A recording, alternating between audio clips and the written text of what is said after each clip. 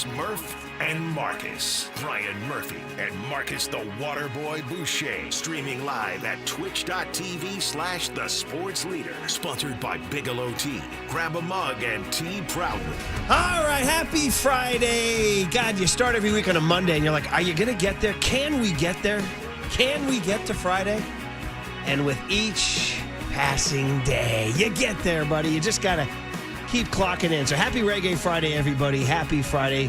Happy Outside Lands Friday for all who observe, by the way. Happy Giants-Nats Friday for all who observe. Got a little opener perhaps tonight, Buster indicated. Perhaps a Matt Gage bulk innings KY Tang going on. And then, of course, happy football season. Let's go, man. I feel like we officially turned the corner. Driving in yesterday to San Francisco in my car, I heard Derek Papa's report from the joint practice. Then I got back in my car later and heard Kruger and JD recapping the joint practice. I'm looking at my schedule for the weekend, Marcus, and I see the Niners play at 5:30 tomorrow.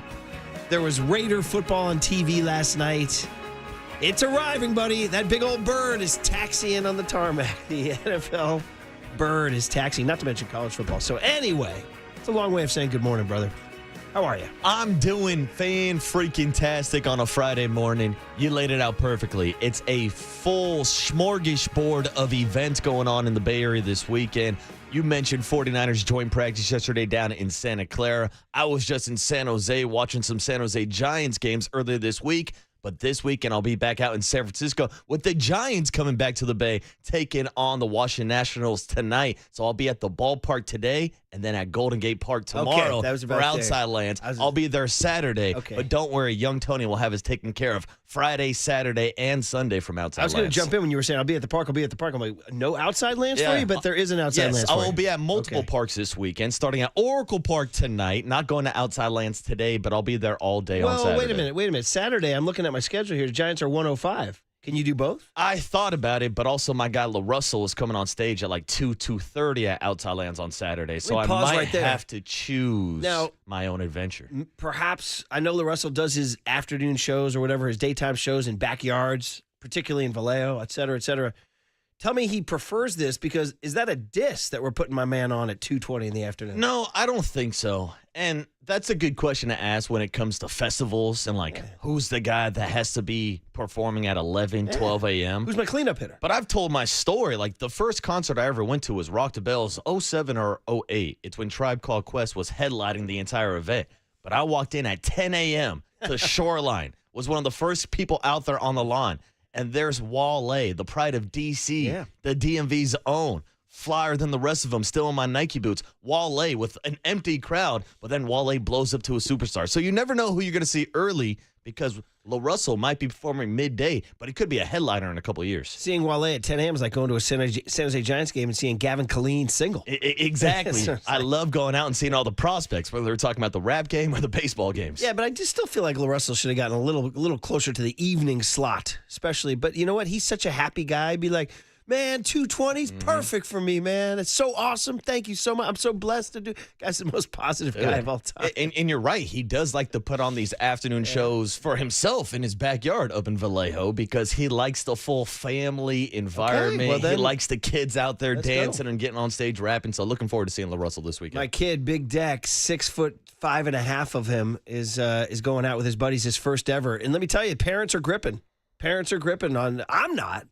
But we have parents gripping about like, oh, well, how's it going to go? It's going to go fine. Yeah. It's going to go fine. Well, I would love to give the kids some advice, but this is actually my first Outside Lands ever also. Oh, well, then you're going to have to consult the doctor over Exactly. Here. I got to get some tips from young Tony. Yeah. He's the PhD. Yeah. In fact, so much so that without revealing the exact location, my man has can we go multi-syllabic this early in the morning? My man is bivouacking. Wow. Is that the word? What does that mean? I think it means sleeping overnight. Okay. I think it means that. Bivouacking. Yeah, it's a fun word, isn't it? It's a great word. Yeah. I'm start using it. B-I-V. Where are you going to bivouac? Yeah. I might be saying it wrong now. Dude, I don't know. Be saying it wrong. I might start using it. Hey, what's up, girl? Can I bivouac at your apartment this weekend? Dude. I'm thinking about bivouacking. Yes, exactly. Well, yes. They call me Bobby the Bivouacker. Exactly. It just means I'm sleeping, right? I'm giving you a perfect entry right there, buddy. That's a great word. Hey, baby. baby. Voulez-vous bivouac with me? Ce soir. So anyway, I believe the young man is bunking down in the city. Hello, baseball. Thank you. For 3 nights. So that's how seriously this guy takes it. So Yeah, Tony's locked in. the stress was getting to and from the outside lands, and I was texting Dr. Tony yesterday. I said, "Listen, you got to help a rookie out, man, because I've never been to outside lands." And he said leaving, to be honest, TBH, is kind of a mess. Yeah, this is kind of a mess. I bet. So you know what he said? He goes, "Me and my buddies, we just kind of cruise out to the neighborhood, and we hit several bars and let it die down." Yes, I was that's saying the this plan. in the kitchen to my bride and my son, and he said, "Well, then that's just what we'll do." Hey, now. And he kept a straight face the whole time. And I was like, "You heard what I said?" He's like, "Yeah, that's what we'll do." Damn. And he kept a straight face the whole time. And then I said, and then he's like, "I'm kidding, Dad." I was like, he's not changing his expression. He's like, Pops, I found your old By the ID. way, without revealing too much about what's going on today, but to reveal too much about what's going on today. Apparently, I didn't think fake IDs in high school were a thing. To me, it was like early college days. Fake IDs in high school? Yeah, absolutely. Okay. Yeah. Okay. Uh-huh. Okay. It's Oh, kinda- yeah. How do you pull them? Okay. Yeah, Well, it says it's rampant. Oh yeah, I was gonna rampant. say I had a buddy. I didn't have one. I had a buddy who had one when he was 16, and we took it and we bought some beers out in Indiana after we won the Colt World Series. Was his name McLovin? No, his name was not McLovin. Okay. All right. Well, Shout out to I my should guy, know Pilo. from Superbad that high school fake IDs are a thing. I mean, kids used to score. I can't believe we're going down this very PG-13, non-family friendly road here at 607. But kids used to score beer, and again, we do not condone, right? No Oh driving. yeah, of course not. No driving. Of course not. Just no driving. You got to have a designated driver. So, and in fact, my kids group does a very good job of that. They always have a designated driver. But kids used to drive into a place called Willie's on Columbus, right across the street from Bimbo's. It was a liquor store. That guy gave 2 blanks. The joke was if your chin reached the counter, he'd sell to you. You can order. Yeah. So they didn't even need IDs. They just drove into Willie's and just came back with a boatload of beer. So I didn't have one. I got one finally in college, believe it or not, which was like a big deal because I was not a big early drinker, but my buddies were sick of it. So they took my driver's license and actually doctored it and said, "We're going out." Wow. Okay. Now, I'm a bit surprised because I never technically had a fake ID. I just had my older brother's ID. So once he turned 21, I started Perfect. using his ID. Perfect, But yeah. I only had like a year and a half to use it because of our age gap. Now I'm surprised with your older brother that you didn't try to steal one of his IDs because then you could have got in funny. early. That would have been funny. I would have said I was born in 1957. All right. Plus, it would have had his long hippie hair from the 70s. They'd be like, "Dude, this is so not you." Yeah. But some guys don't even look, do they? That's the thing. There's that meme of that security guard at the concert where he's trying to stop people and they're just going right Barely past waving them down. Yeah. Those are some people who they just don't even care. Yeah, so it happens. But fake IDs are handy. I think I've told you my dad's fake ID story. Repeat where I think he was down at like the San Jose flea market. He was trying to get a fake ID. And he gets to the front of the line, and the guy goes, so what's your name? And he starts to panic because he did not think of a name before walking up to the guy. And in the background, you can hear Steve Miller Band playing. So he goes, "Yo, my name's Steve Miller." So he had a fake ID in high school with the name Steve Miller. Keep big old jet airliner going to bring a lot of beer in there too. That's awesome. Good thinking by Ken Boucher on the spot there. So, all right, well, listen, everybody have a fun time at Outside Lands. Be safe. Enjoy tonight. I think it's Summit, right? Tonight's the headliner, and somebody else. Doja Cat, I think. Is that it? Oh, yeah, Doja. No, is it Doja or Dochi? Is it Dochi? I think it might be Maybe Dochi. both. Maybe both. Dochi. Oh, Dochi's tonight? Oh, I thought Declan said Yeah, I he was think seeing Doja Cat might have been last year. Okay. Not sure if he's I there. thought he said that.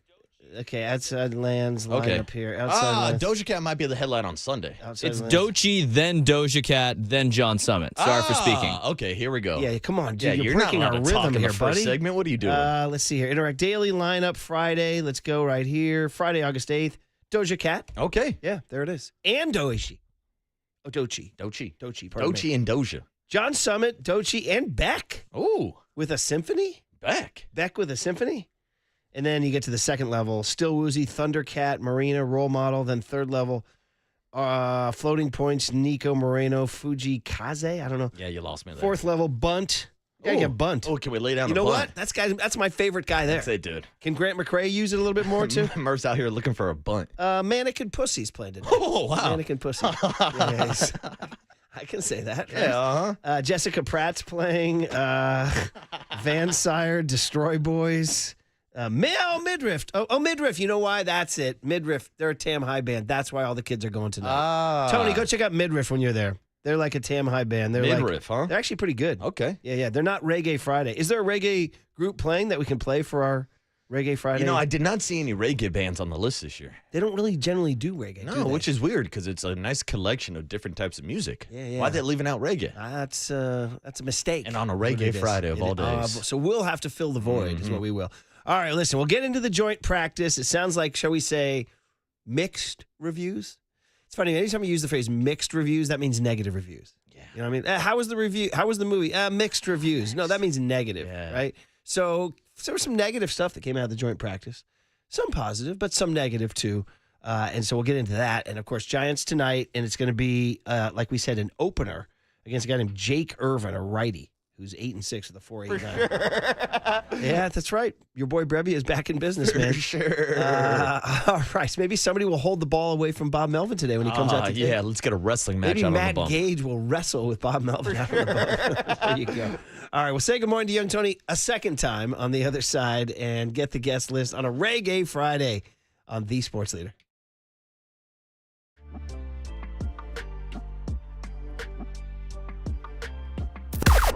Now, from the O'Donnell Financial Group Sports Desk. Learn more at odfigroup.com. O'Donnell Financial Group, because planning is a process, not a product. Sorry for jumping in there. Good morning, everybody. We are still giving away 2 tickets to see actor and stand-up comedian Lewis Black at the Masonic on Saturday, August 16th. We want you to stay tuned today through the 9 a.m. hour for your chance to win.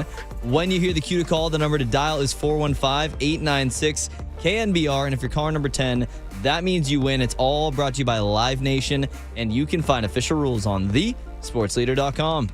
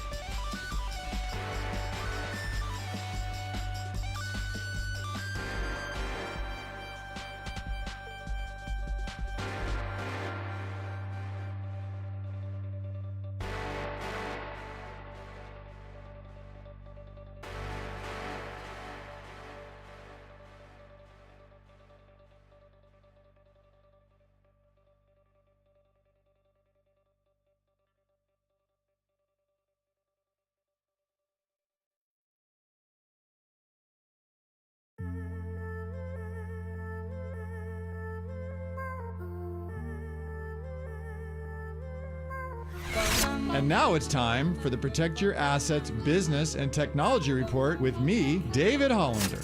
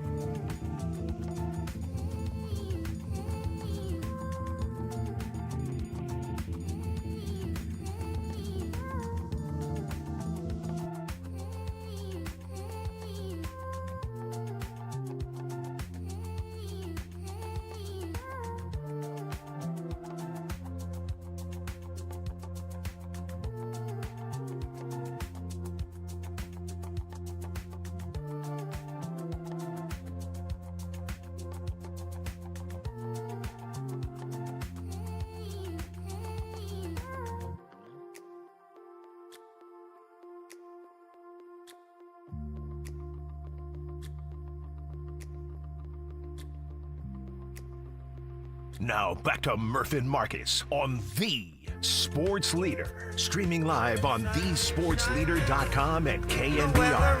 The Sports Leader app. Murph and Marcus is sponsored by Bigelow Tea. Grab a mug and tea proudly. Underneath, Torrey Horton in for his first NFL touchdown. Now diving for the pylon, and he is in. Touchdown Raiders. What a drive for Las Vegas. And that's blocked. And this one is going to end in a tie in Seattle. Hey, Kate Scott. Speaking of people speaking in segments, in second segments, so we were just talking about how the tradition goes back to when we first started the show of not talking to the guy behind the glass until the second segment. It was always giving us, the story was something to tease. Like, when we come back, we'll say good morning to Pecan. We'll say good morning to Copes. We'll say good morning to Marcus. We'll say good morning to young Tony. So that person has the guest list. That was always the backstory. It was just a good way to start. We had a little structure. You go, me and Paulie, me and Marcus, and then we go, hey, when we come back, we'll bring in the feature of the show. Good morning, young Tony. The feature, yeah, There he right. is. There you go. See, I'm now just a people, guy. Yes. now people are like, oh, there he is. There's he young is. Tony. Yeah. This is the next great Kate Scott. It's young Tony. There it is. So Big that's shoes Kate. to fill. By the way, Reggae Friday. Yeah, I went with Sun is Shining, Bob Marley and the Wailers. Very, very good. Like it. The sun will not be shining at outside lamps. It's foggy. I mean, it's actually decent weather, like 70, 75, low of 57. Curly was saying it's looking really good. You think? That's what I was told. Curly's a city guy. I'm going to go pick up my U.S. Amateur Pass for the week. I'm on the quote-unquote media committee. I don't know how that happened. So I'm going to go pick up my pass, and I'm fully expecting a fog-socked O Club all week. Rooting for my guy, Niall. Niall Shields Donegan, a kid I've known since the day he was born, who grew up in Mill Valley, went to TAM. His dad was one of the great golf writers, Lawrence Donegan. He's the top 100 amateur in the world. He's qualified automatically for this thing, and we're going to have a good rooting section out there for him. So he goes off Monday morning at 8:12 from the lake. I'm going to sign off here and boogie on over and catch him. And you said it's right over at the Oak Club? Right there, buddy, in your place. At our spot. Your spot. But now I got a beef because this tournament is the reason why I wasn't playing 2 days ago, Wednesday after the show. This is true. This is very true. Yeah, see, now you're making demands like a good country club golfer. Yeah, you see that? You see that eighth hole right there? That's where I hold out from 42 yards out. That's my hole. That's my hole, buddy. That's it, Got to buddy. be careful saying that on 50,000 watts. We're getting back to it. What did I Pause. tell you? Mannequin Pussy was playing Yeah, outside they are. lands? Yeah, I uh-huh. did. Okay. It's a 250 at Land's End, if anybody's interested. Mannequin Pussy. What's the backstory on Mannequin Pussy? No idea. Okay, all right. You don't have Fun any name. deep knowledge on Mannequin Pussy, There was Tony. this Russian punk band called Pussy Riot, I believe. Ooh. Remember that? They were kind of famous. Yeah, I remember the Pussycat Dolls. Well, there's that. Of course. Yeah, there's that. Josie and the Pussycats, Yes. right? Isn't that a whole thing? So it's all about the, It's all about the music, Murph. It's all about the music. It's all about Thank the you, music. Marcus. You saved me. You saved me. I You gotcha. saved me right I there, gotcha. buddy. Anyway, Kate Scott did we forget Kate Scott does Seahawks preseason football. Now, that is so random. Like, here she is, grew up in Clovis, went to Cal, first female mic man on the Berkeley campus, undeniable force of energy and talent. She winds up coming to work with us and has this great run, banters with Gary the whole time, and then gets hired by, first she got hired by, was it NBC Sports Bay Area? Is that what she left for first? And yes, I believe so, yeah. And then the Sixers grab her, and now she's the voice of Philadelphia basketball, which is incredible. In the meantime, she picks up this side gig doing Seahawks preseason football. Like, wait, what? And she acknowledged it publicly. She was like, I know. She's like, come at me, bro. I know. Because she's a big 49er fan. Like, she's one of the of all the people I've worked with, she's way up there in terms of 49er fandom. Like, she's the real deal. Like, she knows the lore. She knows the story. She lives and dies. She swears. She drops F-bomb. She's a 49er fan. So for her to get the Seahawks, she's like, hey, man, it's a gig, right? It's a good gig. It's a great gig. She's doing the NFL. So anyway, that's the voice you heard. Yeah. There's only 32 teams around the league. You know, if you grow up rooting for a different fan base, sometimes you just got to bite the bullet and maybe work for that flagship radio station. There it is, buddy. I heard Derek Papa yesterday talking about that with Guy Haberman. Haberman, who's going to do the TV broadcast with Tim Ryan tomorrow and the rest of the preseason games. Haberman was telling tales of when they worked together at the other station, how seriously Derek took Raider football and how easy it was to get him going. Oh, yeah. On a Monday morning, he produced Haberman and Middlecoff. And they would talk about, he said, man, Derek would try to say it wasn't going to bother him and that he was out, mentally out, emotionally out. He said, and all it took was a few pokes, and then they got him going. Well, that's the thing. Even to this day, Derek refers to himself as a former Raider fan, but if you poke the needle, you can still get him going on the Raiders. Well, like last night. Yeah. You think he saw anything he liked? Yeah, I'm sure there was a few things he liked. Did you see anything you liked? But real quick, I wanted to riff back on a former riff that we used to have on the show. It's Brokeback Raider. It's Al Davis. You can't quit me, Waterboy. You can't quit me, Derek Papa. Did we ever make that a bit? We did. I think it actually won a Murph and Mackey, or at least it was in one of those categories for Bit of the Year. Brokeback Raider? Yeah. But focusing on the game last night, yeah, it was cool just to see Pete Carroll in silver and black. Geno Smith came out for one series. The starters did not look that great, dropped a couple passes. But even working on beyond that, it was cool seeing Jamal Adams back with Pete Carroll. He's playing linebacker now for the Raiders. So a few small things, but nothing too big in the first preseason game. So I turned it on. I thought it was on NFL Network. So I turned it, and they were replaying the Ravens game. And I was like, wait, what's going on? So I had to go to my freaking guide. And so I was on the CW network. That's at least on my channel. That's where it was. So I found it on the CW network, and I turned it on, and you guys were down 13-3. And right when I turned it on, Aiden O'Connell threw a pick. I was like, oh, okay. All right, this is how it's going. And they cut to Pete Carroll, and he was like, I could see Carroll was like, wait, I'm coaching the Raiders? These guys, this is like the worst team. And this is the worst. How'd I end up in Vegas? Didn't they commit a bunch of penalties early, too, I think? Yeah, Something they were dropping balls. They had some penalties. They looked a little sloppy early, all right? Well, speaking of sloppy, sounds like the 49ers looked a little sloppy yesterday, which we're going to have to get into. We have some sound from Brock Purdy and Kyle Shanahan and all that. But first, let's get the guest list going on a Friday, August 8th. 2025, 8/8/25, Outside Lands Friday, Giants Nats Friday, 49ers pregame tomorrow Friday. Good morning for the third time, Young Tone. How are you? On 810 KSFO. Oh, dude. And Copes keeps saying it. I've been in my car a lot in the afternoon lately, and he keeps saying 810. I'm like, dude, I'm talking to my radio, my windshield. I'm like, stop saying. I can't do it. It's so. I learned in Psych 10, the only thing I learned, cognitive dissonance. When something happens in your brain that's like two separate things that just make no sense, this is cognitive dissonance. You can't say 810 KSFO. You can't. You won't. I'm just not allowing it. Just not allowing it. Now you guys know how to get me going. Yeah, Tony, what channel is the game on again? 810 KSFO. Thanks for the heads up. I'm letting the people know. I mean, I understand. You're guaranteeing right now that nobody's going to find the game. That's it. Because everybody's going to go to KSFO. Like, where's the game? It's on. Guy said it was on KSFO. It's on 810 The Bread. There's a good one. All right, what do we got, buddy? All right, coming up, if you missed Buster Posey yesterday, it was a long, very good conversation, covered pretty much everything going on with the team. We are going to replay that for you guys at 6:50 this morning. Mike Krukow going to join us live at 7:30. Susan Slusser at 8:15. We will also have cooler content 8:30. And then John Lynch, tremendous conversation as well. Feel like we should also replay that 8:50 this morning. Yeah, so good. I mean, listen, Buster and John Lynch, what are you going to do, man? And we'll talk about that and get into it. But the 49ers, just to let you guys know, a little tease, Brock Purdy and Kyle Shanahan and them.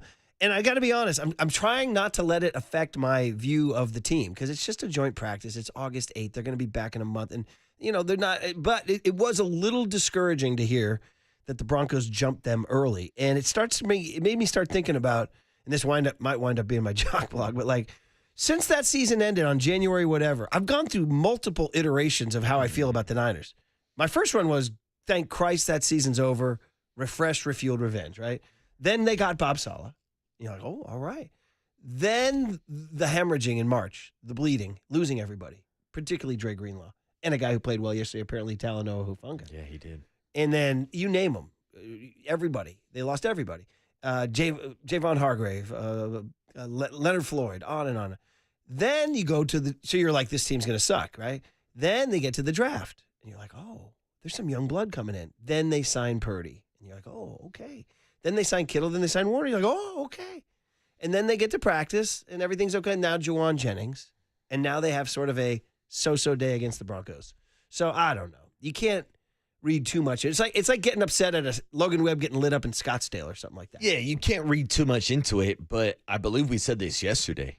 The one goal that I think both of us have, I think the one goal that most 49er fans have, I think the one goal that everybody on this team has is to get through training camp healthy. Yeah. That's the key. And there was an injury scare yesterday with Michael Williams. Sounds like it's just a hyperextended knee. We can get a checkup from Kyle Shanahan on the other side. But, like, that's the key here is to avoid these major injuries and to see some of these pieces settle in. That's the number one priority is to get through these joint practices and these preseason games healthy. And we'll get into a little bit on Michael Williams. But in the end, after all that, going through January, February, March, April, May, June, July, August, in the end, they still got a last place schedule. There it is. There it is. All right. Yeah. What did Purdy say? Still going. And what did George Kittle say about the last pay schedule? We'll get that too. He had some thoughts. What did Purdy say? What did Shanahan say? What did Tim Ryan say? Next on The Sports Leader.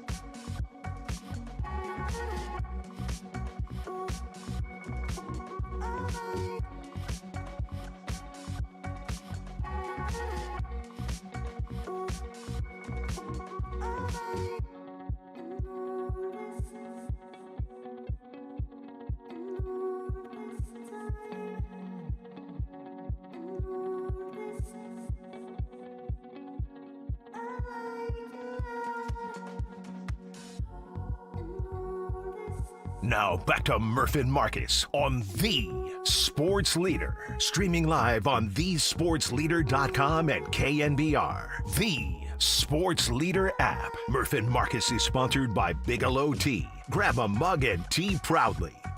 Thought it was good. Obviously, there's some plays that you remember that you wish you had back and whatnot, but I thought that, going up against another team and competing against another team, a bunch of different set of first-string starters in the NFL, a new scheme and stuff. I thought it was really good for our guys to all get out there and compete, find ways to move the ball and catch the ball against tight coverage and things like that. So I feel like you can't get enough of those kind of reps, but for them to come in and give us different looks and stuff and face some adversity, have a couple bad plays, how do you bounce back, how do you finish practice, all those kind of things. Those are huge things. And so I thought it was a good day overall. All right, Brock Purdy, you're the guy. You got the keys to the Toyota truck. So, they didn't have a great start to the practice. Apparently, the Denver Broncos swarmed them, stuffed them. McCaffrey got stuffed. There would have been would-be sacks. They weren't taking quarterbacks to the ground. Apparently, Patrick Surtain was locking up Ricky Pearsall. And by the way, Young Tony, Reggae Friday, what you got? Yeah, I just looked this up on Spotify. I was looking for a joint song because we just talked about the joint practices there with Purdy. This is This Joint by Slightly Stupid. Okay. Phenomenal. Okay. I've heard this song live in person before with a couple joints in hand. All right. So, joint practice is where we were at. There it is. And so, they now, Purdy talked about fighting through and continuing. Apparently, it was a practice that went over 2 hours, their longest of the year, and that eventually the 49ers started to find their rhythm. And Purdy then he starts, I think, 3 for 8, winds up 16 of 25. He throws a celebrated touchdown to Ricky Pearsall on a downfield ball in which Ricky kind of battled for it in possession. He throws a one to DeMarcus Robinson, who a lot of people said looked good, but don't get too used to him because he's not going to probably play the first 3 weeks. And then he threw one in the red zone to Christian McCaffrey. Now, we talked about injuries before the break, Marcus, and Michael Williams is the one that jumps out. If you're following it live on Twitter, you're literally getting live updates from the people. Michael Williams is down. Uh-oh. Like, whoa. And it happened to me. Now they're over there by Michael Williams. Like, oh. Then the next tweet says, Michael Williams is up. You're like, oh, my God. And they're saying he's walking off the field, but gingerly. Yeah, but he's limping, Murph. Yeah, gingerly. And then you got to wait until after Kyle Shanahan's press conference. And in that, here it is, young Tony, Z1. Z1 for Shanahan.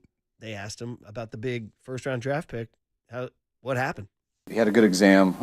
Hopefully just hyperextended his knee. So we're going to get a further evaluation now, but looked good when we examined him. So hopefully it's just a little bit. Okay, knock wood, man. Now he's definitely out for tomorrow and probably next week's practices, and then maybe there's a joint practice with the Raiders, right? Yes, there is. Sounds like he would miss that too. Yeah, which sounds like that defensive line is getting very, very thin very early on. Which is the exact opposite of what they tried to achieve in the offseason. They drafted 2 defensive tackles. They signed Bryce Huff.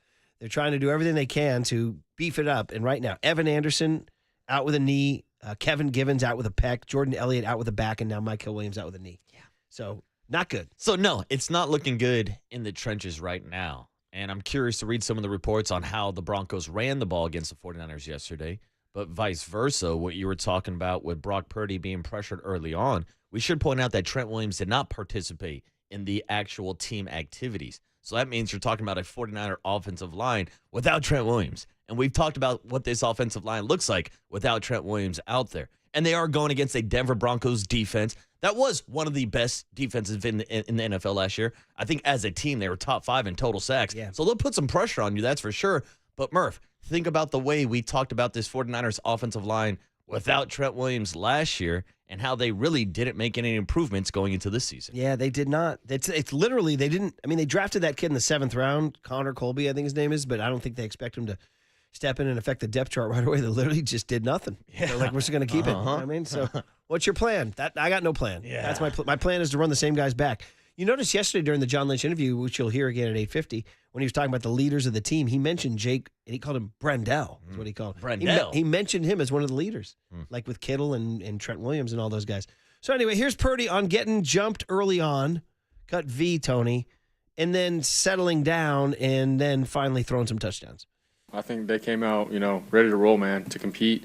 You could feel them. They were in the backfield a couple times, and had a couple sacks and obviously some TFLs it looked like. So, they were ready to roll. But at the same time, and it's not like we weren't competing at all. We are, and there's things that we need to get better at. That's why we're practicing. But I also do think it was nice to have a long practice like that so that, we practice, we get fatigued. Think that's going to happen in games. You're not going to have a great first half, but, you regroup, and then it's like, how are you going to finish? And so I thought we had a good, second half of the practice and, facing some adversity like that as an offense and then bouncing back and having some good periods at the end. So I thought it was really good for us. We need that kind of stuff to, sort of understand where we're at and where we need to get better and learn from it and understand that football is not going to be perfect, but how are you going to respond? I mean, it is so true that these things are so much more valuable because you got Purdy and Pearsall and all these guys going, and they're not going to be going tomorrow. No. So. And the biggest key about all of this is Kyle Shanahan and even the Denver Broncos coaching staff with Sean Payton, thinking about what they can show each other in joint practices versus what they don't want to put on tape on Saturday for the rest of the league. Right. Because these joint practices are not filmed. They're not put out there. This film is not being sent around the league. So they can get a little bit more creative. They can test out a few different things. They could maybe put guys in spots that they don't want to put them on tape on Saturday so that the rest of the NFL can see. So this is really where you're going to get the most valuable reps in this joint practice versus the actual game on Saturday, where you're just going to see a bunch of backups just competing for roster spots. That said, pregame at 2:30. Yeah, locked in. On 810. 810 KSFL. Stop it. Cut W. So now the little bit disturbing that Ricky Pearsall was getting locked up. They're like, and I was reading all the beat writers, and they're like, it's one thing to cook in practice against your backup corners. It's another thing to go against Pat Surtain and the Denver Broncos, and it wasn't going as well. It's like, oh, this is what it's like when you're playing a real CB. So he did eventually make that one touchdown catch, but it was not as awesome as he had been in camp. Here's Purdy on getting the chemistry, and then finally hitting him deep at the end of practice. Obviously, it just depends on, the look and the scenario. Right there, we had man coverage and one-on-one with Ricky, and we had a good route called on so that if he did get that look, he's going to take it up the sideline. And it's something that we've been practicing on this whole offseason on laying the ball and him being where he needs to be and him fighting through contact and getting separation. And then the ball was right there, and it was just good timing. It's something that we've been repping, and so I'm glad we got that against another defense in a crucial situation. I think it was third down, and we needed that, and he made the catch and scored. So obviously I love the fact that we were able to do that, but it just goes back to us building reps on reps on reps all these last couple practices throughout camp and stuff, and we need to continue to do that going into the season. Yeah, so it wasn't as easy. They did get the hookup late, and that made them feel good. But, just a reminder that you can't just wave a wand as, Ricky's going to catch 10 balls for 141 yards. Just a reminder, Pat Surtain is arguably the best corner in the league. So these are valuable reps for Ricky to go up against one of the best, if not the best, just to learn and to grow from this. So, no, I'm not expecting him to go out and moss Surtain 10 or 7 times a game because I've seen him go against Devontae Adams. I've seen him go against the best wide receivers in the league, and he's locked up a lot of good wide receivers. So maybe it's just a good learning lesson for Ricky Pearsall. Yeah, and the other receiver, though, who had some catches is this 4th-round rookie out of Ole Miss, Jordan Watkins. So with Jacob Cowings, last year's 4th-rounder, sidelined with a hamstring, maybe this year's 4th-rounder can step in, maybe out of necessity, too, because they just don't have any bodies. So it's like, bro, you're next man up, the 3 biggest words in the NFL, man, next man up. And Jordan Watkins, I guess, had a couple of nice catches in the practice. Brock Purdy on Watkins. Obviously, I think Jordan has done a great job coming in, learning, and putting everything together. I think, both of us, we just need to continue to work on our chemistry and everything. And we've had some really good connections, but at the same time, I feel like there's some room to grow, both of us, and seeing how he moves and get in and out of his route movements and whatnot, sort of like what Ricky and I have done. But we'll get there. I have faith in that for sure. We have some time, and I think today will be a good day to sit down and watch the film and see what both of us did and keep chipping away. But Jordan's done a great job. I'm excited for him this year.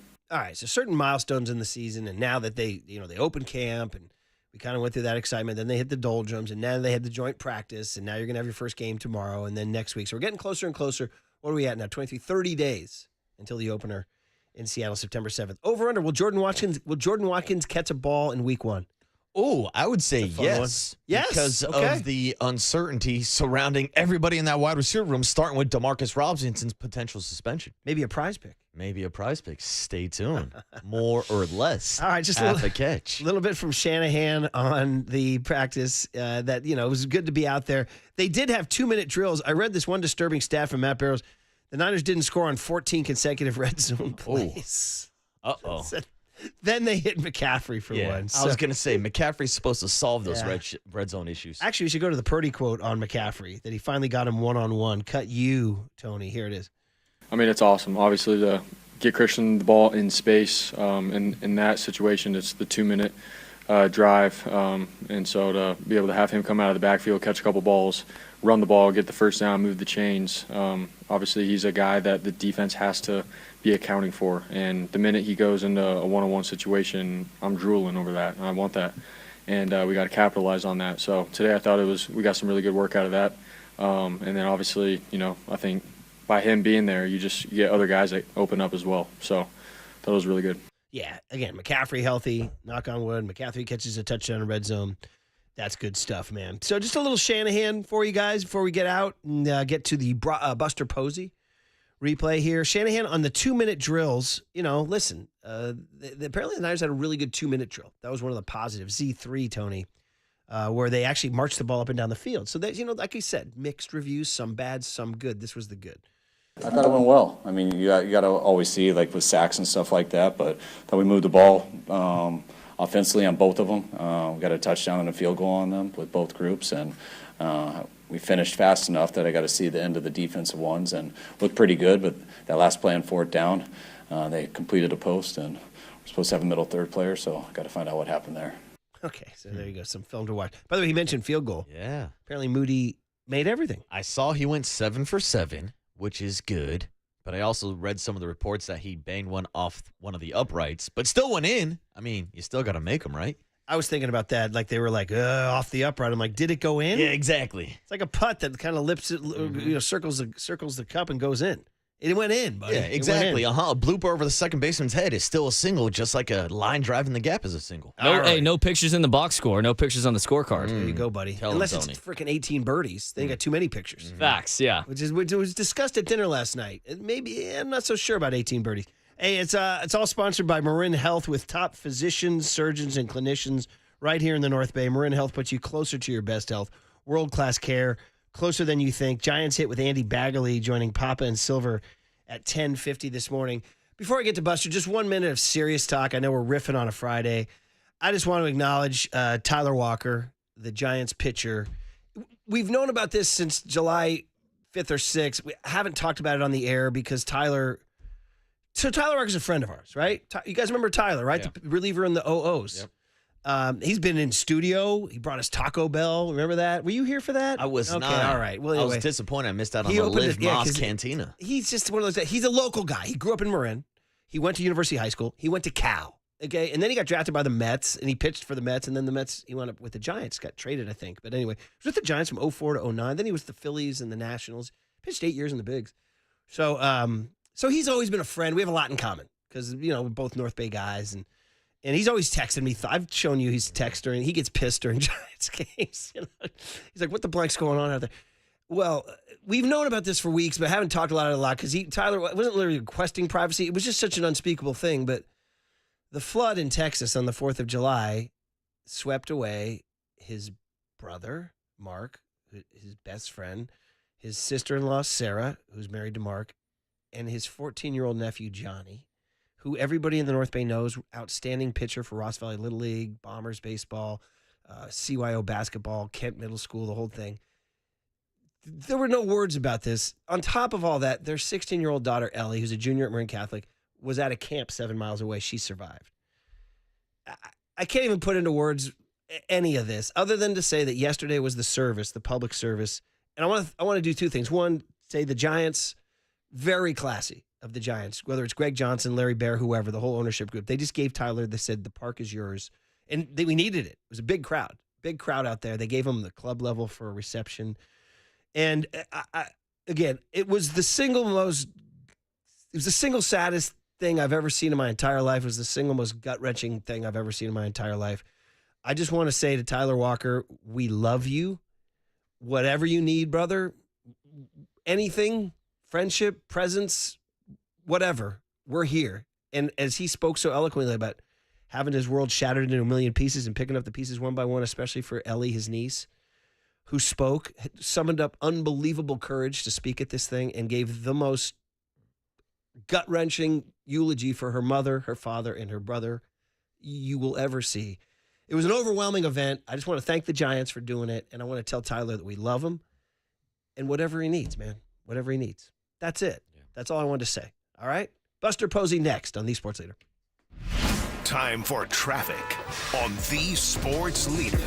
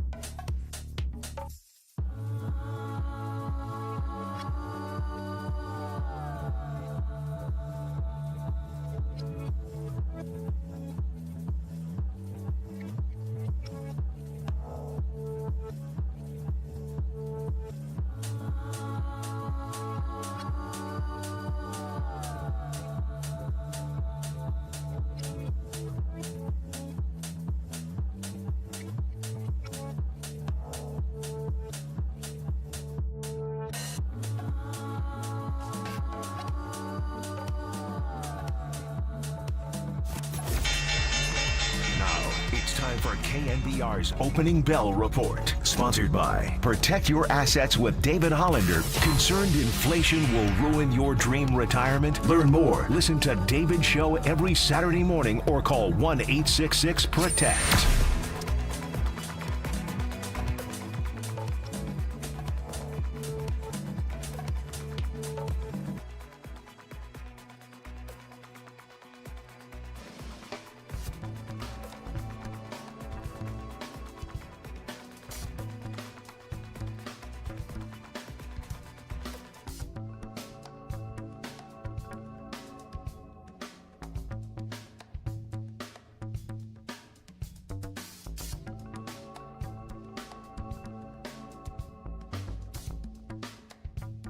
Listen to the sports leader anytime, anywhere. Download KNBR, the sports leader app. Murph and Marcus continue live from the Casino Matrix Progressive Jackpot Studios. Casino Matrix. Progressive jackpots are here. Where are you? Just drop in. 1-800-GAMBLER. All right, Reggae Friday rolls on, and our Buster Posey replay now for Giants fans if you missed him yesterday. And I know people are in and out of their cars. The president of baseball ops, man, a week after the trade deadline, Marcus. We hadn't talked to him since the trade deadline. So much to get to. Let's dive right in. We said Buster on the Yuma guest line. Good morning. How are you, man? Good morning, guys. How you doing? We're living and dying every day. It's crazy. I mean, the baseball team, it just makes us crazy. It makes us happy. It makes us crazy. It makes us happy. Wondering about you. You know, I mean, like Monday night, you blow a 4-1 lead, and then Tuesday you blow them out, and then Wednesday you come back in the ninth. 3 different emotions. How does Buster Posey, the executive, process the daily drama different than Buster Posey, the player? I think you try to process it the same way. It's different not being on the field, but you understand it's a long season. You understand there's going to be ups and downs, and you try to stay in the middle as much as you can. It definitely is more difficult, I think, in a position where you're not actually on the field, but do the best I can. Does that mean there are frustrating moments? Well, I mean, there's frustrating moments as a player as well. You know, again, I think that's what makes baseball so great. I mean, it is such a long season, so many games, and there are going to be highs and lows. And you know, you think back to the torture brand of baseball that was introduced. I think Krukow maybe branded it that. I don't know who it was exactly, but it's what it makes it fun, and it makes it tough all at the same time. It's true, man. Okay, so take us back a week ago, trade deadline day. If you could kind of stop all the activity and then float above it all and say, guys, what are we trying to do here? Like when you were talking to Zach and your staff, what was the macro strategy of what you guys did on trade deadline? Well, I don't think it was anything that, you know, there's any groundbreaking strategy. It was just, unfortunately, we were at a spot where we had not played well for a while and had a really tough stretch there after the All-Star break, and felt like we needed to take an opportunity to bring back some talent that would potentially help us going forward in the future. And Zach, you know, being a former pro scouting director, was so organized, and Hadi Rod is our current pro scouting director. Josh Zimmerman in the room had done a ton of homework leading up to the deadline, and we were in a position to where if we felt like we wanted to try to add, we were in a good spot there. Or if, you know, like we did in trading Doval and Yaz and Rogers, felt like we were in a good spot to add some players that, like I mentioned, could help us in the future. Buster, we've spent a lot of time this year talking about your first winter meetings, your first MLB draft, your first blockbuster trade to go out and get Rafael Devers. Now you've experienced your first MLB trade deadline. What do you think are your biggest takeaways, or maybe your first lessons from going through this process? Biggest takeaway. Well, I think biggest takeaway is, like I said, the amount of work that goes into being prepared. And similar to when I was a player, I think if you feel like you're prepared going into any moment or situation, it gives you confidence, and definitely felt that way through this. Just because you're prepared doesn't make it easy at the same time, right? I mean, trading away three guys that I played with, three guys that had some really big moments with the Giants, and not easy decisions at all. So, I had a sense as well that a lot of this would come down to the last day, potentially the last hours or minutes, and that's the way it played out. We were not. It wasn't a scramble again, just because we were prepared, but it came down to the wire to make a call on some of these. Was the Yaz one in particular a last minute? Yeah, it was. It was last minute, and a guy like Yaz, we're not gonna, like I mentioned, know what he means to the players on the team, know what he means to the fan base, and we're excited about getting a 21-year-old right-hander, Junior Marte, that has a lot of upside, and but yes, that one did come down to the wire. Man, oh man. Buster Posey is voicing here on the UMA guest line on the executive show. So much to catch up with. I mean, people look for narratives and say, did the Giants punt on the season? Meaning, I don't know, give up. Like, okay, you're playing for 2026. I guess that's the question. Are you playing for 2026 now? No, it's not the way I see it. I mean, losing those guys definitely hurts, but we still feel like we've got our core group. It's going to give us a chance to see if some other guys can step up and play good baseball down the stretch. And felt like the team responded well. We won 4 of 6 on the last road trip. Hopefully have some momentum coming in this homestand and have some big games coming up against the Nats and Padres and Tampa at home. So you never know. I mean, we're in a spot where we've got to play some really good baseball the last, whatever it is, 45 games or so, but this team has shown that they can do it, and there's no reason that they can't do it the rest of the way. Buster Posey is the voice here this morning on the UMA guest line on the Giants Executive Show, sponsored by Redwood Credit Union. Redwood Credit Union is a financial partner that feels like home. Learn more at redwoodcu.org. And Buster, if you could talk to us about the strategy of trading away a couple bullpen pieces and the difference between trading away a guy like Tyler Rogers, who's going to be a free agent next year, versus trading someone like Camilo Duvall, who still has team control for the next 2 seasons. Yeah, I mean, Raj, he's been so good. I mean, he's as consistent as you can be, and he's having a great year this year. And again, just with where we were and what we got back, felt like it was the best decision for the organization. And same with Duvall, there's a lot of activity around him and got some pieces back, some that are a little bit further away, but as a group we're excited about. Felt like there could be some talent in that package. Jesus Rodriguez, catcher that was in AAA with New York, who's with us now, does not have a ton of experience behind the plate, but has really strong arm. I think he's making strides defensively, and a guy that is a career 300-plus hitter in the minors. Catching's tough. Catching's, I think, one of the harder positions to find consistency in the big leagues and even in the minor leagues. So a guy like that was most definitely intriguing for us. Can Jesus Rodriguez play big league defense at catcher? Is he a big league defender behind the dish? Yeah, we believe he will be. He's, like I mentioned, he hasn't had a ton of experience. I think he was a guy that kind of just worked his way into the position he is now. He wasn't necessarily a top-end prospect as a younger player, but is just consistently hit. So he's going to have more room to grow defensively. But yes, somebody we believe that can be a big league defender at the catching position. Mm-hmm. And he's someone who is playing right now with the Sacramento Rivercats, and he is also playing with Blade Tidwell and Drew Gilbert, the 2 prospects that you got in return in the Tyler Rogers trade. Blade Tidwell went out there with a 9-strikeout performance through 5 innings, and Drew Gilbert actually had the walk-off RBI knock for the Rivercats the other day. Just your first impressions on seeing these guys already contribute in the farm system. Yeah, no, I got to watch Tidwell start, not in person, but I was watching it on TV, and he looked good. I mean, he's got big stuff, big fastball.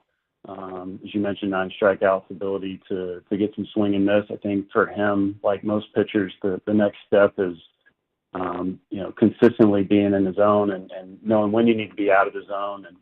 And there's some upside there, right? I mean, there's a chance for him to compete for a job in our rotation. And Gilbert, as you mentioned, is another guy that kind of hits line drives all over the field. The little bit that I've watched him since he's been in Sacramento, he's got pretty calm demeanor at the plate. It feels like every at bat I've seen, he's been facing a left-handed pitcher, which has been good with him being a left-handed bat, and seems to stay in well against left-handed pitching. And a guy that we believe is going to be an above-average defender in the outfield as well. All right, talking about those prospects in return. So we talk about outfield. You traded Yaz, we mentioned it. You traded your starting right fielder. In an ideal world for you and Zach in the front office and Bob and everybody, who's the Giants' everyday right fielder for the rest of this year and going into next year? I think that remains to be seen. I think we're going to have some guys in McRae. Unfortunately, Encarnacion pulling up with a hamstring yesterday. We'll have to see how long he's going to be out. You got McRae, Matos, Encarnacion. We've mentioned Gilbert, so we'll probably get a chance to watch maybe all of these guys this year. We'll just kind of have to see how the season plays out, and then have a competition in spring training most likely. Are you guys expecting to add Luis Matos back to the roster this weekend to replace Gerard? That's the way. That's most likely what we're going to do. With the off day today, we'll gather up and see what we all think makes most sense. But that's most likely what we do. And then speaking of making moves, no starter for Friday. It's that spot, that Kaiwei Teng spot. Knowing that you're going to talk to Bob about it and JP Martinez about it, what's the most likely scenario that you guys do going in that spot? And then I guess the other part is Landon Roop ready to come back? Yeah, on Friday, like you mentioned, we'll talk, but I'm guessing the route will go. Excuse me. The route will go is with a lot of lefties in the top of that lineup. Try to put Tang in a good position to probably come in after we have either Gage or Lucchesi start that game, and then give us some bulk innings there in the middle. Looks like Carson Whisenhunt is scheduled to pitch on Saturday. Now, we've talked a lot about Carson Whisenhunt this season, Buster, as the top pitching prospect in the organization. He's now made 2 starts at the big league level. Just your thoughts and your breakdown of what you've seen from Carson Whisenhunt. I thought the last start in New York was impressive. He was much more poised. Seems like he had shaken some of the nerves that he had and located the fastball well. When he's able to locate the fastball, it makes his secondary stuff, like any other pitcher, so much better. So was a big step forward for him, getting his first win as a big league starter. I'm sure it's a memory he'll never forget. Yeah, it's exciting. We'll see how he pitches in the big park on Saturday as the Giants take on the Nats. Buster Posey, so many things to get to. There's we're so fascinated by this team and what's going on. And we waited 12 minutes before we dropped the B-bomb on you, Bryce Eldridge. Buster, you told us he needs to kick down the door. He seems like he's kicking. There's a lot of home runs down there. What's the August 7th Buster Posey evaluation of Bryce Eldridge's chance to get called up to the bigs because he's hitting all those home runs down there? Homers are great. We all like homers, no doubt.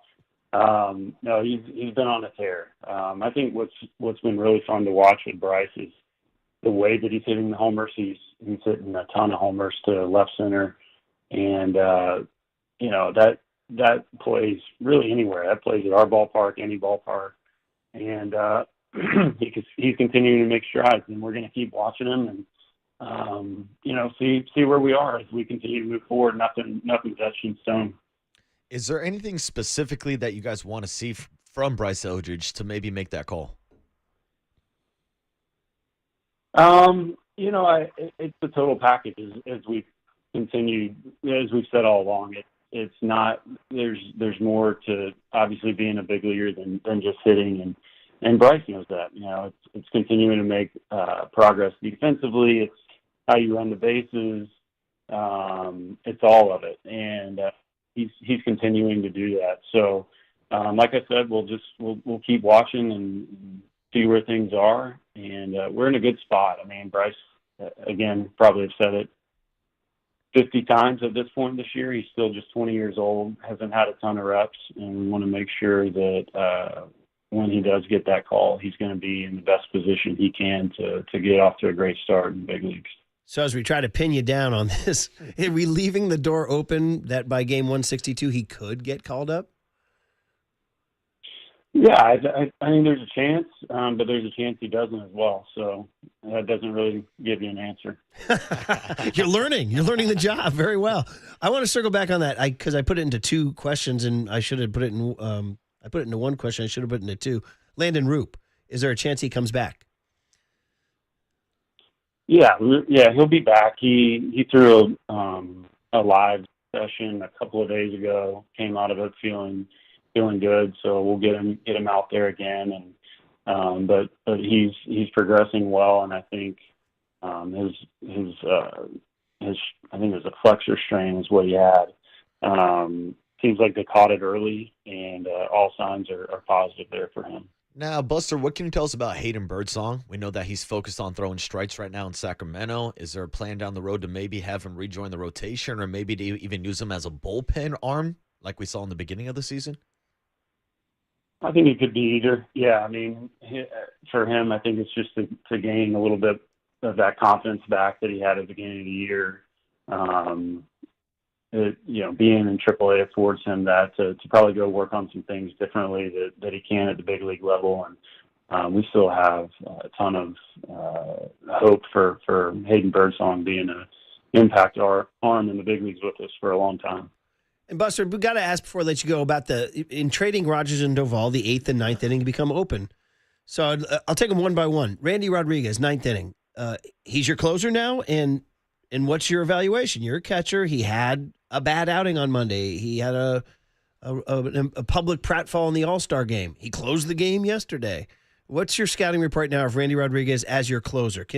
He's got the keys? This is his job?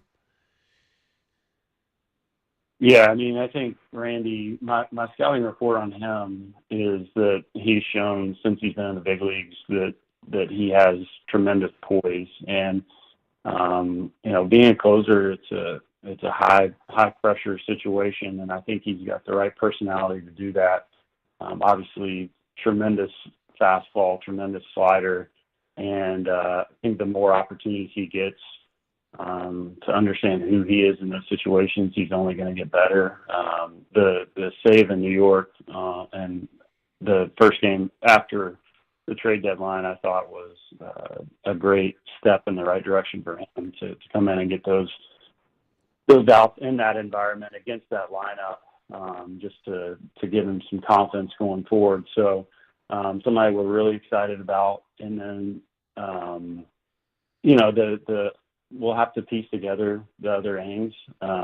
Still have a lot of confidence in Ryan Walker. He's shown that he can be a guy that gets some big outs in big situations, can get some strikeouts.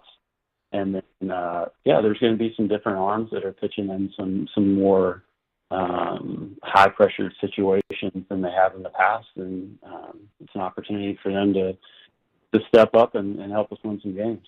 Buster, last question for me is just a moment to recognize Logan Webb surpassing 1,000 career innings pitched with the Giants, and he did it with a double-digit strikeout performance. Now, you're someone who has been behind the plate for Logan Webb, but it seems like this year, truly, he is involved from a ground ball pitcher to a strikeout pitcher. Just break that down for us as his former catcher, what you've seen so far with Logan Webb this year, and how he might be pitching at the best point of any point of his career.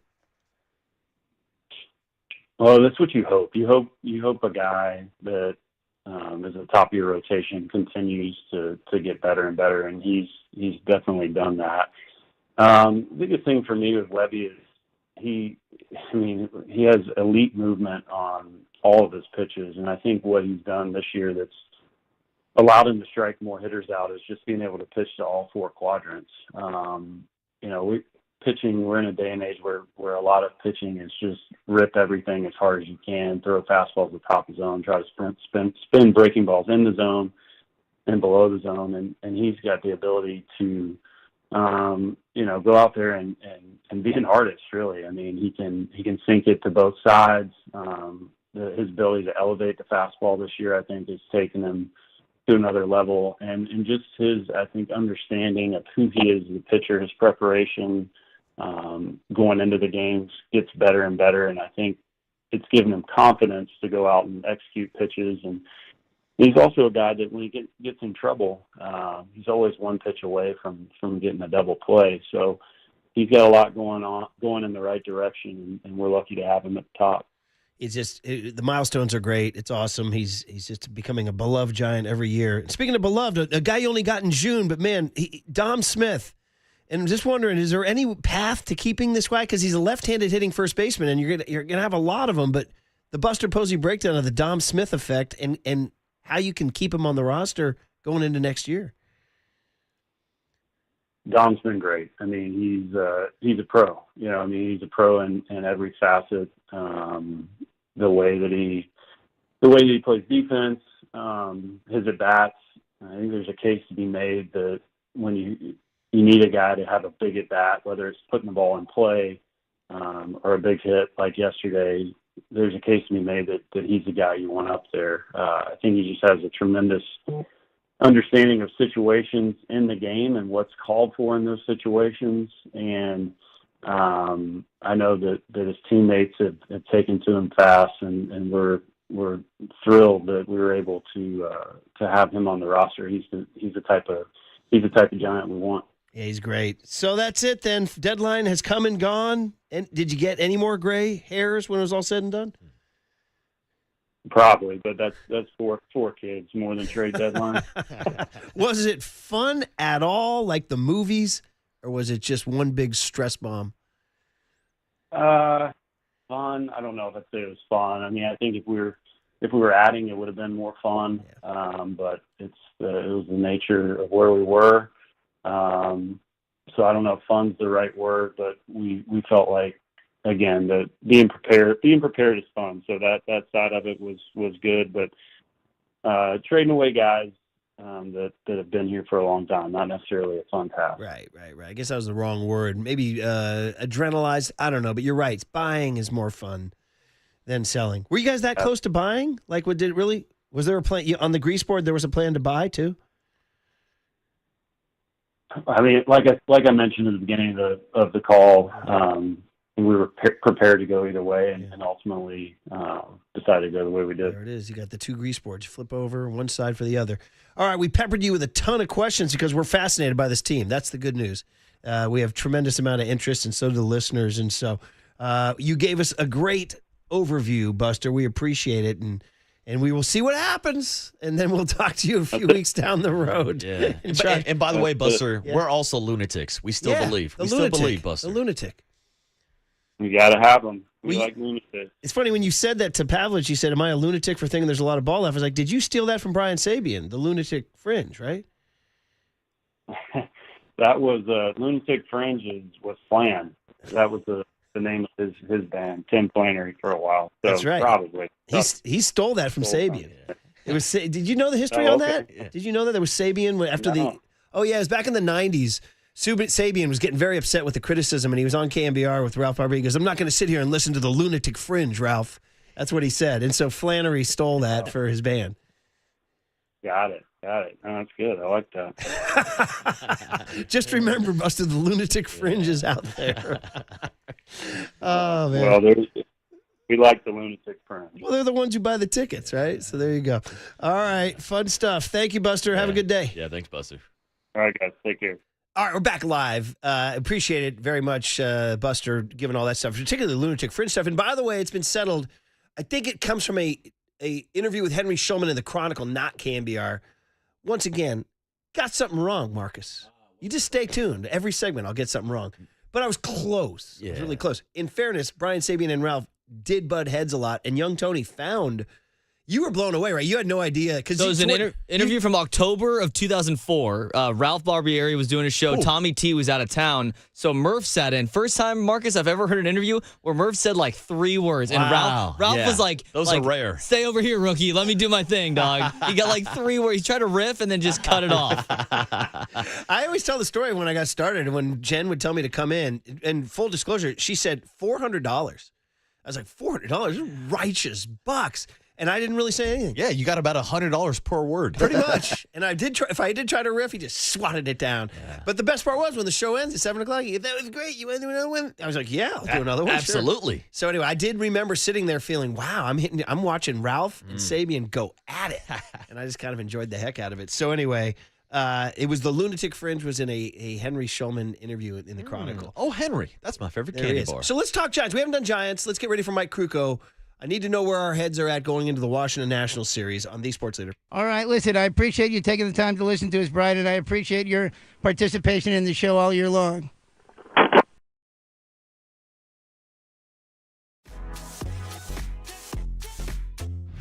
Time for traffic on the Sports Leader.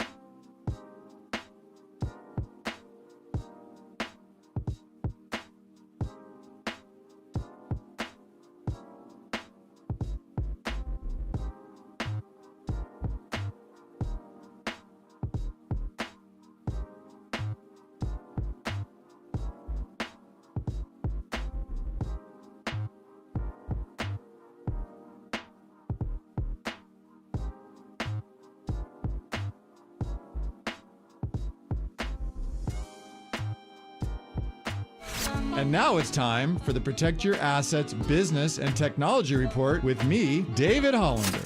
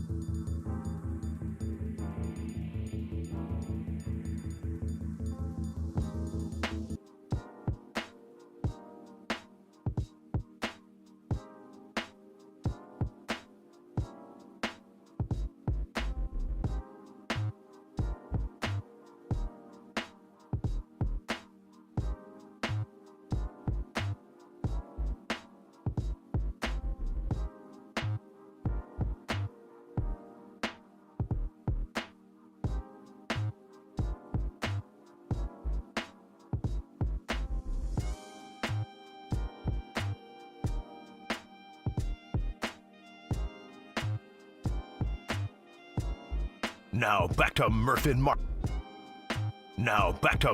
Marcus on the Sports Leader. Streaming live on thesportsleader.com and KNBR. The Sports Leader app. Murph and Marcus is sponsored by Bigelow Tea. Grab a mug and tea proudly.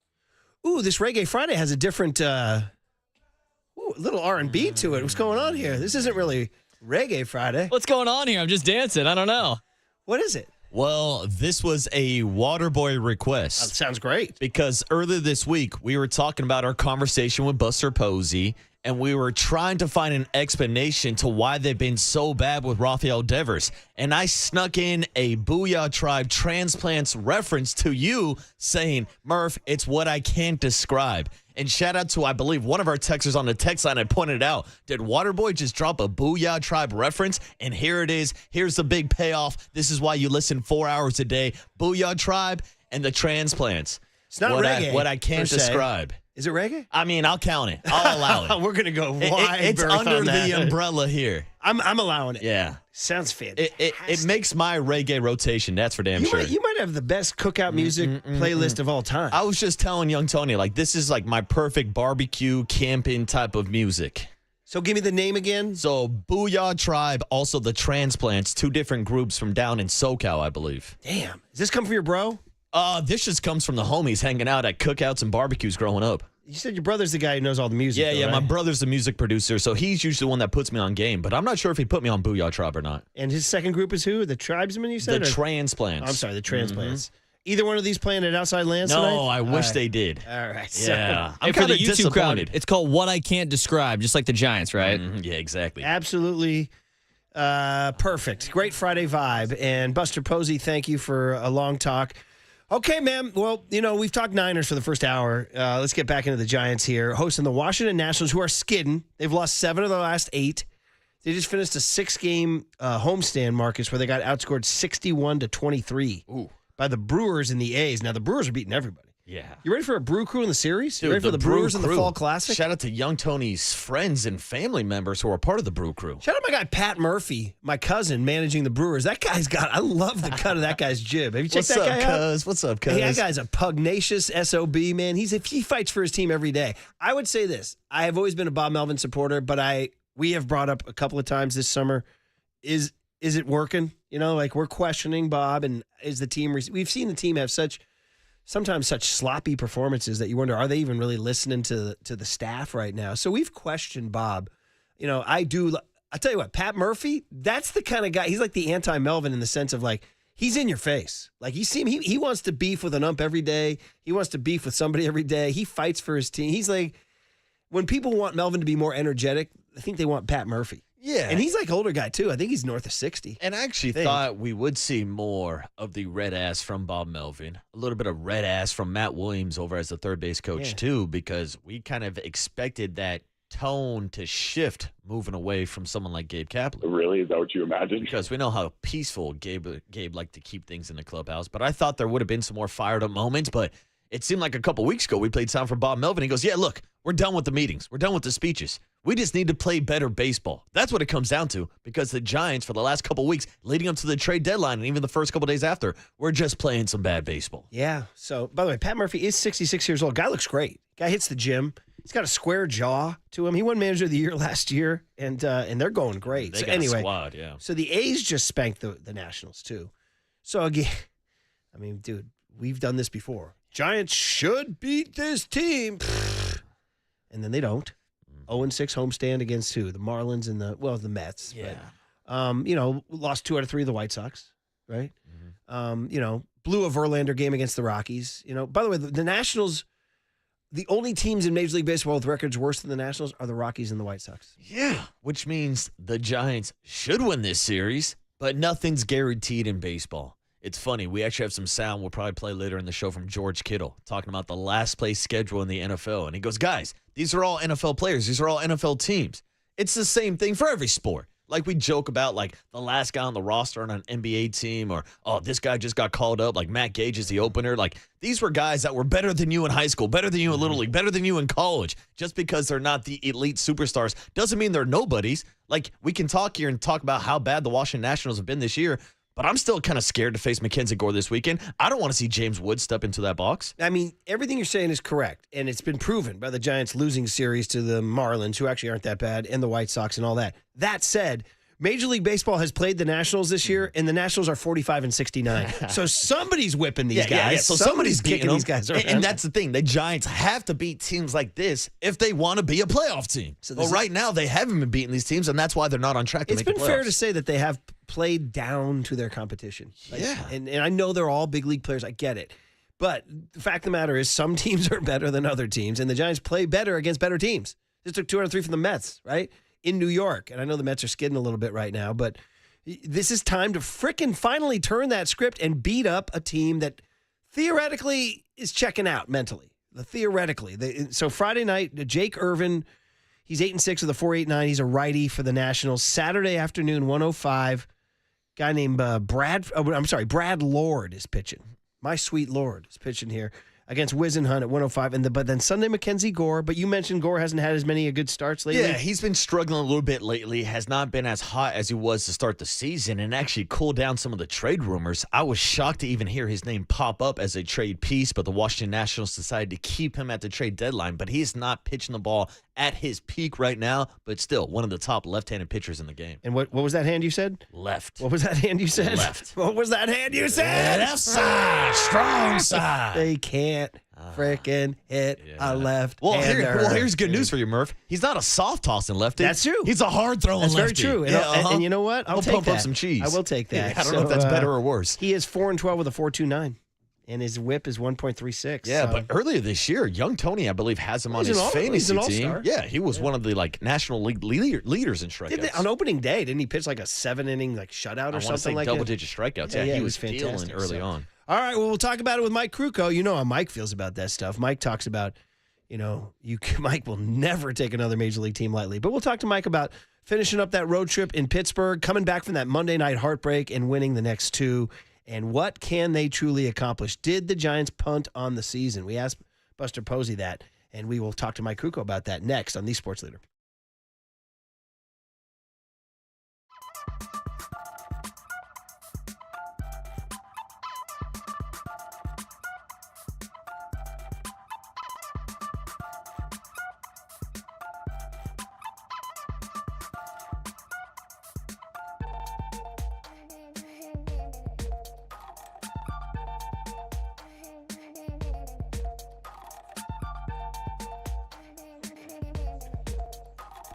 All right, Provident Credit Union. That's right. Got my mortgage with Provident. Always love talking about it. The good people at Provident Credit Union, where you can grow your savings. Your money can get larger in a safer and sounder way. It's called Pick a Term Certificate. Provident Credit Union's Pick a Term Certificate. You choose what works best, 3, 6, or 12 months. And then you lock in a high dividend rate, which is up to 4.13% annual percentage yield. It's short term, it's stable, and it's all on your terms. So whether your savings goal is whatever, travel or school or anything, home improvement, this puts you in control with strong returns and none of the market stress. Also, Newsweek named Provident one of America's best regional credit unions for 2025, so that's awesome. So again, this is 4.13% rate. It's not going to last. Open up your account at providentcu.org or stop by your local branch for a little help. getting setting up. Rate is effective August 5th, 2025. Minimum balance of $10,000. Early withdrawal penalties may apply. Federally insured by the NCUA. To Provident Credit Union. Discover the best in retail and business banking right here in your community. Learn more at providentcu.org.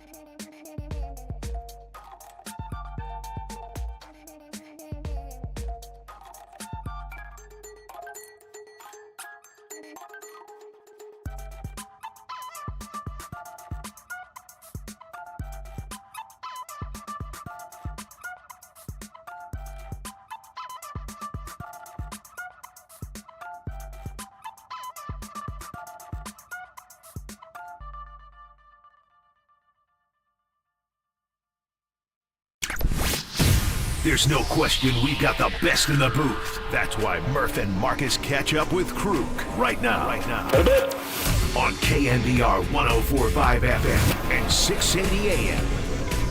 All right, we haven't talked to Mike since the Wednesday game. Giants were losing that one late and came back and won it and won the series, got over 500, keeping whatever hope alive. 5 out in the wild card seems like a lot, but it is only August 8th. They got the Nationals in town tonight. The Murph and Marcus Show is sponsored by Bigelow Tea.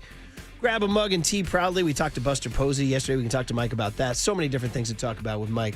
Giants Nationals tonight. Mike will be back in the building calling what appears to be an opener. I think Matt Gage, Buster told us, perhaps giving way to Kaiwei Tang. We'll see.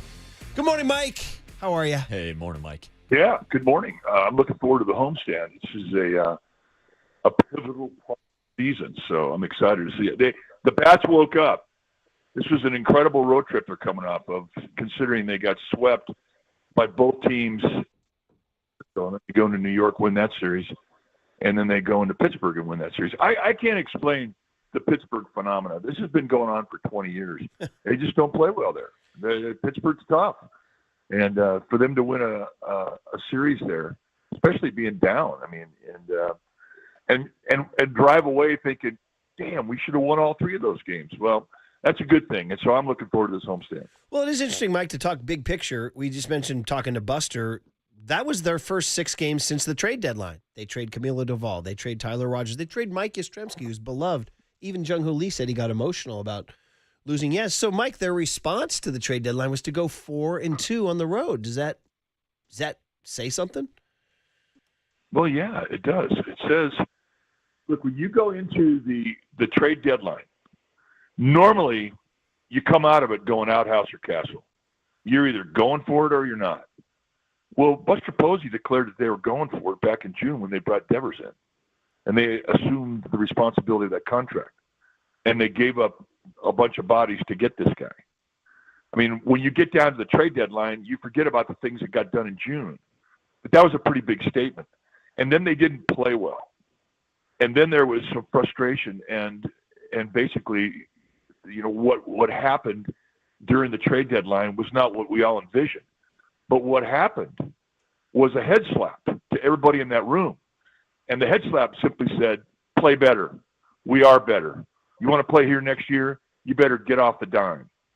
And this is what I see when they went into New York.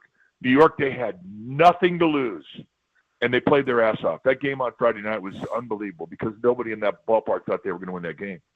They did. They won it. They get smoked on Saturday. Although they had a chance to win late, you know, the thing kind of got away from them late. And then they go in on Sunday and absolutely put a beat down on the Mets. That, to me, was the series that gave them confidence. Now they go into Pittsburgh, which has got potholes and it's got history. And they lose a tough one in the first, thinking they had that in their back pocket. And it didn't happen. And what they do, they won the last 2. And that's especially difficult to do this time of year, especially in that last game. And they got it done. So what I see is a team that responded well to the head slap. Mike, tonight kicks off a 9-game homestand at Oracle Park, and you just mentioned what happened in the previous homestand where they went 0-6 and the response they gave out on the road out in New York and then going into Pittsburgh. But how important are these next 9 games at home to maybe respond to the fan base and show them that they are still fighting down the stretch? Well, I think they know that they're fighting, having watched the last 6 games on the road. But these are very significant games. Number one, you open up with Washington, who, like Pittsburgh, has given the Giants a tough time. Even being a team that's under 500 for whatever reason, hard to explain, et cetera, et cetera, et cetera. What they found on this last road trip was confidence, and a lot of that confidence was around the offense. I think it's essential that they apply that offense that they had on the road on this homestand, especially against this Washington team. We've seen it before where they light it up on the road and swing the bats, and they come back to San Francisco, and all of a sudden it goes stale. And I think that's the big story coming into this series. If they can get that same offensive momentum going, it'll carry right into the Padre and the Tampa Bay series. I agree. That is a huge story. Can they keep those bats going through this homestand for sure?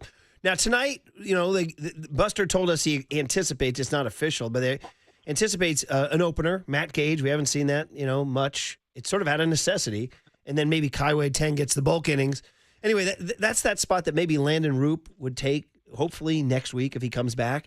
So your feelings on sort of like trying to patch one tonight, just trying to get through one. Tang was not overwhelming. He hasn't had a ton of success at the big league level. Gage, actually, the other hand, has been really, really good. How do you feel about having to sort of patch one up tonight, pitching-wise?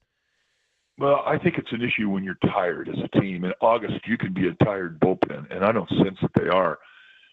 Plus, they're coming off of an off day. In regards to Tang, I disagree with you. I think what I saw in his start was dramatically different than what I saw last year.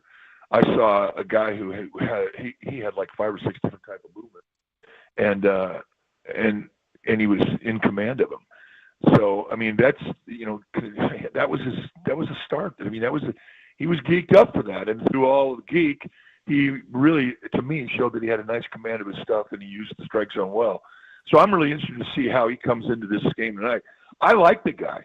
I think the guy, because of his ability to mix 5 or 6 different types of movement, and he has command of them, is a guy that could pitch anywhere on your team. He could start, he could long relief, and I think he could even climb the ladder and pitch late innings.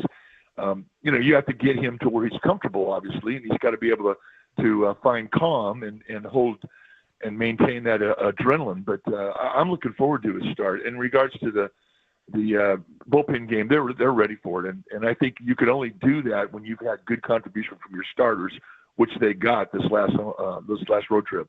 Mike, we know how much a bullpen game can tax the bullpen, so is that a concern for the games on Saturday and Sunday, especially after trading away guys like Tyler Rogers and Camilo Doval? Well, it can be if you don't have starters that can go 6. I mean, I don't really worry about it. I mean, who are they announced for Saturday and Sunday? They're going to do Whisenhunt and Verlander. Yeah. Yeah, those guys can get to the 5th, 6th inning. I'm not really concerned to it.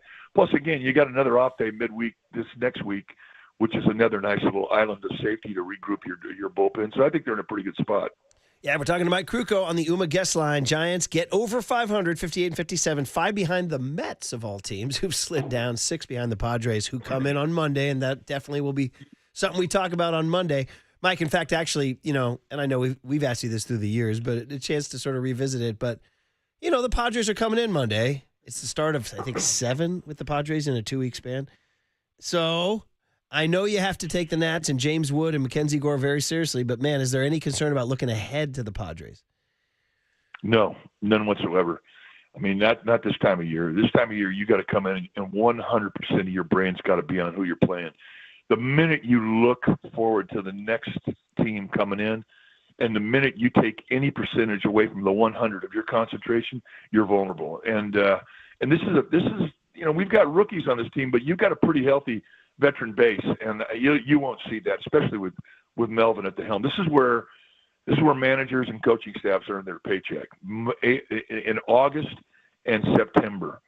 Keeping the focus, keeping people, game on to the team they're playing, and I don't sense that's going to be an issue at all. Mike, with that being said, how much do you think that Bob Melvin is going to be evaluated down these final 40 to 50 games of the season? We know that they picked up his one-year option midsummer this year, but to your point, everybody's going to pay attention to every single button he's pressing now in this bullpen, especially down the stretch. Yeah, well, that's professional baseball, man, and really you should say professional sport.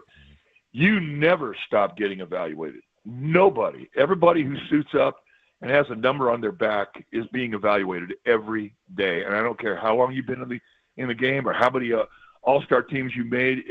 You're only as good as your last at bat. You're only as good as the last inning you pitch. And from a manager or a coach's perspective, you're only as good as your last game. And that's just the way it is. And that's why it's so good. Yeah, it's going to be so much fun to see if they can make something happen in this 9-game homestand. Mike, since we last talked to you, Randy Rodriguez got on the mound, got back on the classic get back on the horse. After Monday night's really upsetting blown game, he had to close one out on Wednesday. That was still a close game, and he did. I don't know if you saw anything or thought something. Buster told us they think he has the demeanor, the calmness of him. Now, I don't know what's going on inside. He probably had to be feeling pretty nervous after Monday's game, or not nervous, but like unsettled after blowing one on Monday. But what did you think about him getting back on the horse Wednesday? Well, I mean, he got a break. The very first pitch that he threw was a fastball. And Lance Barksdale, plate umpire, called it a strike. And then after that, he throws 3 balls. Now, he winds up getting a fly out, but if that first pitch is a ball, I don't know where it goes. And I think there's some vulnerability there still with him. I don't think he's quite hit the confident level of being able to maintain the rhythm of the 9th inning. And that's what he has to do. I think right now he has a tendency to want to pitch a little too quick because he wants to find out how it's going to end. And that's a mistake a lot of rookies make. So I do think he needs some work in that regard. But I do like the fact that once he finds that confidence, and I think he kind of found it on that out that he got, the fly out the center. Once that happened, you could almost sense that he settled and everything kind of slowed after that. But, you got to give him some time. He's got the talent. He has the intelligence, and that's another very important factor. He has to be able to deal with these emotions as they're running rampant through his arm. So I think he has a ways to go, but I think he's making great progress. Mike, we're waiting for the official roster move to replace Gerard Encarnacion on the roster. Buster Posey told us yesterday that it's most likely going to be Luis Matos, but just give us your breakdown of what you saw in a small sample size from Gerard, that bat against left-handed pitching, and who do you want to see replace those at-bats? I've liked Gerard Encarnacion since the very first time I saw him because of his ability to use the opposite side of the field. And I think when you have an inside-out right field approach for a big man, where you feel like I don't have to pull the ball to hit it out of the ballpark, which is basically his mindset, it makes you a real threat to left-handed pitching. And I think he's the best threat that they have. So when he went down with the hammy, I mean, I shook my head thinking, damn, what does this guy have to do? He just hasn't been able to stay on the field. So as to who replaces him, I would believe that Matos would be the obvious choice. And I believe in Matos. I think Matos is going to be a good player in this league. And he's only hitting 170 or something, but I think there's a lot there. So hopefully this is the time that it clicks in. But in regards to Herrera, I just hope that he gets back sooner than later because as they get down to the stretch of September, and really, I don't know how long this season will last. I don't trust hamstrings. Hamstrings are like broken bones to me. They take a long time, so I don't even know if he's going to get back this year. Yeah, I mean that was a tough seeing. He grabbed that thing, and it's what is it, August 8th? So it might be tough for him the rest of the year, and it was really, really significant. So they did, it's last night in Sacramento. Drew Gilbert, he's the kid they got from the Mets, didn't play. Matos did play. I wondered. I don't know. It's a short drive from Sacramento, but would it be a problem to bring up a lefty like Gilbert because that's redundant with Grant McCray? You'd rather have a righty like Matos? Well, yeah, on paper, but I'm kind of anxious to see Gilbert too. I mean, they say this guy can play. He's not a big guy. He's 5'9", but all lefty hitter, lefty arm, and he's supposed to be a good player. He's first-round pick, so if you're going to be a first-round pick, you got to do it. So I'm anxious to see him as well. So it'll be interesting to see who they opt to bring up and fill in that spot. Yeah, and Mike, and not sure if you had a chance to see Blade Tidwell in his first performance, the other prospect that they got back in that Tyler Rogers prospect. He went 5 innings, had 9 strikeouts, got up to 98 miles per hour on the gun. Just his breakdown and your breakdown, I've already seen some instant impact from some of these prospects that we saw Buster and the Giants get at the trade deadline. Well, I think it's great. I mean, we heard there was talent coming this way, and it does give you an idea as to how revered the Tyler Rogers and Camilo Duvall were respected by these teams that wanted them. They were not afraid to give up some talent, and hopefully this is talent that the Giants can build on and brighten their future. So, yeah, great for Tidwell, and if he continues that, it won't be long before we see him. All right, Mike, the stage is set. Hey, one thing I wanted to end this on, just because so many Giants fans do listen to your segment here on the show. Yesterday was the celebration of life for Tyler Walker's brother, Mark Walker, his sister-in-law, Sarah, and his nephew, Johnny, who all lost in the flood in Texas on July 4th, leaving only Tyler Walker's niece, Ellie, a 16-year-old, who spoke in gut-wrenching, heartbreaking, and inspirational fashion yesterday. But the Giants, Greg Johnson, Larry Bear, whoever, gave Tyler Walker and the family the entire park. It was a huge, big crowd. They gave him the club level for reception. Tyler, Mike, I don't know if you know, Tyler spoke so incredibly, beautifully. He was crushed. He was crying, but he loved his brother. He loved his nephew. He loved his sister-in-law, and he vowed to take care of his niece. But just, it's the Giants family, Mike, and it was maybe one of the saddest things I've ever attended in my entire life, but also in many ways very beautiful and life-affirming that Tyler vowed to pick up the shattered million pieces of their lives one by one and be there for his niece. So just a chance for Giants fans to send some love or whatever they can do for Tyler, who was a really good Giant and a Bay Area guy who went to uni high in the city in Cal Berkeley. And I don't know, Mike, you must have loved him. He was a sweating competitor out there, and he's hurting right now. So just wanted to send him some love. Oh, he could sweat in a snowstorm. It was the damnest thing I ever saw. But, you know, the one thing about the entire Walker family, you didn't have to be around them for more than 5 minutes to understand the strength of their family. And, you know, and it was so well reflected in the way that Tyler Walker carried himself as a player. He was extremely humble, and he loved to share the success that he had with his family. And the support that he got as a player was just a little insight to the support that the Walker family gives to all their family members. So you knew that this tragedy really, really hurt them. And when they say that they will take care of the children who remained, they will take care of the children. And they will make sure that they'll have every opportunity to be loved and to be respected and to be supported as they go through life. It's just one of the great things that we have in our fan base. I mean, the loyalty that we see to one another and to our club it's incredible. We see it every day. But when you see it as raw as yesterday, when the emotion is so deep and so sincere, it's something that, as you said, it grabs you. And I can't tell you how often I've got down my knees to pray for this Walker family. It's just to give them the strength to carry on, and they're carrying on, and we love them, and we're concerned about them, and thank you, Giants, for bringing them back to the family, and once again reaffirming that we all are family members with this organization. Perfectly said, Mike. Have a great weekend. Thanks for the time. Edmund. Mike Krukow on The Sports Leader.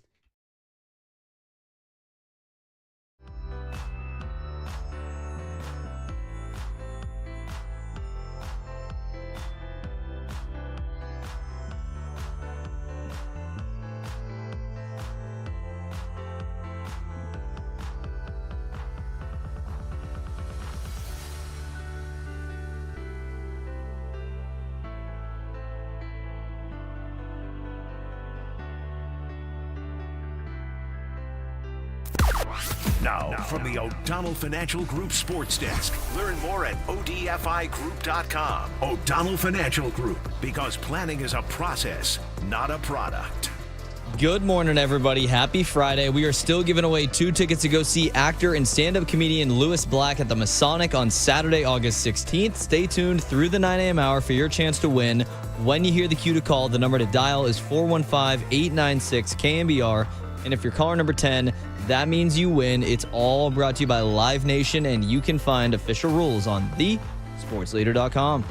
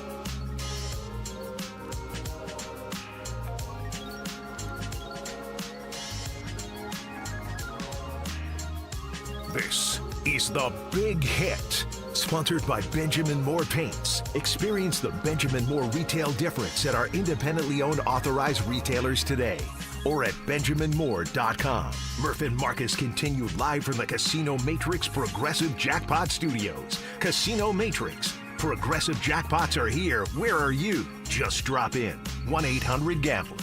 I'm doing great. I'm doing awesome. Fun time of year.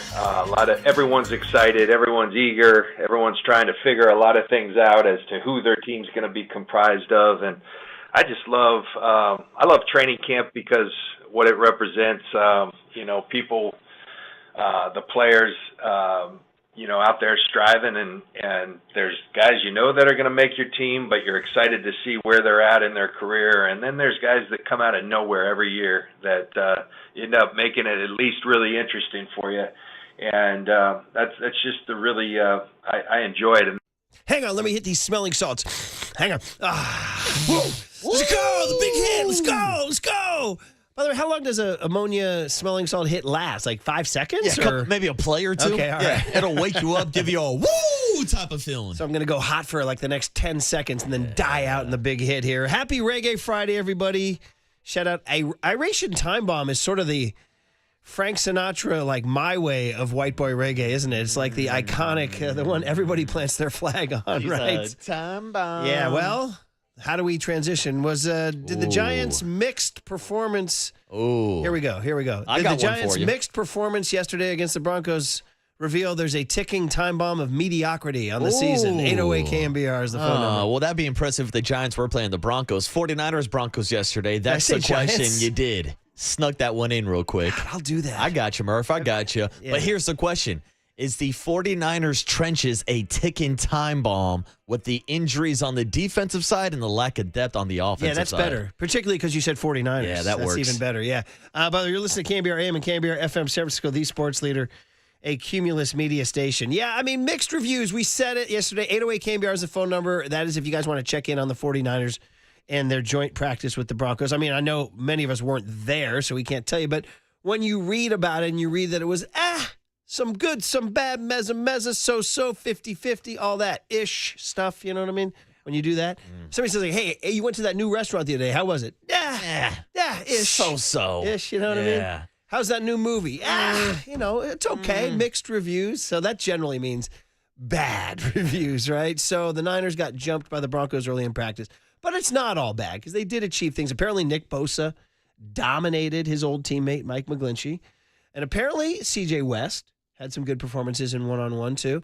Apparently, Ricky Pearsall did catch a long touchdown from Brock Purdy. Jordan Watkins apparently caught some balls. But also, they said early in the practice, the reports were that the Bronco defense was dialing up everything the Niners were doing. Stuffing runs, knocking down passes, blanketing Ricky Pearsall. So, I don't know. When you read these reports, are you... I confess, it is slowing my... And this is going to sound crazy. I mean, I've been around a lot. I've seen a lot of football. Yeah. I should know that nothing matters until September 7th, right? But it does give you a little pause as to really who are these 49ers this year? I don't know. What was your reaction? Yeah, well, I don't try to put too much stock in training camp reports in general. I mean, it seems like we do the same song and dance every single year. Last week we were talking about Isaiah Nayer is making headlines at 49ers training camp. Then 2 days later, he was cut. So it's like, how much stock can you really put into this? No, I'm not tracking every interception that Brock Purdy throws, but I saw on social media, he threw 2 interceptions yesterday. That's against a pretty damn good Denver Broncos defense, and it's also a defense that was not going up against a full-strength offensive line for the 49ers. Because that's the report that I was watching, the status of Trent Williams. Now, he just took a day off. He's not injured or anything like that. But we saw how bad that offensive line looked last year without Trent Williams. And they haven't made a lot of changes to it this season. So I'm not surprised by the early reports that the Denver Broncos front seven was able to get some pressure on Brock Purdy. Because without Trent Williams, I don't think it's that good of an offensive line, to be honest. Well, I mean, the O-line is something that has driven fans crazy for a while, that they just don't invest in that. We've talked about it a lot. Chris Forster's like, no, we don't need to. We can find. It's like finding running backs. Although they do invest in running backs, they have drafted some running backs pretty high. But for the most part, they think they can get. They think Jake Brendel or Brendel can get it done. They think Ben Barch. I mean,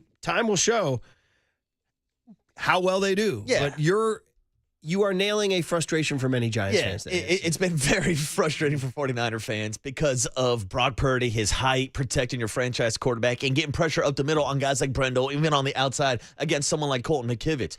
But it's my take that maybe Kyle John and the 49ers value run blocking more than they value pass blocking. Because I do think that Brendel and McKivitz are better run blockers than they are pass protectors. But when you got to drop back on third down, that's a problem, especially if they are a turnstile in the middle of the offense. Here was Kyle Shanahan yesterday giving his first breakdown of how that offensive line looked yesterday without Trent Williams. I'll know more when I see the tape. I know they had a huge challenge today, especially having some of our guys out. Sitting behind them, I know we didn't have enough time on a number of plays to get some balls off, but that's why they got a top defense. So it was a good challenge, and we'll see the tape when we get in there. Man, it's a fine line. I mean, you talk about McCaffrey and how important he is. It's maybe more important is Trent Williams in his health. If he turns an ankle, if he gets a hangnail, if he catches the flu, him missing a game would be a gigantic deal. I mean, it was Spencer Burford at left tackle yesterday. And they had a nice story in The Athletic recently. Vic Tafer wrote a nice story about how Burford and Trent Williams have like a mentor-student relationship and all that. But that doesn't make Burford a better tackle. Yeah, it doesn't mean I want him protecting Brock Purdy's blind side. Yeah, man, oh, man. All right, well, listen, out to the sound of what they said here, Brock Purdy had to acknowledge that early on the Broncos did get the better of them, and you know what that means. So, but the fact is they came back. No, so Tony, let's go with a little cut V as in Victor here about the Broncos winning early and the Niners bouncing back. I think they came out, ready to roll, man, to compete. You could feel them. They were in the backfield a couple times and had a couple sacks and obviously some TFLs it looked like. So, they were ready to roll. But at the same time, and it's not like we weren't competing at all. We are, and there's things that we need to get better at. That's why we're practicing. But I also do think it was nice to have a long practice like that so that, we practice, we get fatigued. Think that's going to happen in games. You're not going to have a great first half, but, you regroup, and then it's like, how are you going to finish? And so I thought we had a good, second half of the practice and, facing some adversity like that as an offense and then bouncing back and having some good periods at the end. So I thought it was really good for us. We need that kind of stuff to, sort of understand where we're at and where we need to get better and learn from it and understand that football is not going to be perfect, but how are you going to respond? I mean, he's right. It's better for them in the long run that they struggled. You don't learn anything from your successes. You learn all your things from your failures. So now they'll have film to look at. Now they'll have maybe an intensity ramp up to consider. By the way, this is all meaning none of these guys are going to play tomorrow. Absolutely not. So all this stuff we're talking about, Purdy, Pierce, I don't know, Ricky might get on. I don't know, Slick Rick might get on the field. I don't know. Good question. I mean, do they have the privilege of being able to sit Ricky Pearsall? Because we know that it's going to be Mac Jones out there. I don't think they've confirmed who's going to be starting, but we're all assuming that Brock Purdy's not going to be out there. Bro, who is Mac Jones going to be able to throw the ball to? Because we're talking about the lack of depth overall in the wide receiver room. Joe Burrow played yesterday. He did. Jamar Chase, same thing, 15 snaps. 15? I mean, there's something to be said for getting them a little bit of Now, maybe more reps. I will say in that specific situation, we've seen the Bengals be awful the first couple weeks of the season out of the gate. Yeah, so that's maybe correct. they're trying to shake that narrative a little bit. But to your point, we saw Geno Smith, Ashton Genty, and a few of the Raiders started last night just for one series. But that's also different because now Pete Carroll's around because you want to see what they look like with Chip Kelly calling plays and senior offense for the first time. So maybe we'll see some of the defensive starters with Robert Saleh making his return. But I'm definitely looking forward to seeing some of the rookies, even though now it sounds like we're not going to see Michael Williams after leaving the field yesterday with an injury. Yeah, that's disappointing. We'll get that Shanahan cut in just a second. By the way, just thinking about this preseason, how the Rams changed everything when Sean McVay shut everybody down and didn't play a single guy. I was like, bro, Sean McVay's a younger guy than me. Clearly, he didn't live through the time I did, Marcus, when there were 6 preseason games, brother. 6? What the hell did you do with 6 of them? We watched them. There were 14 regular seasons. There's always been 20. So it was like 14 regular season, 6 preseason. Then when they moved to the 16-game season, they did 4 preseason. When I was covering the Niners, it was 4. And then only in the last few years, they cut it down to 3 because they're doing 17 regular season now. Yeah, because they keep adding more games. Yeah, oh my God, and they're continuing to Now, add. did guys Should I play answer this call, more by the way? back in the day? Like, were quarterbacks playing? Like, were the first team units playing the entire first half? Was it different?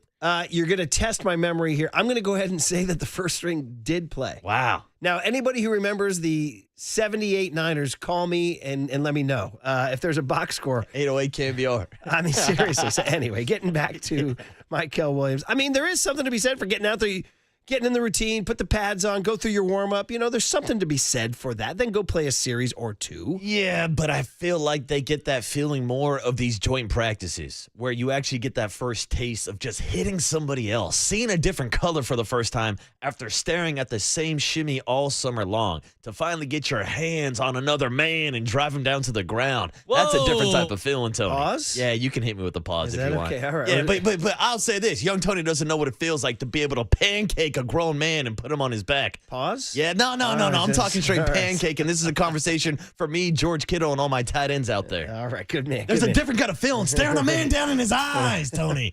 Pause again. No pause. No pause. Yeah. I got you. Shanahan on Michael Williams, Z1 about the knee. Michael Williams' knee here. He had a good exam.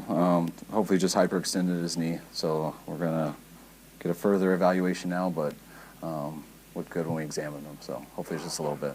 I mean, that sucks, right? I mean, we're sitting here talking about Kevin Givens with a pec injury, Evan Anderson with a knee injury, Jordan Elliott with a back injury, and now you got Michael Williams doing this thing. So this is, again, the NFL is just a health lottery. Can you get healthy on September 7th? You mentioned Mac Jones. Interestingly, apparently he played well yesterday. Mac Jones. Who? Mac Jones. Who? I mean, think about Mac Jones is a viable backup. Yeah, he It is. was a good acquisition. Heck, he was going to be the number 3 pick in the draft until Trey Lance, right? So Shanahan did check in on Mac Jones, who you might see tomorrow night, Z4, and they liked him. They thought he played well. Z4, Tony. Yeah, Mac's doing a good job. We really liked what we've seen from him so far. We had an idea what we hoped he'd be like, and he's been exactly that. He's been playing real well, and hopefully he'll continue that. And also, who got some buzz is Russell Gage Jr. I mean, we're talking about all these receivers that haven't played. Well, there's a pretty long cut from Shanahan on Russell Gage Jr. I confess, my Russell, I haven't, as the great Rich Eisen would say, I haven't boned up on my wanky. I haven't boned up on my Russell Gage Jr., but I'm going to have to, because here's Shanahan cut Z6 on Russell Gage Jr., the wide receiver. Yeah, he's definitely given himself a chance. I think Russ had a really good offseason. I've always been a fan of Russell since he came out of college. I was a huge fan of him when he was in Atlanta, and he signed that big deal with Tampa. And then he had some really bad luck with some injuries that almost ended his career. And I think he took about a year and a half off, I'm going to guess. And we got him last year to put on our practice squad, and I think you could see him throughout the whole year working to get his legs back and to get back in receiver shape and be able to handle the cuts and stuff after his injuries. And I think the way he finished last year was really positive, and he put the work in this offseason, and I think he's back to being a real good NFL player now and fighting to make this team. Hey, man, this is a guy who has numbers in his career. I mean, if you look at it, Marcus, in 2020, he had 72 catches for 786 yards. In 2021, he had 66 catches for 770 yards. He had 4 touchdowns each of those years. And even in 2022, he had 51 catches for 426 yards and 5 touchdowns. So there is a track record of this guy. Yeah. He's coming off an injury, but, again, with the receiver room that's just empty, Yeah, that's the key. And I kind of thought of him kind of in a similar role to someone like Demarcus Robinson, kind of being that vet that can stretch the field a little bit as a deep down ball kind of wide receiver. But then you think about Demarcus Robinson and his impending suspension, and with all these injuries they're dealing with, if Jacob Cowling is not healthy enough to be out there, if Ricky Pearsall is not healthy, I know he's healthy now, but if Brandon Ayuk and Jawan Jennings are out there, the opportunities are there. And if Russell Gage takes advantage of the opportunities, it sounds like he's a guy that could have a roster spot. We talked about it actually last week with Matt Mayoko and with Larry Kruger about it. They said that he's been pretty impressive down in training camp. I've been in my car a lot in the afternoon lately and hearing a lot of dirty work. Have to take showers after that. So dirty. And Copes, they're talking about, and they're being jocular about missing Greg Papa this year, and Derek obviously talking about his dad, but they're saying, like, is Greg nicknaming the nurses at the hospital and all that stuff? But then they were saying, is he just bouncing nicknames off a wall at home right now? And so they've been riffing anytime a guy's name comes up. Corey Kina. Nothing could be finer than to be with Corey Kina, But I'm thinking with Gage, I immediately thought of their bit here. Gage in the cage, the rage of Gage. First down, Niners. Unleash him from the cage, John. Gage is loose from the cage. First down, Niners. I can say, boys, afternoon boys. Yeah. Feel free to riff. Feel free to riff. There's some material Take for you. your Gage in the cage there, man. So, listen, overall, we'll wrap up the big hit by saying what? I mean, I was, and again, I know way better than to say this, but it just, you have a reaction every day. And when my reaction to like the Niners having a mixed practice, I was like, I probably should slow my roll on this team. There's a lot of question marks and there's a lot of thinness at some positions. And so, again, not to overreact, but it just reminded me that you're not going to freaking wave a wand and go 13-4 unless you're talking about the last place schedule. No. Your reaction, does it affect your view? Thank you. Keep going, Tim. Does yesterday's mixed performance affect your view of the 2025 49ers at all? I don't know if it affects it, so to say, but maybe it kind of confirms some of the concerns that I already had. Because I had concerns about the overall lack of depth on the defensive line, and I've had concerns about this offensive line for a couple of years now. And so when we're sitting here talking about reports of C.J. West, the fire hydrant is tearing up one-on-ones. Yeah, let's remember that he is going against some of these offensive linemen from the 49ers that I have concerns about. So it's good to see him go up against different bodies and see those type of reports just to see them matching up against someone that's not their teammates so we can really figure out what's going on in these trenches, because to me, that's the number one storyline. You got to protect Brock Purdy and you got to stop the run defensively. 415 text says he's a Cowboy fan. He says, I can't wait to hear people crying about how much money Brock is making. Yeah. So do you think if Brock Purdy has a bad game, people will be like $53 million for that? Yeah, they'll probably start crying like Cowboys fans crying about how much money Dak Prescott's getting. There you go. Yeah, come buddy. on. What There are we you go. doing? Yeah. And by the way, Dak makes more than Brock. That's a bad contract. Yeah, and by the way, I'm not even necessarily sure we want Cowboy fans texting us. Yeah, who is You know that? what I mean? Dwayne, huh? I heard you calling into the other shows ripping the Niners, That's Dwayne. my buddy Daryl, and he's a Niner hater. Hey. I did think, though, when Brock threw 2 picks early, I'm like, if he has a bad, slow start, are people going to complain about the contract? Oh, absolutely. They're already complaining. It's social media. People complain, Murph. Oh, man. Comments suck. And we really were honestly going minute to minute with the live tweeting. You know, Brock has thrown 2 interceptions at practice. It's like he's overpaid. Oh, my God. No. Let's just, everybody just calm down. Yeah. And enjoy the football. Enjoy the game. Enjoy the game more. Which is going to be on 8:10. I'm not going to say the call letters. 810 KSFO. Larry Bear texted in. He said you can't say 810 KSFO. See, all Murph does is bitch about the call letters. KNBR, that's all you guys do all day long. Bitch about the game. Enjoy the game more. Enjoy the broadcast When more. the Giants come to town, listen to the ball game on 810 KSFO. All right. Good. Susan Slusser talking Giants baseball next on the Sports Leader.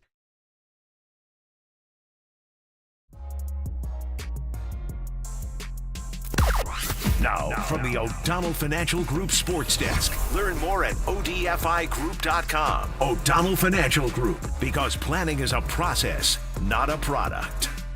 Good morning, everybody. We are still giving away tickets to go see actor and stand-up comedian Lewis Black at the Masonic on Saturday, August 16th. We got 2 of them for you, so you can bring a friend. Stay tuned through the 9 a.m. hour for your chance to win 2 tickets. When you hear the cue to call, the number to dial is 415-896-KNBR. And if you're caller number 10, that means you win. It's all brought to you by Live Nation, and you can find official rules on thesportsleader.com.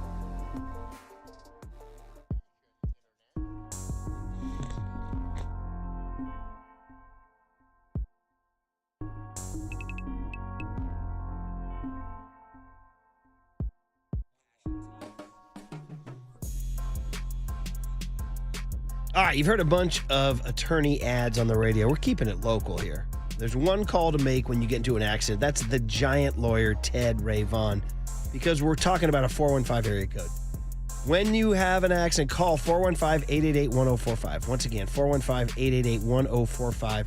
Ted Ray Vaughn, not one of those billboard lawyers who needs you to have a catastrophic injury to make you the money you deserve. You don't need broken bones with Ted to win big. We come up with our 3 examples. Young Tony seems to be captivated by Denise from Oakland. She got T-boned like Carlos in the Mission. No fractures. Ted got her $220K. There it is. How about Eddie over in Hayward? Shout out Hayward, California. He got rear-ended. Ted got him $100K. And then still staying in the East Bay, Daniel in Fremont. No broken bones. Ted got him $1.2 million. Every time I read that, no broken bones, I think of Spinal Tap.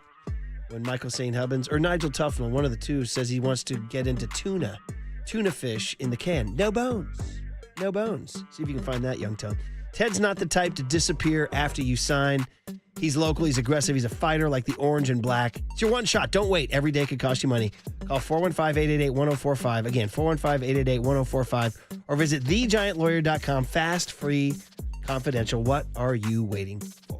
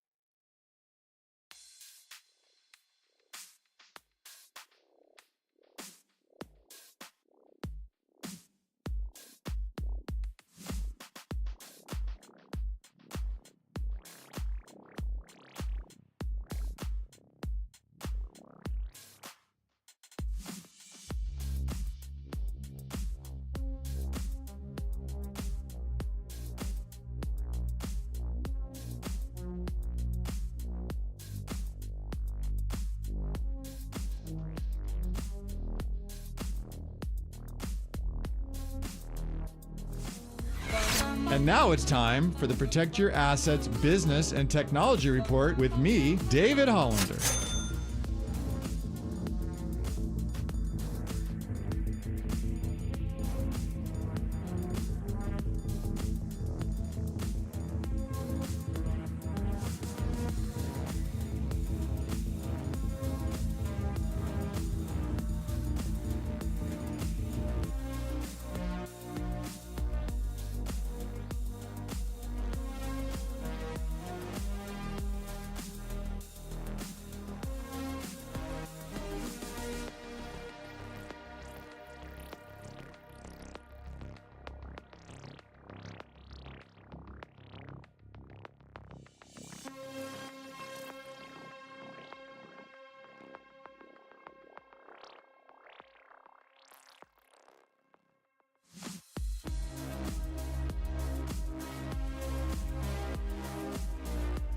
Now back to Murph and Marcus on The Sports Leader. Streaming live on thesportsleader.com and KNBR.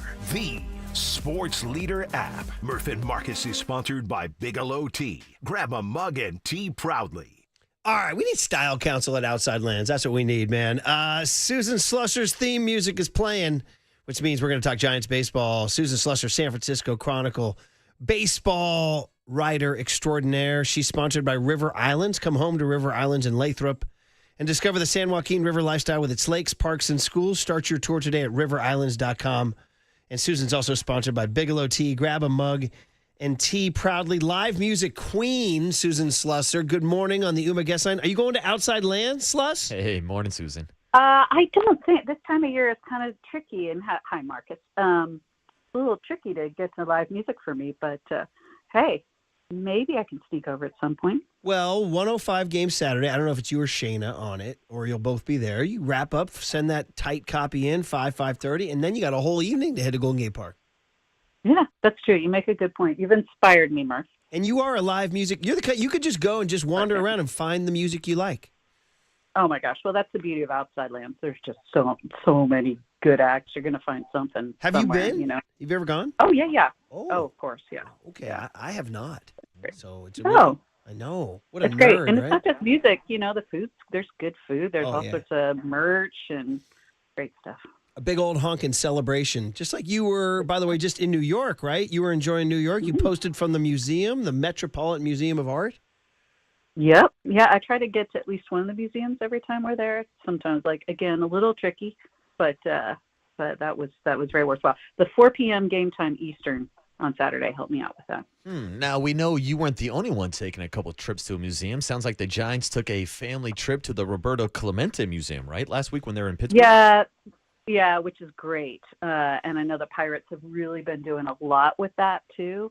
But fantastic for especially younger players. Anytime they can see sort of like real history, artifacts, and that is a nice setup that they have there. Yeah, that was really, really cool. And then, of course, they went out that day and blew a 4-1 lead and lost that game. That Monday night loss, I was like, okay, whatever. And then they bounced back with 2 wins. So, Susan, I mean, we're sort of in this purgatory. Did Buster punt on the season or did he not punt on the season? Are they in a wild card race or are they not in a wild card race? Susan, what's the answer? Are we in purgatory? What's going on? Yeah, yes. The answer is yes. That's been the funny thing about the Giants this year is they're so hard to pin down. And this is yet another example of that. They start off hot and you go like, is this a mirage? They don't really have, a lineup that's, say, comparable to the Dodgers or the Padres. And then they get a big bat and they immediately go south and you go, well, that's what they needed is what team do we have there? And the trade deadline. Is this selling? Is this a little bit of both?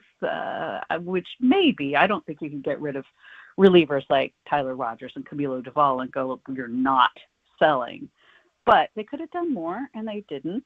So they played well since then. Really could have had 5 wins on that trip, as you kind of alluded to. So they're constantly a mystery. Everybody that talks about 2010, this is there's some similarities. Yeah, and Susan, it feels like nothing has really all come together at the right time for the Giants. Like, we haven't seen the starting rotation, the bullpen, and the offense all click at the right time, but it's starting to feel like the offense is starting to click a little bit right now, especially after that past road trip. I'm reading your piece this morning about Patrick Bailey starting to turn it around. What can you tell us about his comments about starting to find his swing at this point of the season? Well, yeah, that's what's really unusual. You expect guys like Devers, Adames, people like that to kind of turn things around if they have a slow start or they get traded, and it takes a while. Bailey, especially the last 2 years, his second halves have been not good, and this year he starts off the first half many a struggle. So you think, oh, this might be a whole lost season for this guy. He's really picking up the pace. Last month or so, he's hitting over 250. Great road trips, some key hits. And I will tell you one thing, and I think I've mentioned this with you guys before. All year, this guy has hit in clutch situations. He's hit late in games. He is a pretty much automatic sacrifice fly if one's needed, moves guys over. Not a good offensive season overall, but he's done a lot of the little things better than I think people might realize, along with, he potentially could win the Platinum Glove this year. He's just been that good catching. So I think the timing really, more than anything, is better. That's what he's been working on. It's the leg kick is the key for him. You kind of hear leg kicks are hard to maintain, right? You get a little bit off and your timing's off, your swing's off. You can almost mentally picture that. If you get your foot down at the wrong time, the bat's not going to come through the zone at the right time. He's kind of figured that out. The higher leg kick is really better for him, and it looks like you see in the results. Us being in Sports Talk Radio looking for spicy narratives think, well, he's hitting better because the Giants just brought in a bat, Jesus Rodriguez at catcher. That's, a little fire under the belly. I don't know, maybe. But let me ask you about Jesus Rodriguez. We asked Buster about him. And I don't know, with Kisner, no shade on Andrew Kisner. He's kind of a classic backup catcher. But do you anticipate a move of Rodriguez's better bat coming up to replace Kisner? Well, I certainly think in September everybody likes to have a third catcher anyway. I think Rodriguez is a guy you could say September 1 he's here, even if Sacramento is still playing and makes playoffs. I think Rodriguez probably is a guy they'd like to take a look at. Potentially there's maybe earlier, but these guys are new to the system. Everyone acquired in the especially the Rogers Duvall trades. Let them get maybe a little bit more time in the system under their belts, timing, all of that stuff. But I will tell you, these guys are almost all of them that are at Sacramento, that looking kind of intriguing. So we talk about sellers. Well, Slusser did pretty good job here, and Zach Manazzi. And I mean, we can't forget Zach. Kind of laugh because that Tyler Rogers deal is with the Mets. The Giants love trading with the Mets, and it's David Stearns, who Zach used to work with in Milwaukee. So very well done by the Giants front office.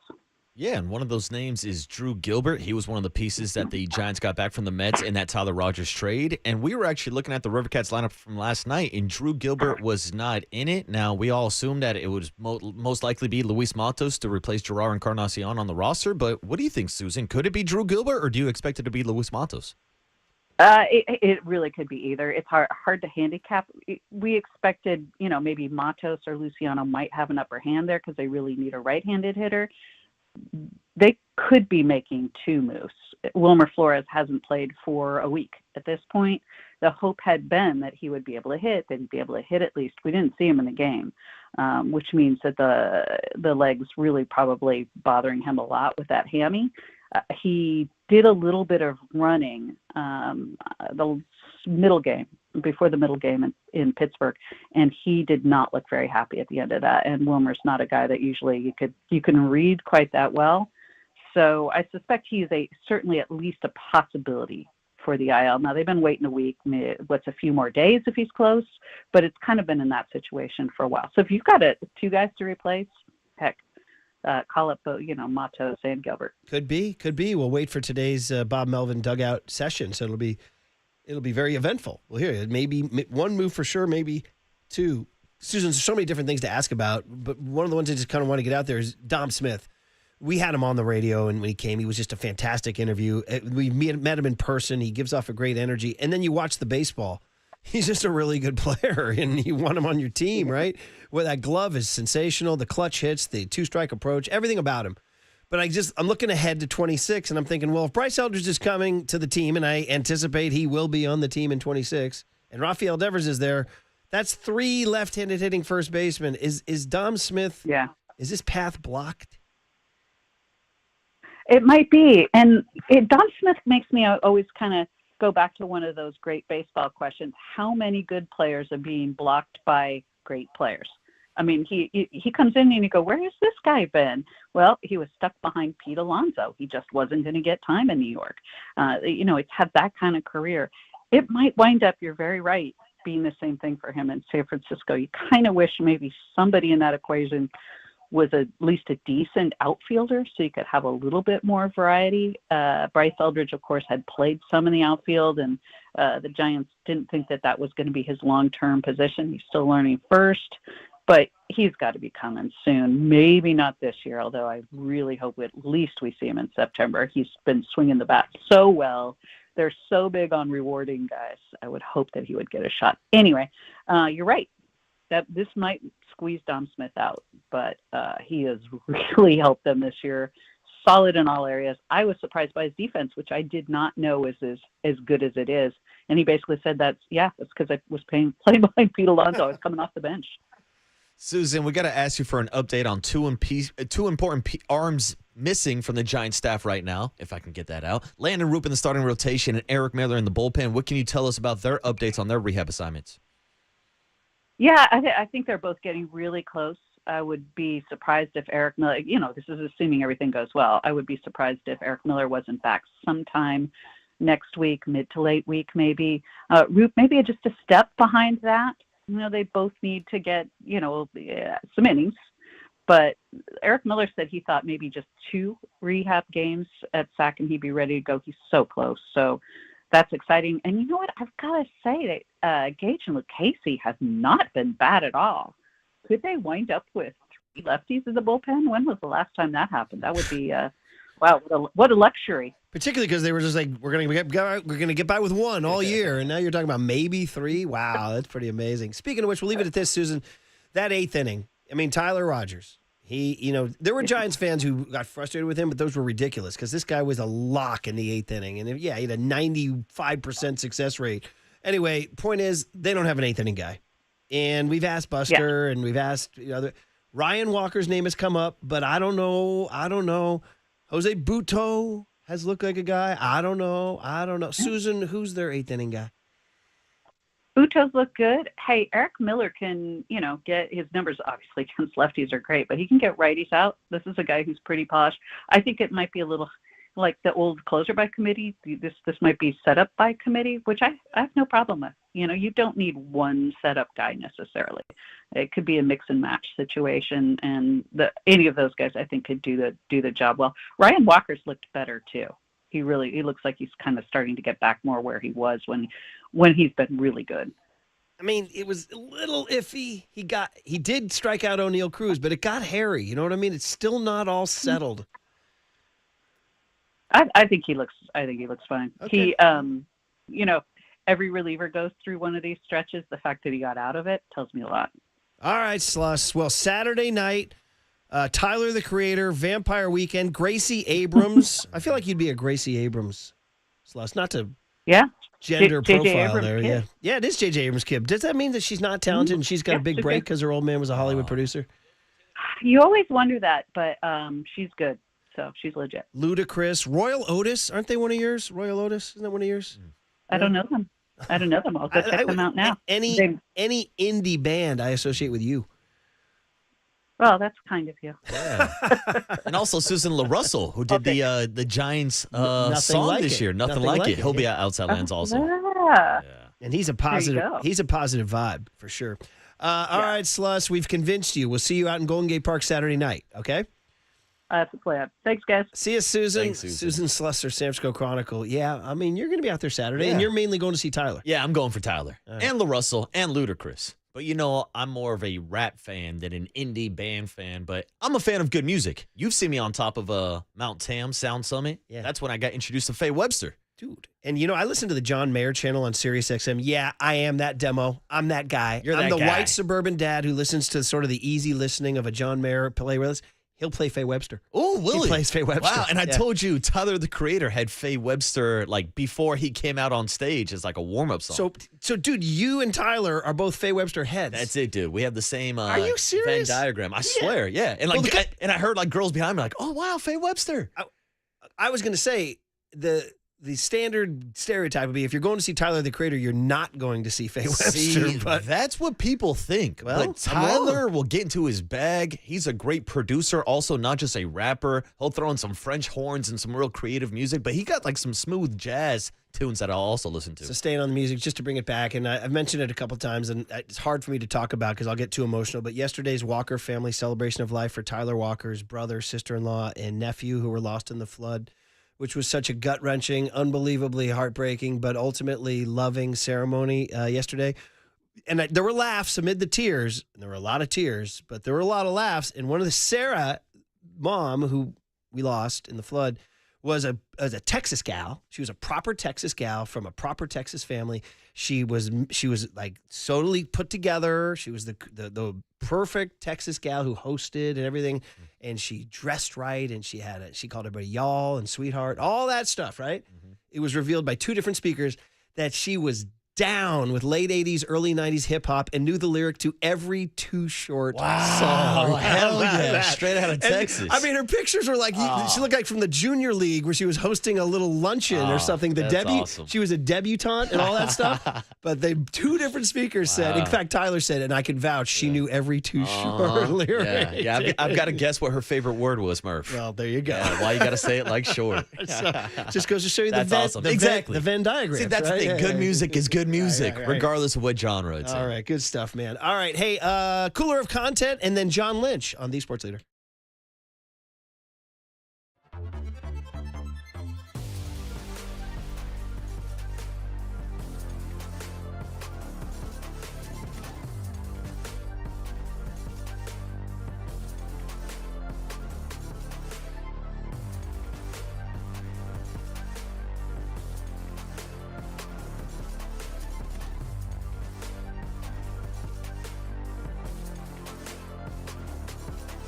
All right, let's talk about the good people in North Bay. Well, we just talked about the North Bay.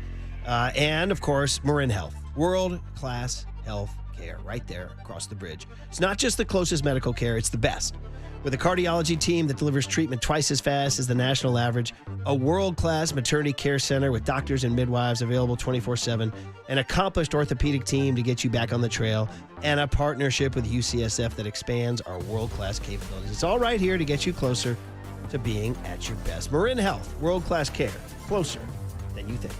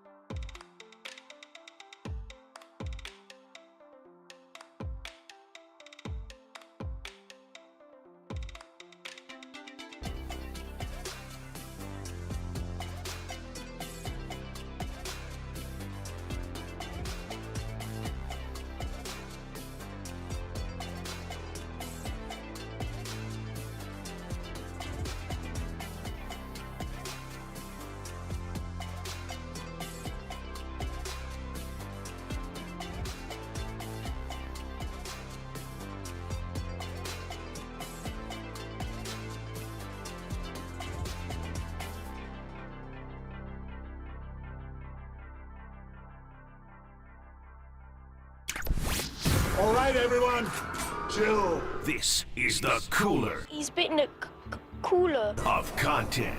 Cornucopacious of joyful news. We might be on to something.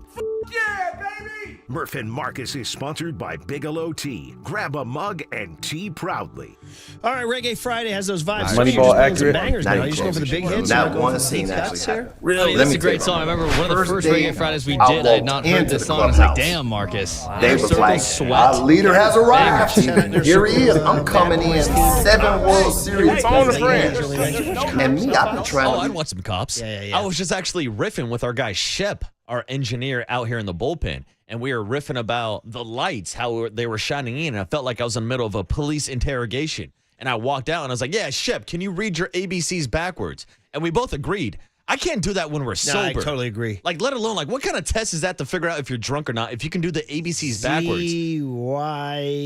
CYW, and then I'm out. Sponsored by Marin Health with top physicians, surgeons, and clinicians right here in the North Bay. Marin Health puts you closer to your best health, world-class care, closer than you think. Where do you want to start this, buddy?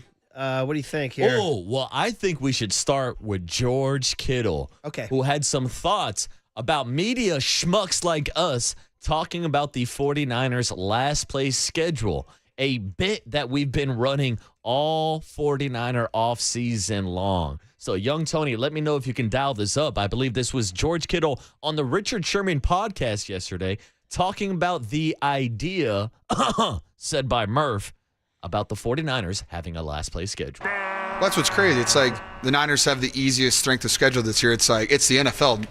It's hard regardless. Like, sure, yeah, we're not going up against the number ones from every single conference or division, but still, it's an NFL game. Like, you still have to go out there and perform at an incredibly high level because every team is doing that same shit. So it's just like, what are you talking about easiest schedule? Like, relax. I still have to go out there and play for 60 minutes and find a way to get a dub.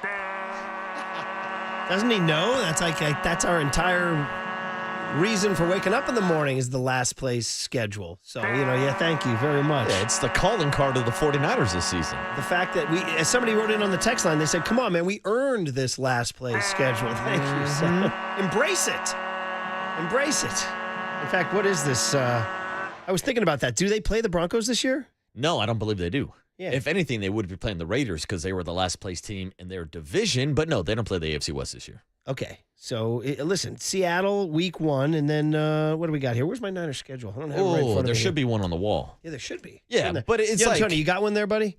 Give me the first 4 games. Oh, I can pull it up on my phone. I know they play Seattle. On the wall up there, September 7th, 49ers at Seahawks. September 14th, 49ers at Saints. That should be... Saints are bad. Yeah, they don't even have a quarterback right now. Week 2's at New Orleans. Tyler Show, yeah. I hadn't even thought about that. Yeah, week 2 at New Orleans. Week 3 back in Santa Clara. Here comes Kyler Murray in the Arizona Cardinals. So 2 division games. Now, of course, we can always talk about the division games. You got to play your division regardless. But then here comes the Jacksonville Jaguars. Okay. All right. That's September 28th. That's my first 4. There's your first 4. I'm down with that. Right in front of you. I can go 3-1. And in comparison to the first 4 games of the schedule, I'd be lying if I said I memorized the first 4 games of the Rams schedule. But overall, throughout the entire season, yes, it's an easier schedule because the Rams will have to play the first place opponents from the divisions they're playing this year from the NFC South, while you're looking at teams like the Niners getting the easier teams like the New Orleans Saints. All right. Yeah. Let's win. Mm-hmm. Meanwhile, on to the next thing. A video here on YouTube, Twitch, and Twitter. New York football Giants, Mike Francesa's favorite team. Dan from Warwick, who wondered if the Giants and Giants got together, and then they did. And did you hear that they called Dan from Warwick, and he was like not into it? Did you hear that? After all these years, he didn't want to. I didn't click on the headline, but it said Dan from Warwick not looking to relive call sour reaction or something like that. What a flop! Yeah, sour reaction. Yeah, he didn't. Buddy, this is your 15 minutes of fame. Enjoy it. So here it is: the New York Giants, who stink. Do the Niners play them this year? I think they do, don't they? Let me check the schedule. Yes, they do. November 2nd, they will be out at MetLife. Yeah, Niners will beat them. And here they are. They're doing one of these fun things. We do this in CYO. Hey, half-court shot. If you make it, practice is over. We don't have to run lines or ladders or suicides. And who's the hero here? A cooler of content, I wouldn't call him a mainstay, but a guy who's definitely had somewhat of a starring role in cooler of content, Jameis Winston. This is not his first dip in the cooler. So check it out on video, YouTube, Twitch, and Twitter here. Good work. Good work. Again, something accomplished here. All right, here's the deal. All right, all 4 quarterbacks are going to have a chance. If he hits the crossbar, then walkthrough's done tonight. Hey, we phone a friend. There's no, don't negotiate with me, Dexter. All right. All right, Jameis is up. Hey, but I do want to tell y'all we got Bible study at 3:30 during the snack period, and y'all faith is gonna determine me hitting this. Y'all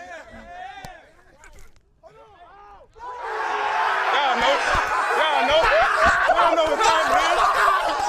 Y'all know what time it is. I'm trying to tell y'all. Y'all already know. All right, who going to Bible study? Who going to Bible study?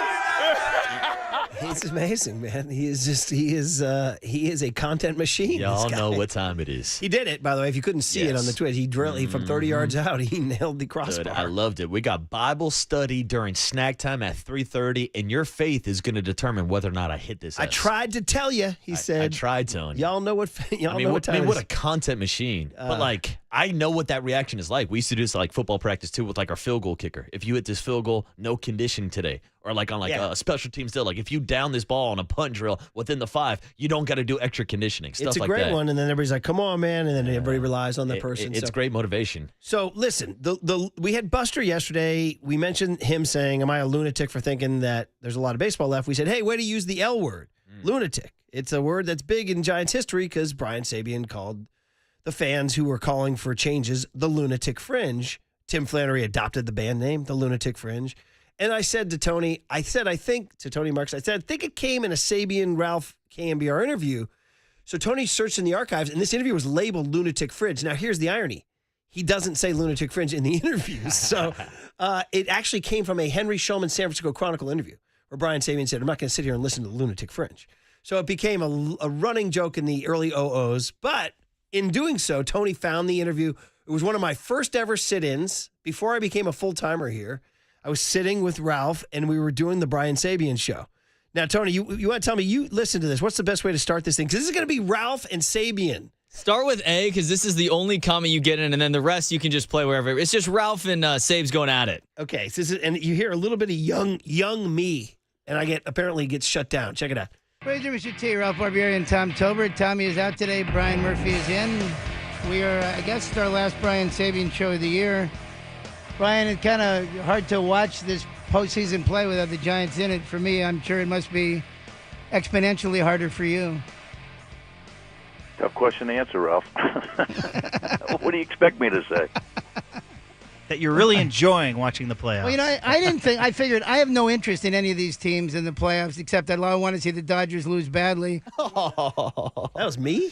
That was you trying to sound like me? I hope you're enjoying the playoffs. Yeah. Was that you sneaking in? I just tried to riff and there was not a hair. Yeah. That you're really enjoying watching the playoffs. Well, I didn't think. What do you think of that? Wow. Sounds a little different. What's going on? I mean, I could still get like the little bit of Murph-ism in there. I don't know. But that's young Murph. That's also a tough situation for a young Murph to be in when Brian Sabean starts the interview with that. Well, tough answer. Tough question to answer there, Ralph. Listen to this now. Cut B. Ralph says the Giants missed the playoffs by one game and need more money. Here. For years, the Giants have been saying, if we make it to the playoffs, it's a crapshoot. We think we can do it. And this time, even though it was one game short, I just think that you need more money. Well, I don't know if it's a function of money. It's a function of the sign of the times. I don't know that money's going to solve all our problems, and I do think at the end of the day, it's not how well you constructed, how well you play. Okay. Civil exchange. Right. And you got a Sabean end of the day. That's a huge Sabean one. Kick the tires, end of the day, due diligence, all that. So now it gets a little more spicy, Tony, here. This one. Yes. Okay, this is a cut seed about speculation and reality. Check it out. But there wasn't one acquisition that could have made you win one more game? Did you hear what I just said, Ralph? You said You said there wasn't one acquisition. There wasn't one acquisition out there. We would have had an acquisition in the fold. There wasn't one acquisition. You're insulting me with a question because I think our track record proves, and I'm not going to be argumentative with you. You're on one side of the fence. I'm on the other. You deal in speculation. I deal in reality. Yeah. Wow. So good. You deal in speculation. Should we do this to Buster? I deal with reality. Should we do this to Buster?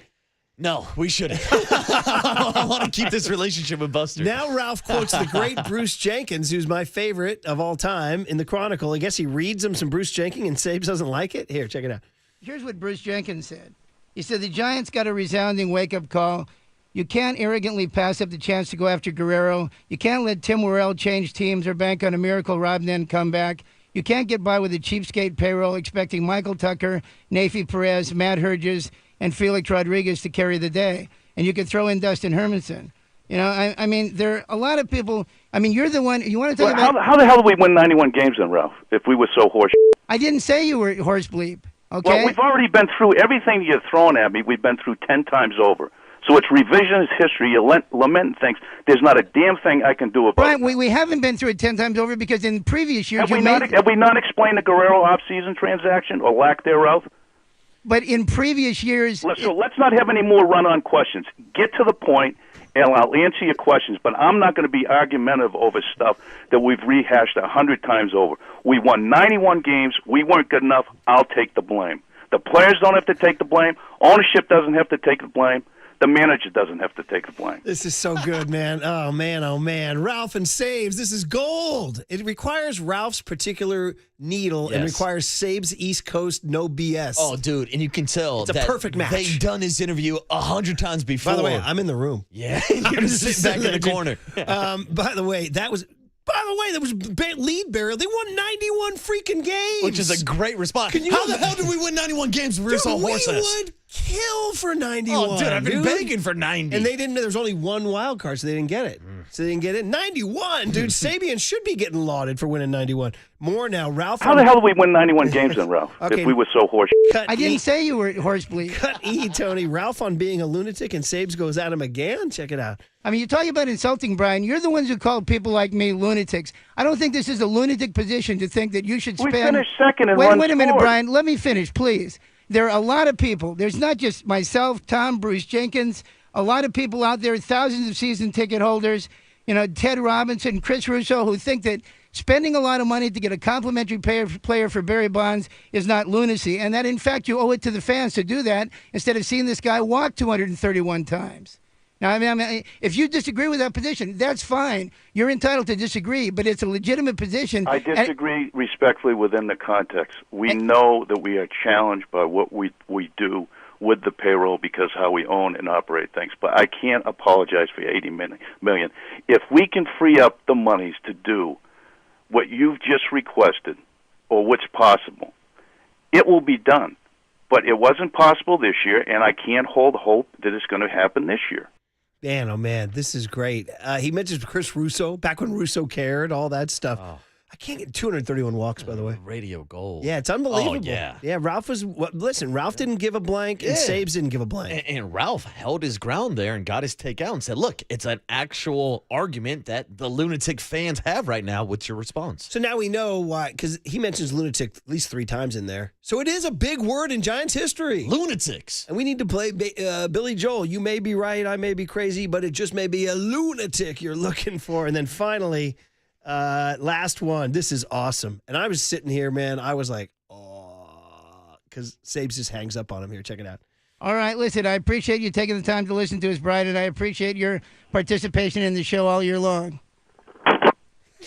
That was the Brian Sabian Show here on KNBR, the sports leader. That is legendary. Man. So that all happened because Buster mentioned lunatic. We talked about the word lunatic in history, and Tony went and found that. What did you think, kid? For you, it's 21 years ago. You were 4. I was 6 at the time. A lot of old names in there. A lot of names that I've heard about, not really like understood. I mean, 231 walks, and I've heard all about how Bonds never made the playoffs or never really had a good run at a World Series and why they couldn't do that. Now I'll kind of get a little bit of the context there, but why wouldn't they spend the money? Well, they did get to Game 7 of the 2002 World Series, and we're up 3-2. Yeah, they won 91, though. 91 now today gets them in. They're in today. In today's world. How did we win 91 if we're so horses? I didn't say you were horse bleep. 831 says, How the hell did we win 91 games then, Ralph, if we were so horse? I didn't say you were horse bleep. Buster needs to hear these and come at us a little bit more, and then we'll get going. That's it. Yeah, we need Buster to hang up on us. Oh, man. No, I'm joking, Buster. The golden age. The golden age. Yeah. Different time, man. Different KNBR times. was, different times. But, hey, I don't know. I feel like we should pick a fight with our next guest. I will say feel like we 209 says that this conversation and these clips reminds him of your back and forth with Jed York.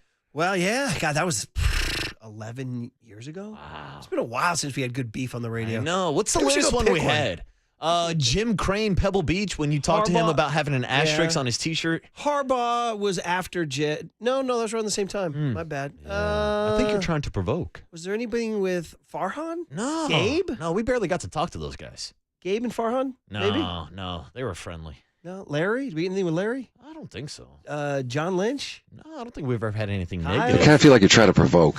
Well, yeah, that was the last one. I don't think we've gotten hot at a guest in a while. Maybe we should. I think we're getting soft. Yeah, uh-huh. Any Warriors? No, we don't get any Warriors. No, we don't get Warriors. All right. Well, thank you, Ralph and Sabian. Yeah, huh? And, John Lynch, get ready. We're coming for you. Here we are. Yeah, huh? We are. Yeah, huh? We're going to Actually, be having the smelling salts. We're about to replay a John Lynch thing, and none of this good stuff just happens. wait until the back and forth you're going to hear with John Lynch coming up next. Man, oh man. I'm the sports leader. How the hell did we win 91 games then, Ralph? If we were so horse. I didn't say you were horse bleep. Time for traffic on the sports leader. I was in there.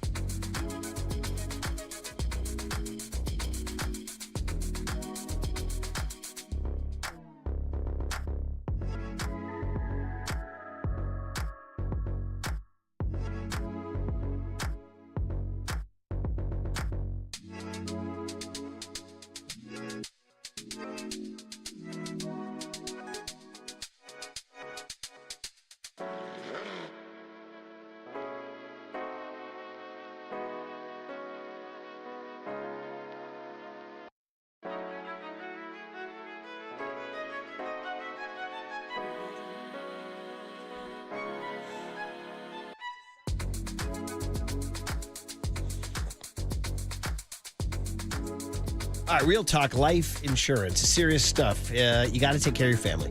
And that's where I'm going to point you to Ethos Life, the online easy way to get life insurance in as little as 10 minutes. Listen, life insurance, that's something I was like kind of putting off.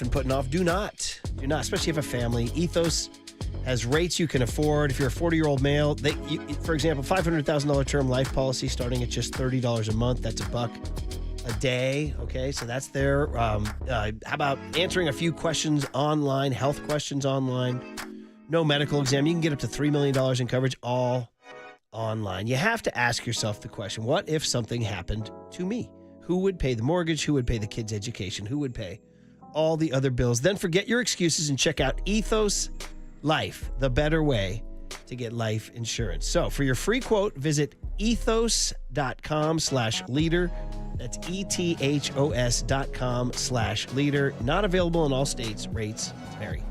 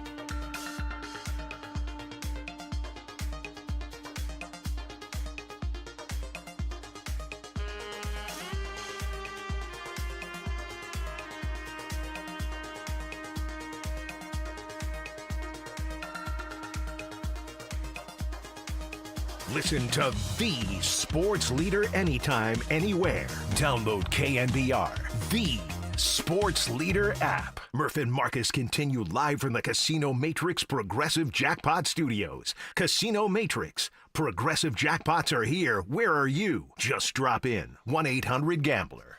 All right, thanks to everybody who loved hearing those Brian Sabian and Ralph. And a lot of people saying that there was not Ralph Sabian level stuff, but it wasn't always boxes of chocolates and roses between me and Chip Kelly when he was the Niner head coach. Oh, by the way, I shouldn't talk that way about your offensive coordinator, stay buddy. away from my OC, Murph. You're listening to KNBR AM and KNBR FM San Francisco, the sports leader, Cumulus Media Station. John Lynch, who it's almost incapable of getting into like real beef unless it's Red 47 on the field and he'll come at you. But, and they've also won a lot, too. But anyway, John Lynch joined us his first hit of the season, and, man, he's hyped. And we said to you, hey, John, on the UMA guest line, thanks so much for hopping on. Happy football season, man. Good morning. I'm doing great. I'm doing awesome. Fun time of year. Everyone's excited. Everyone's eager. Everyone's trying to figure a lot of things out as to who their team's going to be comprised of. And I just love training camp because what it represents, people – the players, out there striving, and there's guys that are going to make your team, but you're excited to see where they're at in their career. And then there's guys that come out of nowhere every year that end up making it at least really interesting for you. And that's just the really I enjoy it. And then today it gets even better because we're at that stage of training camp where you really do. You have to fight the monotony and be deliberate in everything you do, but you get tired going against your own teammates. And so I think a great thing that the league's done, probably more so now, is start bringing in other teams, and we'll work with Denver only for a day. The thought process, it used to be 2 days, but inevitably day one, somebody wins or somebody thinks they win, somebody goes and chews their team out, you're going to let them punk you like that, and the next day it's going to be fights and it's going to be all that, and that's not what we're trying to get accomplished. But the Broncos in today, we should get some great work against a really quality team, and so for all those reasons, it's a lot of excitement in the air down here at 4949. Yeah, you sound hyped. 1 month from today, 49ers at Seattle, September 7th, today, August 7th, so the countdown has begun. So, John, here's the big question. People, the identity question. John, who are the 2025 49ers? Yeah, I think we're figuring that out ourselves, and that's just a reality of any team in the NFL these days. You have so much roster turnover each and every year. We drafted 11 players. We brought in free agent players. And you got to form your identity every year, and that's what the work, not only training camp but the off season. It's an effort to forge that identity. Now, for us, I feel very fortunate and blessed that we've got a tremendous core to this football team: the George Kittle, the Fred Warners, the Trent Williams, the Kyle Juszczyks, Jake Brindells. Those type of guys that set the standard, and they are, you want to know what being a 49er is, watch that guy, and they're tremendous examples. So I think that helps form our identity, but I think when you're talking about a team in any sport, but especially in football, in the NFL, and in today's world, you have to forge your identity every year, and so we're trying to figure that out, but our standards never change. Who we are, how we play. We're going to play fast. We're going to play aggressive. We're going to be really physical. You're going to feel it when you play the Niners, and we pride ourselves on all those things. John, it feels like a big part of the 49ers' identity this year is going to involve Robert Saleh returning as the defensive coordinator, and we've already heard from a bunch of players about his presence on the field. So what has that like been for you just to have him back on the field, to be back talking football with Robert Saleh? It's been awesome. Robert's a great friend, but I think more so than that, I think how we became such great friends is the respect level. I harken back to like when Kyle was still, when we were putting this thing together, and he asked me to meet with Robert Saleh, and Robert came down, and I interviewed him in my backyard in San Diego, and Linda Lynch went and bought a grease board from one of the office supply stores so I could do it, and Kyle really, he said, John, I really think this guy's smart. I want you to kind of grill him and see what you think. And I walked out really pleasantly surprised, because I didn't know much about Saleh, just his football acumen. He spoke the same language that, and saw things in a similar fashion. And he helped really build and guide us through the formation of this defense, who we are, how we were going to play, helped in the personnel, the acquisition of a lot of the players that we've had a lot of success with. I know, he's a really smart coach. He's got presence, so he checks so many boxes. But I think back to when, we incorporated, it's hard to kind of mix and match schematic things. And, Kyle always had issues going against the wide 9 defense that was in Philly or Detroit and some of these places, Tennessee. And we wanted to implement that into our defense. So we went out and we got Chris Cassera, because he had taught it as well as anyone. I think the best D-line coach in football. But that's a challenge for Robert Saleh. How do you make that work in our scheme? And I think just the brain power to be able to do that. He went off. He earned the opportunity to go to the Jets. That didn't work out the way Saleh wanted it to happen. But we were the beneficiary of that, and we said, hey, you got a great landing spot. We'd love for you to come back, and we were fortunate to be able to land him. And it's been awesome working with him again, and reminding all of us as to why we were so successful with him, and we're looking forward to a lot of success moving forward with Saleh on board again. Yeah, one of the biggest acquisitions of the offseason for sure. And then you gave him a bunch of toys, all sorts of defensive rookies. So, John, for the listeners, for us here on the UMA Guest Line, which rookie has stood out the most? Power rank, who is performing at the highest level from the draft? Oh, gosh. Tough question. I mean, but, I'd probably I'm going to cheat and probably say 2 guys who have consistently been good. Michael Williams, you expect it because he's a really good football player, and we didn't feel like there's a lot of margin for error on that one. It's just how high the ceiling can be. But Michael's just been excellent. He's been versatile. He can play outside, on base downs, move inside on the sub or nickel packages, the third down, second and long stuff, and it's just like, how much better can you get? But he's already really good. So he's been consistently good. This whole class has been really good, but I tell you, Upton Stout, anybody who, you don't have to have a real trained eye. You just come to practice. And you always have to be careful, like making comparisons to Hall of Fame players. But I played with a nickel at Tampa, Rondé Barber, and they wear the same number, so it's really easy to but the feistiness, the competitor that Upton is, and that kind of drives his entire game. Now, you have to have a skill set, and Upton certainly has that, but just the feistiness, the competitor. Upton came the other day, and there was a toss play, and, Upton's not the biggest dude in the world, and he had to set an edge, which was basically say, okay, this play's stopping here. It's going to turn back against Spencer Burford, and he didn't shy away one iota. And he set the edge, and that's what Upton's all about. He can cover really well, and he's relentless with his effort, like very reminiscent of like Fred Warner type effort. And so that shows up. That plays in our league all day long. And so he's been really, really good. But this entire rookie class is going to be fun to watch these guys develop, because they're all can carve out a role on our team. You should have known this about Upton when he said, "Let's do it, let's do it." Right? Come on. He's certainly the best draft call ever, and that's what I was hoping, is that his play would live up to that phone call. But I think that phone call was indicative that this is a guy who loves football, and he's been doing it every day. Yeah, and John, we heard you and Kyle discuss the 6 to 8 roster spots that were open for competition this summer. What can you tell us about those competitions, and how much are you guys relying not only on this 2025 draft class, but the 2024 draft class to also step up and fill some of these roles? Yeah, absolutely. I mean, I think a lot of those guys from the 25 class had really productive seasons last year.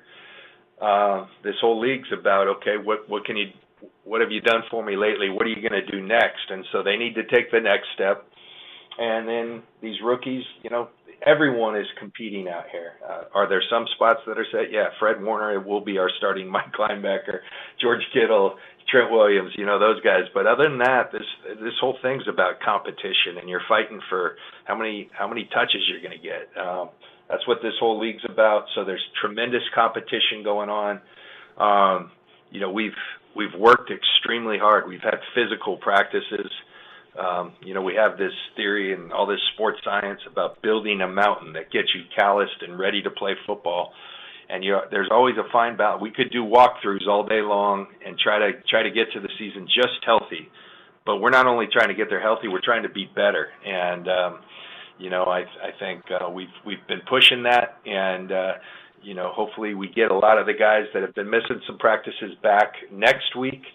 We'll be a little light against Denver, but that's all right. We got 90 guys on our roster, and we're just trying to continue to get better as a football team, and competition is a huge part of that.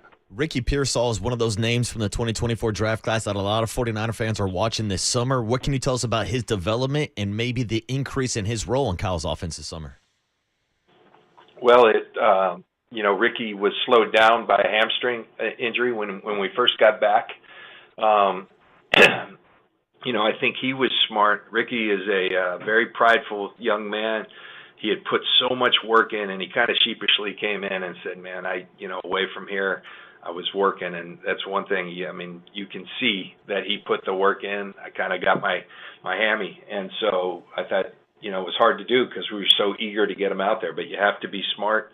We're grateful that Ricky kind of let us in on that, because otherwise you're just going to go hurt it worse. And we took it slow, but I'm glad we did. And he's still got a ways to go. But man, the early returns, all that work he put in his rookie year, in his first off season, he's grown as a player. He's grown physically, but he's making a ton of plays out there. It's been a really good connection. It's been fun to watch, he and Brock, and you just got to keep stacking days at that. And the more days you stack, Ricky has it in him to be a really, really good football player in this league, and it's fun to see it starting to take shape. Staying in the receiver room, John, what's the latest on Jawan Jennings?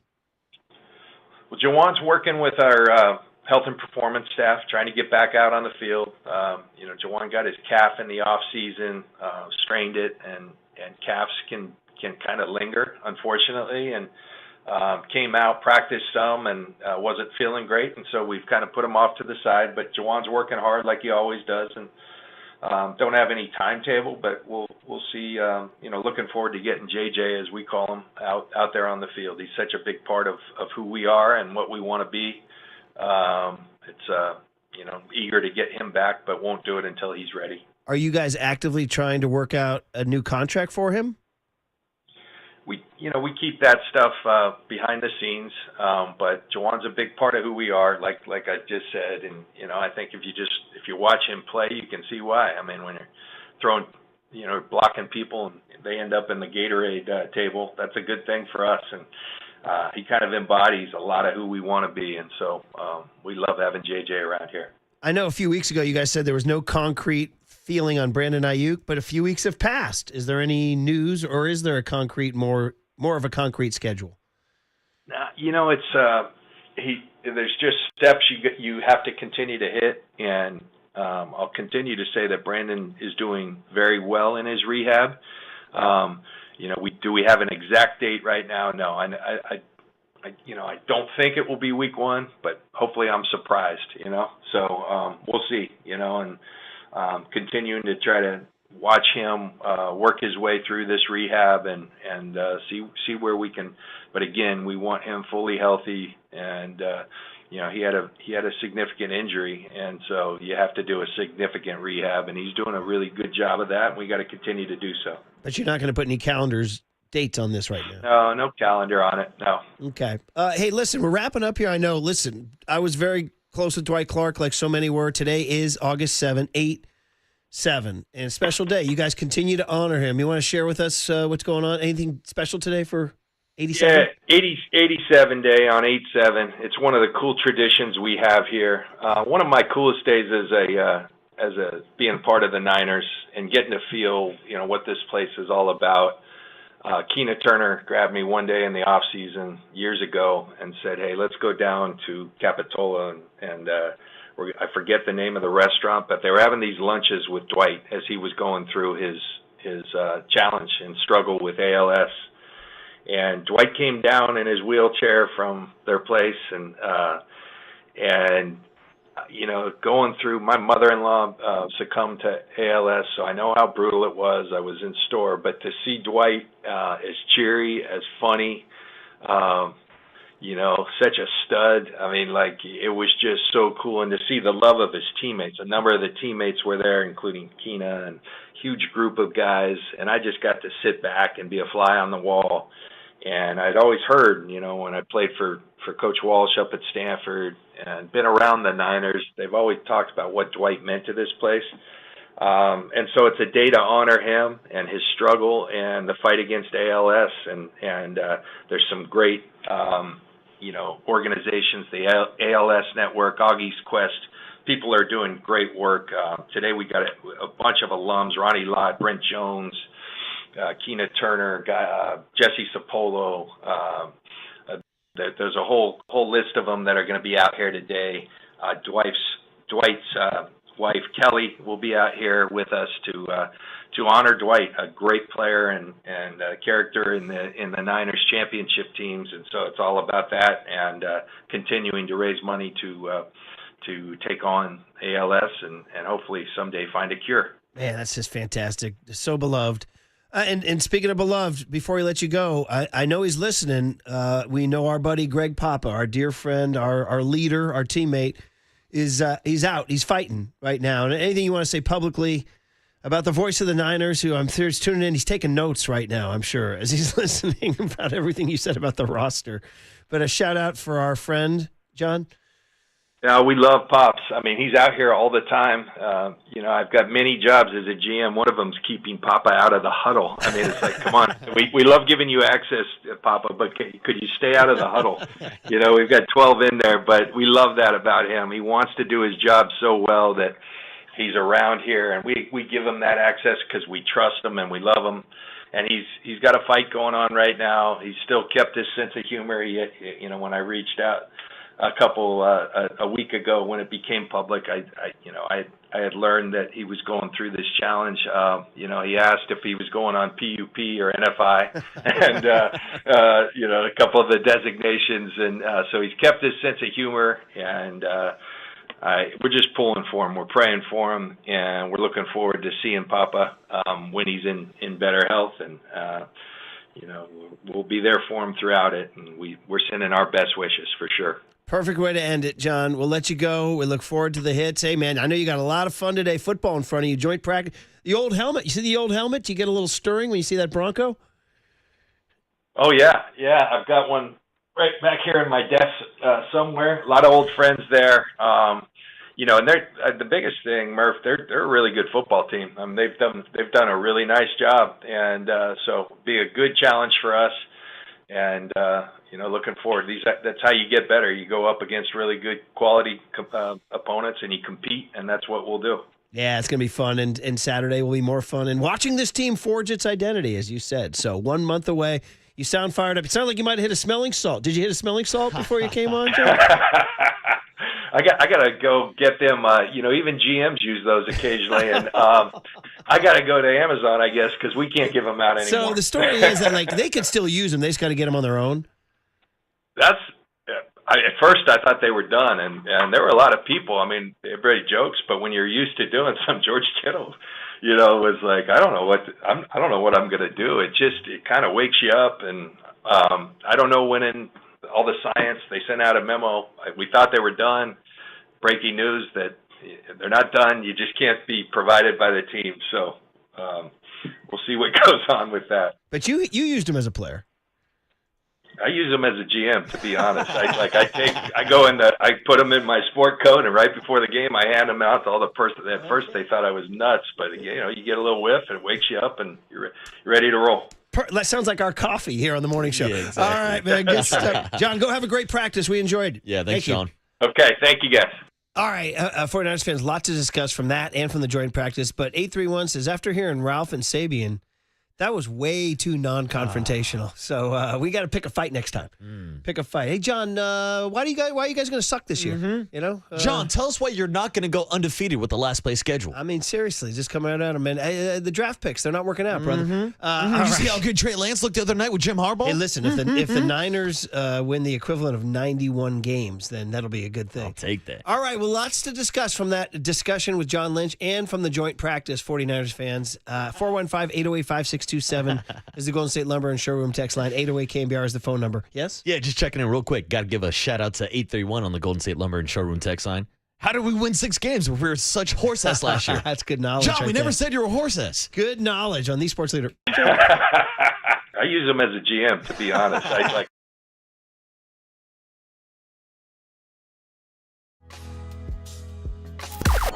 Now, from the O'Donnell Financial Group Sports Desk. Learn more at odfigroup.com. O'Donnell Financial Group, because planning is a process, not a product. Good morning. Happy Friday. Today's Friday, which means it's the last day of our contest. We're still giving away 2 tickets to go see actor and stand-up comedian Lewis Black at the Masonic on Saturday, August 16th. Stay tuned through the 9 a.m. hour, through the end of the show, for your chance to win. When you hear the cue to call, the number to dial is 415-896-KNBR. And if you're caller number 10, that means you win. It's all brought to you by Live Nation, and you can find official rules on thesportsleader.com.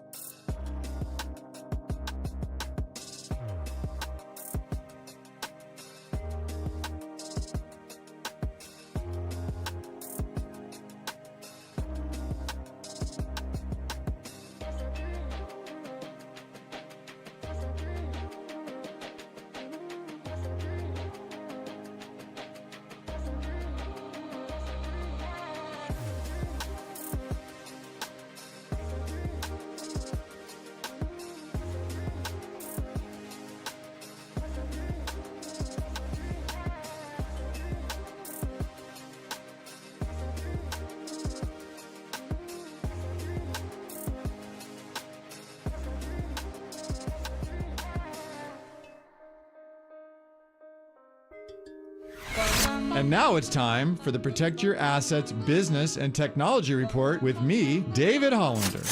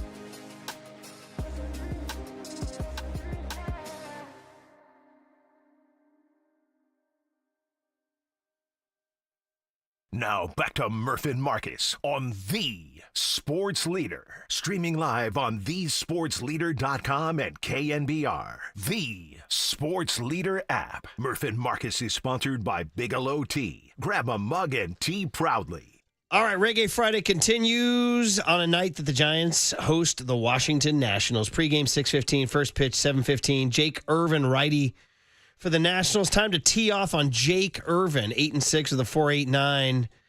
Giants have no starter listed. We've been told by Buster he thinks that Matt Gage, the lefty, will give way to Kaiwei Tang. John Miller and Dave Fleming on the call. Marcus, you're putting quarters in the jukebox here, huh? Yes, I am, Merv. This is Revolution Green to Black in honor of our contest giveaway this segment, young Tony. I wonder if Lewis Black will come out to this. 2 tickets to Lewis Black, August 16th at the Masonic. Call John Curley right now.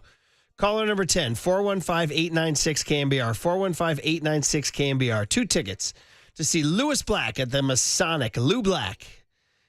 Call him, 415-896-KNBR. Tickets on sale right now at livenation.com. Revolution getting you through here. By the way, I'm going over last night's NFL highlights. Couple reactions. One, the Seahawks have a 5th-round draft pick named Torrey Horton, who's having a great summer, and he caught a touchdown. I don't need it. I don't need the Seahawks doing anything. I don't need to say I'm starting to get an emotional reaction to he's celebrating this touchdown. The whole team comes over. It's like, yeah. I'm going to need a win on September 7th. All right? Yeah, I know what you think about nice. I don't know how you feel about the Seahawks with Darnold and Mike McDonald and that defense. That's the thing. We did not see Sam Darnold or Cooper Kupp, who I will remind you will be out in action green on September 7th. Is he ready for Upton Stout? Yeah, I mean, that's the question. Is he ready for Demo? Especially after all the battles that we've seen over the last couple of years, not just with Demo and DK Metcalf, but Charvarius Ward and DK Metcalf also. This Seattle team is going to look a lot different without DK, without Geno. Obviously, Pete Carroll's been gone for a couple of years now, but some of those guys were in silver and black last night. But I'm intrigued to see how they put the pieces together with the Seattle Seahawks. I really don't like them. And then the other story was that Marshawn Lynch got a photo bib and was shooting pictures at the game. Marshawn Lynch, photographer. And then the other story was while he was on the sidelines, a Seattle running back named George Holani ran for a touchdown and then ran into Marshawn Lynch and may or may not have stepped on his foot. Looks like he did step on his foot, but Marshawn gives him an elbow to the back, like bam! Marshawn ain't moving. Like bam! I wonder if he's going to get disciplined by the NFL. No, absolutely not. It's Marshawn. Well, Brad Manges not out there throwing hands on guys. Well, he's not Marshawn Lynch. Yeah, he's not running it through an MFer's face over and over and over again. You know, there's a legendary top 5 Michael Zagara story that ironically involves the Seahawks. Funny enough, just a coincidence. Coinky-dink, as Jim Rohn would say. Zach, this is early 90s. Z-Man was younger. Z-Man showers with the players. Z-Man wears cleats. Damn. Z-Man does everything. He's right there with them. So Z-Man's basically the 12th guy on the field. And in Seattle, John Taylor, I think, caught a touchdown. And I forget, wasn't Don Rogers. A Seahawks safety absolutely levels him with the kind of hit now that might require a fine or a suspension. But back then was just a hit, like up high, kind of clothesline, like horse collar, savage bring down, just like almost Z-Man? like no, on the receiver, John Taylor. Okay. Z-Man in the end zone pops up and runs into the end zone on the field of play and gets right in the Seahawk guy's face, like basically saying it's on site. Dude. The Z-Man had to be pulled off and got almost. Hell yeah. Two stories. He almost lost his job. He almost lost his job as a Niner team photographer. Became a huge to-do. He has a really funny story about the fine and how the players said they were going to pay it, and then they gave him a big sock full of pennies and all this stuff. Anyway, the point is that Z-Man has been on the field bowing up on a player. I want to say it was like 90, 91, something like that. Damn, in the old Kingdom. Damn. The old Kingdom. And that's why he's a legend, Murph. Yeah, well, Marshawn's bringing me memories of this when he's giving the shot to dude, Helani things here. can get tricky on a sideline. Ask Overnight Dave, who has had to kind of avoid a couple of close calls. I talked about being out in Vegas for that Raiders-Niners game on New Year's Day, and luckily I had those smelling salts to keep me awake so that I did not have any collisions on the sideline. There you go. All right, well, listen, Niners tomorrow. Any expectations, any concern?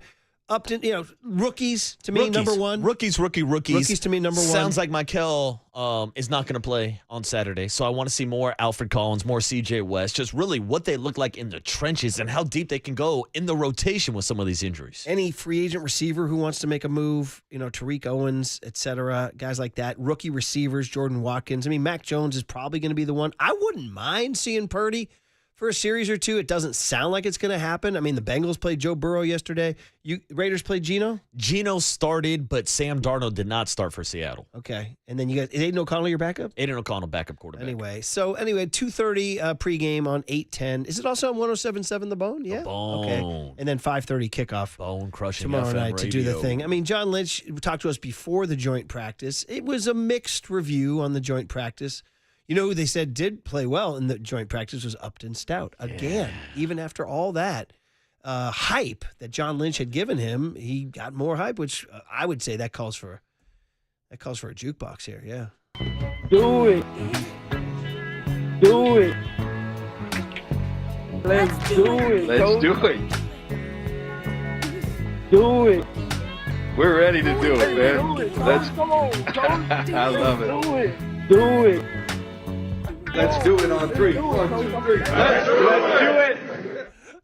Very, very good. One of my favorite mashups, and since we are at the jukebox, it is a Reggae Friday, so can I get the J Boog Upton Stout mashup? Let's do it.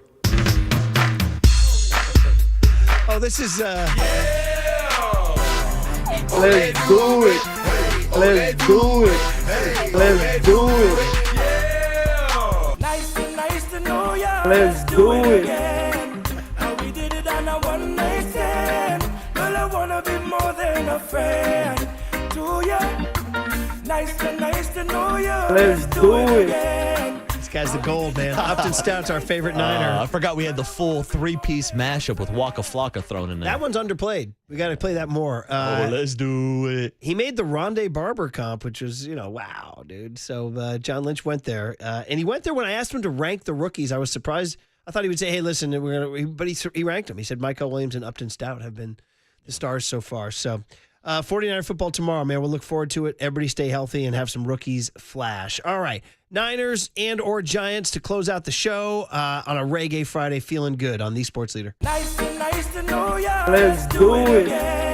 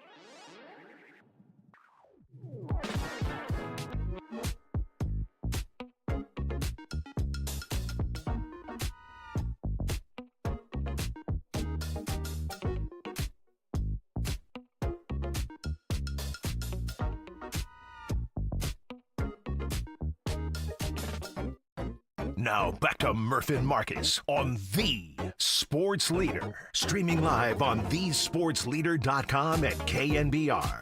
The Sports Leader app. Murph and Marcus is sponsored by Bigelow Tea. Grab a mug and tea proudly.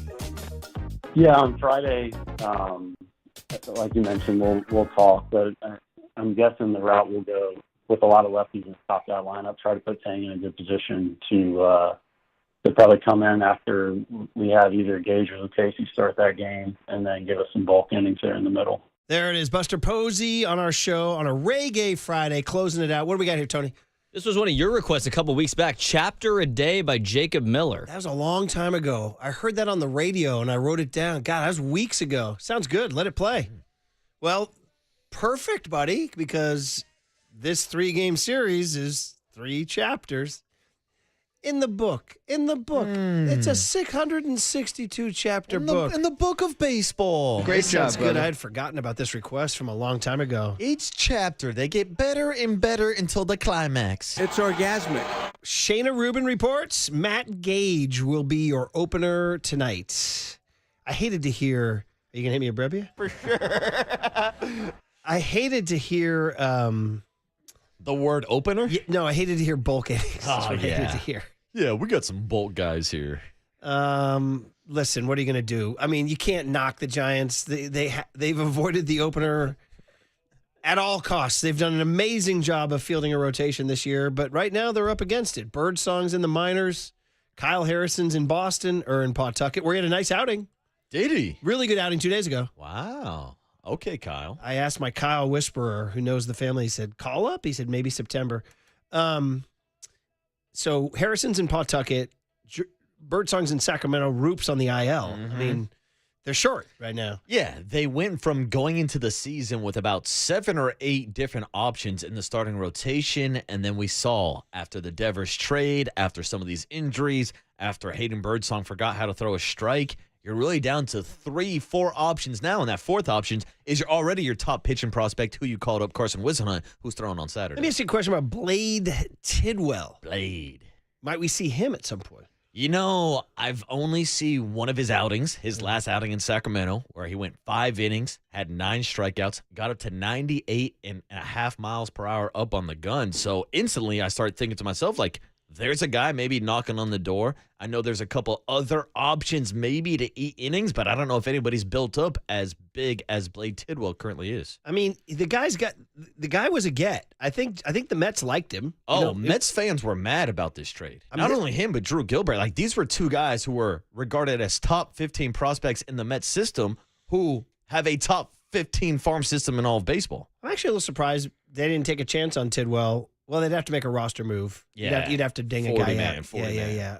But did they put either of those guys on the 40-man? Not that I know of. Straight off the rip, I can't tell you. But it sounded like he would, because he's pitched in the bigs before. It's not like you'd be asking him to. I think he has 15 innings in the bigs here, so it's not like you're asking him to do something he's never done, and you need a starter. Yeah. But obviously, this is their strategy. I don't know if it's the right strategy to go with the opener tonight, and that leads to sort of my question for this segment: is expectations for this weekend. And bro, I just gotta say it, you got to sweep. I hate to tell you this. I mean, 2 out of 3. Like C-, D+. You'd be 60-58. You probably would pick up no meaningful ground in the wild card unless the Reds or Mets collapse. The Reds are ahead of the Giants. You do know that. Yep. So to make sure. Get in line, gigantes. Check out your red legs baseball when you're checking the scoreboards here. But I mean, the sweep gets you to 60-58, or what are they right now? 50. Sweep gets you 4 games over. So wait, let me do this math again. I'm sorry. They're 58-57. Sweep gets you to 61-57. Let me say that again. 2 out of 3 gets you to 60-58. Either way, and here come the Padres. And I don't know how you feel about the Giants matching up with the Padres, and here I am looking ahead to the Padres right now, which you can't do. Which is a problem. Because listen to what happened when they played the freaking White Sox. Yep. The Marlins were down and out when they came and started their season against the Giants. Yep. I mean, the Rockies got one here in San Francisco when you thought, remember Tyler Rogers who blew a game. And so is it a sweep or bust? Well, I'll tell you this. If the Giants are starting to think about that series against the Padres, then no, they're not going to sweep the Washington Nationals. And it's tough to call for a sweep in baseball in general, despite the fact that the Nationals are one of the worst teams in baseball this year. But how many times have we turned these microphones on and gotten a Murph prediction for the weekend? Oh, they need a sweep here. They need a sweep here. And people get mad at us every time we do it. But you're right. They don't have the privilege of only winning 2 out of 3. I mean, that's the minimum. That's where you got to start winning 2 out of 3, which is always tough when you have a bullpen game going today and you're facing a pitcher like Mackenzie Gore on Sunday, despite the fact that he's not pitching at his peak where we've seen him earlier this season. So it's going to be tough regardless. But you've now put yourself in a situation where, yes, you do have to start thinking sweep or bust. You have to go into each and every game treating it as a one-game playoff because this is the position you're in because of the bad baseball that you've played over the last couple months to where, yes, you are expecting the standard of sweeping a team, but that hasn't been the standard of baseball that the Giants have been playing this year. How many home sweeps do they have this year? Not too many. I should probably look at the schedule before I ask that question, but it just feels like they haven't really put it together. Now, listen, this Nationals team, and we're talking about not looking past these teams, blah, blah, blah. Dude, they're 1-7 in their last 8, okay? Now they're due, right? Yeah. And they just finished a homestand against the Brewers, who admittedly are really, really good, and the A's, who admittedly are not. They can't pitch it. And they got outscored at home 61-23 in a 6-game set. Bro, this has all the earmarks of a team that's checked out. Yes. But we've said that before. The White Sox, et cetera. Exactly. So, Pirates. Freaking Pirates. Mm-hmm. They're due. So, I mean, how many times can we sit here and say, yeah, the Giants should win this series. They should be able to take all 3. But it's time we stop saying they should do it, and they just got to go do it. Like, that's the thing. Everybody's looking for the magic wand. What's going to fix the Giants? They just simply need to play better baseball. Are you saying to the Giants, nice to know you, let's do it? Let's do it. For the first time? Let's do it, Coach. They swept Let's do it, Giants. They swept the Mariners the first home weekend. They swept the Mariners Friday, Saturday, Sunday. How about that? All right. And then they lost 2 out of 3 of the Reds. Yeah. That's why the Reds are ahead of them. Yeah, right, exactly. Seriously. They split 4 with the Brewers in April. I'm going back. April was good. Those were good times. We thought the Buster they swept the A's. Oh, everything was going good until the Rafael Devers trade, which, again, makes no blanking sense. So that's the other stories this weekend. Mike Krukow said it to us. Don't forget they swept the A's, yeah. And they swept the Braves. They have 3 sweeps, right? They swept the Braves. All right. Matt Chapman hit that walk-off, remember? That's right. Break out those brooms. They did not sweep the Rockies. They won 2 and then lost 1. Then they made the trade. Then they beat the Dodgers on the Friday night, lost to the Dodgers on Saturday, traded for Devers, and it's been downhill. Don't forget they took 2 out of 3 from the Red Sox, who, by the way, I've told you I've got petty dislike for the Red Sox now because the way they're crowing about the Devers trade, like, oh, we're the team now, and we got rid of Devers, and you're stuck. And like, Devers, he's a great hitter. We want Devers, right? Guess what? They're in Petco this weekend. Ooh. Bro, you want to talk about a freaking scene. So you already have the Red Sox fan base, which is already everywhere and annoying like a fungus, right? Now you got them winning. They just signed Roman Anthony. So they're high. They're riding high. You mix that with freaking Petco on a weekend in the summer with a Friday night, dude, that is going to be going off. I mean, tonight. that's hell of a culture clash, though. Uh-huh. San Diego and Boston Yeah. in the same building. Yeah, it's going to be. I know. But so we're rooting for the Red Sox. I'm not. I got to set aside my petty. Yeah, hell no. I got to set aside my pettiness. It's funny because you brought up the Rafael Devers trade and Boston fans bragging about, oh, we won the trade. Not so fast, buddy. Because then you flipped James Tibbs to the L.A. Dodgers. And Tibbs the other day went 4 for 4 with 2 home runs in the Dodgers. I saw a guy a giant farm tweeter. There's guys running accounts out there that monitor the farm system pretty well, and he said, "Slow your roll." He had a 2-homer game as a Giant too in May. Nobody was tweeting about that. Yeah, but I'm just throwing it back in the face of Boston fans. Okay. But then we also have egg on our face because now he's a Dodger. I mean, we've this is a lose-lose situation. We've brushed up against it. There's no. It's gonna suck if James Tibbs becomes a dude. Yeah. But Rafael Devers is who you got. He's supposed to be the dude, right? And that's why, because Buster Posey told us that Rafi is a dude. So Mike said the bats need to get going. I haven't done the deep dive into their offensive splits, home versus road. I mean, I suppose I could right now, but it feels like, and I don't know if it's part of our it's how we portray it as a media and as fans, but it feels like they hit better on the road, right? We saw the stat about Road Raffy. You saw that, right? Exactly. We've seen his road numbers. We've seen Willie Adames' road numbers, especially when it comes to the power. We've seen this team be more productive on the road. Hell, even before the 0-6 homestand, those first couple games post All-Star break, they had double-digit hits in like 5 of the first 6 games. I'm like, okay, seems like the offense is starting to hum along. Seems like they're finally starting to click. And then they scored 12 total runs in 6 games and lost 6 straight games at home for the first time since 1896. So that just goes to show how hot and cold this offense can be. So Mike says to him, the story of the weekend is, can the bats keep going? Can Devers hit here in the building? I do not want Rafael Devers to start thinking of this place where he cannot hit. No, and Rafael Devers has always been a guy, in my opinion, that has all park power. He can hit balls out at any ballpark. Now, it's a little bit of a different situation with guys like Willie Adames, where his power numbers are bigger when he's on the road. But we know that Buster wants contact-first hitters, and we're seeing some higher contact rates from guys like Patrick Bailey and Jung-Hoo Lee, who seems like he gets hot anytime he takes an East Coast road trip out to New York, and his style of play is supposed to play at Oracle Park. So if guys like Jung-Hoo, if guys like Patrick Bailey can give you some offensive production to match what we've seen over the last month with Willie Adames and Rafael Devers, then yes, maybe the offense will click this weekend. Okay, so just I did a little research for you. In terms of scoring runs at home, just going with runs scored, the Giants are 29th in baseball. At home? Bro, once again, is this where I say there's 30 teams in Major League Baseball? Oh. Okay, you ready for this now? On the road, just saying on the road in general, Giants are, drum roll please. Bro, I can't, this can't be right. You got to tell me I did this wrong. 5th in Major League Baseball in road runs. Bro, now I got to do games. 61 road games, so maybe there's something to do with. No, I don't think so. Crazy, dude. Damn. Oh my God! So it is a freaking thing, and 54. Okay, so 54 home games. But so still, 7 fewer dude. games. But that's what did I tell you was the split. Was it 8? Did I tell you 281? Is that what I told you? 200 runs at home. 200 runs at home. 281 on the road. So are they going to score 81 runs in the next 7 games? No. No, the answer is so no. do they score way more runs on the road? Damn.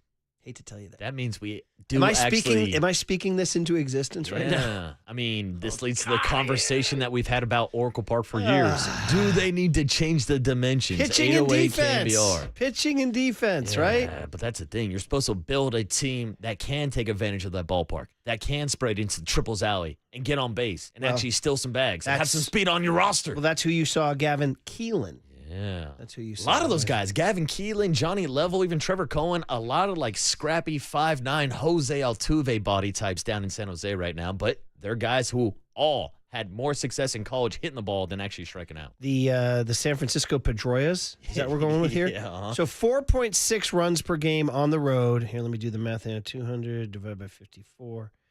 3.7 at home. Yeah. Can we put those? I hate to leave the show on that note. Uh-huh. Shout out the homestand, everybody. Yeah, Let's go. Let's board up those archways underneath the arcade again. Oh man! I don't want to leave you with a. I'd like to leave you with a positive message, but unfortunately, all I have are 2 negative messages. There you go. Thank you very much. Yeah, I'll take 2. All right, guys. On that bright note, let's go see him pitch it, baby. Let's go win 1-0 games. Hell, I'll be out there tonight. I'll be there. How come that stat hasn't come? I just found that stat kind of on my own. Writers aren't really focusing on that stat, are they? No. We hadn't really talked about it. Yeah, we just been talking about them having a bad offense. Yeah. Oh boy. I mean, it looks like it's a little worse at home, but that's pitching and defense. Oh boy. And that's why you should win more games at home than versus the road. But 408 says measurements are fine for a guy like Kyle Schwarber. Yeah, I mean that's the frustrating part. And like when we have this conversation about the dimensions of the ballpark, they already changed them. Center field wall was a lot further back when they won 3 World Series. It's one of the shorter center fields It's in Major the League. second shortest center field wall in all of baseball, only behind the Boston Red Sox, where Green Monster ends in left center. Raffy, take it to straightaway center, buddy. All right. 398. You can do it. All right. That's a fun Friday for you, a reggae Friday. We'll find out what young Tony learned on the other side and get going on a Friday, baby. Outside lands, 49er football, Giants not scoring runs at home. What more do you need on the Sports Leader? We finished second in Wait runs a minute, scored. Brian. Let me finish, please. Time for traffic on the Sports Leader.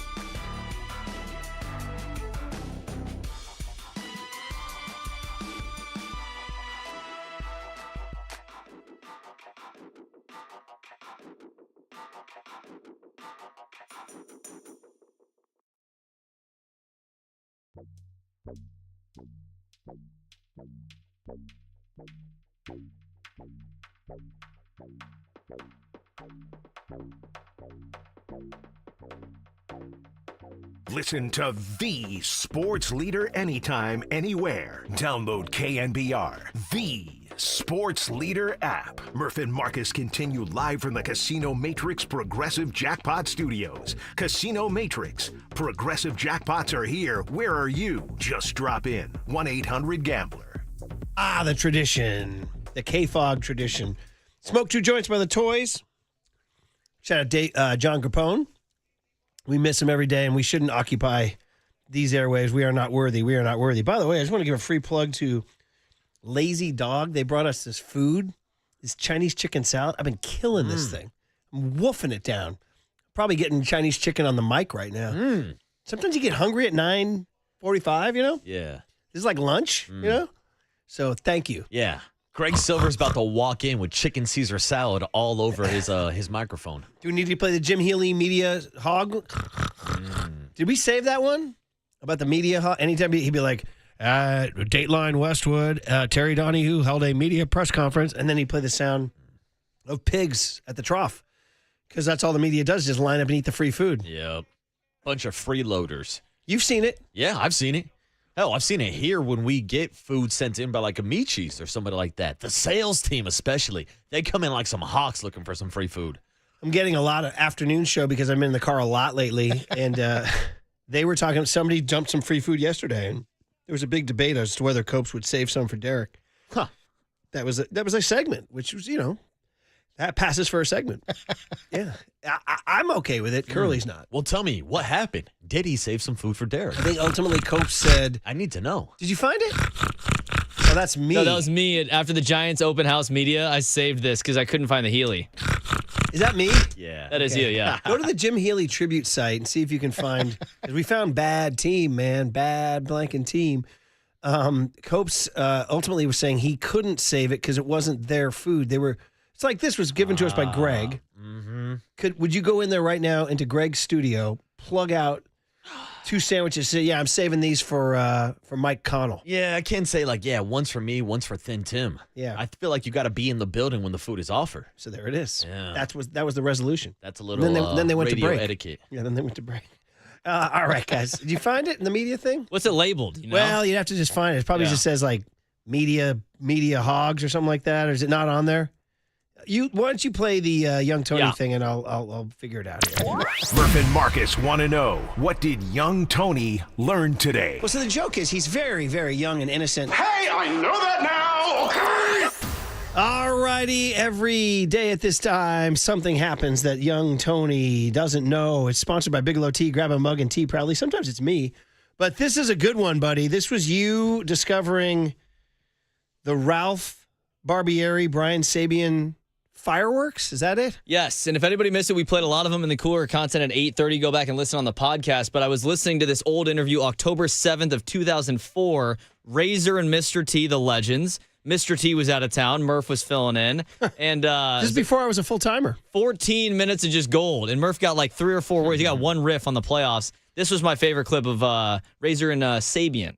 But there wasn't one acquisition that could have made you win one more game? Did you hear what I just said, Ralph? You said You said there wasn't one acquisition. There wasn't one acquisition out there. We would have had an acquisition in the fold. There wasn't one acquisition. You're insulting me with a question because I think our track record proves, and I'm not going to be argumentative with you. You're on one side of the fence. I'm on the other. You deal in speculation. I deal in reality. Oh, those are so good. God, we were just saying, God bless Ralph for being the Razor, and God bless Sabian for just getting salty, and God bless KNBR in 04 providing. And by the way, I'm just sitting there like, okay, this is how. But so why haven't we picked more fights? Good question. With our hosts, with our guests. Well, I feel like you've picked a few fights before. Really? Is that what you imagined? I mean, that soundbite is from when you suggested that Gabe Kapler looks like a man that would eat a vegan burrito. I was wrong. Really? Is that what you imagined? Yeah, but he was right. I was That's wrong. That's an uninformed take. That was the problem. You probably need to do some homework on that one. Yeah, he didn't let me forget either. No, dude. He doubled down. All 3 of those sound bites are from one Gabe Kapler answer. People mentioned Chip Kelly through the years, too. I don't know. We got who do you want to go after? Harbaugh? We had Harbaugh. I kind of feel like you're trying to provoke. So Well.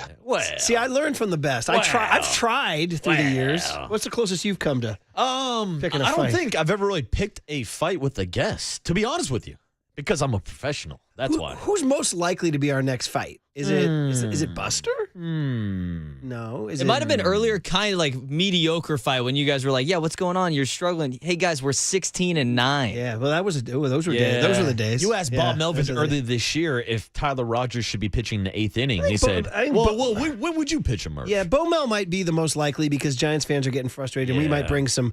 We might start second guessing him on the air, and he might. Yeah. What inning would we suggest he pitches? Okay. So yeah, but even that's pretty calm and cool for Bo Mel. I have a pretty good track record of poking guys. Yeah, you're good at provoking, Murph. Kruk through the years hasn't always liked me saying stuff. Yeah. One time in 2005 when they were in a playoff race till the very end of the season, but they were like at 500, I'm like, come on, Mike, this isn't really a playoff race. And he snapped on me, man.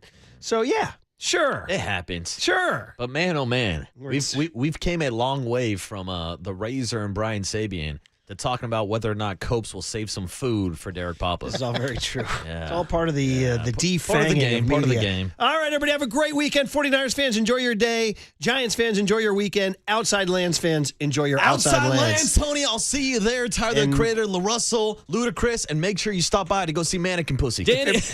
If everybody sees a Danny Dunn's going to be there too. Hell yeah. If everybody sees a big, tall Murphy kid, take care of him, please. All right. When it's time for a change, think Speedy Oil Change and Auto Service. Engine light on. We can fix that. You're listening to KNBR AM and KNBR FM San Francisco, the sports leader, a Cumulus media station. Who going to Bible study? Who going to Bible study? How the hell did we win 91 games then, Ralph, if we were so horse? I didn't say you were horsebleed. Appreciate you taking the time to listen to us, Brian, and I appreciate your participation in the show all year long. That's the end of the game. 4 hours, 3 faces, 2 Gregs, and 1 place to be. Excellent. Greg Papa. Touchdown! San Francisco! And Greg Silver. Let me tell you something. There is no such thing as being calm. I am fired up to be here. This is Papa and Silver.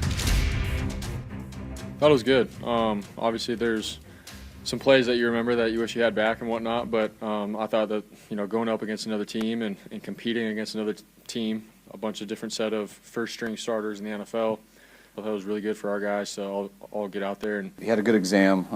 Hopefully, just hyperextended his knee. So we're gonna get a further evaluation now, but looked good when we examined him. So hopefully, it's just a little bit. Yeah, absolutely. I mean, I think a lot of those guys from the 25 class had really productive seasons last year.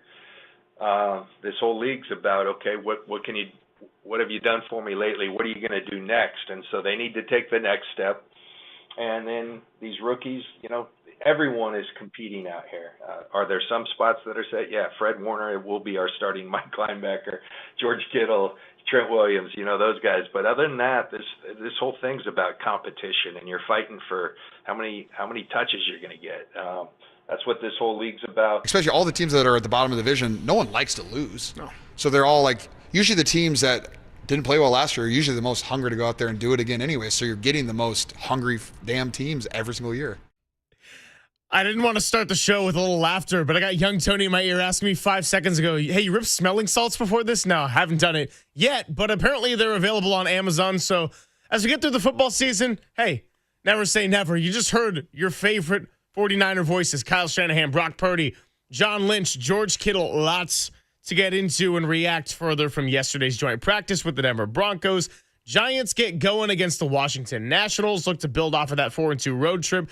Josh Giddey possibly on the Warriors' radar. We're kind of doing a full, well-rounded news cycle here in the Bay Area on a Friday. Good morning. It is Papa and Silver, Greg Silver, John Dickinson, JD. I know this is not a marathon for you whatsoever, but hey, you've made it to the 5th and final day of a nice week. And we're going to run it back again next Monday and probably a lot more shows beyond there. So as we continue to think of our guy, Greg Papa, I appreciate you filling in. It's good to be with you. Yeah, good to be with you as well. I do have to. So you've never done the smelling salts right before a show? I actually have done the smelling salts right before a show one time. It was a early morning show. It's a different era, different JD radio life, and it was after a pretty lengthy lengthy evening. I had a little too much evening and then was filling in on a morning show. Again, this is like 2 radio lives ago. This is like the 916 JD radio live. Nice. But yeah, there may have been, I want to say I may have done the show with FP Santangelo. Wow. Look at this fun fact on a Friday. The one time I actually needed it, I was not in a good place after. Yeah, it was. But yeah, it was FP and a good friend, Whitey Gleason, who's back in the 916. So yeah, that's the one time I've actually done that. Right. I didn't have to go out and block a defensive end or a Mike linebacker. But I did need a little pick me up to make sure I was alert and ready to go for a I think it was a 5:30 a.m. morning show start back in the day. Are we also talking hangover with the 5:30 start? Oh yeah. Okay. It's that all inclusive. That's what I figured, but had to ask. What wasn't a lot of sleep, and there was a lot of consumption. A lot of consumption, not a lot of sleep. So since I've never done it right before a show, actually never done the smelling salts period, what was the review on that experience?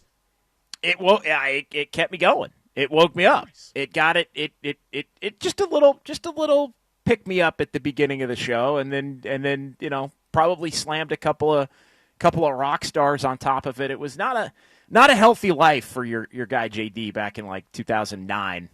It's okay. I know we've had the sugary energy drinks conversation. I got the yerba mate today. We're just trying to crawl to the end of a Friday, but we're going to have a lot of fun as well. And look, I'm actually really good about not drinking too much or really at all during weeknights so I can be ready to go for this 10 a.m. show. But during the football season, if, stuff gets in the way, I might be bothering Walter to be my smelling salt supplier. We don't have Walter in today. We've got the great Danny Dunn, but hey, you live and you learn, and this season is going to be a whole lot of learning as we continue to learn about the San Francisco 49ers. Joint practice yesterday with Denver. Lots of headlines to unpack from that one. Yeah, a lot to get into, and we will, and we'll get into Brock Purdy's day, and Purdy spoke to the media after and addressed it. And, a couple of interceptions, but it seems like the 49ers kind of got things going as the practice went on. So I think there are definitely some things to get into. I know we are going to get Papa's players to watch. You had an exchange with Greg. Oh, we're going to try to keep this going all season, too. We're going to give you a little Papa's players to watch going into each matchup. So stay tuned. 10:30 is when we're going to drop that one on you. Yeah, looking forward to that. And then we're going to ask the question throughout the show today, who are you most excited to see tomorrow night for the 49ers in preseason game number 1. So a lot to get into as it relates to that. Big weekend. The Giants need a home win. That's the big. It's a big weekend because the Giants haven't won a home game in forever. They take the over on the last homestand against the Mets and the Pirates. So it's a big weekend for the Giants in that vein. They also lost the last 2 games before the break. So they haven't won a home game in, by my math, 4 weeks.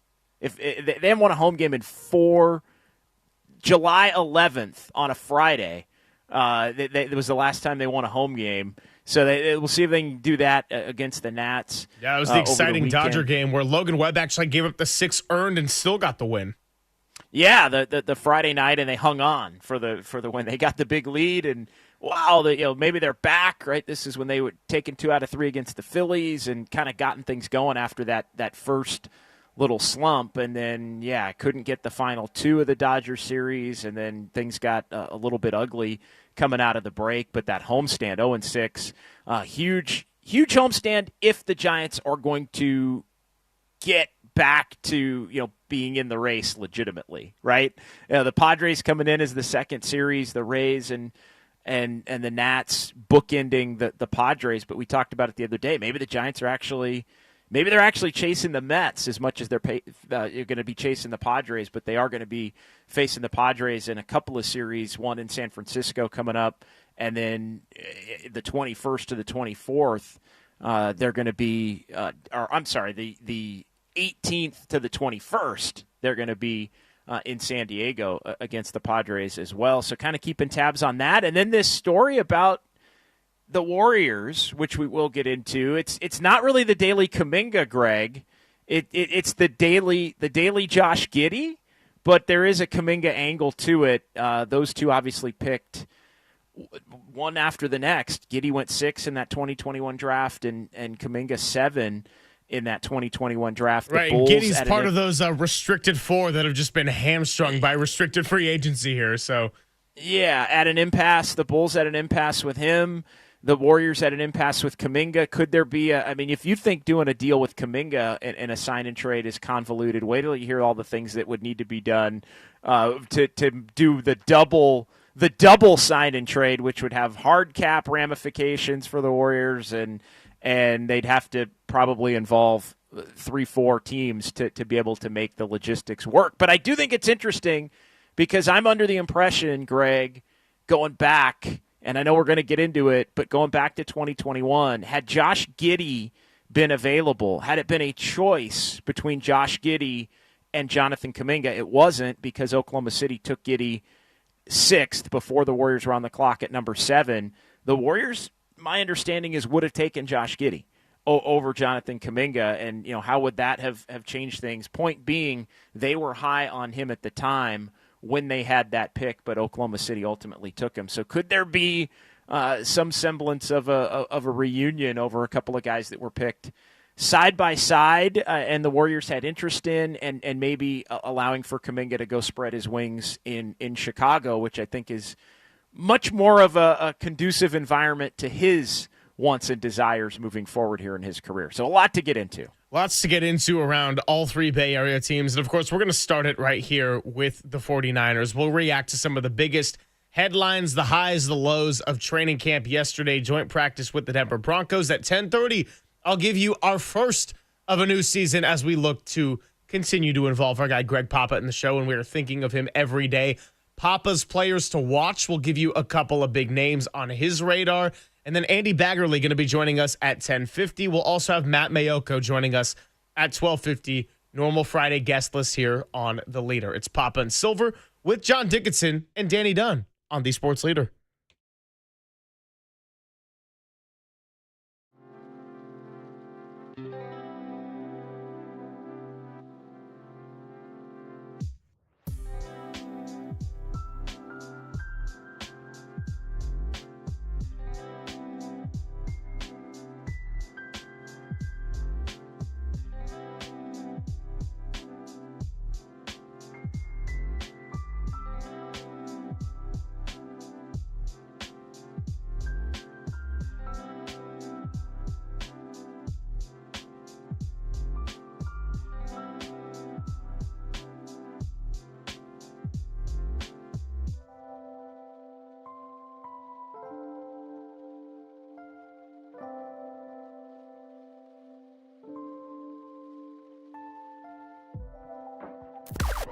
Now, from the O'Donnell Financial Group Sports Desk. Learn more at odfigroup.com. O'Donnell Financial Group, because planning is a process, not a product.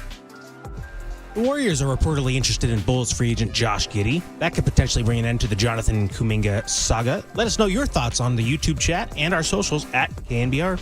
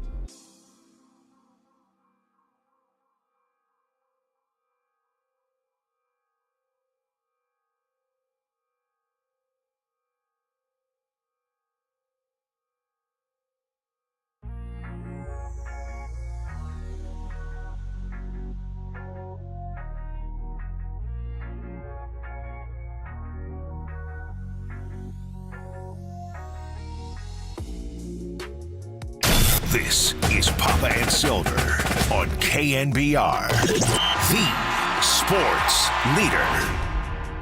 Yeah, there's been some days where those young defensive linemen have come in and got really good push in the pocket. And I think that's something that us quarterbacks talk about is like it's good work for us to get some pocket movement, having to step up and rip a 12-yard basic on the backside or check the ball down. Like that's real football. And we wouldn't be talking about those kind of reps if they weren't doing that, getting good push and some duress on us quarterbacks, and they've done that. So I think overall, man, collectively there's a chip on the shoulder in that room, the defensive line, and we feel it every day, especially at quarterback. Like we know that they're bringing it. And so Coach Chris Sarek has done a good job there.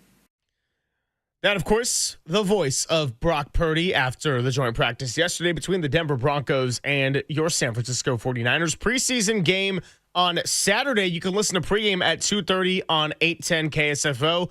We'll have everything for you right here on the Sports Leader. And, of course, 5:30 kickoff against the Broncos. We'll see a little bit of Mac Jones possibly, a lot of this rookie class outside of Michael Williams, who left with an injury yesterday. And that right there is a good window into how we're going to start the show before we get to Papa's player to watch coming the next segment.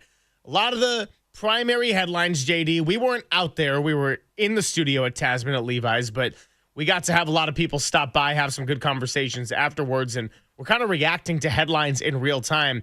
By all accounts, Denver's defense, building off of a year in which they got into the playoffs, Sean Payton year 2, Bo Nix year 1, they were overwhelming the 49ers offensive line a little bit early on, and Brock Purdy was a little bit sped up. DJ Jones came back. Dre Greenlaw, of course, was back, didn't really practice. Talanoa Hufanga was back after losing. The 49ers lost him in free agency, I should say. So a lot of different things we can react to, but I wanted to start off with Brock Purdy because this is going to be his team one way or another, and if you got Christian McCaffrey, that goes a long way. You got George Kittle to a contract extension, that goes a long way. But the two other units that are big question marks as you look around your $53 million investment, the offensive line and the wide receiver core, that is a little bit more TBD. And yesterday, the 49ers got their first taste against a different unit than their own. And a really good unit. And, they were stopping the run early. The Broncos were. Trent Williams wasn't really a participant. He was kind of out there hanging out, which was something I think notable from the accounts of yesterday. But as the practice went on, the 49ers seemingly got in more of a rhythm. It was a tough, apparent start for Ricky Pearsall, although he ended up with a touchdown later in the practice. So, yeah, kind of it seems like the Niners got punched in the mouth a little bit at the beginning, and then were able to kind of punch back as the practice went on and sort of come into their own. And I think it's good test for them, to see how they can fare with, some of the moves that were made in the offseason to lessen some of the depth on this roster. We know about the wide receiver depth. We know how important Christian McCaffrey is. So to read that, McCaffrey had a tough time getting it going early, but then the Niners, as the practice went on, were able to move the ball more effectively. I think there is a little bit of a tell there, because we know when they either haven't had McCaffrey or McCaffrey hasn't been effective, which is rare. It's led to a bunch of other struggles, especially when maybe you don't have the wide receiving core that because of the injuries is where you would want that to be either. Yeah, and on top of that, you got a good look at Mac Jones yesterday, who I think went 13 of 16, as our guy Larry Kruger told us, and did find Robbie Chosen deep. Robbie Chosen kind of bounced around, formerly Robbie Anderson. Then he changed the spelling within his name. Robbie has been on the Panthers and the Cardinals, and really after that stint on the Jets and brief chapter on the Panthers where he reunited with Sam Darnold, hasn't really found his footing. Again, I'm willing to look pretty analytically at any 49er wide receiver that is going to be on the roster in camp right now, because Demarcus Robinson, we're anticipating that suspension. Ricky Pearsall, they're really relying on to be healthy, but he's had his ups and downs with minor injuries. Brandon Ayuk not going to be ready to start the season. You've kind of heard the whole spiel by now listening on the Sports Leader, but anyone and everyone that's available to contribute from weeks 1, 2, and 3 in particular, I think is worth really looking at. So good to see that Robbie Chosen and Jordan Watkins among those that had some success versus a really strong Denver secondary. Yeah, and beyond that, I think really when you look at the receivers, Watkins a little bit, Chosen, we'll see if he's going to be on the roster or not. He's kind of one of those back end guys for me. Like we'll see, but Pearsall, I think it's kind of all eyes on Pearsall really, because he's the one guy right now, as we've talked about so much, that's healthy, and the way to try to slow down Pearsall is to try to really jam him and be physical with him. And just try to make him uncomfortable to where he can't use the natural skill set that can make him, the quickness and escapability, those kinds of things. It's be physical with him. Like that's the way teams are going to try to bother him. And by accounts, the Broncos were doing that to him. And I think his ability to figure out how to deal with that as he grows up in the NFL is huge, not only for him on a personal level, but it's huge for the success level that the 49ers can have in the passing game, especially early in the season when they are going to be more shorthanded at the wide receiver spot. So I think we're still also learning, about Ricky Pearsall because of the circumstances that he endured during his rookie season and having the shooting basically set him back until the middle of the season, and then he winds up having a couple of big games toward the end. So, to me, it's always about the headliners. The other guys are making names and trying to earn jobs and earn starting opportunities with some guys that the 49ers have out on the defensive line, for example. A lot of the young players are the ones that are getting a lot of the reps when you look at C.J. West and Alfred Collins, and I think how they handle that is important. It looks like they got through the Mykel Williams injury scare, although he would not project to obviously play tomorrow or coming up here maybe through the first couple of practices next week. We'll see what the official timetable and timeline is on that. But for me, offensively, I think because of some of the injuries at the wide receiver spot, because of all the attention that's now being paid to Brock Purdy, Pearsall is really the one guy right now that I think has, in some ways, not I don't want to say the most to prove, but I think he has the ability, if he can figure out the physicality, to make the most impact early to help further the ceiling of this team. And if he can't, if the physicality does bother him, if top corners are able to break up passes because he can't separate, then I think that's going to be something that really would have the potential to bog down this 49ers offense, unless Christian McCaffrey's just running wild, which we've seen him do throughout the course of his time with the Niners. Yeah, and you talk about headliners. There's no bigger one than Christian McCaffrey. Brock Purdy will play a cut later, but he talked about drooling over getting a one-on-one matchup, finding Christian McCaffrey on a little bit of a slant route when they did a 2-minute drill toward the end of practice. Here's where I see Ricky Pearsall. I actually put him in a category very similar to a lot of his rookie counterparts from this last year in terms of there's a lot of talent, but you're kind of expected and relied upon to grow up really fast here. Last year, Renardo Green, not only did they need him to, be out there and learn and grow, they needed him to play a lot of meaningful snaps as an outside cornerback, and they're going to need him to do it again. Malik Mustafa at the safety position, and again, rehabbing his injury, had to grow up fast. Dominic Pooney, we talked with him about it sitting directly across from him 1 week ago to the day. Had to grow up fast, started all 17 games. So Ricky Pearsall, yes, he's got the advantage in terms of being within the organization and watching NFL film for an extra year, but also had just a freakish, accidental, unprecedented kind of circumstance he had to navigate through. And he kind of spoke about it with Matt Mayoko. You can't really rehab a gunshot wound. So finally you get out of bed, you're feeling behind the 8 ball a little bit, running all these routes, doing it mid-season. Ricky Pearsall now getting a shot at what I'm calling his true rookie year. But not only is the potential there and the excitement there, he's actually relied upon to give a little bit more than just, we would like to see what we got in our first-round talent. He's got to have expected high production coming in this offense.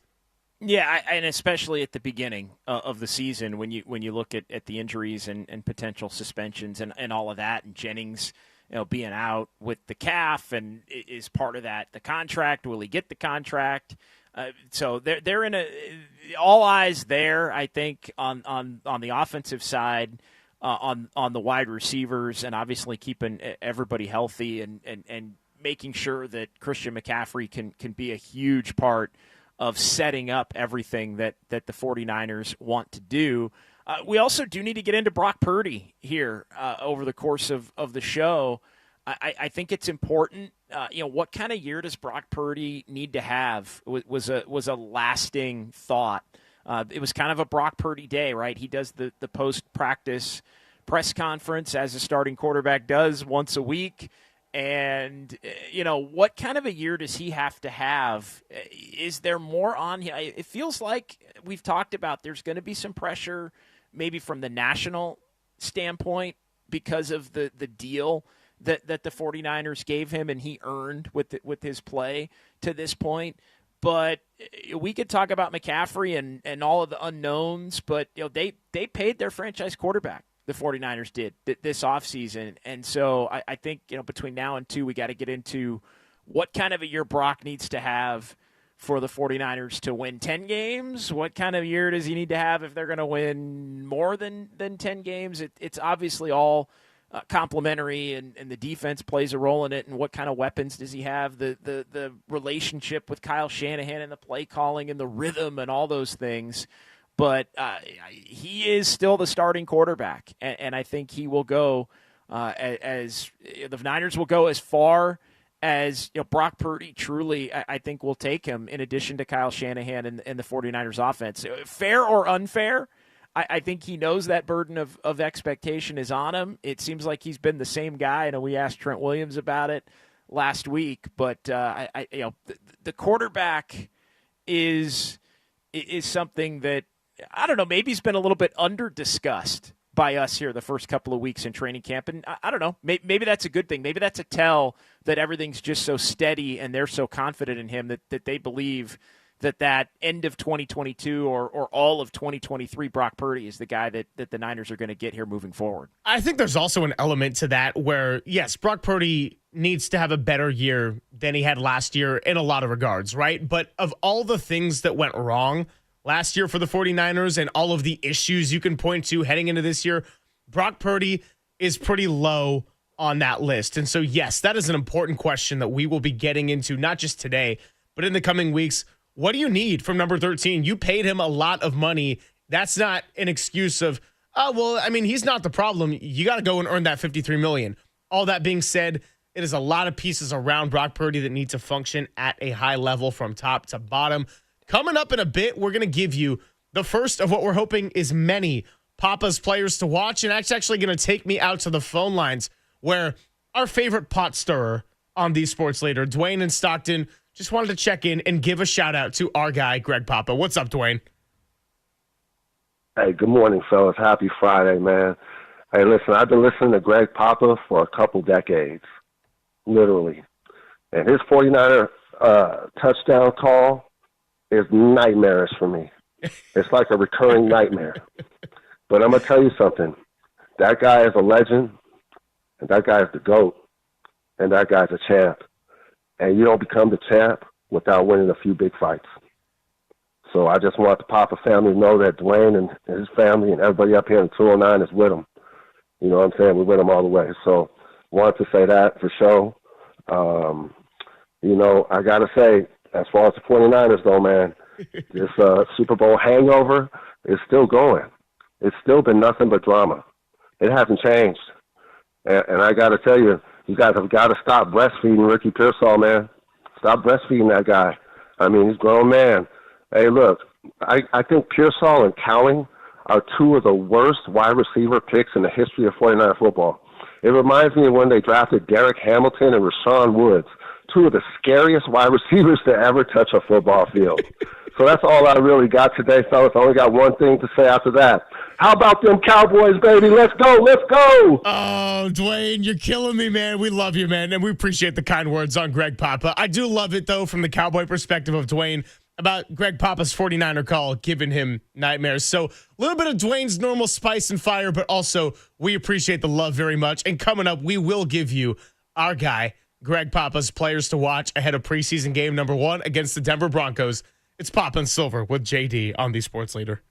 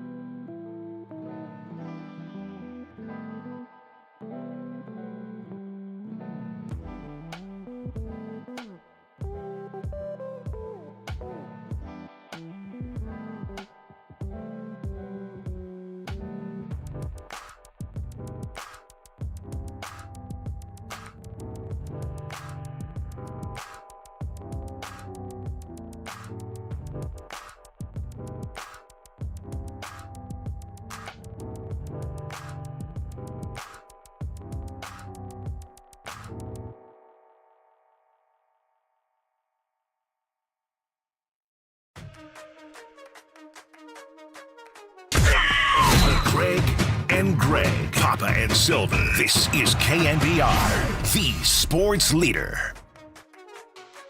I love the Niners. Yeah, that's right. And we love Greg Papa. It's time to give you Papa's player to watch, something we're going to try to make a Friday regulars throughout the football season. Walter and I were chatting with our guy a little bit yesterday. And the best part about this type of segment, JD, is that the answer could be Christian McCaffrey. The answer could also be Corey Kiner or Corey Kiner's cousin who is playing at Miami and is going to be part of the next draft class, who is even better and sturdier and has a greater stance, and the 49ers should draft here in 2026. Yeah, it's not going to be Christian McCaffrey today, though, because I don't think Christian McCaffrey's going to be on the field tomorrow night when the 49ers take on the Broncos in preseason game number 1. He does like to get out there, though, as we talked about yesterday, and I think Kyle does like to put his regulars on the field. I was just on with Krug last night on Niners Nightly for a quick hit. And, Kyle does tend to balance. I think he's more old school in wanting to get some of the regulars out on the field a little bit, but he's also a guy that's young as an NFL head coach, and he's friends with Sean McVay, and McVay never wants to put anybody out there. So I do think he tries to have some of the new generational type approach to it. And the Niners have been so ravaged, unfortunately, by injuries when they've struggled in Shanahan's tenure that I think it's interesting that he's got to, I think it's definitely two things you have to try to manage in a big way. So it's been great to go down to Levi's so we can start to analyze this in person a little bit. And Papa gave me two players that we're going to be watching. Now, the first one I don't think is a surprise at all. It's been the player who won everybody's hearts over when he got that call from John Lynch and said, "Let's do it, coach." He's the guy who has been feisty.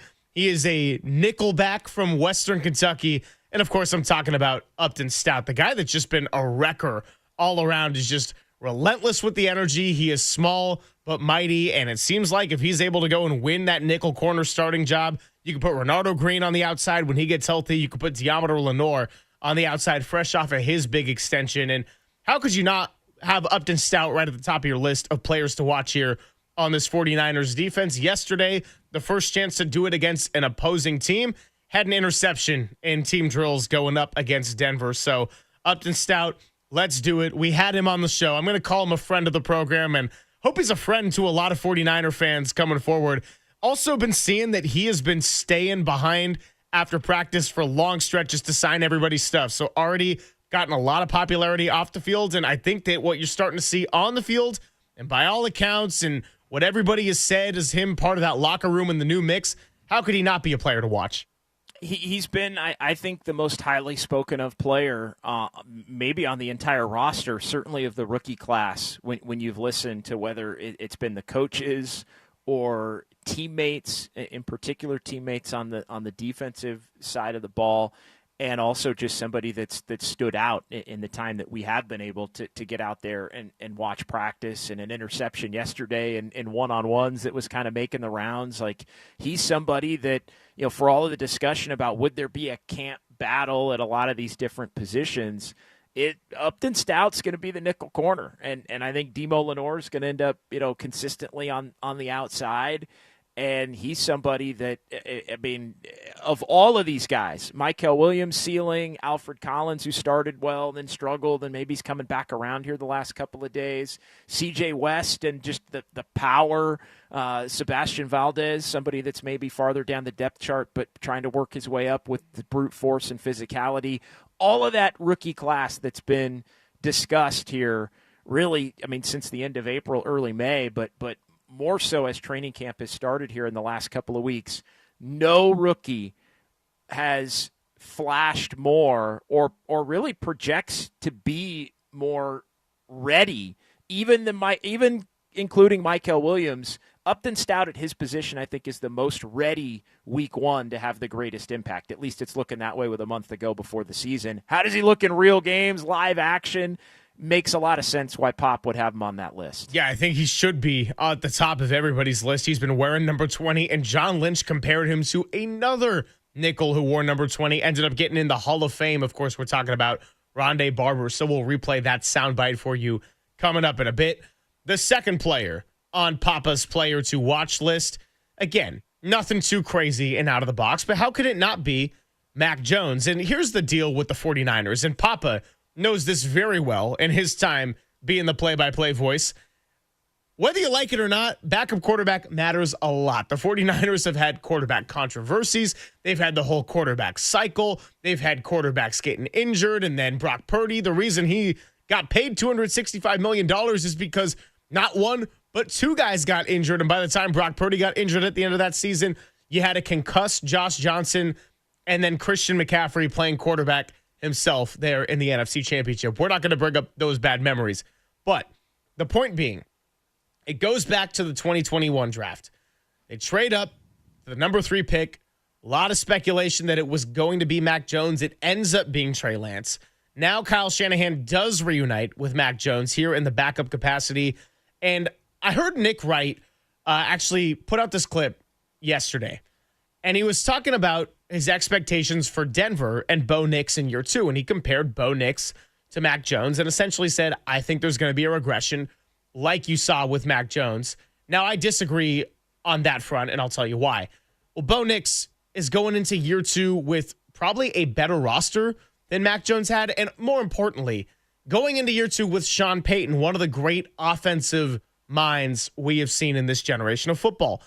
Mac Jones had a solid rookie year, but he did not get any favors done by having Joe Judge and Matt Patricia, two defensive or special teams guys, calling plays for him in year 2. Then his confidence was shot. He ends up going to Jacksonville, getting some reps in what was a messy situation last year. I'm not saying that Mac Jones has the type of ceiling and raw talent that, say, a Sam Darnold did, but Kyle Shanahan has fixed a lot of quarterbacks that have come from bad situations. So you don't want to see Mac Jones ideally in any game this year. Of course, you'd like Brock Purdy to play well and be healthy for all of it. But if Mac Jones has to be a guy that's got to come in for a given week or maybe a 2-week stretch, can he be a guy that can win you games and run this offense and run it the way Kyle Shanahan wants? I think that is a great take by our guy Papa as to why that's an important player to watch. How does he do against an NFL defense? Even if it's not the Denver starters, you still got to get different looks. And more importantly, how does he function within this offense that is the San Francisco 49ers? They have upgraded in my mind at the backup quarterback position off of what they had last year. I think that much I can already proclaim. Now, what level can Mac go in if need be and be effective? That's something that, to your point, I think the 49ers are hoping they don't have to find out. But, yeah, assuming Mac Jones is going to be the starter tomorrow. So you what are you looking for? Well, you want to look at guys that are going to get a lot of the run. Can he move the ball again? Yes, against some of the backups, but can he move the ball, look efficient, not make mistakes? I think not making mistakes is as important as anything. Not turn the football over is as important than anything. I think there's a confidence level that Kyle, if he did have to play in a regular season meaningful game, that Kyle Shanahan could scheme it up for him and put him in positions to be successful with the rest of the 49ers weaponry. But the one thing you can't have is move the ball down the field and then throw an interception that wrecks a drive. Or, you get a couple of plays into a series and, strip sack, fumble, short field, whatever. Like the turnovers to me are the big thing. Can you move the ball and not make the critical mistake? Mac Jones has made a lot of those critical mistakes to this point when he's had opportunities in his career. But I do think, is he as good as Sam Darnold? It's funny. The Niners had the best backup quarterback I think that they've maybe had here in recent memory with Darnold. And then they never had to use him until week 18 when they had clinched everything a couple of years ago. I think they're closer to that situation where they'd be confident if Mac Jones had to go in, but you don't know. Mac is trying to make a name for himself as a backup that I think eventually leads him to having a starting opportunity as Darnold got elsewhere off of being with the Niners for a year or two. So, yeah, huge to keep an eye on Mac Jones tomorrow and how he performs. To me, it's not about seeing Mac Jones have a Dak Prescott type of preseason where it jumps off the page. It's about accuracy, seeing the middle of the field, making the most of that 6'3" height that he stands at. Simple execution that does not end in poor mistakes or turnovers. I was watching some of those clips of Anthony Richardson yesterday, who I guess could be back at practice pretty soon after he dislocated his pinky, but there were just a couple of plays where he did not pick up on pressure. He didn't see it. And even coming on a rush on the blind side, you can't have that with Mac Jones. You got to have just the general processing ability that is Brock Purdy's superpower. Doesn't have to be to that degree. We're not saying he's got to be the same as Brock Purdy. We're talking about running within the offense and the simple execution, the general accuracy, taking advantage of situations in which he could theoretically be set up to succeed. So that is our Papa's player to watch. Upton Stout and Mac Jones, one for each side of the ball. And when we come on back after Andy Baggerly, we'll continue this conversation. Who do you want to see? YouTube chat's open. Golden State Lumber and Showroom text line is open. And let's get some Giants when we come back with Andy Baggerly on the Sports Leader.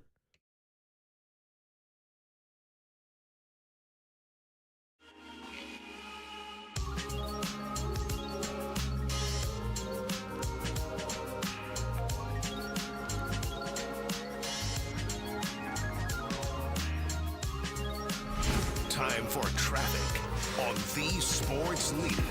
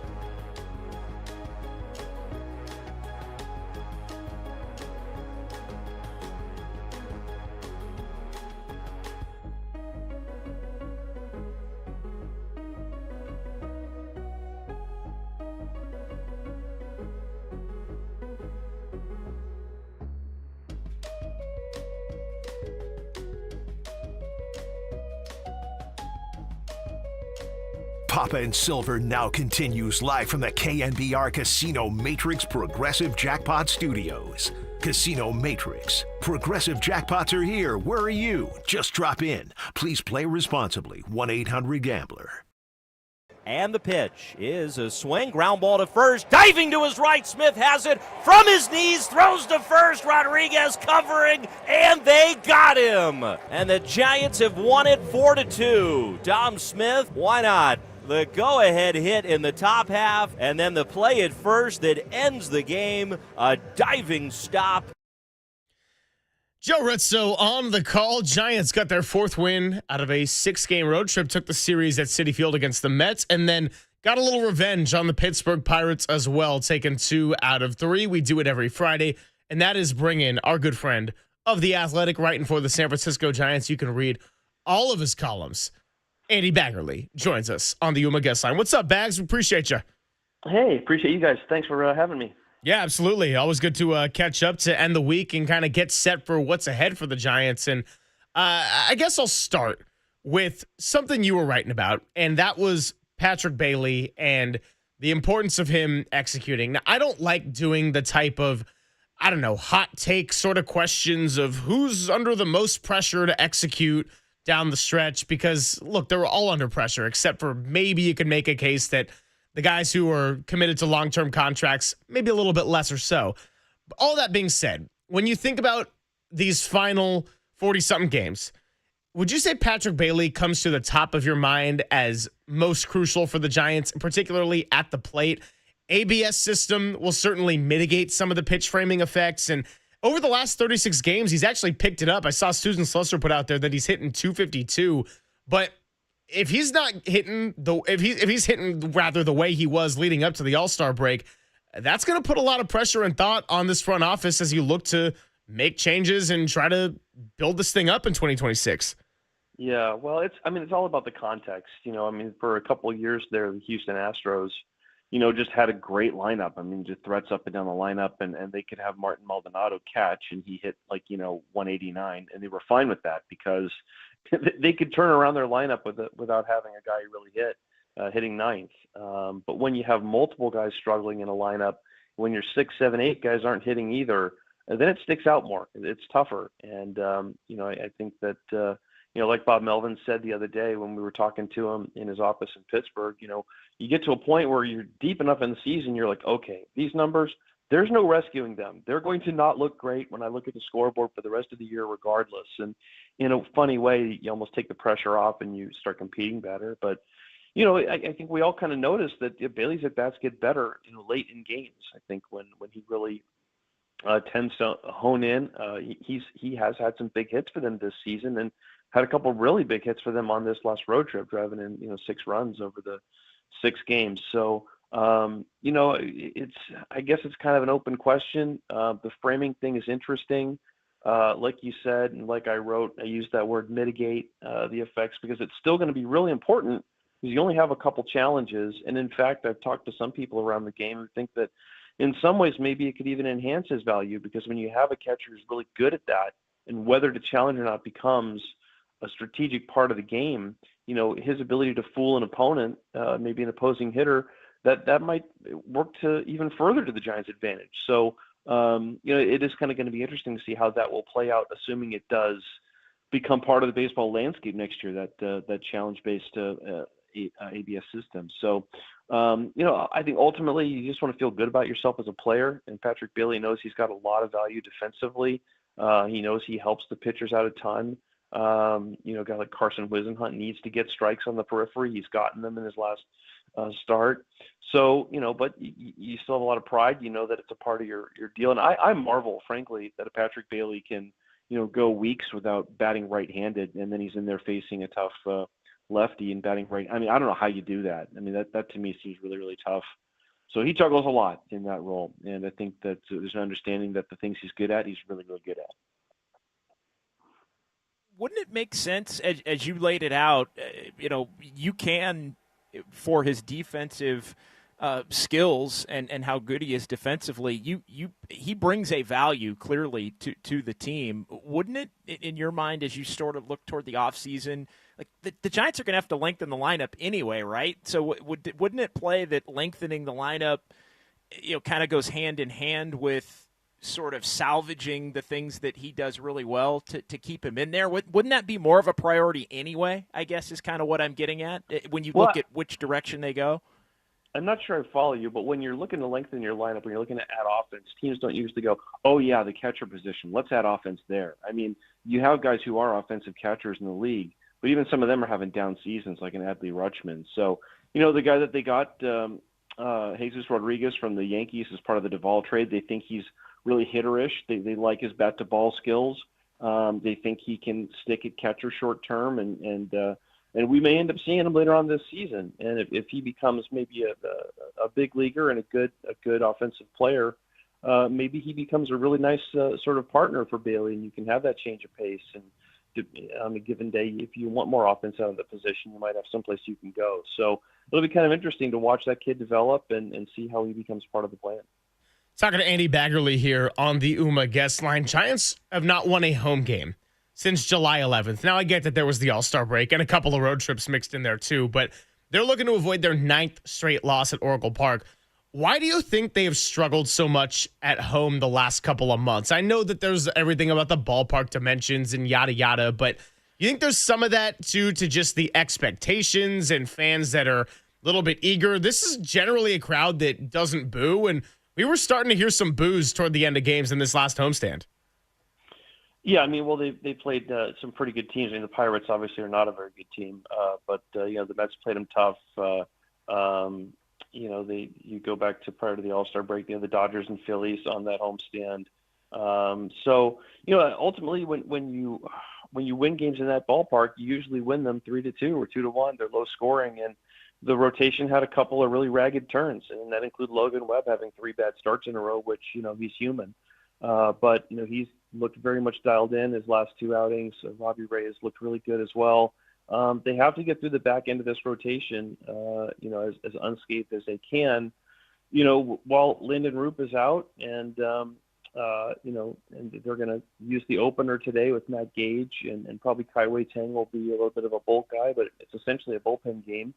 And they're going to have to do more of that, which, there were times last year when they did it for a couple months, so it's not, they may just have to get a little more strategic. May have to play a little more, less traditional on those days. But, you got a manager in Bob Melvin who is accustomed to doing that, even if it's not the way he preferred to do it. So, they got to pitch. They got to pitch and catch the ball. And that's the surest way to win consistently in their ballpark. And obviously they've gotten away from that. Bags, enjoyed reading about Mike Yastrzemski and trade deadline day, and it's funny because trade deadline day is such a huge deal, and you mentioned this in the piece. We're all talking buy or sell, improve the team. Fans are talking about, media talking about it. Sometimes I'll admit I lose a little bit of the human component of, hey, guy may get a phone call and now he's going wherever. Kind of take us through what you wrote about a little bit without giving too much away about Yaz. I thought it was a really good piece about just kind of an off day and a round of golf and then finding out you're going to Kansas City. Yeah, no, thanks. I do the same thing you do. So I'll find myself writing words like, minor league inventory or a piece in a trade or, a trade chip or something. It's like, well, these are people, not just people, but they're people with families, maybe small kids, and you're really causing a lot of disruption to people's lives and causing a lot of anxiety as people wonder whether they're going to be traded or whether your partner or husband or brother or whatever is going to be traded. So it's not a fun time of year for a lot of people in the game, to be honest, and it's a huge relief when it's all over.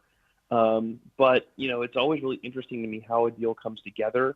What are the mechanics of it? Who notifies the league? It used to be by fax machine, which is kind of funny to think about. Maybe a bunch of executives like freaking out over a paper jam and a fax machine, 30 seconds before the deadline. But now it's with an email. And I just wanted to ask some of those questions and see how it went.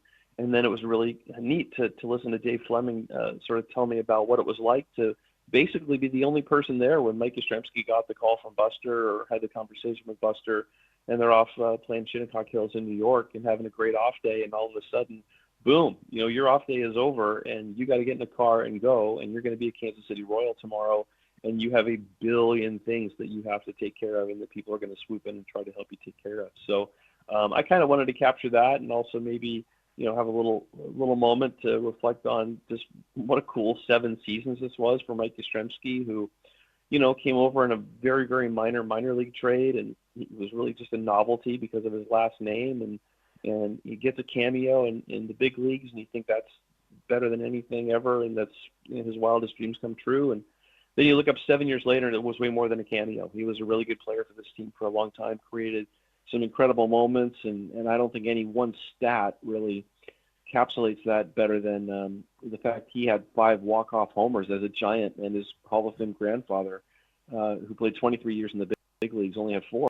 So he also hit 400 plus, but just sort of tells you that this is a guy who really did have a lot of really just cool, high impact, dramatic moments in his career as a Giant, and I think he'll be remembered pretty fondly. I mean, even his last game was a really good one with 2 bunts that were laid down in great fashion. Of course, the catch he made on the right field net. So, great career here in San Francisco, and also really looking forward to diving deeper into that story. We're talking to Andy Baggerly here on the Yuma guest line, and this is a good chance to let you know that our time with Bags is sponsored by Mancini Sleep World. Get the rest easy promise only at Mancini Sleep World. Visit sleepworld.com. Bags, as far as the future for guys like a Gerard Encarnacion and Dom Smith, what do you forecast there? I mean, Gerard has had just the most brutal year in the sense that every time he's starting to get it going, he goes down with injury. And Dom Smith came up and was playing first base and now still does it when Rafael Devers is not. But he just won them a couple of games there on the road trip. He's been kind of a clutch hitter off the bench, but you kind of ask yourself the question, too, with all these recent moves, what's the long-term fit here for these guys? Well, with Encarnacion, he's out of options. He was out of options this spring. I think we all expected he was going to have a pretty big role in the team. When he got hurt, Wilmer Flores ended up getting more at-bats as a result, and then Wilmer obviously had a really nice first half, driving in runs. Wilmer's going to be a free agent. Encarnacion is still under club control, but same situation. He'd be out of options. We'll find out, later today just what the MRI results were on his hamstring and whether he's going to be out weeks or maybe months, and find out just how severe that is. But yeah, you got a feel for him. I mean, it's so intriguing, that power, and the fact that it can play to all fields, and he hits lefties, he hits righties. It doesn't have the major league track record, but there's just a lot of sort of under the hood things that make you think he could really be kind of a high impact major league hitter. If he ever got the chance to play every day and stay on the field. So, I don't think they need to move on from him because he's rostered. He's not going to be a free agent or anything. Dom Smith, obviously, is someone who joined them on a minor league contract and then was called up. He'll be a free agent at the end of the year. So, I think when you're looking at those guys, you probably, if there is a match for them down the road, it's probably not something that happens quickly in the off season. It's you have other things that are probably more front burner that you got to take care of roster wise, but yeah, you can't really say anything bad about how Dom Smith has contributed to this team as someone who was basically a free player. He's been really good and really good defensively too. Bags, you mentioned Jesus Rodriguez, the catcher, came over in the Duvall trade to the Yankees. Among the other players and Buteau's on the roster and in the bullpen on the 26. Who among the entire group, maybe Rodriguez and Buteau aside, are you maybe most intrigued to get a look at here at some point between now and the end of the regular season? Well, I think the answer I'm supposed to give you is Bryce Eldridge, right? I mean, that's that's the guy everybody wants to see. And, no. Yes. I'm sorry. I meant I should have been more clear. Of the players, a Gilbert or a Tidwell, or of the guys they got back in the trades. Yeah, I would be interested to see Drew Gilbert. I mean, this is a guy who's a former first-round pick. He was traded to the Mets in the deal that sent Justin Verlander back to Houston at the deadline 2 years ago. And Verlander was telling us the other day, it's like, yeah, he was the holdup. He was the guy holding up the deal because the Mets really wanted him and the Astros really didn't want to give him up. And, last season was a bit of a waste for him because he was hurt. But, the performance has ticked back up this season. And really is a guy who could kind of be like a 24-year-old version of Yaz. He's seen as a high floor player, athletic. He can he's profiles as someone who's a lefty who You can platoon in the outfield, against right-handed pitching. And that's, that they may have found, somebody who can kind of inherit that role from Mike Yastrzemski and next year, if not maybe at some point later this season. So, I'm intrigued to see what he might look like. And, that's probably the first name that comes to mind. Bags, I'll be the guy to ask you about everybody's favorite question in Bryce Eldridge. Do you think that we are going to see him by the time that this season's done in 2025? I know a lot of it's depending on how he does production-wise, where he's at physically. Are the Giants in the playoff race? And if so, for how long? But what would you forecast here on August the 8th? Yeah, I mean, usually misdirection is not part of Buster Posey's game. So when he says, hey, let's all slow our roll with Bryce Eldridge, he needs reps, then I kind of take him at his word there. So I think that's probably what they're going to be looking at. And I know that August 15th is sort of the day that a lot of people are looking at around baseball because, you can call up a prospect after that date and they won't accrue enough service time to not be rookie eligible next season. They can always pass that eligibility with the number of plate appearances or innings as well. But, there aren't prospect promotion incentives. If you have a guy who starts on the opening day roster and they win Rookie of the Year, you can get an extra draft pick. I just don't think that that's really the priority for the Giants. I think they make their development decisions based on what's best for the team and for the player right now. And that goes back to Brian Sabian and his administration too. So, I think they're going to, they'll obviously be watching him very, very closely, both what he does defensively and how he looks at the plate. But I don't think anyone feels like we have to take a look at this guy this year. I mean, they know what they've got. They don't have to make a call on him. He's not out of options next year or anything like that. He's not even on the 40-man roster. So there's really no hurry. And I think the other thing is you never want to call up, a 21-year-old kid when the reason is the team really needs him and is struggling to score runs. I mean, that's not a position you want to put a young player in. So I'm starting to think that if we see him at all this year, it'll just be a very cup of coffee at the end. Yeah, that's kind of what I was hoping to hear because I've been on the camp from the very beginning, even before the Rafael Devers and any acquisition of I probably don't want to see Bryce Eldridge this year. I was looking at the SF Standard and my email newsletter, The Dime, and they were talking about the Bryce Eldridge dilemma, and immediately I get to the paragraph where it's like, the list of highly touted players called up too soon includes Joey Bart, Marco Luciano, Luis Matos, and Elliot Ramos, and Ramos obviously panned out in the end and became an all-star last year, but I'm thinking, yeah, let's all take our time with this guy, and it sounds like that's what Buster Posey is probably going to do. Bags, we appreciate you coming by, as always, on a Friday.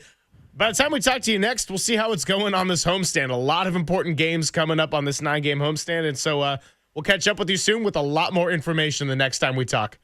Okay, sounds good. Thanks, guys. He is Andy Baggerly. You can read him in The Athletic, and, of course, he joins us every Friday, as well as a weekly hit with Murph and Marcus and Dirty Work. We'll continue our conversation with the 49ers. We gave you Papa's players to watch. They were Upton Stout. They were Mac Jones. And that's also going to allow me to open up the phones. Who are you looking forward to the most? Let's talk about all those headlines from joint practice yesterday. It's Papa and Silver with John Dickinson on The Sports Leader.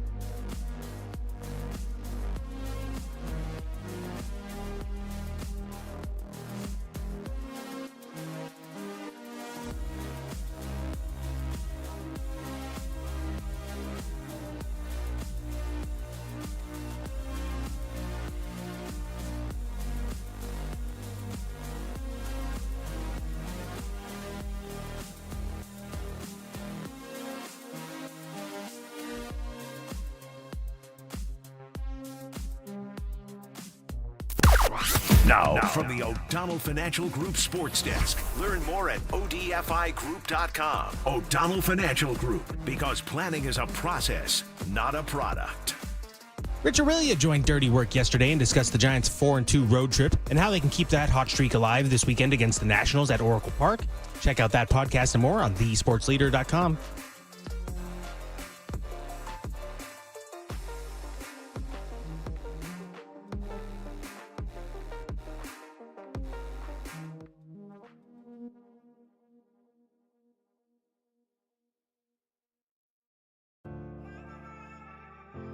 Look, some weekends are for fun. Some weekends, and at least is the case for me coming up, you got to take care of some responsibilities that you've been throwing off to the side. So that's going to bring in our friend Steve Moskowitz, the founder and tax attorney at Moskowitz LLP.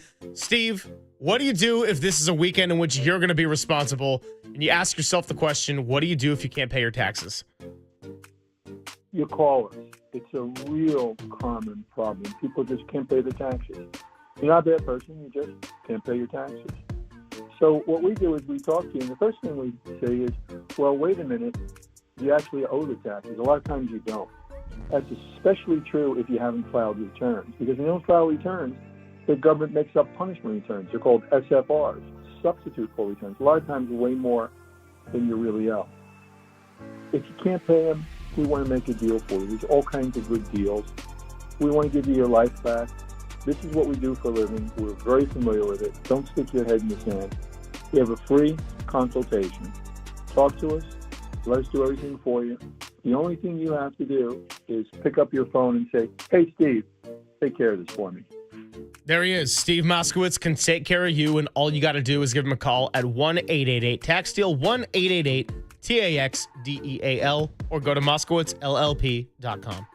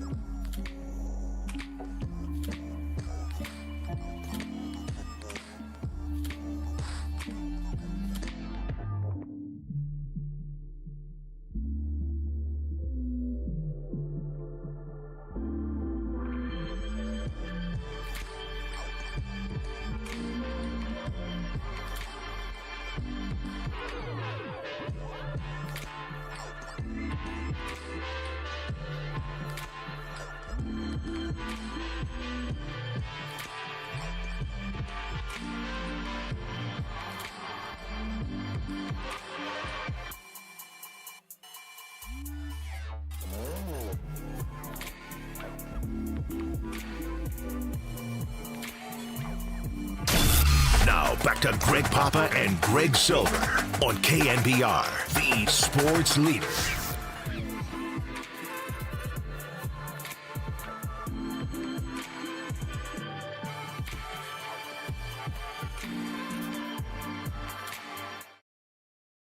Papa and Silver with John Dickinson continues on your Friday, getting you ready for the weekend.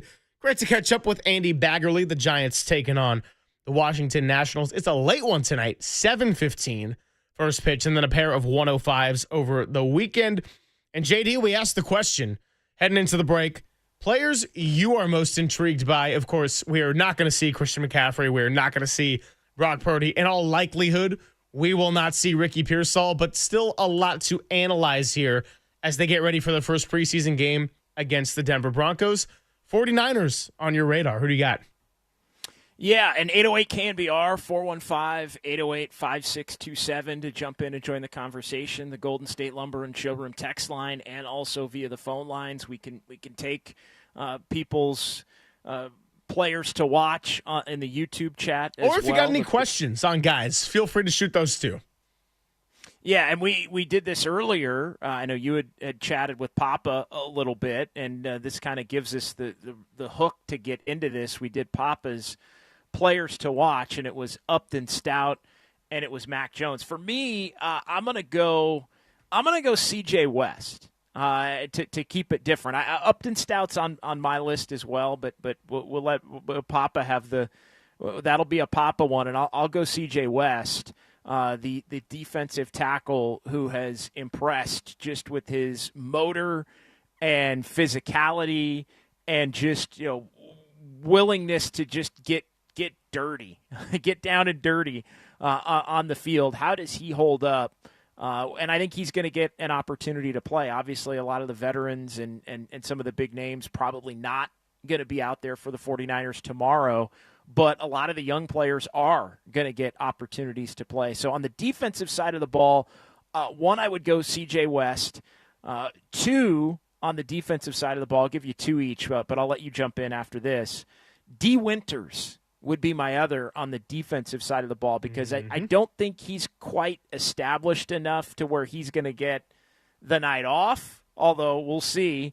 But I also think he's been somebody who's made a significant jump in the offseason from somebody who in January, and we talked to him last week, in January when the season ended, Greg, I would not have projected D. Winters to do what needs to be done to basically be winning the starting job next to Fred Warner without somebody either a draft pick or from the outside stepping in and at least making it some semblance of a competition. I know they love Nick Martin, who they drafted. He's I think going to be in the mix down the line. But Winters, I think, in games, we've heard about the offseason program and the training camp and all that, and he does kind of look like a different player. Does he look like a different player in actual games? I think is something that I'm going to be watched for. So those are my two guys, CJ West and D. Winters on the defensive side. Who you got? Ooh, okay, I like it. So D. Winters was also on my list of a pool to choose from. I'll go different direction, though. I'm going to pick three guys because one is an obvious one, and I sort of teased it at the end of the show yesterday. Jake Moody, he was perfect yesterday. Greg Joseph getting released to clear roster spots for other guys was one of the headlines we got at the beginning of the week.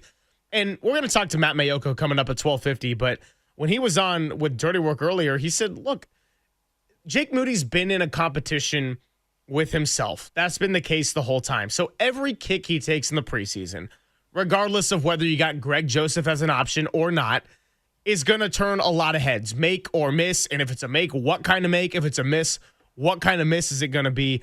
The injury derailed a lot of the last season, but also kicking is a very mental game. And Jake Moody was not in the right headspace whatsoever. I was in the locker room actually after that Monday night game against Detroit in which he missed, I think, 3 total kicks. And you felt bad for him because he was just taking the responsibility on the chin, not in a good place, but kicker equals wins. You can't mess around with it. The 49ers are trying to get back to a place where you're not losing division games. And the Jake Moody thing, as you said with kickers, JD, it's a thing, or it's not a thing until it becomes a thing. And so if you go week 1 in Seattle and the score is 20-17 and you run a 2-minute drill and Moody misses a game-tying kick and you lose the game, all of a sudden it's a big thing.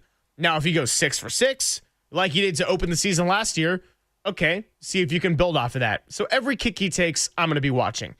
As far as position players, I will say Alfred Collins, and we'll see how much we get of him possibly in the preseason, but he had his best day yesterday. A lot of the one-on-ones, he is starting to get up to speed. but he was behind the 8 ball. And it took a long time for not just him, but a lot of second-rounders across the NFL to get their contracts signed. Second-round pick, defensive line that needs rebuilding. Robert Saleh trying to coach up a bunch of young guys. Sometimes, how does it go when the lights are brighter, even in a preseason game, or when you're going against a different group? That's what I'm looking for as far as Alfred Collins. And then D. Winters was on my radar, but I'm going to go with the guy that Papa has talked to me about both on and off the air. Just coming back from an ACL, Curtis Robinson. Can he make an impact in this linebacking group? He just came back to training camp and suited up actively after recovering from his ACL. So what kind of reps do we get from a Curtis Robinson in the preseason? Does he have the ability to stand out? Because when we talked to Fred Warner a week ago today, we asked him about D. Winters, but he said, I think in order to replace what Dre Greenlaw gave you, it's going to be a linebacker by committee type of thing. So I'm not just looking at one guy. I'm looking at the whole batch of the linebacker room. That's a good couple of names there. Going back to Moody, and I'm reading this from Nick Wagner of ESPN, his lengthy and detailed and tremendous Twitter post-practice report from Nick Wagner. Jake Moody attempted 7 field goals yesterday, made all 7 of them. But Wagner notes it was an adventure. First attempt from about 33 hit the left upright and bounced in. The next one was an overcorrect, basically, and it eked just inside the right upright. After that, he hit a 52-yarder to end the team period, which was his best kick of the day. I'm paraphrasing Nick, but I want to give him the credit here for that, and made that one right down the middle with plenty of distance. So 7 for 7. But anytime you're stopping practice in the middle to kick, which I'm actually a little bit surprised that they did in the joint practice, but the first 2 were shaky makes, and we've seen for sure Moody have shaky makes. Jake the make or Jake the shake? Yeah, he makes them, but he doesn't sometimes instill a lot of confidence when he makes them. But makes are makes, and that's the most important thing. But he always kind of leaves you thinking that maybe that miss is coming, just to be perfectly honest about it. But he misses left or hits left, but hits the upright, doinks in, and then kind of does the overcorrecting, which I think is something if you watched him, if he pushes one right, he tries to make sure he gets it back left the next time. If he hooks it a little bit to the left, he tries to make sure that he pushes it back toward the middle the next time. I do think that's a legitimate tendency that you could observe from his time in the NFL when he's gone through patches where he struggled, and he's gone through stretches where he has been fine also. I mean, he kicked excellently the field goals that he made in the Super Bowl in Las Vegas, but then has the extra point that goes awry and gets blocked. So, that's part of the equation, I think, as well. But yeah, you're spot on. Like, Moody is a great call. Although I'm just not sure how much the preseason will allow for legitimate pressurized kicks. But if he's missing, it tells you something. Yeah, I mean, he is kind of in that mode where if he's making them, it doesn't tell you anything in the preseason. But if he's missing them, I mean, do you have to give him the same benefit of the doubt? I don't think anybody will. Honestly, like if he gets out there and it's all right 42-yarder in the first quarter, Mac Jones leads the Niners down, and it's 4th and 8, and it's time to kick a field goal, and he misses. I mean, there will be, even I think in preseason at Levi Stadium, collective groans, if not boos. So I think you're right. I do think there is a scenario where maybe the preseason can't necessarily help him head into the regular season at this point, but it definitely could hurt him and or maybe make the 49ers reconsider the end of the competition. Out to the Golden State Lumber and Showroom text line, 415-808-5627, if you would like to join the conversation. Same goes for the phone lines. Give Danny a call and join the conversation here on the air with us. Poppin' Silver, Greg Silver, John Dickinson. We got 209 saying, how about Sebastian Valdez? Yeah, we've heard a lot about Valdez from Larry Kruger. That is Krug's guy, and certainly someone I haven't gotten the chance to watch too much of up close. He'll be on the radar for sure come Saturday at 5:30 because anytime you got an undrafted player that's starting to make waves, that's always going to pique curiosity in any sport, but especially the NFL, where the draft feels like such a hit or miss. First rounders are at a 50% rate.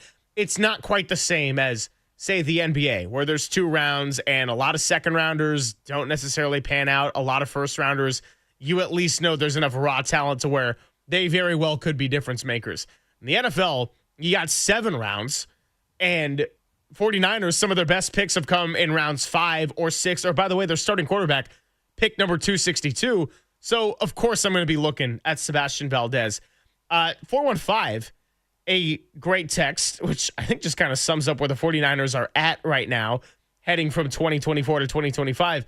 We are thin on defensive line, running backs, and wide receivers, so I'm looking forward to seeing players competing for these spots. I think it's very well said, and that's why when I talked about somebody like a Robbie Chosen a little bit earlier connecting, that is something that maybe compared to some past years and past 49ers units, I'm going to be noticing it and just taking the notes, storing it in the back of my head, putting it in the back pocket a little bit more so than I would in the past. So if I see a good preseason from a Jordan Watkins or a Robbie Chosen, or hell, even a DeMarcus Robinson, who is going to miss the start of the season and is a little bit more proven, that's something all worth taking notes on. I think Pearsall, we know what the end game is there. Brandon Ayuk, he's got the injury recovery to deal with. But any other new face that can come into the fold and be valuable for Brock Purdy beyond the obvious guys of a Kittle and a McCaffrey, of course I'm going to take note of that. I've got some thoughts on the defensive line and the running back situation, and we've talked a lot throughout the week on the wide receivers. Also, Greg, we did our 2 guys to watch defensively, and you brought in Jake Moody from special teams. Let's do our 2 guys to watch on the offensive side of the ball coming up. 808 KNBR 415-808-5627. Exactly. Let's do it. Let's do it, Upton Stout, although we are going to go to the offensive side of the ball. Players to watch, we will continue to take your thoughts as well. Love the engagement we get on a Friday. It's Pop and Silver with John Dickinson on the Sports Leader.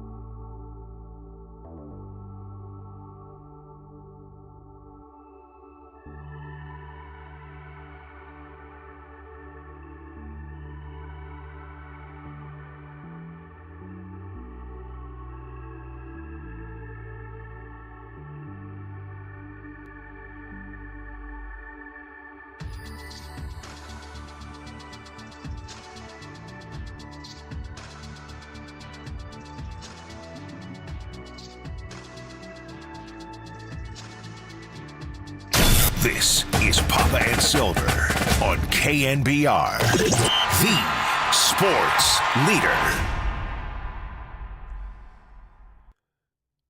Greg Silver, John Dickinson, Danny Dunn hanging out with you on a Friday. 415-808-5627, the number to sound off. And, of course, we got the YouTube chat. I would never forget about all of my favorites on YouTube. What's up, Mike, Val, EB here, Greg, a fake Lee Hammer, It's X, a lot of the regulars hanging out, talking all things Giants, 49ers. We'll get into that Josh Giddey rumor coming up some point later in the show.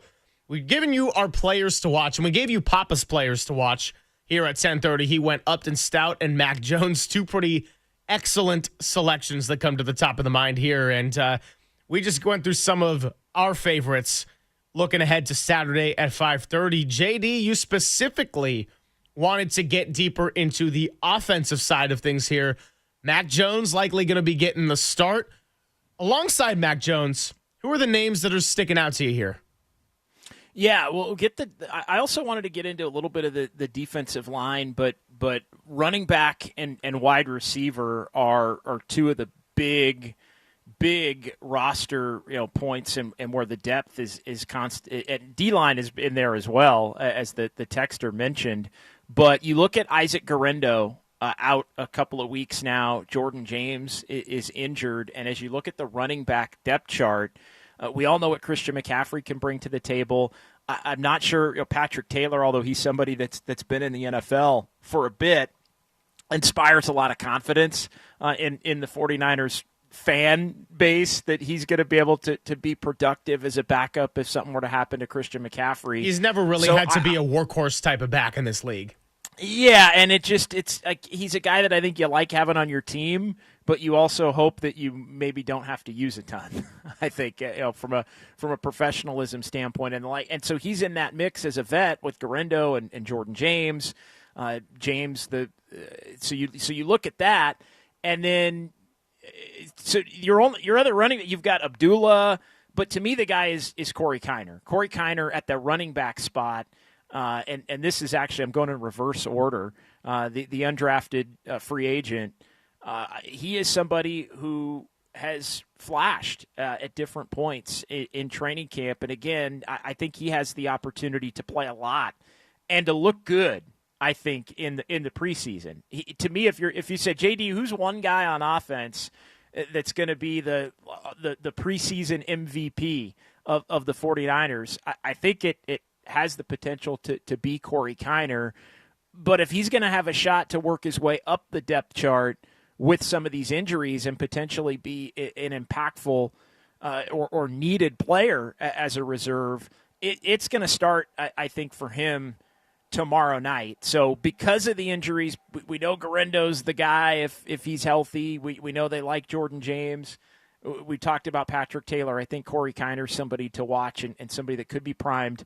Again, he would be in my top, and maybe this is another topic at some point that we can get into, but I think Kiner would probably be in my top 3 of under the radar, could be the 49ers preseason MVP if he does some of the things that maybe he's done at practice in some of these games. The number one guy, though, for me, and it relates to the other position where the 49ers are so banged up on the offensive side, is Jordan Watkins. And the fourth round pick, and for me, it's Watkins because we know Ayuk's out and Jennings isn't playing right now, and Demarcus Robinson's going to get suspended in all likelihood. We're still waiting for the official word on that. Jacob Cowing's trying to work his way back to potentially be in that mix, but still isn't back and participating. So I think that's going to be something to keep an eye on moving forward, maybe a battle between those two. But Jordan Watkins has an opportunity as the leader in my mind of the next tier. You've got the tier where it's Ayuk who isn't healthy, Jennings who isn't healthy, Pearsall who is, and then Demarcus Robinson who is, but projects to get suspended. That's the first tier, I think, of the 49er receiving group, those 4. The leader right now of the next tier And, Cowing's hurt, so you throw him out. Russell Gage, I think, has had a nice camp. Junior Bergen, Hodgins, Chosen, St. Brown, some of these guys they've cut and brought back and cut again. Watkins is leading all those guys, at least going into the preseason games. So can it flash in games, and does that give Kyle Shanahan more confidence if he has to potentially use him as a number 3 type wide receiver the first few weeks of the season to do it, even though he might be a rookie? Yeah, Kiner's a really good selection, and we haven't gotten too deep into his camp to this point. If you missed the headline yesterday, Jordan James broke his finger, is going to have some surgery, and he will be out a couple of weeks. So big opportunity coming for a lot of these other running backs, and Corey Kiner comes to the top of mind. Here's the thing on a Kyle Shanahan offense in particular, as far as the running back position, as far as, and I'm throwing McCaffrey out of this, right? He is so sensational with his skill set and so versatile that he's going to be one of one in a Kyle Shanahan system. But as far as the running back depth chart or where you were drafted or where you came from, it doesn't really matter for the most part. A lot of it has to do with health. How many different players have we seen have really good stints with the 49ers, even if it's just a few games, under Kyle Shanahan because of how they crafted the run game, particularly with Mike McDaniel here as that run game coordinator turned full-time offensive coordinator. We're talking about Raheem Mostert. We're talking about Elijah Mitchell. We're talking about Deebo Samuel converting to running back when that's what the team needed the most. I mean, outside of McCaffrey, you could throw down a whole list of guys who doesn't really matter where they were drafted or their status or their history with other teams. They come in and they're able to have a good couple of games. I can even go into the Matt Breida, the Jeff Wilson Jr. side of things. So Isaac Guerendo, you like the talent and you like the skill set, but he's been banged up a lot for not even going into his second season. So if you can get a guy like Corey Kiner that's a little bit more available, then maybe he ends up being the J.P. Mason type where you go from 4th on the depth chart all of a sudden to the second guy. 100%. And sometimes you just need running backs. Sometimes running backs just get forced into action, based on injuries. And, I think the other part of the running back conversation too, Greg, is the constant debate, and we don't need to belabor it because Christian McCaffrey didn't want any part of it since we asked him about it last week when he was on. But it's also, I think, a point of fan fretting or consternation.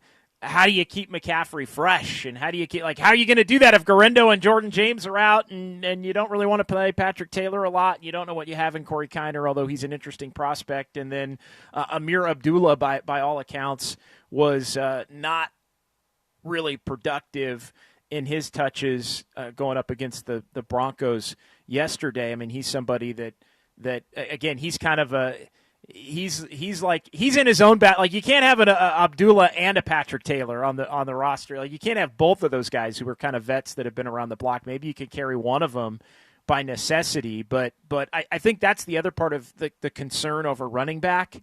I think there's a belief that Kyle Shanahan can scheme around the wide receiver stuff and even the running back stuff. Running backs can come in the system and perform.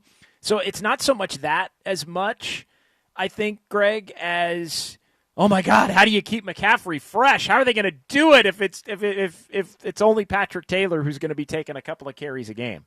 Yeah, it's not to me as much about McCaffrey and sitting out a given series or limiting him and putting him on a snap count as it is if he goes down or if there is a series in which you decide to move away from him. Who do you feel confident about running the offense and continuing to move the ball? I know we said yesterday with the identity discussion, and we'll play a whole handful of sound clips coming up to revisit that. But Kyle Shanahan, as far as the identity of the 49ers in 2025, when he was with Dirty Work, said, look, you got a new identity every year. And when we talked to Christian McCaffrey last week, he said every week in the NFL is its own story. It's its own life. And there's truth to a lot of that. But I will say, and I said this yesterday, it always is going to start with the run game in a Kyle Shanahan offense. So if that isn't going to be Christian McCaffrey, even for a given series, or maybe he has to miss a game or whatever it is, who can be the Jordan Mason type where you're still carrying the offense and being able to get it to function well enough? Obviously, the issue last year was the 49ers moved it well. They just couldn't cash it in once they got to the red zone. So who can be the next guy that could possibly step in and function well behind an offensive line that rightfully has some questions behind it and behind a quarterback that just got paid a whole lot of money? On that note of the run game, there's another player we have not mentioned, and I have a feeling that he's probably on Papa's list somewhere too. I am very curious, and it's, I guess, technically a skill position, but I'm not looking at Luke Farrell for the skill position aspect. I'm looking at him for how he can help in the run game, how he can help as a primarily blocking tight end. When he came over and then Kyle Juszczyk was gone before he came back, there was all this discussion about the 21 versus the 12 personnel. And I'm not going to get too caught up in that. It's great to have elite blockers. Kyle Juszczyk, a little bit older. Luke Farrell coming over from Jacksonville. I don't want to bring up the NFC Championship again against Philadelphia. But the reason I thought of Luke Farrell is what comes to mind. Ross Dwelley couldn't pick up Hassan Reddick as the backup tight end. He gets to Brock Purdy. He gets injured. He gets knocked out of the game. Your offensive line outside of Trent Williams, and I think Dom Pooney earned this right too, going into year two, got a handful of question marks, particularly when it comes to pass protection. So can Luke Farrell be effective in the run game, but also an effective pass protector who maybe can be used as a little decoy to catch some passes here and there? 36 career over 4 years. That's someone who, as I look just about individual plays, probably not going to do anything flashy in the preseason, but he's on my radar nonetheless. No, it's a good player to have on the radar. And 808 KNBR, 415-808-5627. We'll come back here, Greg. We'll get to some text, the Golden State Lumber and Showroom text line. More from the chat on this. Who are you most excited to see for the 49ers coming up in preseason game number 1 tomorrow against the Broncos? And we're going to be all over it between now and 2 o'clock. And, of course, back on Monday as well, reacting to everything going on. We are going to get into some Warriors coming up a little bit later, the latest on Kuminga and Josh Giddey and all of that, and big homestand opening up for the Giants if they want to try and get back into the race. A lot to come here over the next 2 hours and 15 minutes. Yeah, we are packed. We invite you all to be a big part of it, and we'll play some sound from Brock Purdy, John Lynch, and possibly some others coming up on the Sports Leader.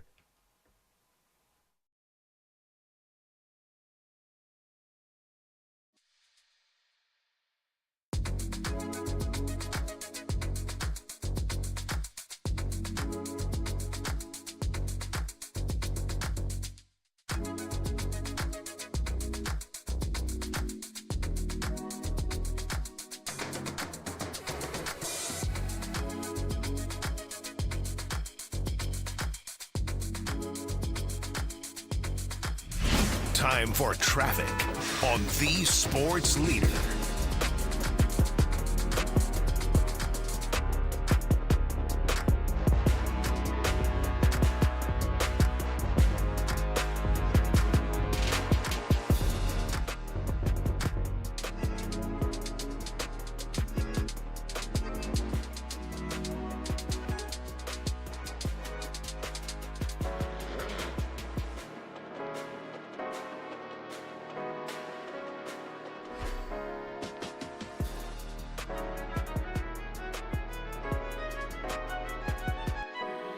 And I'm Greg Silver, unfortunately. Did you know that many of the attorney ads you've seen or heard aren't based in the Bay Area, some not, even in California?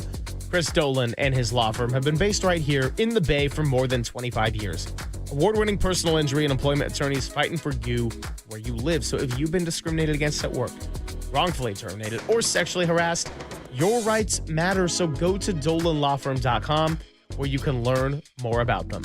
Over the past year, Chris and his team, unfortunately, saw a sharp increase in no-fault injury accidents. And with all the people, pedestrians, cyclists, chaos around us, please be careful. Let's work together to make the Bay Area a safer place. But if you need that extra helping hand, feel confident that you're in the best of them with award-winning California Lawyer of the Year, because the Dolan Law Firm has secured more than $1 billion in verdicts and settlements on behalf of their clients. You pay nothing up front. No hourly rates, no upfront fees, and they don't get paid until you get paid. They live here, They work here. They win here. DolanLawFirm.com.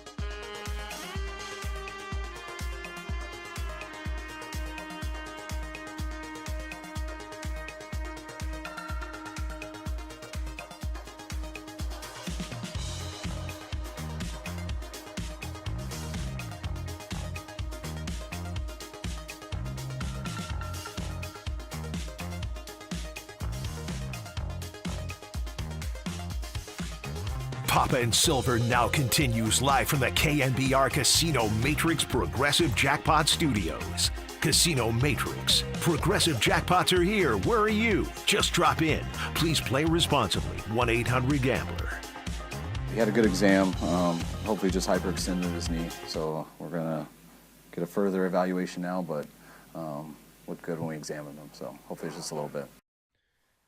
Quick update there from head coach Kyle Shanahan on Michael Williams, who left the joint practice early yesterday and walked off the field gingerly. They're hoping for just a hyperextension of his knee. Didn't sound like anything too serious, and any further updates we get, we will certainly send your way here on The Sports Leader. It's Papa and Silver on a Friday. John Dickinson filling in as we appreciate his efforts very, very much while we kind of roll with the punches here and we get toward football season with a little bit of a new look show. I would say we miss Walter, but I don't know if that's true. Danny's probably just as good, maybe if not an upgrade. We'll get Walter back on Monday with us. And all jokes and kidding aside, Michael Williams, that's certainly a welcome headline there, and already a couple of injuries that we reported on yesterday. CJ Gardner-Johnson for the Texans did not tear his ACL, but no clear timetable on when he returned. And then just brutal news down south with Rashawn Slater, who just signed a massive record-setting extension for an offensive tackle. 4 years, $114 million, is going to miss the season with a torn patellar tendon. Yeah, tough stuff right there, and you want to avoid those at all costs, regardless of what team you are. And the 49ers, knock on wood, have not had one of those yet. And every team is going to have them at some point.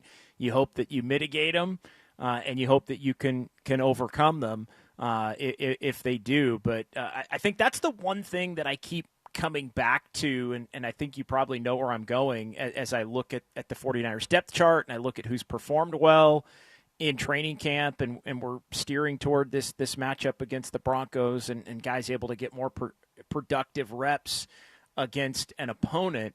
But it's just the fact that it really, and from reading some of the accounts from those who were dialed in on the joint practice yesterday, this 49ers roster truly, like, they have a lot of star power. They have a lot of star power. And then they have a lot of question marks. And the question marks are young players that they project to be quality players in a lot of these places. But there is a potential gap that can't be bridged if the superstar players wind up on the shelf. And I'm talking the most important of the important. I'm talking Purdy. I'm talking McCaffrey. I'm talking Trent Williams. I'm talking Fred Warner. I'm talking Nick Bosa. I would also probably include Demo Lenore in that, as much as we've talked about Upton Stout and how great he's looked as the nickel.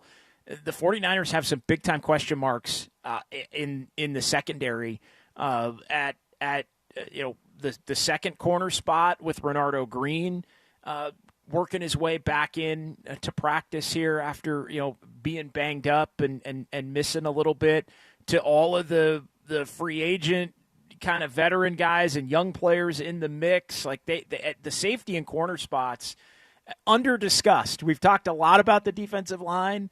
We've talked a lot about the wide receivers and the running backs. If there's one area where I think maybe we haven't talked about it enough and maybe should have to this point in terms of concern, it's the secondary. And so, but to bring it back to just kind of the overarching point, it's the Bosa, Warner, Kittle, Trent Williams, McCaffrey, Brock Purdy, that group, maybe I'm missing one or two.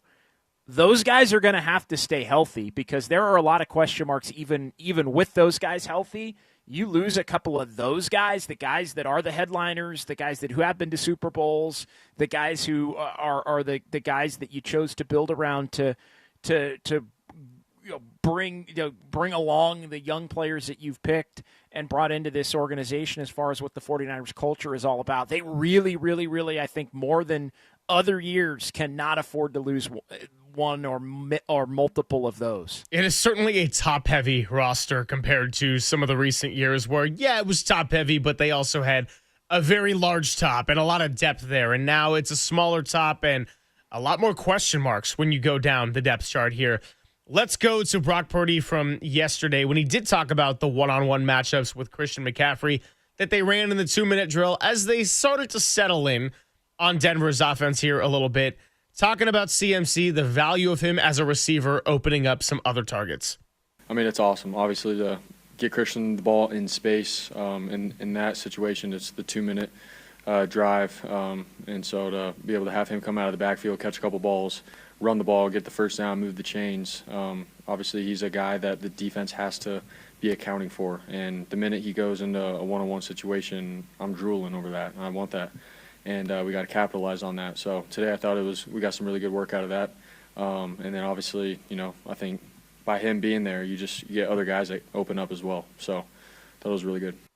Yeah, when CMC goes into a one-on-one situation, Brock Purdy is drooling, and we are getting out our smelling salts full of excitement there. So I think about the term Swiss Army knife gets used a little bit too much in the context of football. It's kind of like 1-2 punch when you're talking about a 1 and 2 running back that rotate in series and everything. But Christian McCaffrey and Deebo Samuel both had immense value to a Kyle Shanahan offense with their versatility, ability to essentially play multiple positions. Last year, you hardly had Christian McCaffrey in his truest form, And you had little flashes of Deebo Samuel, but also a lot of regression and some frustration building toward the end of the season. So if you go from having 2 to effectively none to at least one of those back, that's going to go a long, long way for QB1. As we asked the question earlier, what kind of year does he himself need to have, even if he was not the top of the list of what your issues were last year? Christian McCaffrey's health is going to go a long way for Brock Purdy, even as you look at the question marks surrounding the offensive line and this wide receiver unit here early in the season.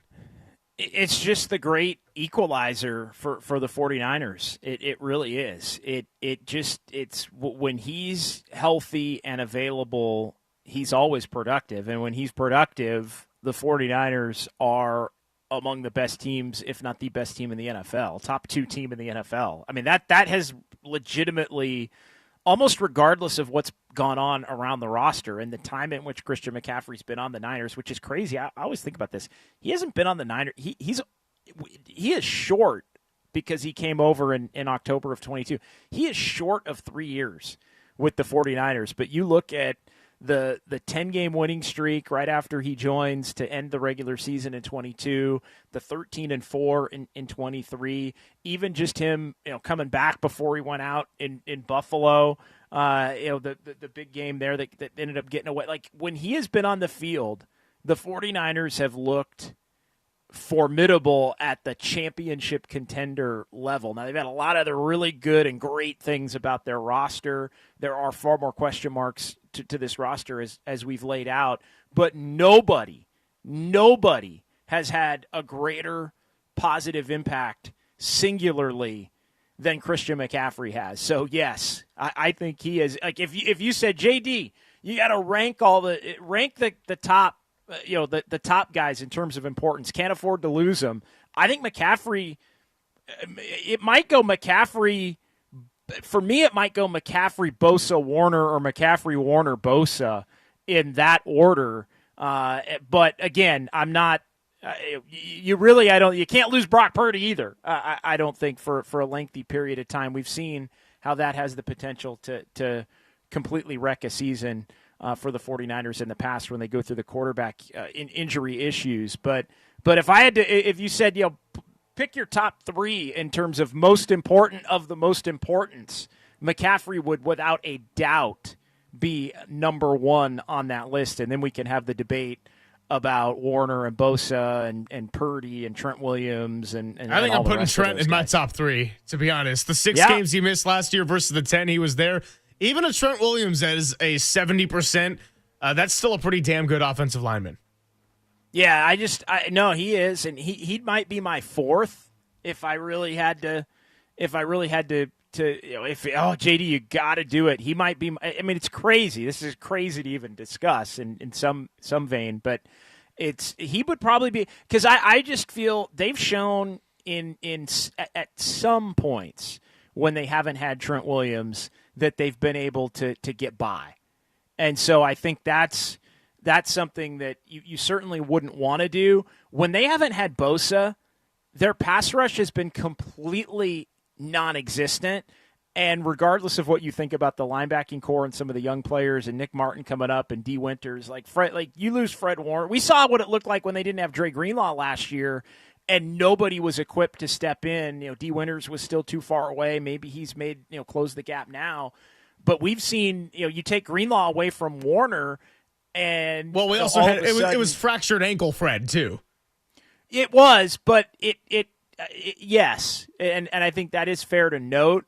But the 49ers, they couldn't stop the run, cover anybody in terms of linebacker responsibilities with Greenlaw gone, and Warner, as great as he is, was not able to compensate for it. So that's kind of my reasoning toward putting those guys at the top of the list of guys the 49ers could refuse to, or couldn't afford to lose at all. I think Trent's probably 4, but then how do you not have Purdy 4? You kind of wonder that. My initial thought is Purdy 5, but you don't really truly know what you have in Mac Jones, although I do think he's an upgrade over, Mac Jones, I think, is probably it's funny, you start to get into the rankings of the backup quarterbacks, it's Jimmy Garoppolo when he was the backup quarterback going back to 2022 when Purdy was the 3. That was a pretty good backup quarterback, and he had the backup in that vein was better than the starter when Trey Lance was the starter, and so was the number 3 better than all of them as it turned out. But if you kind of separate that year, I feel like Mac Jones isn't as good as Sam Darnold, but I do think he's better than Nick Mullins and C.J. Beathard and Brandon Allen and Joshua Dobbs. Yeah. So I think he's probably the second. If you throw Garoppolo out, I think he's the second best backup quarterback that the 49ers have had during the Shanahan era. Does that mean he can do what Brock Purdy can do? No, but again, in a weird way, I think that the Niners could function at a higher level maybe without him here and there, or even Trent here and there, than those other guys that I mentioned in McCaffrey and Bosa and Warner. Yeah, if I had to narrow it down to 3, and at this point I get we're just talking on the radio, right? Like the 49ers need their top 10 to be healthy and healthy enough and sustain high-level play throughout the season. I think I am going to go CMC, Trent Williams, and Bosa, because the Bosa, you bring up a good point. The Seattle game is what I'm always going to come back to, the one at home when they were kind of hanging around, and then Nick Bosa left the game and just wasn't himself. And once he left the game, all of a sudden the 49ers couldn't get any pressure, and Geno Smith started getting a little more comfortable, and nobody could guard Jackson Smith and Jigba, who just kept getting open over and over and on those third downs. And we all know what happened when Seattle hung around just a little bit too long, the Geno Smith scramble hitting the night. I'll put Bosa in my top 3 for sure. I'm going to throw Trent and CMC in there. Good text, though, from 415 on the Golden State Lumber and Showroom text line. Someone who wouldn't make my top 3, but certainly would be close. 415 says, I'm going to throw Kittle in the top 3 because I think Kyle's going to have so many schemes for him this year, given the thin wide receiver room. It is true that Kittle, we know the value he has as a blocker to this run game and how much he loves just being able to run the ball. Like, he's not a tight end that is going to be a diva about needing the ball. We actually got a clip, which maybe we'll play later. Said one of his favorite games was that NFC Championship against Green Bay when they just ran the ball, 48 times, and Green Bay had absolutely zero answer for it. Kittle is certainly right up there as far as important Niners because we've seen what it's like when he's either playing through a brutal injury or not available at all. Very different team, and I'll even go as far as to say very different offensive line. Yeah, I very different. Good one here from the 925. Don't forget Fred Warner. The first 5 or 6 games looked like the defensive player of the year last year. Still had a good year, but not the same as you mentioned, Greg, with the injured ankle. That from the Golden State Lumber and Showroom text line in the 925. No, I mean, that is true. Fred was a monster. Like, we talked with him about Sam Darnold getting the better of the 49ers, and then I had to backpedal and say, by the way, I'm not talking about getting the better of you. Fred Warner was the reason that was a game all the way through 4 quarters. The punch-outs that he had routinely for the first weeks of the season, the pick six against the Patriots.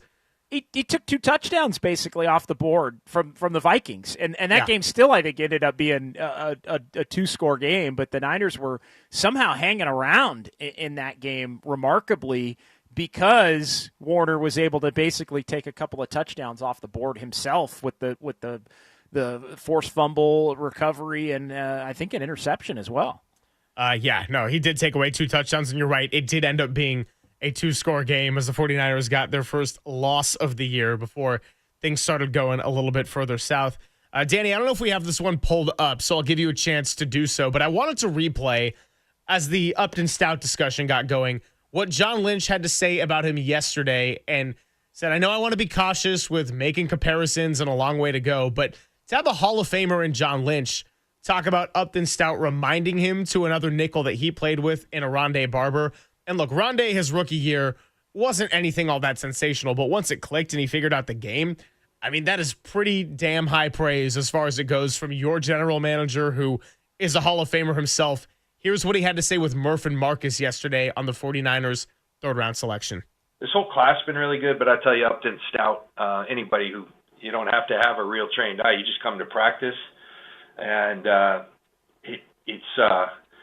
you always have to be careful, like making comparisons to Hall of Fame players. But I played with a nickel at Tampa, Rondé Barber, and they wear the same number, so it's really easy to but the feistiness, the competitor that Upton is, and that kind of drives his entire game. Now you have to have a skill set, and Upton certainly has that, but just the feistiness, the competitor.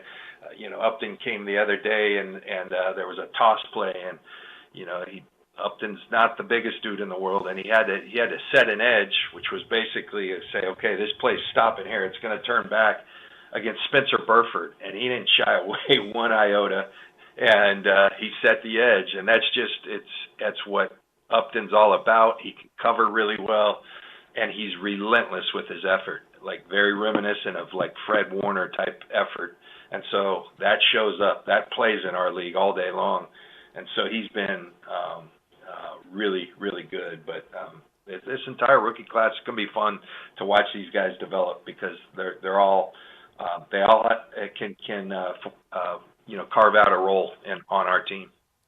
So, look, we haven't even seen Upton Stout play a preseason game. At the time of John Lynch's interview yesterday, we hadn't even seen Upton Stout scrimmage against another team in the National Football League. All that being said, to publicly be giving this guy the level of high praise because of the OTAs and the camp he has had, it's just something that I'm going to be taking note of. I know we got into the whole James Wiseman, young David Robinson comparison yesterday.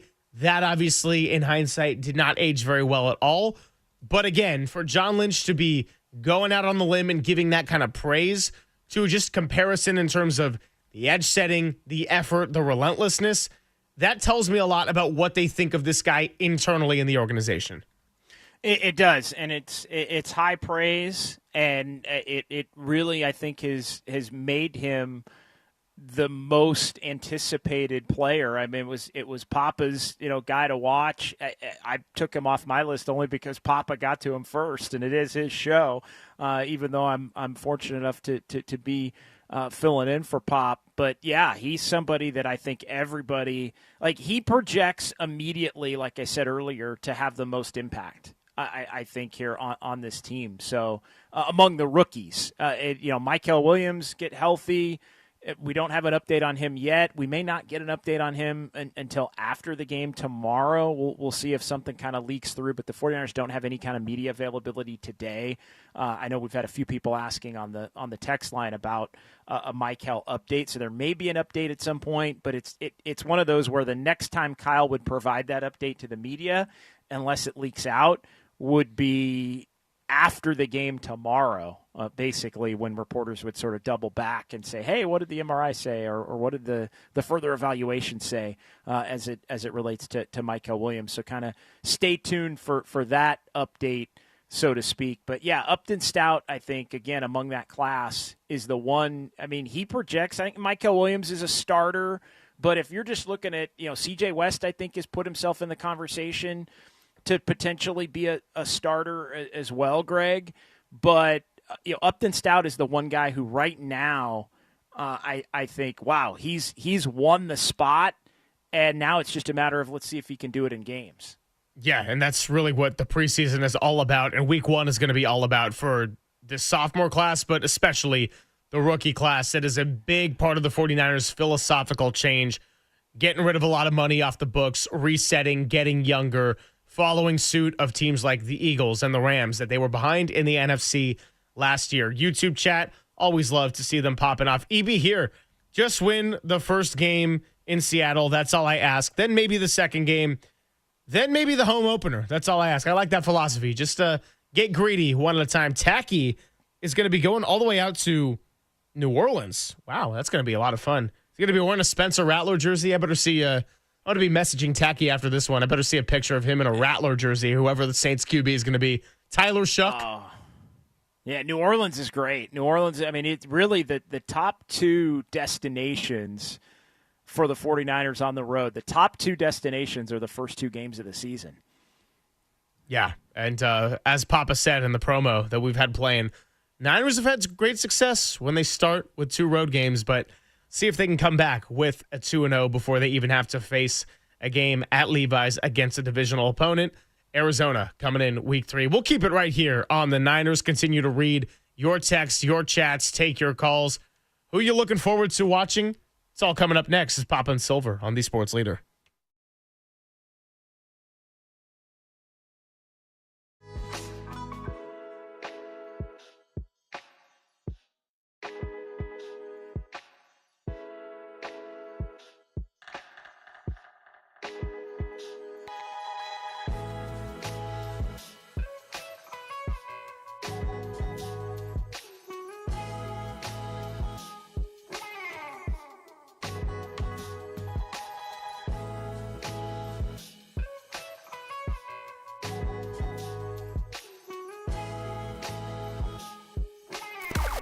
Now, from the O'Donnell Financial Group Sports Desk. Learn more at odfigroup.com. O'Donnell Financial Group, because planning is a process, not a product. The 49ers and Broncos squared off at joint practice yesterday ahead of their first preseason game this Saturday at Levi Stadium at 5:30. What are your expectations for the season? Give us a call at 415-808-5627. That's 415-808-KNBR. And keep it locked right here on the Training Camp Leader.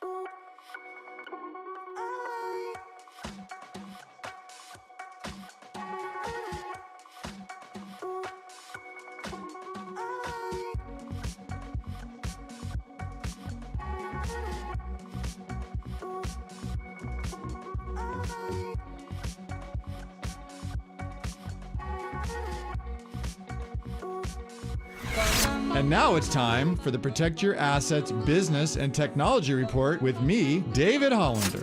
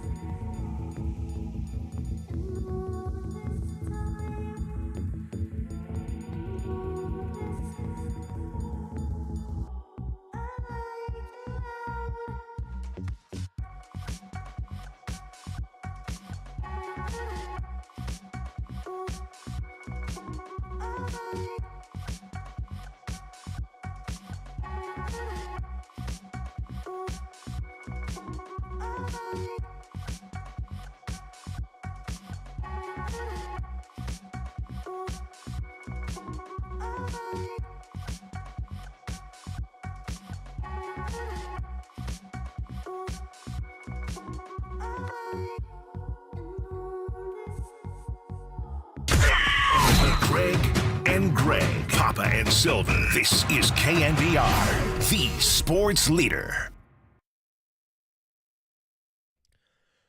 Greg Silver, John Dickinson, Danny Dunn hanging with you to close out your week. We'll get it over to Dirty Work at 2 o'clock. Matt Mayoko going to be joining us at 12:50, talking all things Niners and continuing to react from the biggest headlines of joint practice yesterday and the comments thereafter. George Kittle, we got into a little bit of a discussion on because we were toeing with the 3 49ers that you would consider the most important, and if they were taken out of the puzzle, who do you put in that list? Now, I didn't have Kittle in my 3. One of our texters did, though, especially with the context of what is the 49ers wide receiver room. So what a nice little segue into getting to some George Kittle sound, and that is from the Richard Sherman podcast where he was having fun. Here's the good news, 415. George Kittle does not ever want to be taken off the field for a snap, even for the kids. Here is his message to the kids about being tight end of the San Francisco 49ers. Sorry.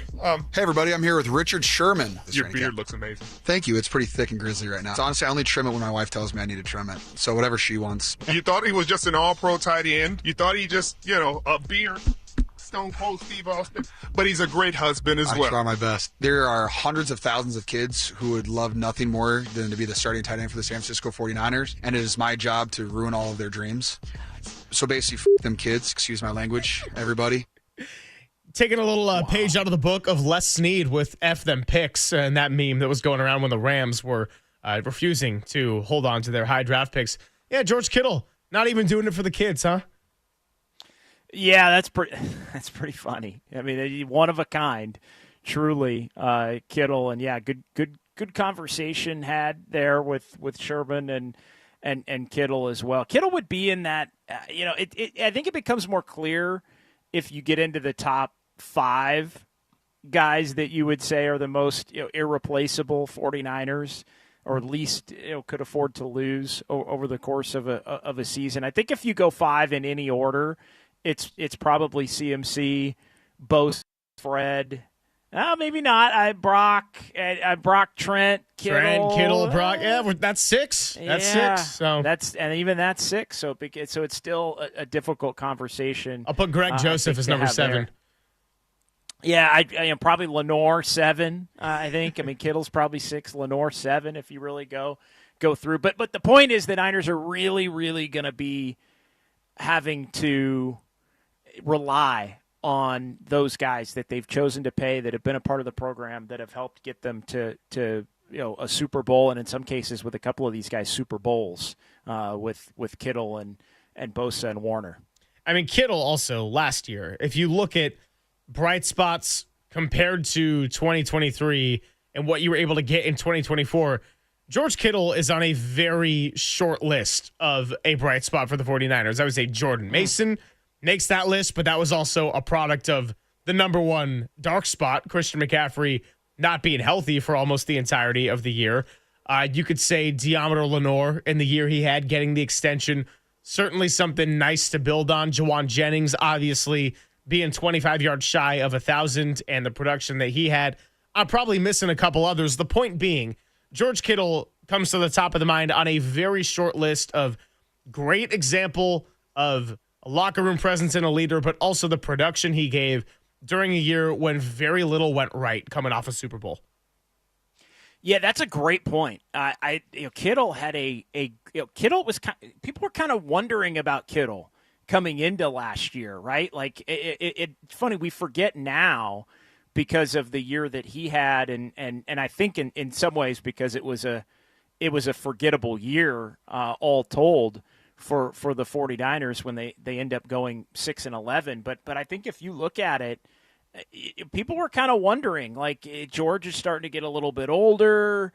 Is he going to still continue to be the high end productivity that's been such a big part of his career? And he had a great year. He had a fantastic year when you look at it. I was bringing up the numbers by necessity. And look, this guy's been Pro Bowl, All Pro, Pro Bowl, All Pro. Like this guy's, we're talking best in the business. So decline is not necessarily something that you'd want to be attaching to him. But 78 catches last year for 1,100 yards. I mean, you got to go all the way back to 2018. It was the second most productive in terms of yards in his career. You look at some of those early, the 18-19 teams, receptions, 88-85. Again, fewer weapons on the 49ers then compared to the last couple of years, but it was the third most productive year in terms of receptions. Again, part of that is the fact that the Niners were lacking in weaponry, I think, last year compared to some of these other years.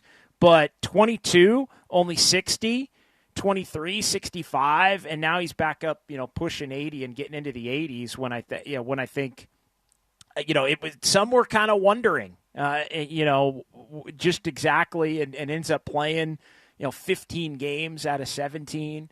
I think some were kind of wondering. Man, he's answered the bell. I mean, that's the other thing. He's missed a game or two here or there, with the exception of the COVID year and 2017. When he missed, I guess he only missed one game, but started 7. So anyway, I think the rumors of Kittle's demise were not accurate, but I do remember people were talking and questioning of it going into last season. Yeah, and I think rightfully so, with also the contract thing looming a little bit, and then he ended up getting an extension. He's here to stay. Warner got his extension. So the 49ers did a lot of replacing and retooling and reinvigoration of some of the youth, but you also had to keep around a lot of the guys that still meant a lot to this core. And whether that was 2 Super Bowl appearances or just 1 Super Bowl appearance, you had to still have enough of a foundation in order to kind of reset your roster and try to go ahead and run it back again. Do you remember the conversation? There was a lot. It was also connected to Debo. It was, who is more equipped. A year ago, it's funny, these are the August conversations, but like who's if you have to keep one, moving forward, who would the one be that you would keep? Now, Kittle made it obviously a no-brainer, and I think maybe it was going to be that way anyway, but I think there was those were the 2 players, I think, on the 49ers roster that were looked at as, are they going to keep it going? At this point. And Kittle 30-31 last year, his birthday's during the season, 31-32 this year. But Kittle, I think, sent a shot across the bow last year that he ain't going anywhere, and his production ain't going anywhere, and the rumors or questions about his decline were overblown. Yeah, I mean, to be honest, I don't think I read too deep into those conversations that were going on last August. I always felt that Kittle was going to find a way to stay unless he had a serious drop-off this last year, and of course, that was not the case. Once Brandon Ayuk signed that contract for the $30 million a year, my thought was, okay, well, Deebo Samuel's probably off the team next year regardless. And then once Deebo started having some of the dip in production, even with guys like Brandon Ayuk being out for the last 2/3 of the year. I thought it was already sort of trending toward Deebo Samuel being gone, but then there was all that talk about what a great camp he was having and looked in better shape. So I thought it was probably heading in this direction anyway. I don't know if you felt or saw differently, but my guess was that Kittle was going to stay unless he had some insane drop-off in production, whereas Deebo Samuel, more likely than not, was going to be gone even without the Brandon Ayuk injury. Yeah, I don't know that we knew, and it doesn't matter now. Obviously, I mean, it played out the way that it played out, and I think the correct decisions were made on all fronts, and it's nice when those decisions are easy. In some sense, when you have to make difficult decisions, it's nice when they are, Deebo's less than productive. Deebo's not really happy here anymore. Kittle was freaking awesome. Let's pay him. He's been here since the beginning, going all the way back to 2017. So for what could have been a difficult decision, I think became an incredibly easy one to make him the guy that's paid and that you move forward with. But I do think there was some kind of a question as to whether who was going to keep it going and do you have to choose? And I think if you look at the way the 49ers handled this offseason, they were without question going to take a hard look, I think, at all of their veterans that had the potential to decline last year, especially once it got to the point where they were 6-11. And really maybe be forced into to move on from some people that on name value alone you would not want to move on from. Like Deebo's in that category for me. Like you don't want to Deebo's name value you don't want to move on from, right? Like he's been one of your dogs, really, going all the way back to 2019. But the player that Deebo had become or turned into in 2024 with some of the attitude stuff and like it just changed. It became very clearly time, but on merit and what was actually going on, it was time to move on. But still, from just strictly that fan standpoint of name value and recognition and guys who have brought a lot to the table for the 49ers during this run where they've been among the best teams in the league since 2019, top to bottom, he's somebody that, it still, I think, if you're a fan, hurts to lose.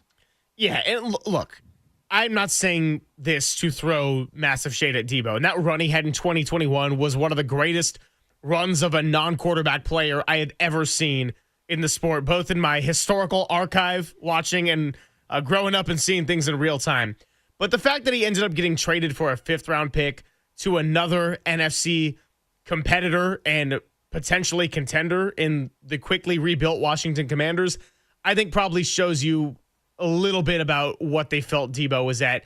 If they felt like Deebo was a lot closer to his 2021 or hell, even 2023 self, they might not have been willing to deal him to Washington and instead would have tried to go Denver or Pittsburgh or some of those AFC teams that were in conversations there. That's just my 2 cents on the situation.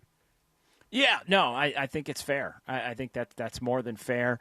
808 KNBR 415-808-5627. Another segment coming up here, Greg, talking some Niners. We can continue to get the reaction from the people on the Golden State Lumber and Showroom text line, phone lines, YouTube chat, all of that. Who are the Niners that you're most excited to see tomorrow, preseason game number 1?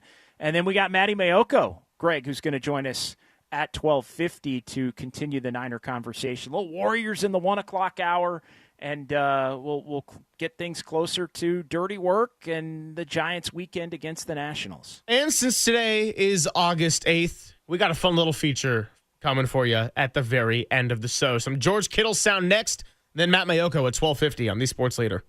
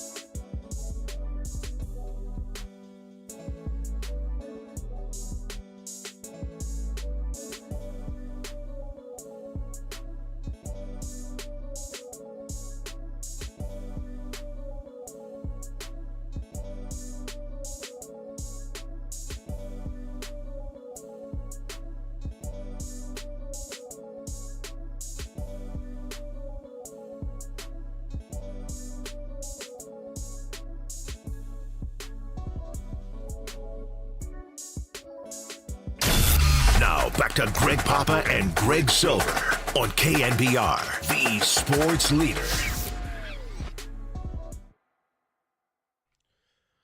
Pop and Silver with JD continues on your Friday. We'll catch up with Matt Mayoko as we do to end every week. We'll do that next segment in about 15 minutes or so, continuing the conversation with which 49ers are you most intrigued by heading into Saturday's preseason matchup against the Denver Broncos. Lots to continue unpacking as we inch closer towards September 7th and the official Week 1 opener in Seattle at Lumen Field against the Seahawks. The only place where they got a division win last year, 1-5, and of course looking to turn around that number first and foremost, along with the 6-11 as a whole. Want to play another piece of sound from George Kittle. It's a collection of different clips from the Richard Sherman podcast, but this is George Kittle getting into the fact that he feels really good training camp wise because even with all the newness of the rookie and the sophomore class, they have gone through a lot of stuff together as a group, particularly the ones that fell short in Super Bowls. Here's what George had to say. What are you talking about? Easiest schedule? Like, relax. It's the NFL. It's hard regardless. And as a all-pro premier player at your position, the highest rated on Madden, by the way. Thanks, Chad. I think it's 4 years at 98. Can you get me to a 99 one of these times, sure? I'm going to go talk to him. My anxiety level has been lower than it ever has going into a training camp. It's just so fun being around guys who have the desire to win so bad. Also, being around guys who you've gone through with. We've won a lot of games together. We've lost games together. And like, it builds this unity, this like confidence in this group. When we played Green Bay in the NFC Championship game, our outside zone was just so dominant. We ran the ball 46 times. And like every single play, we just dog walk them up and down the field. That was one of my favorite games I ever played. Well, I appreciate you joining us. As always, I love you so much. I love you as well. So Kittle's starting with the whole notion of the last place schedule, which, yeah, we can get caught up in the whole schedule game. And the morning show's made a whole bit out of the last place schedule ever since things were turning south last season. Yeah, statistically, it is a lot better. Again, I focus not as much on the teams that they're playing and the win percentage because it's a year-to-year league. But I do appreciate the fact, for the 49ers' sake, that you're not having that brutal back-to-back in Thanksgiving Green Bay, Buffalo in the snow. You're not going to have a bunch of teams that are coming off of buys and you got this heavy rest disadvantage. That's something that's certainly tilting in their favor. I actually want to backpedal on something I introduced that cut with because I kind of looped the sophomore class into the rookie class in terms of, yeah, sure, maybe they didn't go through losing a Super Bowl together, but last year, that team went through a lot together. And I'm talking about both matters on the field and in the locker room and Devondre Campbell quitting on the team with the season on the line. And then, of course, there were the personal tragedies. Charvarius Ward losing his daughter, Trent Williams having twins, being stillborn, and one of them miscarrying. So just a lot of tough sledding as far as the football went, but it started to bleed into the personal lives and what these human beings were going through on a day-to-day level. So to have that extra long offseason and to see a rejuvenated Trent Williams and a rejuvenated Christian McCaffrey who says he doesn't need fewer touches, he just needed to be healthy. And to get a Fred Warner who lost his counterpart in Dre Greenlaw, but he didn't really get to have him last year outside of one awesome half against the Rams. You do see a sense of rejuvenation, and they went through a lot together on the field, but they went through a lot as a locker room, and that includes the rookie class that had to endure a 6-11 season with a lot of life challenges being faced with their brothers too. They did, and yeah, it does feel like in many ways, as much as can be, a major clean slate with reinvigoration, however you want to call it. Although some of those off the field things you obviously never get over, in terms of losing children and things like that. But yeah, it does. I think the 49ers, all things considered, couldn't have asked for a better layout in front of them in terms of the schedule and the commitment in the offseason that everyone had in terms of coming in for the offseason program and the OTAs and the mini camp and all that to set themselves up. But eventually you get to training camp and you get to these preseason games and each new season sort of has its new football problems that start to show themselves. And so we'll see. I mean, the key, and the Niners are already trying to deal with so many of these. The key is, can you overcome them? The key is the Niners put so much on their decision to move on from maybe some pricier veterans and some of that first layer of depth and to go young. I think in part, there's a financial component to that, Greg, but I also think in part there's a looking to reinvigorate the roster with some new blood component to that as well. But it's a gamble, and it's a gamble that can pay off if the young players can step up and step in and be productive. If they can, I almost think it winds up being even more of a positive and can give you more of a boost than had you sort of stood pat and continued with the veterans. But the gamble is that you might have too many guys that are either not quite ready, unhealthy, or just aren't good enough filling those spots.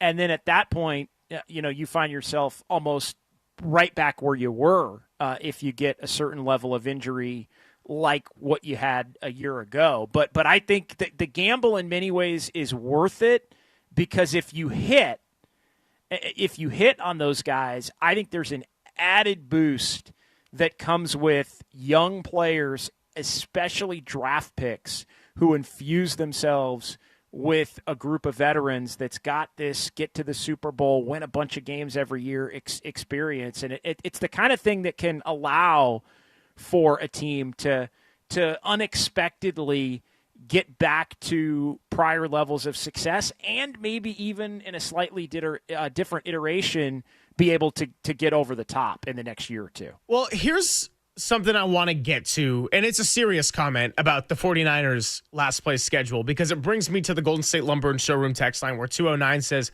why is that brutal first place schedule never a problem for Kansas City? And here's my note on whether you're talking about a first place schedule or a last place schedule. It's going to bring me to the question, JD, of, is your division good?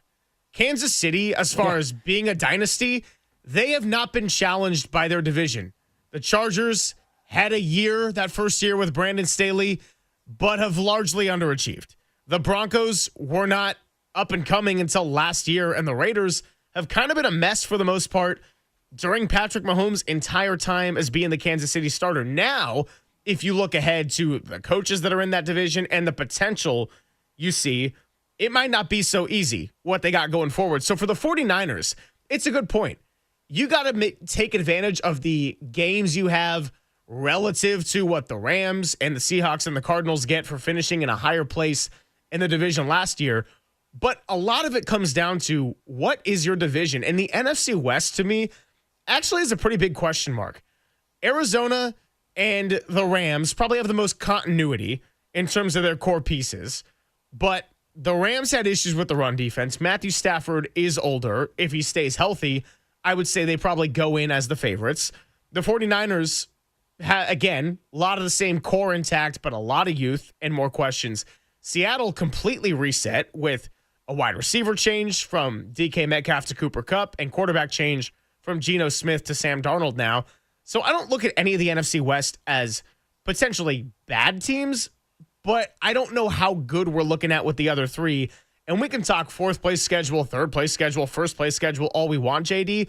But a lot of that in general comes down to, what's your division? So on that question by 209 in the Golden State Lumber and Showroom text line, I don't think Kansas City has suffered a whole lot, because they haven't really been challenged by their division in the same way that Tom Brady with the Patriots for 20 years really wasn't challenged by the AFC East.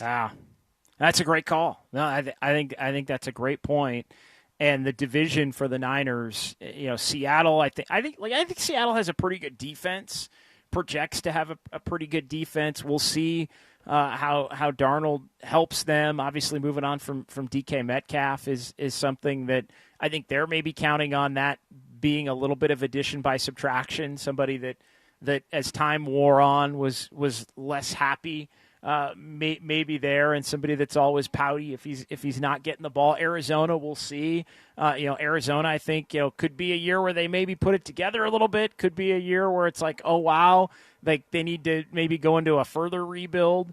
if they prove to be the fourth best team in the division. And then you've got the Niners, who I think you can safely, in their most optimistic view of themselves, put in the 2, could be 1 realm of things. But then you've got the Rams, who I think have a great defense. They have the McVay offensive scheme. You know what they're going to do. I think they've got a lot of talent, really both sides of the ball. But the question of Matthew Stafford, I think, is kind of looming over everything. So you could make the case that the Rams, at full go, have the best head coach and quarterback combo in the division. Now, we've seen for stretches the Niners have the best head coach and quarterback combo in the division, and those have been, those are always, for as much as we get into all the minutia and all the little things and who's the most important and who can't you afford to lose and all of that stuff, often divisions come down to, and this is exactly what was true with the 2 examples you provided, the Chiefs now and over the, going back to 2018 with Andy Reid and Patrick Mahomes, and obviously Bill Belichick and Tom Brady.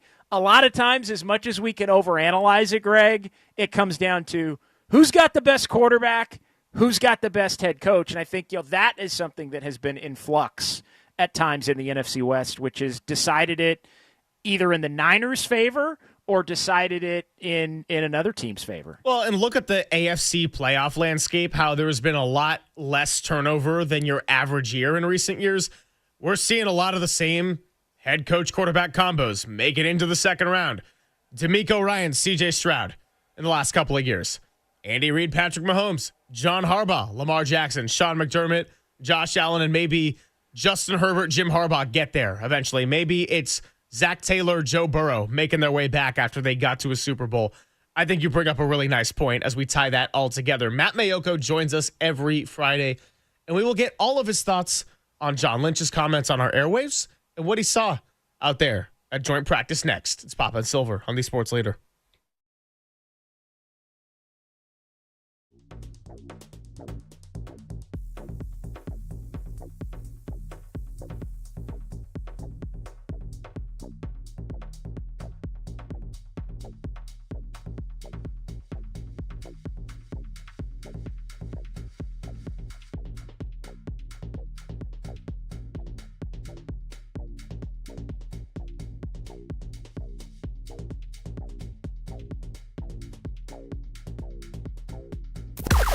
Now, from the O'Donnell Financial Group Sports Desk. Learn more at odfigroup.com. O'Donnell Financial Group, because planning is a process, not a product.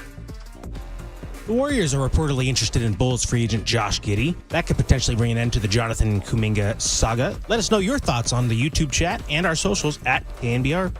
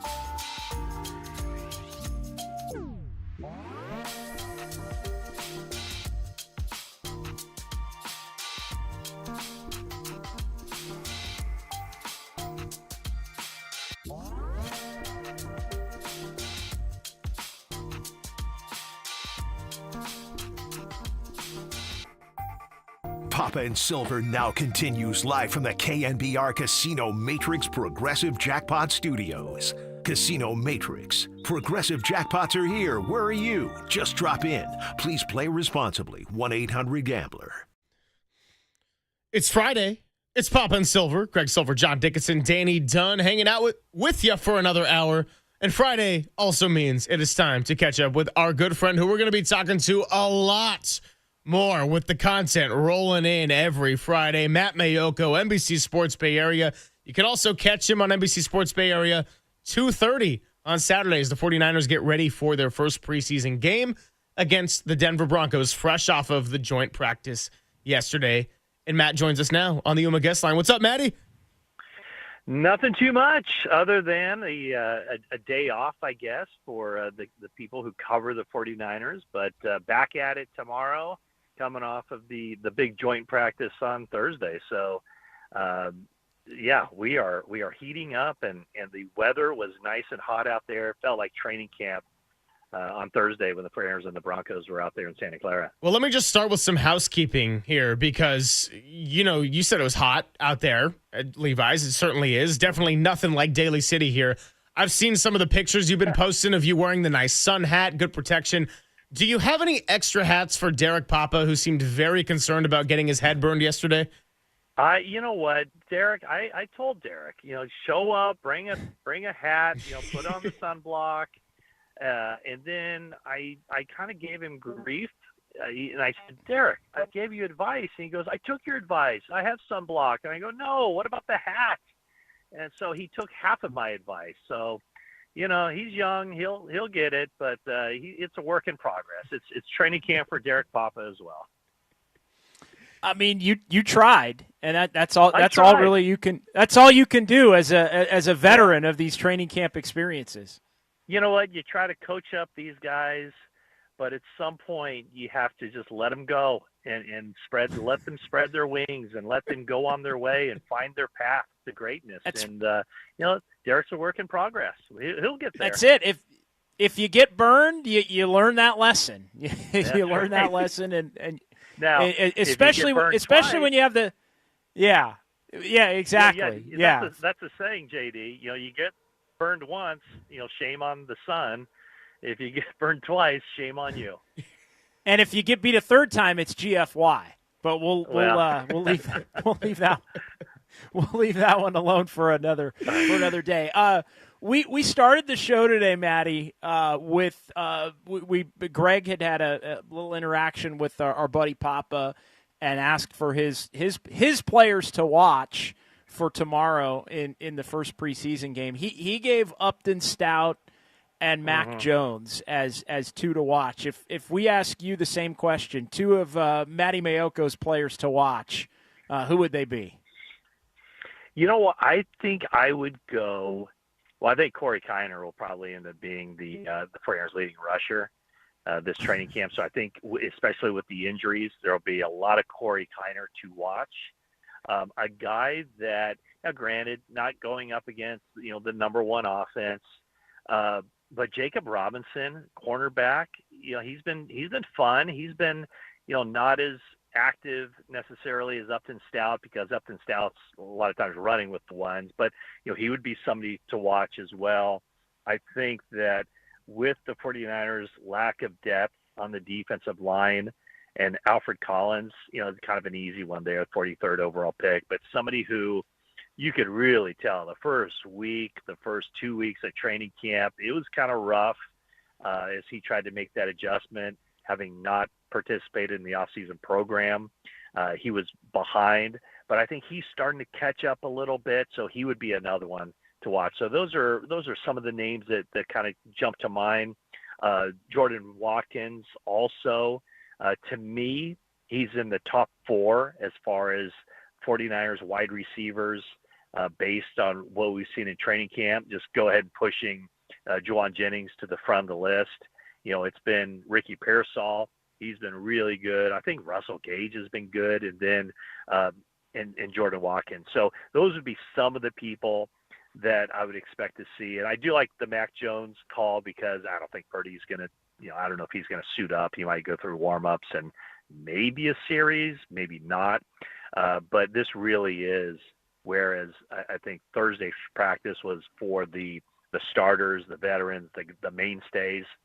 Those guys now will be on the sideline, and it'll be an opportunity for a lot of the young guys and the second and third stringers to get out there and play a lot Saturday night. Talking to Matt Mayoko here on the Yuma guest line. I wanted to expand on the Alfred Collins discussion because the last time we spoke to you, it was in person in the toddler room, Levi Stadium, and you said straight up that you think there's no doubt that Alfred Collins is behind the 8 ball with the calf injury and then the lack of signing the contract until they ended up getting that done, and heard a lot of positive things about him yesterday, particularly in the one-on-ones. So how much does it look like he's come along in a short amount of time? And have you had any specific conversations with Robert Saleh or anybody who closely is involved in the defense about what he needs to do to continue getting up to speed here in the preseason? Yeah, I think he has been a topic of conversation a lot here in the first 3 weeks of training camp. And the way I saw it, and just kind of, looking at him, he's 6'5", 332 pounds. To me, there's a lot of kind of similarities to Javon Kinlaw. And I know if I say that, 49er fans would probably just like start rolling their eyes. I'm tweeting it out right now. Yeah, please. Yeah, it's Mayoko NBC. Yes, perfect. But here's what I think with Kinlaw, such a big guy, very much like Alfred Collins, and so what works at the college level, where a guy can just rely on the size, the strength, and get by, that doesn't work in the NFL. And where Kinlaw was just not able through most of his time with the 49ers to basically make no progress and kind of be a net negative when it came to the 49ers defense, because he didn't get much practice time. He was always injured, or that knee just wasn't cooperative with him. So he wasn't able to get out there and practice too much. He wasn't able to play and stay on the field and get better. Whereas Collins, he's got to learn to play with better leverage and low man wins and all that stuff. Well, when the low man wins and you're standing 6'5", that takes a lot of work to get to the point where you can anchor in and be stout in the run game against NFL offensive linemen. So where I've seen Collins improve, and I think the 49ers coaching staff would back this up, would be that he has practiced, pretty much every day of training camp. And so the improvements have been noticeable, from early on, going, God, can this guy even play? Can he make any kind of significant contribution as a rookie? To now going, wow, if he continues on this path of improvement, he's not only going to play, he's going to be a huge part of the 49ers, at least the 49ers run defense. I'm not sure, how active he's going to be in nickel situations, rushing the passer and all that. But as a run defender, that's where that's why the 49ers drafted him where they did. They expect him to be a good player in that phase of the game early on. And I would say that based on where he was when he started training camp to where he is now, specifically yesterday's practice against the Broncos, I'd say it's very encouraging as far as the upward trajectory he's on. Matty, it seemed by most accounts yesterday it was slow start for the 49ers offense against the Broncos defense, got better as the practice wore on. I'm curious how you chose your vantage point. Did you go more 49er offense versus the Broncos D or the other way around? And what would you say is the most telling just aspect of some of the what you observe from a joint practice from being at a number of them throughout the years? Yeah, so how we worked it is that Jennifer Lee Chan, my colleague, we decided before the practice started, okay, you'll be on this field, I'll be on that field. And so whatever happens on that field, I'll be responsible for writing and observing and reporting on, and then, you do the other field. And so it just happened that it was I was on the field with the 49ers offense against the Broncos defense. And I will say that it was very decisive early on. The Broncos brought the energy. They were the aggressor. They're chirping, and Talanoa Hufanga, hats off to him. He had a lot to do with that. They were the defense for the Broncos was fired up, and the 49ers had a very difficult time matching that kind of intensity, and it showed. Purdy didn't have much time to throw. The defensive backs for the Broncos were sticky. The 49ers just couldn't get anything going. However, when it got later in practice and there were the move the chains and the red zone stuff, 49ers offense really turned it into a good day for them, specifically just how they ended practice. And I would say quite clearly still for the entire practice, the Broncos defense had the upper hand, but it was kind of like the perfect scenario for the 49ers is that they rebounded and they put together some very good plays and some very good sequences later in practice. So it's probably one of those things where both teams were probably happy with the work they got in. And the thing that kind of stood out to me, and I think even watching it, especially later in practice when the 49ers started making some plays, Purdy hit Pearsall, he hit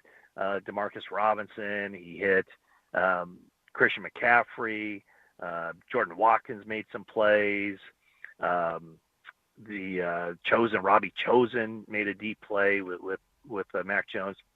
The thing that probably kind of stuck in my mind was that, hey, that's a really good defense, and you know what? The 49ers offense is pretty good too. So it very well could be you're looking at what we saw yesterday on that practice field was a top 5 defense against a top 5 offense. So, and just like you would expect it to turn out, they both had their moments. As I understand it, talking to Jennifer on the other side, she thought that the 49ers defense was just slightly ahead of the Broncos offense, but it was very competitive. But on the side that I was watching, it really wasn't competitive for the longest time. And then it got competitive in a hurry. And I would say the pendulum even swung to the 49ers offense later in that practice. Talking to Matt Mayoko here, a few more minutes. One unit that was not top 5 last year was the 49ers special teams, to say the least. And so Jake Moody, I saw he perfect day yesterday, hit a few from 50 plus, but JD and I were getting into the discussion a little bit earlier in the show, and I heard you earlier in the week on our airwaves also say that it's always been about Moody being in a competition with himself. Do you see this preseason right now, if and until there is a kicking competition with another kicker, are we kind of in the space where if Moody's making his kicks, it gives us some but limited information, and if he's missing them in the preseason, it's going to give us a lot of information and a lot of noise more so? Well, I think that if Moody is, if he's good in the preseason, there's no question he's going to be the starter, or he's going to be the kicker for the 49ers. The 49ers aren't looking to move on from him. The only way they move on from him is if he gives them reasons for them to move on from him. So I stand by that. I think that even when Greg Joseph was around, the competition was really Jake Moody against Jake Moody. And so even though Greg Joseph isn't there, I mean, he does have a cell phone, I understand, and he can be on the next flight to the Bay Area if needed. So I really do think it's always been about Moody. And, Greg Joseph isn't going anywhere. He's still out there. He's a good kicker. If you watch them in training camp, it was difficult to separate the two. But the fact that, I think if the 49ers had made that decision this week to move on from Moody and they had released him or waived him, I think he would have been claimed in a heartbeat. I don't think he would have gone through the waivers. He would be on another team right now. So they also knew that there probably wasn't going to be a team that would claim or sign Greg Joseph right away. So the competition remains Jake Moody against Jake Moody. If he implodes, whether it's tomorrow night at Levi Stadium, whether he noticeably loses his confidence with some mixed kicks in Vegas or back at Levi Stadium for week 3 of the preseason. They reserve the right to not start the season with him. But as long as he keeps his head above water and is striking the ball well, and there's not an obvious answer out there that's better than him, then it's going to be his job. And then, once the season starts, put it this way, if he goes through a stretch early this season like he did late last season after he came back from the high ankle sprain, I don't think he'll be the kicker much longer. They'll have to move on. But he's getting a chance, and it's up to him whether he holds on to it and keeps that job. Matty, final question for you. Big part of our discussion today has been who is the most irreplaceable 49ers player, and it kind of started as Christian McCaffrey a conversation, and then what would the top 3 be, and then it got to 5, and I think we ended up getting to about 7 or 8 on the list that all could be in some form of a top 3 or a top 5. Who would be the one, and I guess how would your top 3 to 5 rank? Yeah, the first name that comes to mind is Nick Bosa, because I just don't know where the pass rush is going to come from other than Bosa. They traded for Bryce Huff, but he's 5 years in the league. There's been one season where he's been a really good pass rusher, and the other 4 seasons have been, just kind of, right there, 3 or 4 sacks, something like that. So to me, that's probably number one. I could list off, and it'd be the same names, I'm sure, that you talked about. I would say Trent Williams. The 49ers offensive line was getting beat up pretty good there early in the practice, like I talked about. Well, guess what? Trent Williams wasn't out there. John Lynch made the comment late last season or talking about the team, how it didn't address the offensive line in the draft. And he said, hey, look, the offensive line is a lot better than when Trent Williams is out there. So, Trent Williams is one guy. Christian McCaffrey, he's a top 3 important player on the 49ers as well. Fred Warner, and then I guess I'd go Kittle. Those would be the 5, probably pretty similar to your list of 5 guys as well. Yeah, it's a good list. I think my top 3, I decided to go CMC, Bosa, Trent Williams, probably in that order. Yeah. But Fred Warner, Kittle, Brock, Deommodore Lenoir, you can go down the list pretty quick. So yeah. Here's another headline for you. The only reason, because obviously I was thinking Brock Purdy, but Mac Jones has had a really good camp, and I'm not saying that Mac Jones is Brock Purdy or anything like that, but Mac Jones seems to have, he seems to be a lot more confident, decisive, almost by the day.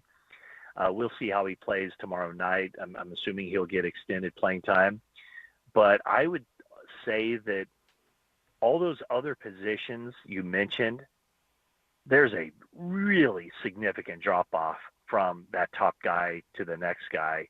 And yes, I would still say that there's a noticeable drop-off from Purdy to Mac Jones, but I'm not sure it's as significant as maybe some of those other positions that we mentioned when we're talking about McCaffrey and Bosa and Williams and Warner.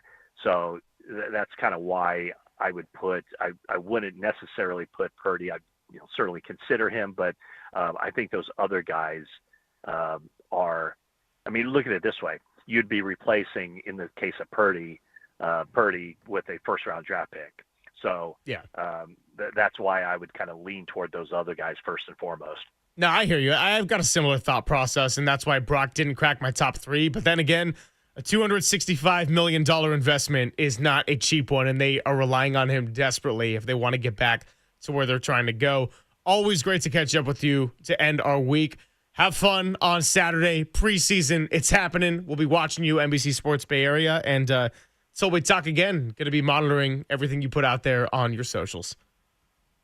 I appreciate it. Thanks, guys. I'll talk to you next week. Appreciate it, Matt.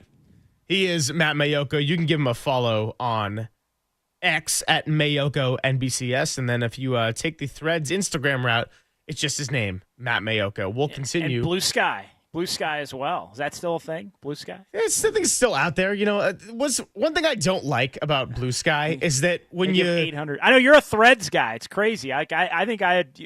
Go ahead. I a lot of people adapted to. I never got into Threads.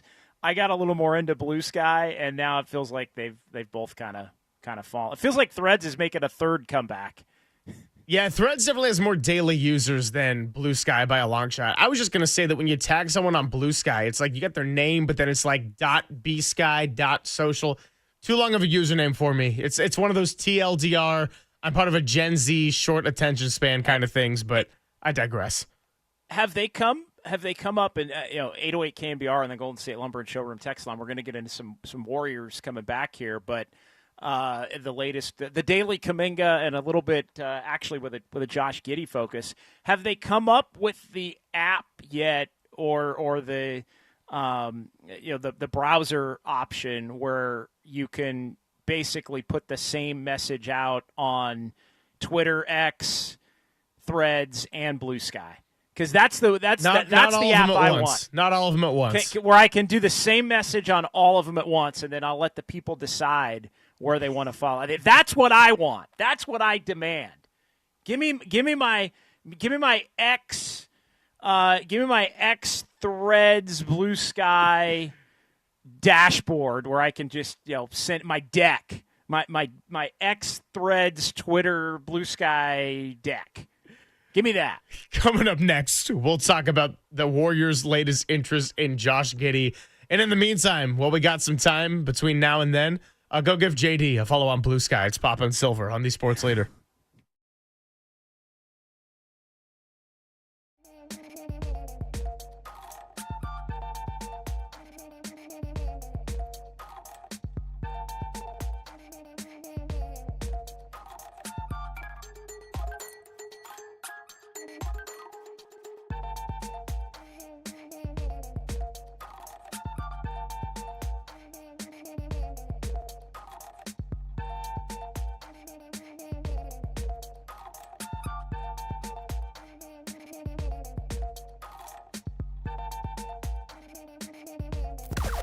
Now, from the O'Donnell Financial Group Sports Desk. Learn more at ODFIGroup.com. O'Donnell Financial Group, because planning is a process, not a product. Rich Aurelia joined Dirty Work yesterday and discussed the Giants' 4-2 road trip and how they can keep that hot streak alive this weekend against the Nationals at Oracle Park. Check out that podcast and more on thesportsleader.com.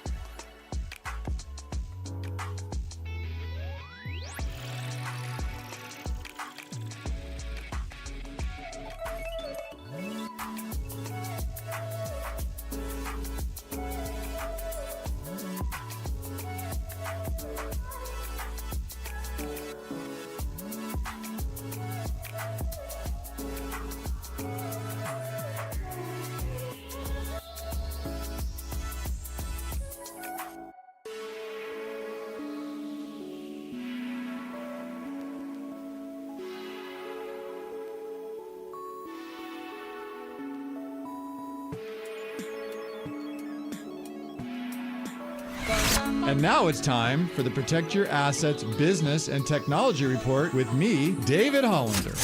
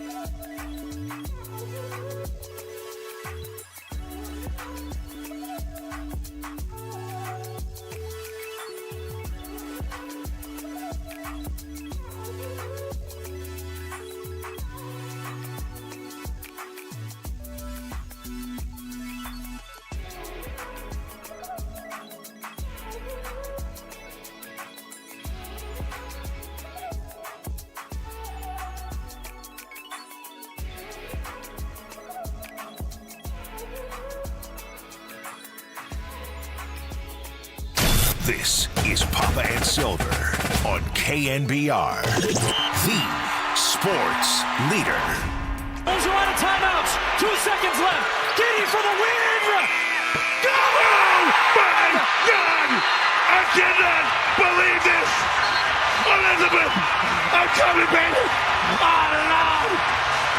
Improbable! Unbelievable! Impossible! Magic Giddy! Good day, mate! Somewhere in Australia, Sydney, or Melbourne, Paul Hogan is somewhere there, Crocodile Dundee. Oh, Lord!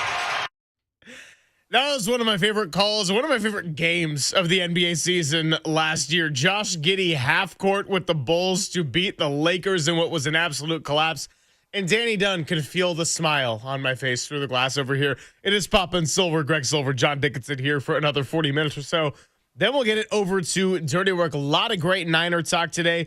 Appreciate Matt Mayoko for coming by. We talked to Andy Baggerly of The Athletic a little bit earlier, and we'll have those interviews podcasted for you by the end of the day today, probably within next hour or so, I would say. Get out of here on a Friday. Anyway, for all the Warriors talk and the lack of moves that have been made this offseason, JD, new wrinkle out there from Jake Fisher, and we both read it on Bleacher Report yesterday. Now, a new scenario in which the Warriors could be interested in the man that was picked, the pick before Jonathan Kuminga in the 2021 draft. We're talking about Josh Giddey. I thought maybe we had the clip. Yeah, he's reporting that multiple teams have reached out to Giddey's representation. Golden State, one of them, to kind of keep everybody up to date on what it is. The Warriors would be interested, is what Fisher wrote, depending upon how the machinations go, in some kind of a Josh Giddey, Jonathan Kuminga sign-in trade. I know the Warriors have been hoping, now this is my take on it, I know the Warriors have been hoping, from what I'd heard, that the Bulls would be a little bit more interested maybe than the Kings and Suns have been through this couple of months of free agency. Fisher goes on, quote, they made outreach to Golden State early in the offseason about Kuminga, talking about the Bulls. They've talked about Kuminga in various trade conversations with the Warriors in the past when Golden State was checking in on Zach LaVine and Alex Caruso. So last week, Greg, we had the haymakers back and forth basically on both sides, with Kuminga and his agent side trying to, hey, we'll take that qualifying offer and we want this and that and take one of these bad trade deals, Warriors, and the Warriors pushing back, shutting down all of the conversation and basically saying, look, dude, you're either going to be on the team with our 1-and-1 deal with a team option for the second year, guarantee you 21 to 23 million, or take the qualifying offer, we dare you. And that's kind of where things had been left. But this, a new wrinkle, I know, and I mentioned this earlier in the opening segment, my impression is that had Josh Giddey been available in 2021 at number 7, the Warriors would have taken him. Or if there had been a choice between Giddey and Kuminga, the Warriors would have taken Giddey. Again, maybe there's a varying opinion on that. From a basketball standpoint, though, Greg, we can get into the logistics. We can get into all the debate of what needs to be done and sign-in trades. with free agents. If you're taking a player back, it creates a hard cap issue. So the Warriors would be hard capped at the first apron. You also, both teams would have the base year compensation component where they would send out 20 but only be able to take back 10, which means that it would by definition have to be a 3 or even a 4-team trade. So there's a lot of logistics there in play. But if you separate from that, which I think you have to, Greg, to start this conversation, from a basketball standpoint, Josh Giddey would be a really nice add to this Warriors roster. I think he would be a better fit. I think he would fill some needs. I'm reading through a couple of proposals right now. Now, Josh Giddey, part of the reason his restricted free agency has also stalled is because he has not gotten the contract offer which he feels he has deserved. He wants a deal around $30 million a year. Stop me if you've heard this before. Exactly. The trade proposal that I'm seeing here is one I actually don't like, though. Warriors would receive Josh Giddey, Nikola Vucevic, Ayo Dosunmu, and a 2028 first-round pick from Chicago. The Bulls would get Kuminga, Moses Moody, and then there's also the note that the Warriors would also probably have to part with Buddy Hield in a different trade to get that move over the line, depending on what kind of contracts got handed out. At some point, you would need a ball stopper, and Moses Moody was that guy who took on the role in a large capacity after Andrew Wiggins got sent over in the Jimmy Butler trade. Now, I understand Moses Moody offensively was shooting so poorly that he kind of lost his playing time in the Houston series and was not effective in Minnesota. He had the thumb injury, got the surgery on that.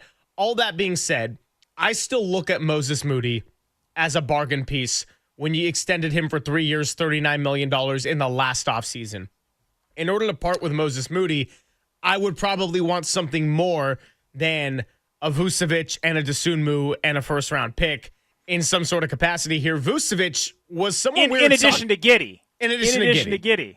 We were talking about Nikola Vucevic a lot at the trade deadline leading up to it, and I straight up said to Papa, I would trade Quentin Post to go and get a Vucevic, and then about a month later walked it back and said, yeah, I'm glad to be wrong on that one. Quentin Post worked out as far as a regular season player of what they needed. I don't think Vucevic does it for me on a defensive side of the ball. Yes, he can score. He can shoot a little bit from the outside, but what does Nikola Vucevic give you in meaningful playoff minutes that a Quentin Post necessarily doesn't in a way that makes the Warriors a much more competitive team? I don't know if I see it.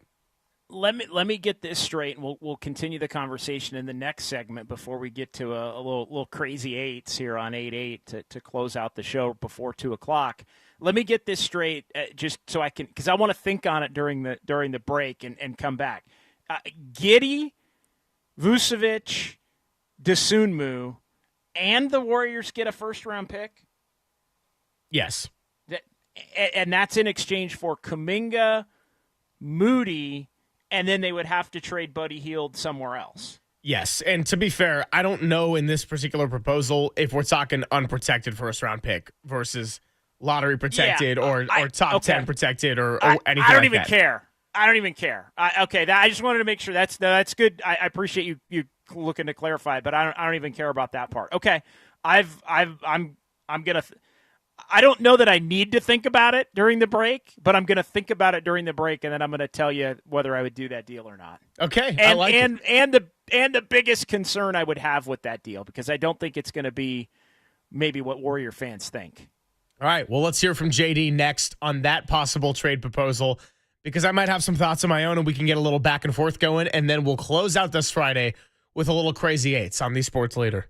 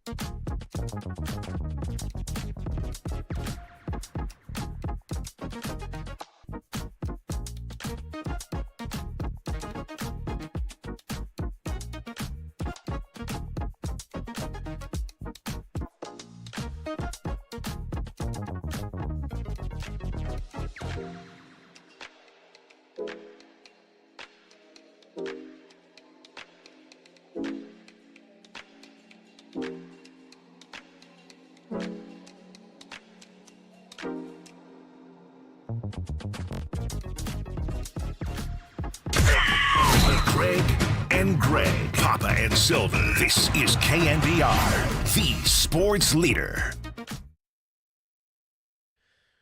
Papa and Silver with John Dickinson, continuing our conversation about the Warriors' potential interest in another restricted free agent and one of the four that has been confined by the CBA and restricted free agency. We're talking about Cam Thomas, we're talking about Quentin Grimes, and of course, Jonathan Kuminga and the Bulls' Josh Giddey.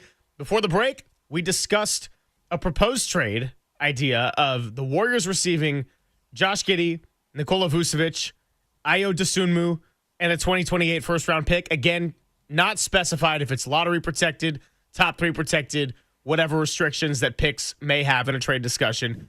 The Chicago Bulls would receive Jonathan Kuminga, Moses Moody, and likely, depending on how the contracts shake out number-wise, have to part with Buddy Hield in some other kind of trade. And Buddy Hield was not on a very enticing contract for a lot of teams, although he did have that epic Game 7 with the 33 points. I digress. Let's get into it, JD.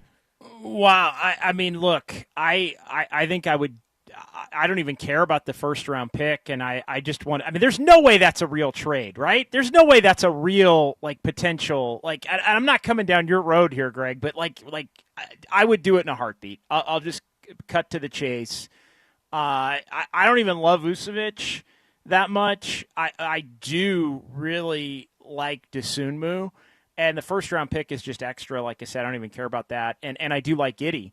At that point, the question I have, and this might wind up being a little bit of a weekend homework project, and maybe we come back to it on Monday and delve into it. My understanding, though, is both teams would be hard capped at the first apron, so there'd be salary that has to go out, salary that has to come back, but nothing would be able to exceed basically the roughly $178 million hard cap, because both players would be taking on a signed and traded player from another organization. So I think that comes into play, and how do you build the rest of the roster around it might make it a little untenable. But from just a purely basketball, a couple of guys talking on a Friday about a situation that's already dragged on, I think more than anybody would want.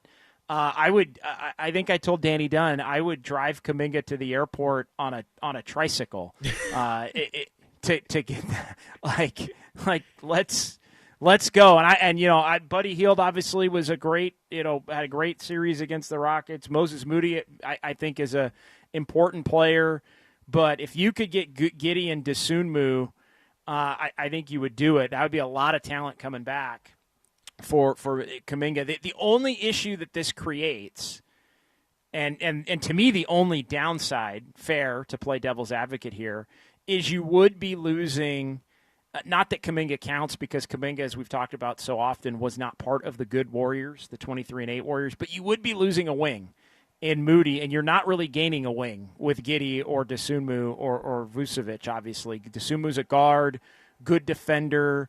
Giddey is a guard creator, yes, can score, but somebody that I think would be a tremendous fit in the Steve Kerr system. And Giddey, he's a 33% career three-point shooter, so you're losing some shooting there. Are he and Podziemski potentially a little bit redundant?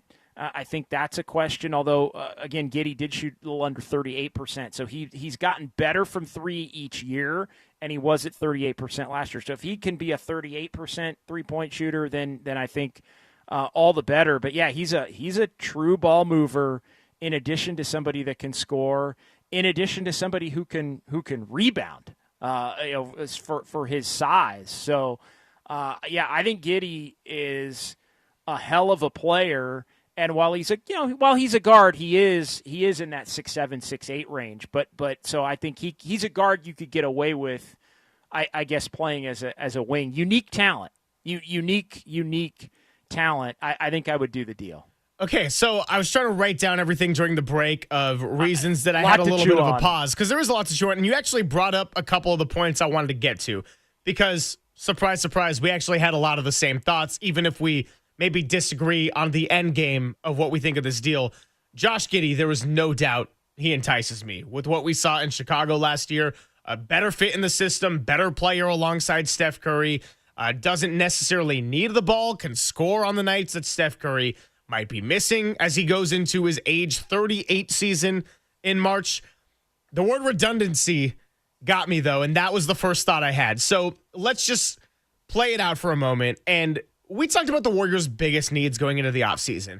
And the big man was one that was constantly coming up, and the wing was one that I probably put at the top of my list. Losing that wing, losing a Moses Moody and a Jonathan Kuminga, the skill set that they could provide with that kind of length and defense on the ball for not just guards like what GP2 can bring, but maybe a 3 and a stretch 4, that would be a hole in the roster. Now, if we're talking about the redundancy thing, is Vucevic and Post and maybe an Al Horford say he still wants to come on a vet minimum? Is that redundant? I would say probably a little bit yes. As far as the guards, Ayo Dosunmu, Brandon Podziemski, maybe DeAnthony Melton if there's still room for him. Is that a bit redundant? I would also venture to say yes. Ayo Dosunmu is someone who I admittedly need to watch more of the tape on. Only played 46 last year, but a big dip in the three-point percentage. That also concerns me with the Warriors' already apparent lack of shooting, even with Steph Curry on the roster. So, again, those are just the instant concerns that come to mind when I talk about redundant in some areas and having major holes in other areas for a team that has a great core and a big three, but is far from perfect here in building out the rest of this roster.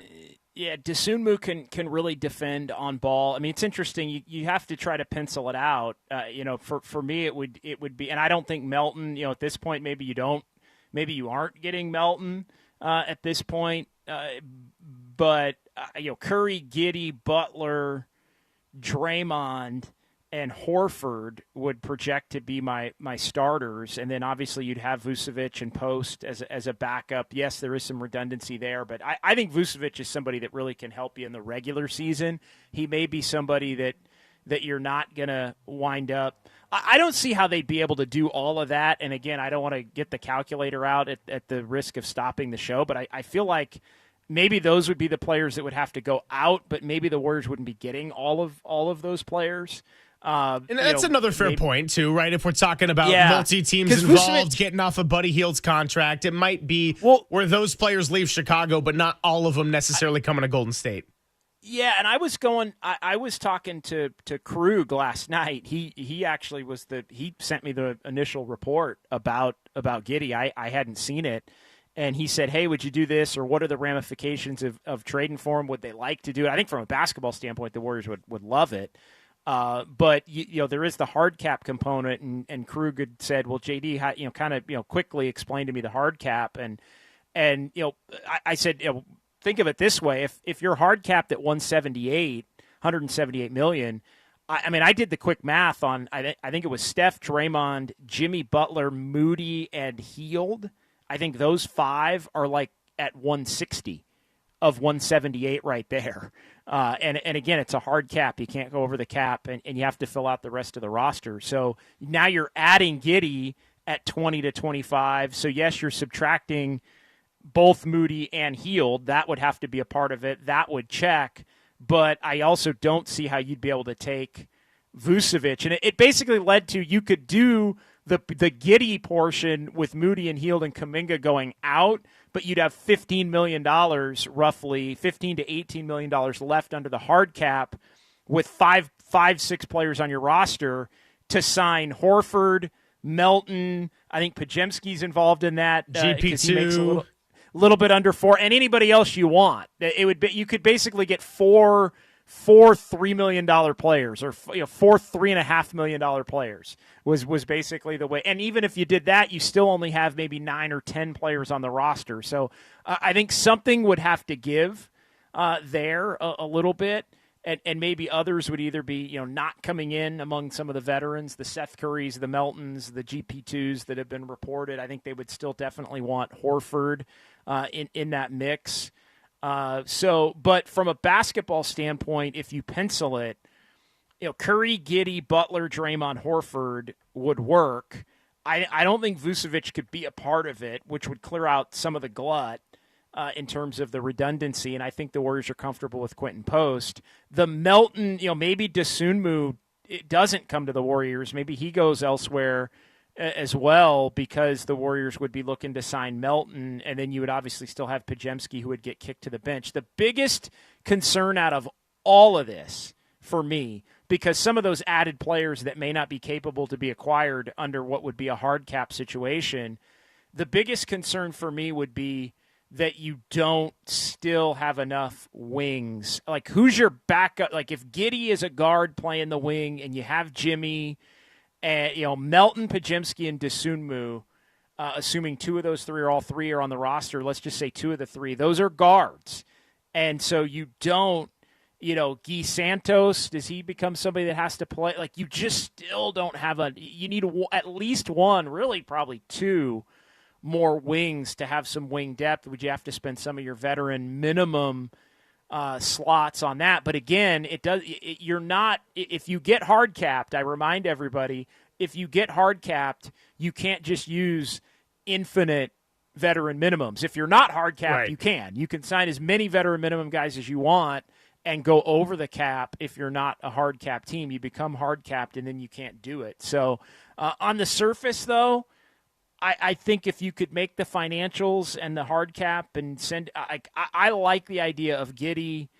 I like the idea of a Steph, Giddey, Butler, Draymond, Horford starting lineup with a Pajemski and Melton, coming off the bench. But I think at that point you're a wing short, even if you still have Quentin Post as your backup big in that mix with Al Horford. I like that starting lineup a lot as well. I would be a little bit more concerned about filling out the rest of the roster. And again, could other teams get involved? Would every outgoing player on every team be going to one destination?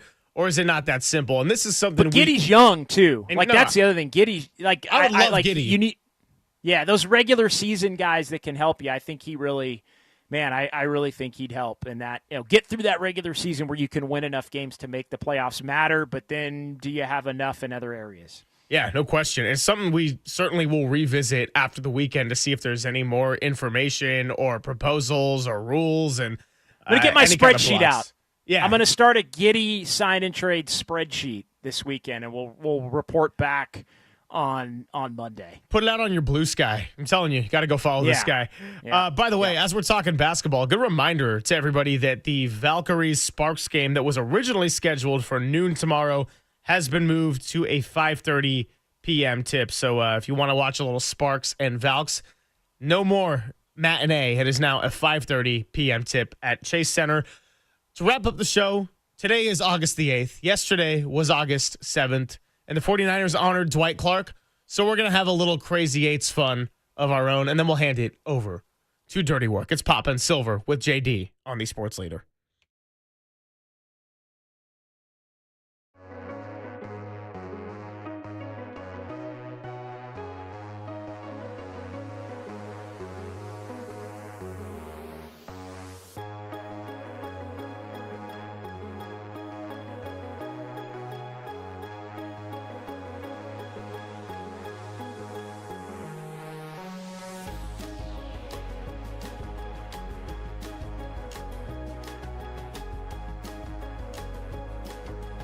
Did you know that many of the attorney ads you've seen or heard aren't based in the Bay Area, some not, even in California?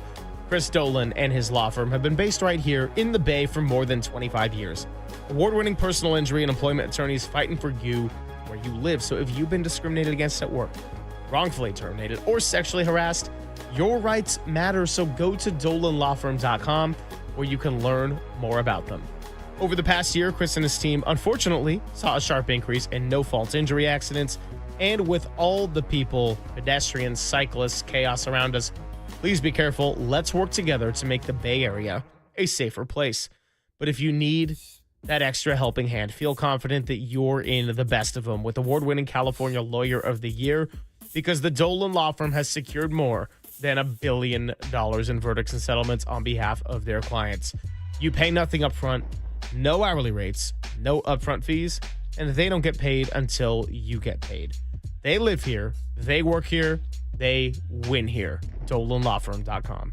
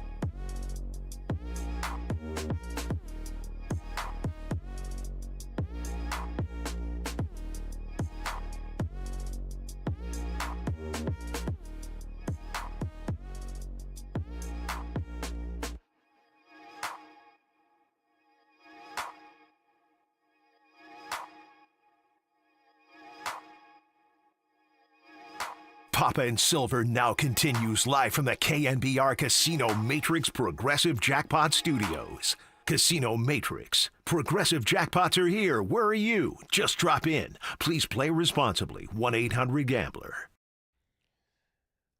Final 10 minutes or so here on a Friday, and then we'll get you ready for the weekend and hand it over to Dirty Work. It's Papa and Silver, Greg Silver, John Dickinson, Danny Dunn spinning the tunes with the Beatles 8 days a week. Well, yesterday was Dwight Clark Day, 8-7, and we were down at Levi's Stadium for the joint practice. Today is 8-8. So JD, it's August. They call it the dog days of summer. The Giants are getting ready to play the Nationals. The 49ers got a ways to go before their season is up and running. And as far as the Warriors, well, we're talking Josh Giddey and not a whole lot else. So I thought, why not end the 8-8 fun today with a little power rankings of impactful Bay Area athletes to either wear the number 8 or 88.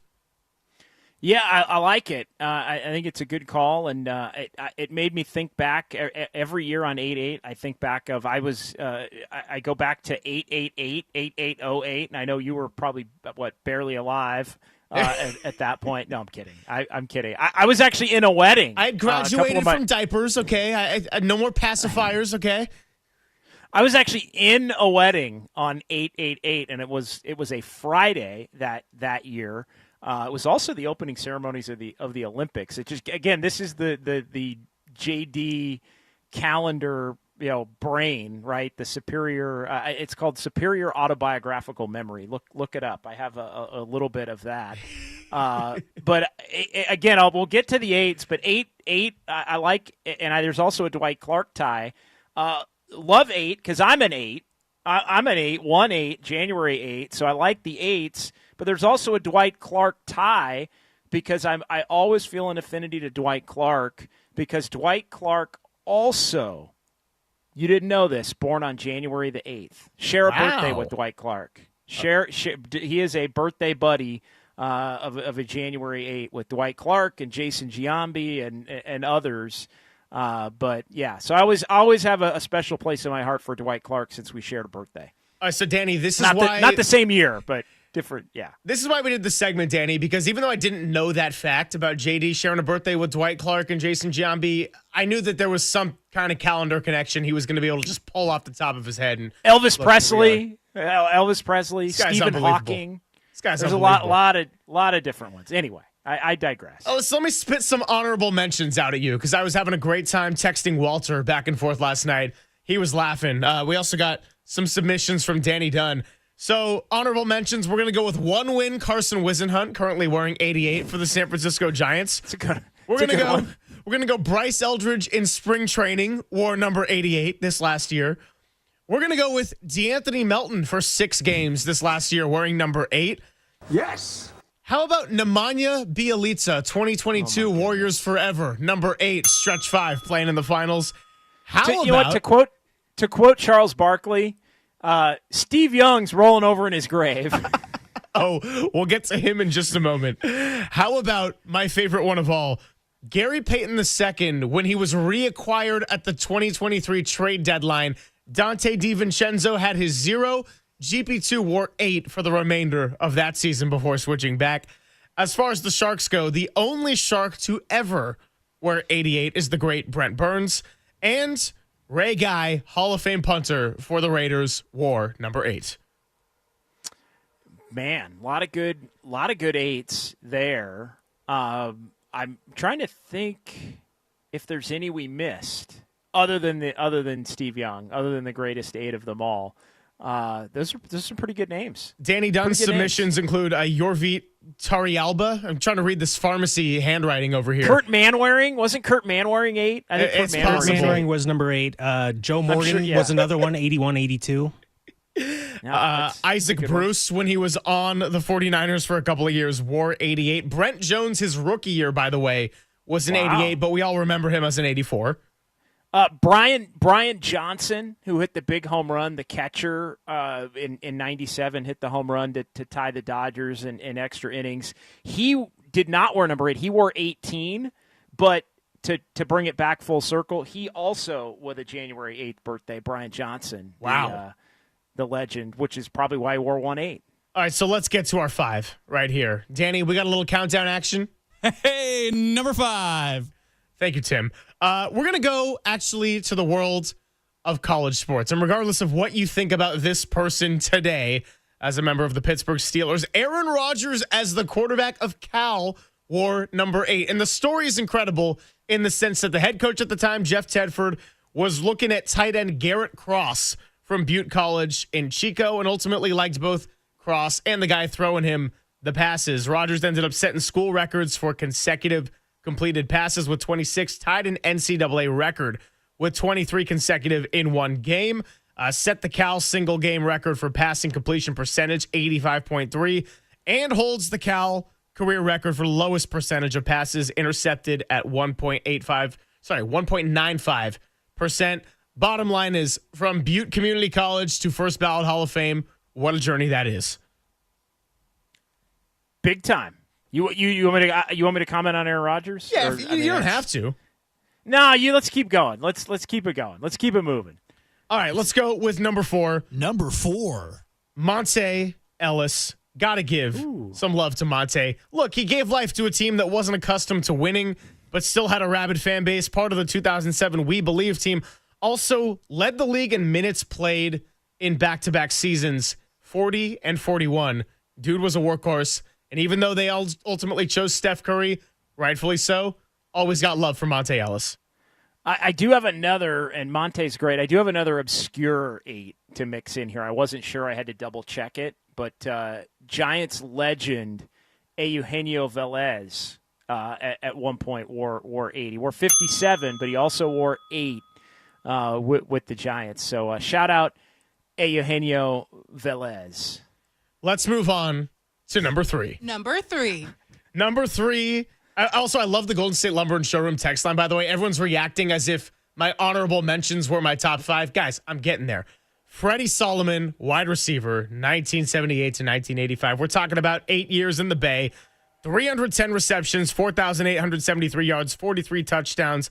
And aside from Joe Montana, I mean, he was thought of as the most important element of a multi-dimensional 49ers offense. He still holds the franchise record for best receiving average in a single season with 21.4 yards per reception in 1983. Freddie Solomon, number 3. Do you want me to throw in another obscure one? I got another obscure. Keep it coming. 49ers 88, Mike Sherrard, wide receiver. Mike Sherrard from Oakland, I believe. I think he was from the Bay Area. Played for the Niners. He was on a couple of the Super Bowl, in the Super Bowl era teams, late 80s, early 90s. Mike Sherrard, and a big 88. Shout out Mike Sherrard if you're out there listening. And shout out Freddie Solomon, the great 88 for the 49ers. Number 2, let's keep it contemporary. 2. Thank you. Not the number 2 that's going to be happening after the show at some point. We're talking about number 8 for the Giants, Hunter Pence, 8 years, 2 World Series rings, 2014 All-Star, one of the best to play right field at Oracle Park. And that's not a walk in the park by any means. Also, we had him on The Sports Leader this week. Always love Hunter Pence. Hunter Pence, so that's number 2? Number 2, Hunter Pence? Yes, that is number 2. Number 1 is obvious, so I'll just say I could have gone with Milt May. Number 1! I don't even know whose voice that was. Milt May was a catcher for the Giants in the 80s. Joe Pavelski, I also missed number 8. That was kind of a miss on my part. I could have reshuffled a little bit, maybe kick out Aaron Rodgers and send him back to his darkness retreat. Joe Pavelski probably should have been on the list, but number 1's the obvious. We were just at Levi's yesterday, number dude. 1! Thank you, Maria Lopez. We walk by a statue all the time. The great Steve Young. A statue we walk by. A Hall of Famer, a 3-time Super Bowl champion, 2-time MVP, Super Bowl 29 MVP, and like someone else on this list who I just kind of unofficially kicked off, a Hall of Fame successor to a Hall of Fame quarterback. Great list. Great way to end the show and end the week here on 8-8. And do we have some breaking Niners news? I'm kidding. We don't need to play this out. The 49ers have signed Tanner Mordecai. Shout out Krug. The dream lives. Your guy Tanner Mordecai back with the team on a 1-year deal. Equinemius St. Brown, unfortunately, injured and goes on the injured reserve list. So down a receiver on the back end of the roster, but Tanner Mordecai up and available potentially tomorrow night. I'm changing my player to watch to Sebastian Valdez. It's all about Krug, baby. Niners Nightly. Tune in. And Krug's going to be on with Dirty Work, which is where we're going to hand it right now. Big thank you to JD for all of his filling in throughout this time. You'll be back Monday. We're going to have a blast. Danny Dunn, thank you to everything you did today. Thank you to Walter for his contributions this week. And, of course, our guests, Andy Baggerly and Matt Mayoko. That's going to do it here on Papa and Silver. Time to get it over to Dirty Work. Adam Copeland, Depop, Tim Webb. We'll take it from here and you're listening to KNBR and KNBR FM San Francisco, the sports leader, a Cumulus Media station. Dirty Work starts now. Number 1. Okay, the fun's over. They've done the dirty work of the radio business. Anybody messes this thing up for me tonight is through. Engineering, board operating, and producing. Not only are you fired, your life is over. And now they have the microphone. What could go wrong? Nobody messes up. You understand me? Don't mess up. Adam Copeland. You wanted some sort of like hard-hitting Bob Lee journalism. You came to the wrong place. Derek Papa. Oh, boy. Okay. It's getting hot. Is it getting hot, sir? That's even worse. How are we feeling? It's getting hot. Oh, boy. And Tim Webb. Mankini, yes or no? 59. Let me go with this, Tim. It's a dirty job, but someone's got to do it. Ridiculous. Completely ridiculous. Welcome to Dirty Work. KNBR 104.5 and 680. The sports leader.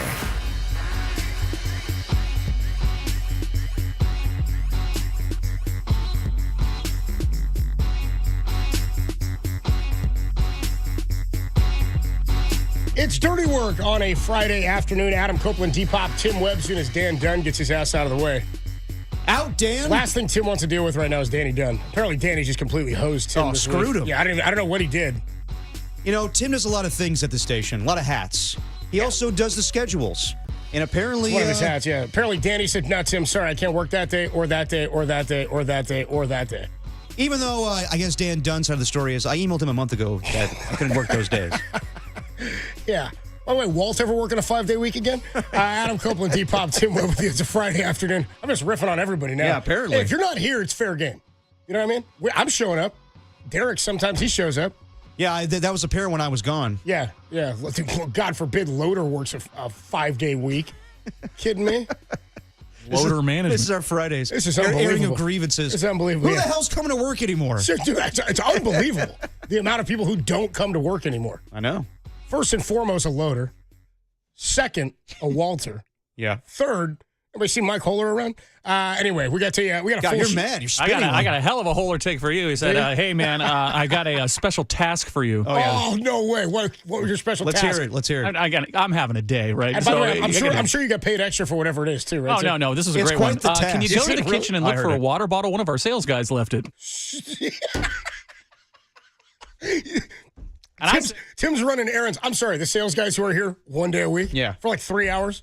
He leaves a water bottle here, and he can't get his ass down here to Daly City. We know who's really important here. I said, this is the priority. I'm about to jump off the roof. He said, dude, Tim was in the middle of making a work schedule for the part-timers. And by the way, for all the stuff that has to be covered, we've got football starting up, of course, Niners tomorrow over on 810 KSFO, our sister station. You got Giants baseball all weekend long.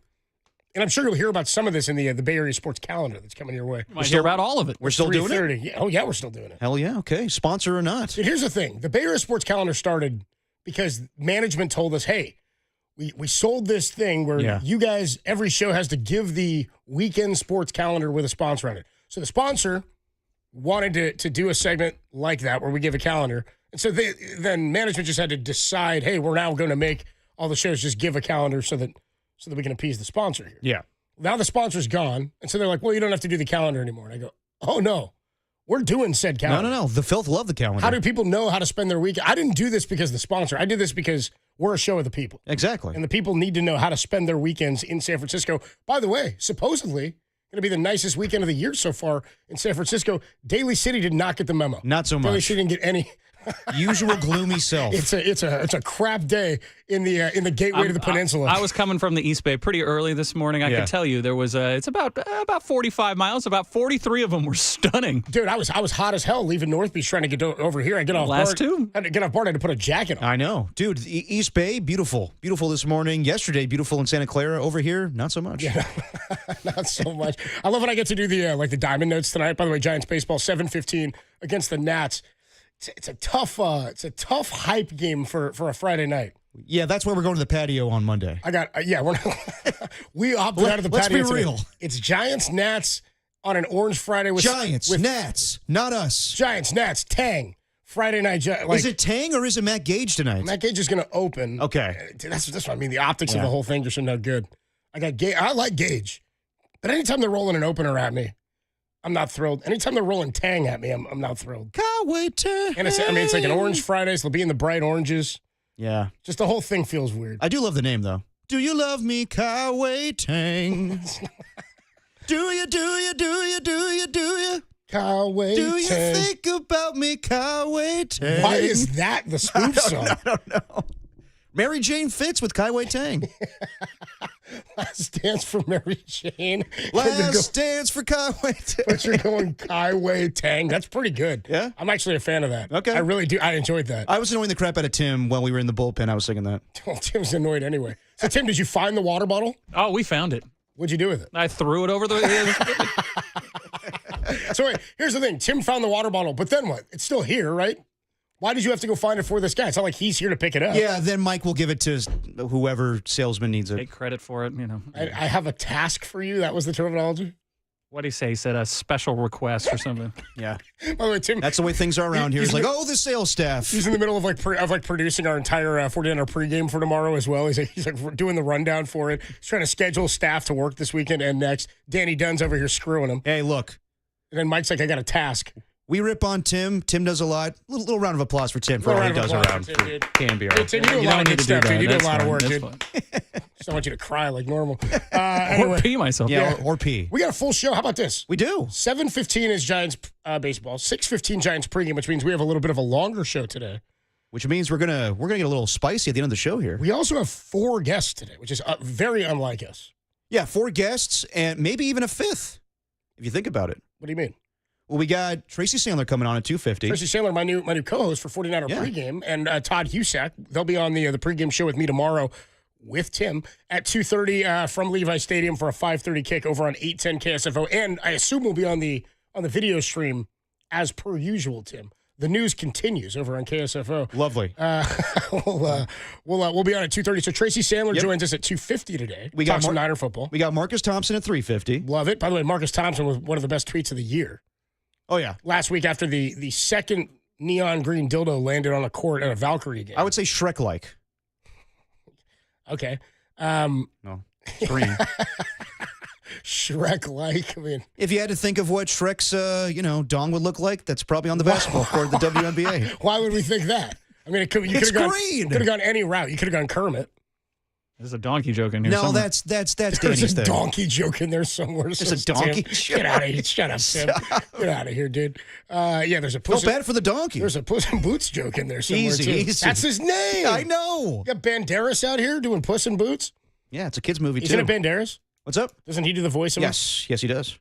Okay, so Marcus Thompson at 3:50. Anyway, Marcus tweeted out the Valkyrie are 2-0 when a green dildo is thrown on the court. We'll definitely get into that. Still undefeated when it happens. Larry Kruger at 4:50. All right, a little Krug talking Niner football. I mean, you were out there at practice yesterday with Krug. Yeah. That had to be, that's Krug's Super Bowl. Oh, yeah. Ironically, there is a Super Bowl played in the NFL, and it's not Krug's Super Bowl. No, this is his. The preseason's really Krug's Super Bowl. Super Bowl is a joint practice where he gets to talk like Michael Dwumfor, who was just a... Dude, he was all about some Drumfor? What is it? It's DWUMFORE, maybe, or maybe... Dwumfor. What's the Dwumfor?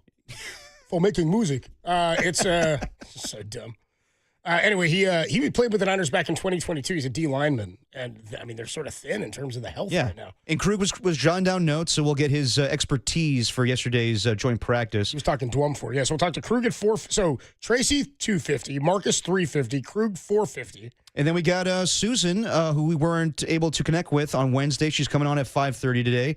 And then I guess the 5th guest would be Mr. KNBR. I was gone when you guys did this. He loves doing his top 10 list. So he's coming in at 5:50 to do a little bit of that. Not late enough. 5:50. Yeah. Are you aware of what happened the first time we did this? What better time than to get a Giants opener and Kawaii Tang than Mr. KNBR's top 10? Everyone going into the Giants game tonight will hear Mr. KNBR's top 10 list. Well, it went amazing last time. No, it didn't. I don't even know what the top 10 list was. It was like songs you've heard before at the stadium. Oh, Jock Jams. Stop with that, dude. He just kept... Well, me and Tim are well-versed because a year ago on the Off-Air podcast, that's where Mr. KNBR debuted this list. So I'm familiar with it. Maybe it should have stayed off-air. Anyway, the first time we did it on the show, you were off. Yeah. They were working a bit around me, and I was like, this is unbelievable. What the hell's going on? We're doing it at 5:50 today. Yeah. So we have to sign off by 6:07 or 08. to make sure we get to Giants pregame by 6:15. Unfortunately, I hate to ask this question, is 18 minutes enough for his top 10 list? It should be. He started his top 10 list last time with honorable mentions. Like, well, his top 10 list was list hilarious because his honorable mentions were 18 deep. Yeah, he may have to speed up a little bit, but I think 5:15 is an appropriate time. Do we know what the category? Can we? Absolutely not. Do I get to vet the list? No. It'll be a surprise to all of us. Okay. I actually don't even know Mr. KNBR is here. He's not even here. Okay, well, let's hope he comes in at 5:15. Is Mr. KNBR going to come in? Well, this is the opposite of Jack Loader. He's coming in just to do this. I was going to say, there's no way I'm going to allow this to happen remotely. There's no way he's going to do this no, over video. Mr. KNBR needs to show up. Can you imagine Mr. KNBR does it over video? He can't make his way in? You're not pulling a Krug. You need to be here. Kruger or Carey. Yeah. That's pretty funny, dude. Anyway, all right, Mr. KNBR at 5:50. So Tracy Sandler, 2:50. Marcus Thompson, 3:50. Kruger at 4:50. Susan Slusser, 5:30.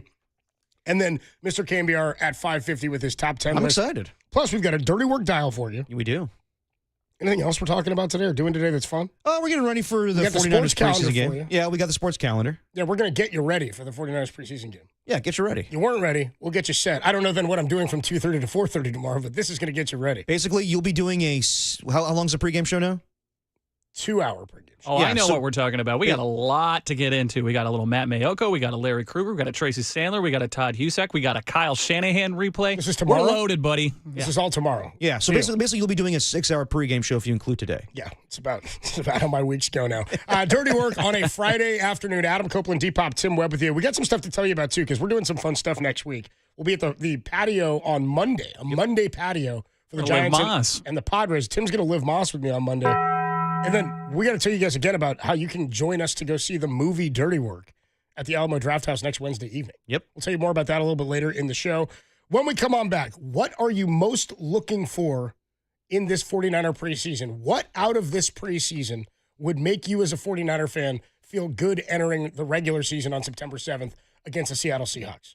Is it simply health?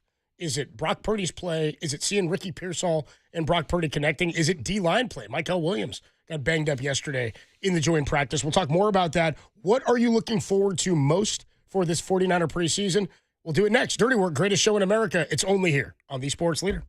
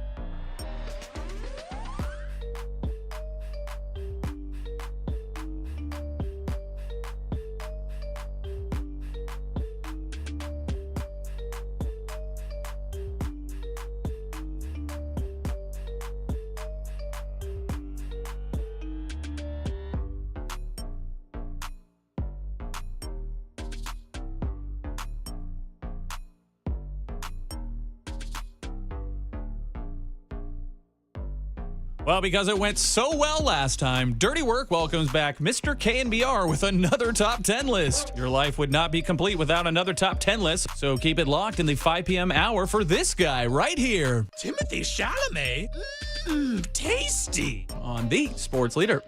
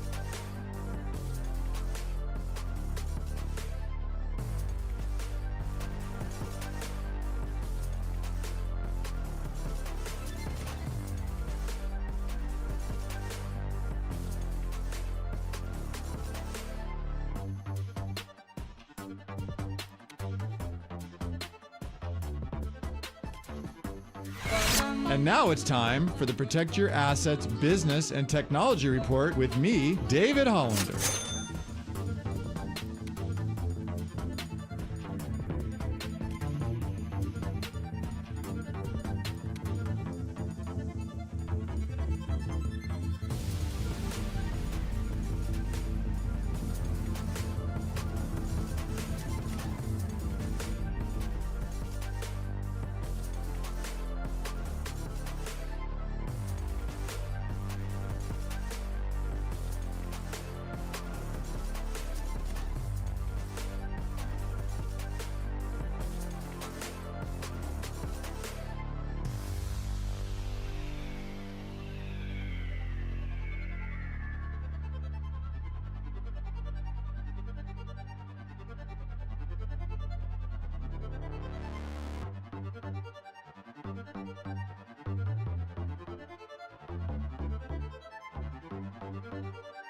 Now back to Dirty Work.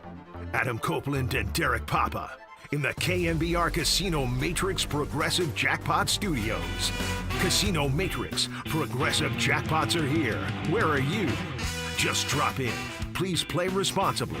Call 1-800-GAMBLER. Little Ska Friday for you. Dirty Work on a Friday afternoon. Adam Copeland, D-Pop, Tim Webb with you. Horn Man. Tim the Horn Man Webb, they call him. They don't. They do. I feel like somebody in public called you that recently. It was you. Was it me? It was you. It was me. It was you at the bar at Showdown. Oh, yeah. Tiana brought it up. Yeah. Tiana said she liked that Showdown on Sunday. Tiana said she liked your nickname. Yeah. Tim. She said, I like that, the Horn Man. just so ridiculous. She's Don't like, I like deny that. it, Tim. She liked it. Tiana's a fan of Tim. She's a Tim Webb fan. Good. In general. So she wasn't mocking him. No. Well, the laugh was very gratuitous, I would say. Yeah, the laugh. Yeah. Well, it's a funny name. Horn Man. She was laughing with you. By the way, people are checking in on the Golden State Lumber and Showroom text line. Immediately, somebody says, 408, dude, I turned on KNBR, and the first thing I hear is D-Pop comparing the green dildos being thrown on the court at WNBA games to Shrek's schlong. And I'm laughing so hard I'm crying. Well, I mean, is it inaccurate? Well, you're welcome. Yeah. That's what you get here on Dirty Work. That tint of green, I think, kind of resembles Shrek. I don't think it's a tint. It is a glowing green. It's like a neon. You wouldn't call it a tint? I don't know. It's pretty A hue? solidly green. Yeah. Okay, yeah. There's a hue. Yeah. Hugh Jackson. There's a hue. There's a hue. I mean, whatever that shade of green, I think resembles the ogre from Shrek. Yeah, that's him. Yeah, that's his name. 281 checks in, says, dude, Scott isn't a genre. It's a lifestyle. They don't know, Tim. They don't know. Yeah. It's a lifestyle. 415 says, for the 49er preseason, I asked before the break Yes, you what did. you're most looking forward to, what you most need to see from the Niners this preseason. 415 says, coming out healthy this preseason is the most important thing for me. Kyle can coach this team to victory, but you can't coach health. Really excited to see some of the players fight for starting and backup positions. And I think that's probably what I'm most looking forward to tomorrow, is getting to look at some of the guys I haven't seen yet. I mean, by all accounts, C.J. West has been incredible. Alfred Collins can move. Nick Bosa is said to look really, really good so far this camp, and apparently looked great at the practice yesterday. Yes, he did on 101s against the Broncos offensive line. He was going through those guys. He's beating the hell out of McGlinchey is what I was told. Garrett Bortles, too, and their big guy, Quinn Myers. So they have a big... Bortles or Bowles? Garrett Bowles. Actually, yeah, Bowles. I'm thinking of Blake Bortles, but yeah. I think it's two L's, Bowles. Yeah. Bowles, yeah. Blake Bortles, the boat. Yep, the boat, yeah. But, Nick Bosa looked really good yesterday. And so did Michael Williams before he got hurt. Yeah, so, we're not going to see Bosa tomorrow. But and he had missed the 3 practices leading up to yesterday. But I don't know how much of these guys we're going to see. And we'll talk to Tracy Sandler about it at 2:50. But, yeah, I'm looking forward to getting a look at some of these young guys who are going to have to be contributors for the 49ers this year. I don't really know what I'll be able to take away from this preseason, because so many of the guys that I feel like will be out there playing, at least in tomorrow's game, and specifically in the second half, it will feel to me, I think, more like a third preseason game in the second half, because of you're not going to have 3 of your top 3 running backs in theory, right? Yeah. I mean, I don't know if they let Pat Taylor play tomorrow at all, but you're probably going to see. They should. They probably will. I mean, he'll be the third guy, right, behind Garendo. But Garendo won't play tomorrow. That's what I mean. Is Garendo's? Yeah. My point is, McCaffrey gotcha. won't play. Garendo's hurt. Jordan James is now hurt with a broken finger. Yes. Those are your top 3 guys in theory at the position. Right. So Peach Taylor is like your 4th guy. Then you got Corey Kiner, who's an undrafted free agent rookie. Nothing finer. Nothing finer than Corey Kiner in the backfield. And then same on the receiving side of things. Like, there are some positions that are up for grabs, and Kyle said as much to us the other day when we did our weekly hit with him, where he said there are jobs to be had in the receiving room. But Jordan Watkins is a guy who's likely going to be a top 3 or 4 guy to start the year on the depth chart, right? Russell Gage is a name we've got to pay attention to and be looking at, because he's a dude, a veteran who looks like he may make the team. Demarcus Robinson is at some point going to be suspended. I don't know how many more reps they get him throughout the preseason, or if they get him into any games early on, pending the suspension. I would think trying to keep him up to speed. You want to get him as many reps as possible before that suspension gets handed down. My point is, I'm not going to know what to trust, mostly in the second half of tomorrow's game. I guess I'm just looking at, can they execute where they're supposed to execute? Situationally, will they execute? I want to get a look at Jake Moody, who yesterday hit a 53-yarder in the joint practice and also missed a 33-yarder. I forgot about that one. Yeah, he donked it. He doinked one yesterday. He didn't even tell me that. That's a report I need from you. You were there. I was there. I was talking to David Lombardi when he was doing that. But, he rebounded pretty quickly after that. I'm not going to put a lot of stock into a missed field goal during practice of 33 yards. I don't know. It seems like the one thing that's as real as it could be in a game. That's the least of my concerns right now. I'm not concerned per se. Yeah. I'm just saying it's the one thing that I could trust. Like, for example, Matt Mayoko said that to us, and he goes, when you're watching a kicking competition, it simply is, did he make it or did he miss it, right? Whereas if a quarterback throws some interceptions or makes some mistakes in practice, you don't really know what they're working on or what the situation is or what he's trying to do per se, because you don't know the ins and outs of the schematics and the plays that they've set up. If a guy's missing field goals, it's kind of cut and dry. Now, they don't have the luxury of having a second guy right now on the roster due to all the injuries they have. Hell, they just put Equinemius St. Brown on IR, right? Season-ending, IR, and now I'm assuming they'll come to some agreement there where they can just cut him off the roster in a couple weeks. But Tanner Mordecai's back. He's your, fourth string quarterback. You'll probably see some time tomorrow that Matt Mayoko just reported. But did Mayoko say we will see him tomorrow? You think you may see a little bit of Tanner Mordecai tomorrow? Nobody more stoked than Krug. Oh yeah, we'll talk to Krug at 4:50, but he's got Mordecai. A little Mordecai, but let's be honest. Kyle doesn't put a lot of stock into the preseason. He said this before. Like, it's about really the practices. It's about the joint practices. And, if it were up to Sean McVay and Kyle Shanahan and a lot of these more modern coaches, they probably would forego the preseason, really these games. But, what I'm looking for tomorrow, it's a shame that Mykel Williams won't be out there, because I really wanted to see how he was going to fit in this defensive line. I mean, really, that's what I'm looking for this whole preseason. It's not really so much the offense. It's it's going to be who's going to start on this defense.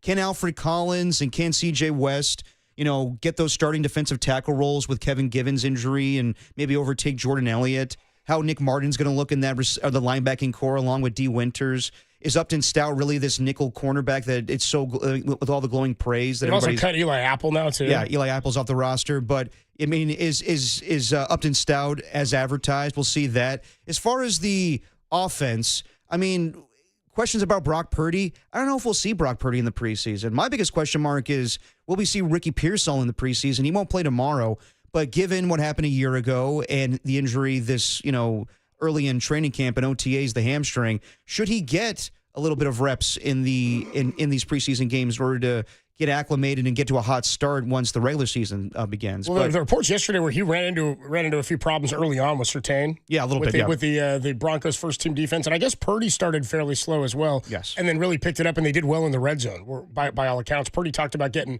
I think he threw touchdown passes to Pearsall, to McCaffrey, and to Demarcus Robinson in yesterday's joint practice, is what I read. And he talked a lot about getting. I mean, this is what's going to be so key for them this year in the red zone efficiency, turning field goals into touchdowns and actually executing when they, again, we talked about some of the notes. I'll pull those numbers up again, but they got to the red zone at a pretty good clip last year. They just never converted. And then conversely, they allowed the opposition to get a lot of red zone opportunities, and they basically never stopped them when the opposition got in to the red zone. So red zone defense, a big thing, but also actually punching it in. And Purdy talked a lot about one-on-one situations with McCaffrey, where if you can get him into a one-on-one, he said, I salivate. Is what Purdy said. He said, that's the situation I'm looking for. And they did that pretty well, I guess, yesterday. I can give you those numbers because we were building the 49er pregame. 2023, the Niners were 68% touchdown percentage in the red zone. Last year, fell to like 51. So they went from like first to 18th. And that's a problem. Yeah, I don't like that. But I do think Demarcus Robinson will help with that, because watching the red zone drills yesterday, Purdy was looking to him. And to your point of Demarcus Robinson probably being suspended 3 games, I think we'll see a lot of him in the preseason. I think so too. And that's another question mark is who is going to be this third wide receiver? So Equanimous St. Brown out for the season. I don't know. I mean, could you bring back Quintez Cephas? But really, the 3 names are Jordan Watkins, Russell Gage, who Kyle talked about glowingly yesterday, hasn't played in the league in a couple seasons now, but most likely going to make the team. And then Isaiah Hodgins, who was a pretty good wide receiver. I remember him catching a touchdown in a playoff game for the New York Giants against the Minnesota Vikings. So that'll be my biggest thing is if Jacob Cowing's not healthy, who's going to be that wide receiver number 3, presumably with Juwan Jennings and Ricky Pearsall? Yeah, I mean, you're right, because Robinson won't be there to start. No, probably not. Feels like it's probably a combination of Gage and Watkins. Dude, Russell Gage, he was sought after by Tom Brady. I think his second year with the Tampa Bay Buccaneers. Yeah. There's a story where Russell Gage, Tom Brady calls him, and he's like, hey, I want you to be my wide receiver along with Mike Evans and Chris Godwin. He was a Falcon for a long time too, right? He was, but not when Kyle was there. Yeah, exactly. But, I mean, he's a good slot receiver, so if they need him the first couple of weeks, I feel fairly confident that Russell Gage, he hasn't played football in a couple seasons, but I do think he can fill that void for the time being. I don't know that I would say confident, but he's a known commodity, I guess. Yeah. To some extent, right? And if that's a guy Kyle views as a veteran presence, also you got to start looking at, too, I don't know how many receivers they'll carry, if it'll be 6 or 5 guys, but I assume 1 or 2 of these guys are going to have to play on special teams, right? You're going to have some guys. That's kind of why Chris Conley hung around for a while. He was a special teamer, but he could use him also could block, and then that's a big deal of Kyle's offense. Yeah, and apparently apparently they really like Jordan Watkins, and he was kind of the talk of camp early on. Said to have maybe hit a little bit of a rookie wall, and they said he might have broken through that yesterday. All stuff we can talk about with Tracy Sandler. Quick check of the Golden State Lumber Showroom text line. 415 says the Chronicle said the 33-yarder that Moody hit the post was good, that it doinked in. Can you confirm? I'm reading what I read was I can't confirm, but I definitely know he doinked one, and you could hear it on the crossbar. But to it was tell the left upright is what it hit. Yeah. So you may be right, 415, only because what I'm reading here, and I was reading the report from Vic Tafer and Matt Barrows. He says Jake Moody capped the second team's offense 2-minute drill with a 53-yard field goal. Another from 33 yards struck the left upright.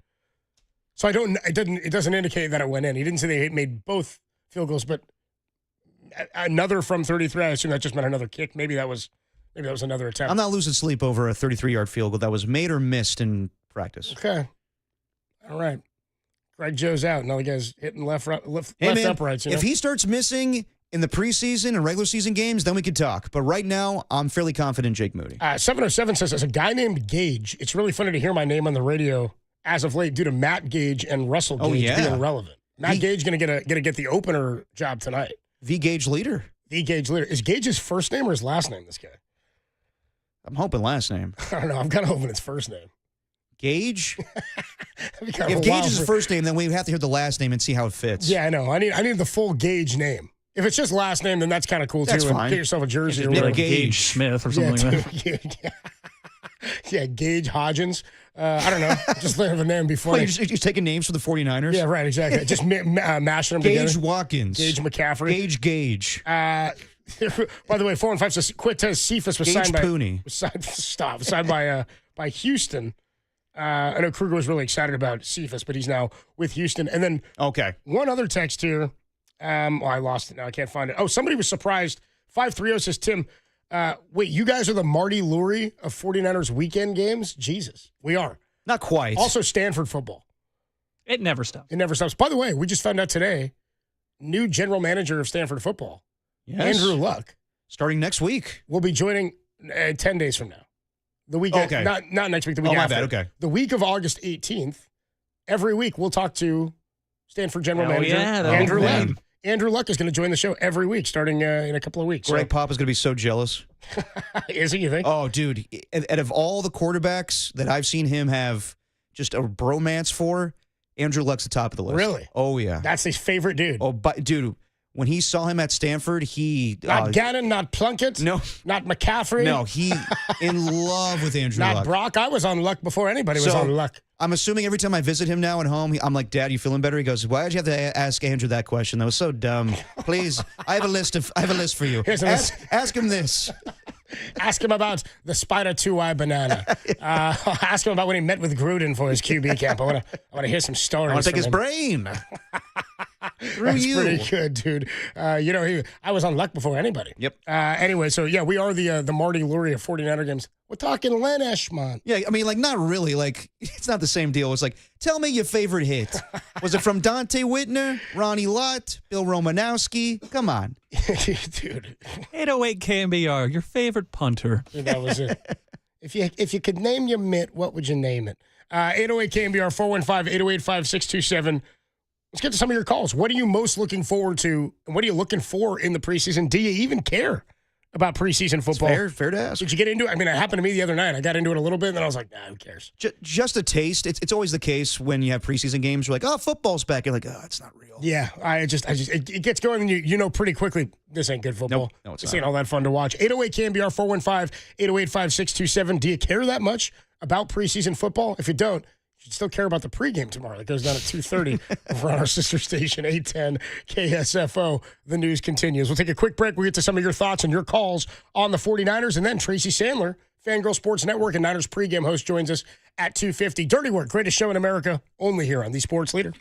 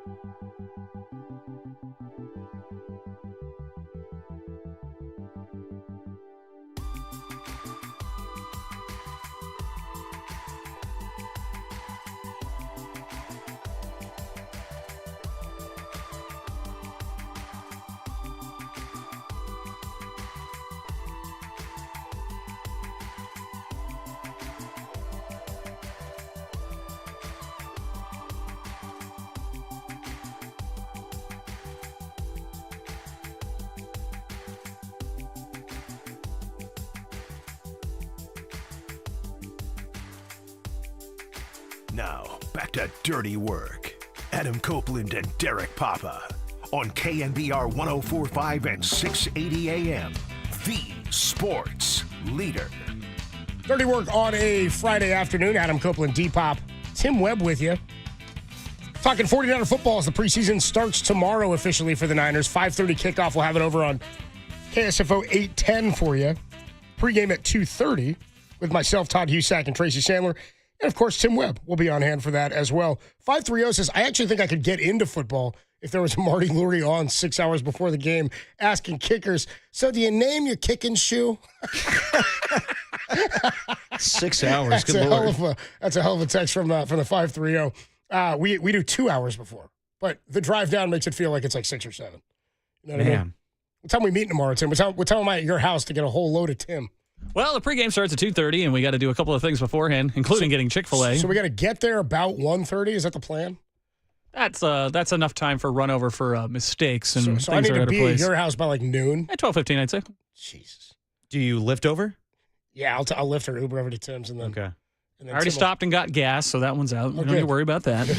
dude, Tim and I have run I'm into, glad you planned ahead 2 days in a row. dude, Tim and I have run into some insane problems. We have on done the way this down. quite a few times. For years now, we've been doing this together since 2019, really, or 20, something like that. So we drive down. Dude, we've had times where Tim and I have stopped at the gas station off the freeway to get gas. We go and we get a large coffee. It's like, we had like a 7 a.m. call. We got to get there early for like an 8 o'clock pregame or a 9 a.m. pregame.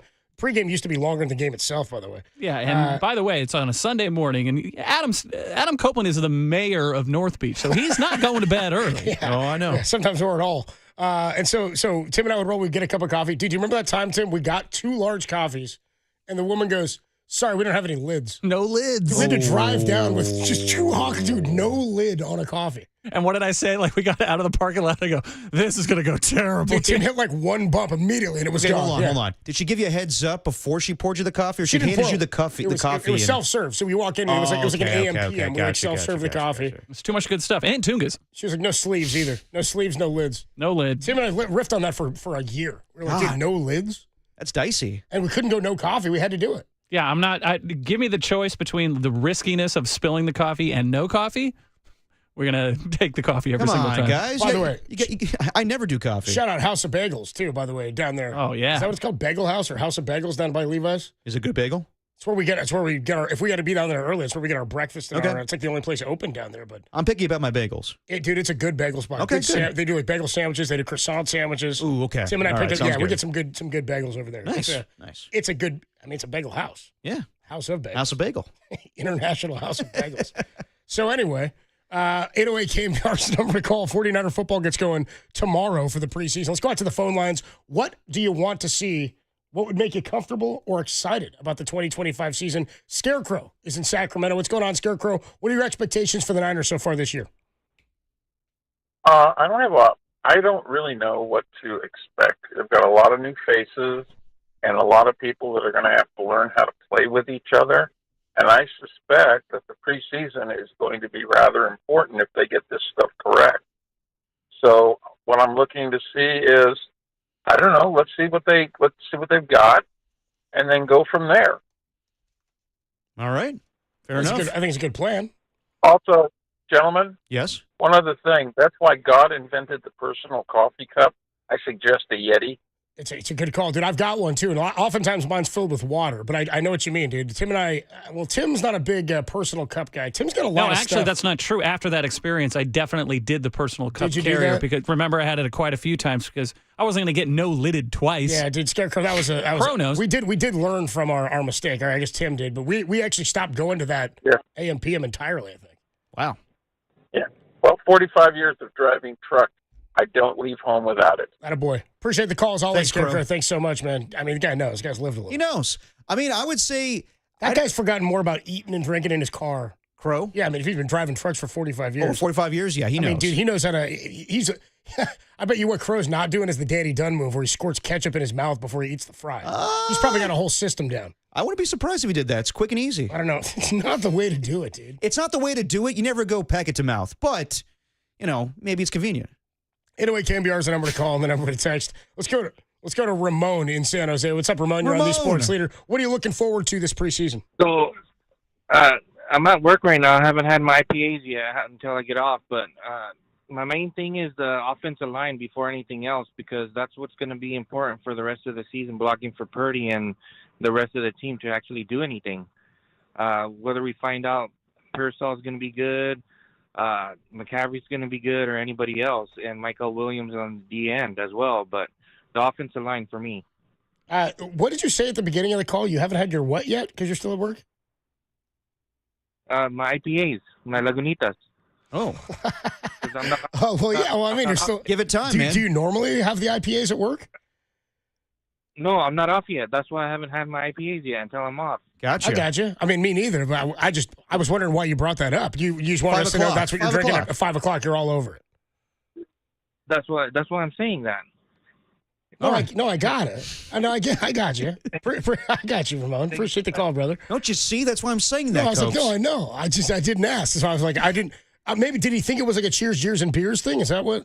No. Yeah, and I also directed the chat to crack a beer open, given the hardships that we had going on. Now, maybe he was on the chat and everything. I got you, Ramon. Gotcha. Okay. No, I was just wondering what the. If your boss has ever asked you to look for a water bottle, crack a beer right now. Yeah, I couldn't figure out the context of what he was talking about. No, he's letting you know that as soon as he's off work, he's cracking a Lagunitas. He is right about the offensive line. Again, yeah. I don't have as much skepticism about the O-line as I think other people do. I was still surprised they didn't address it in free agency or the draft. I was surprised about that as well, but if Trent Williams is healthy, they'll be fine. I am going to look to that, though, in preseason to see how those guys hold up. Trent's probably not going to play in the preseason. I don't think we can, glean a lot from McCaffrey or Brock Purdy. Like, that's not anything we're going to learn in the preseason. I highly doubt those guys play at all. Trent didn't practice. I bet you Brock does a little bit, but Trent didn't practice yesterday. He was suited up, but he didn't participate, I don't believe, in the 11 on 11. No. Spencer Burford was over there at left tackle. He'll be your sort of swing tackle, sort of Swiss Army knife this year, kind of just your backup offensive lineman, plug and play. I don't know. I mean, I know a year ago Brock Purdy did play in the preseason game, but maybe we'll see. Like maybe next week or, maybe not the last week of preseason. But I don't think we're going to learn anything as far as big stuff, the starters and whatnot. It's really going to be about who's going to start on defense and everything else, like how is Bryce Huff going to fit on this defensive line? It's a shame that we won't see Mykel Williams. I did want to see Jordan James, but that's a situation, too, where they're probably going to only carry 5 running backs, including Kyle Juszczyk. So you would assume it's going to be, obviously, McCaffrey, Isaac Orendo, and Jordan James going to make the team. I'm assuming that. And then after that, who's it going to be? Is it going to be Amir Abdullah? Is it going to be Corey Kiner? Probably Peach Taylor. Or Peach Taylor. It's probably Peach Taylor. I mean, he's a guy who I think they keep around because I think they play him on special teams. Yeah, that's what I mean is like, we can, if Jordan James is there, he's probably a special teamer as well then. Yeah. Right? I mean, if you're the third running back or the fourth guy, and that's kind of where I was going with wide receiver too, is like anybody that's going to be that deep on the depth chart at that position is going to have to play on special teams as well. It's kind of why I used Chris Conley as the example from last couple of seasons. Yeah. If Watkins is your third guy to start the year, maybe not. But if he's like your fourth guy or your fifth guy, he probably is playing over on special teams. I know Tariq Owens is there as well. He was part of the 11 on 11s yesterday. Mm-hmm. So Gage, I don't know that you'd use him on special teams or if that's a guy you'd be comfortable with over there. A little more slender. I know it's kind of, I don't know if that's, and he's older. I just don't know if that's the position. So if you're going like Taylor, Nick Martin could end up playing over there or something. I'm just thinking about how you get value out of the roster. And this is where, when they start getting down to the roster crunch, how you navigate and manage which players you're going to keep on the roster, specifically at a place like wide receiver where it's thin, but there's a lot of guys kind of competing for spots, like Robbie Chosen. Right. He's there right now. Does he make the team? Or is it Gage who's just more likely? And then you've got to deal with navigating the bottom half of that depth chart at the receiver position because there's a lot of guys there, and I just don't know. I don't know which ones are fits for what it is they're going to need, especially because we don't know yet about how long the Demarcus Robinson suspension is going to be. Well, that's what the preseason is for, is to see like all, the undrafted free agents, the draft picks, to see how they're going to fit in this scheme. There's a lot of question marks with this 49er team, but I think the ideal thing, like you're talking about maybe Nick Martin, potentially being on special teams. I think the hope would be if you're in your base defense that he's your third linebacker. I mean, maybe the Sam linebacker, you mean? Yeah, exactly. And like Luke Gifford is your guy that can play special teams, hopefully. Who? Luke Gifford. Yeah, I know. He's in there. He's listed as the Sam now. It's just not as significant. I know. He's in there. Curtis Robinson is a guy who's there who can play there. So I mean, we'll see Tatum Bethune, another dude who could do it potentially. So Nick Martin, the rookie they drafted. D. Winter's likely going to start at that will linebacker. Yeah, most opposite likely. Fred Warner. And we'll talk more about the linebacker spot in just a little bit. 808 KNBR 415-808-567. Let's go quickly to Jeff and Marin. What up, Jeff? You're on the Sports Leader. How you doing, bro? Jeffrey. Good. Thanks for taking my call, guys. So I'm concerned about the number of injuries that we're coming out of camp with. And, I'm a Niner fan and only see the Niner stuff, so I don't know if this is kind of typical for other NFL camps. But when you think about it, I mean, what player virtually hasn't been dinged up in some way? Either veteran players like our defensive tackles, Gibbons and I think Elliott. Lorenzo's got a shoulder now. Yep. We've had the running back from Oregon. Cowing and James are both hurt. Yeah, right. Yeah. So, again, is that something to do with the Niners trainers? Is it something that we're just having, bad luck? And beyond that, I'm like I think most callers, I'm concerned about the offensive line. How good is it going to be? We put a lot of effort into the defense, which I think was needed. But good God, they don't have a good offensive line. Purdy's in trouble, and everything else is in trouble.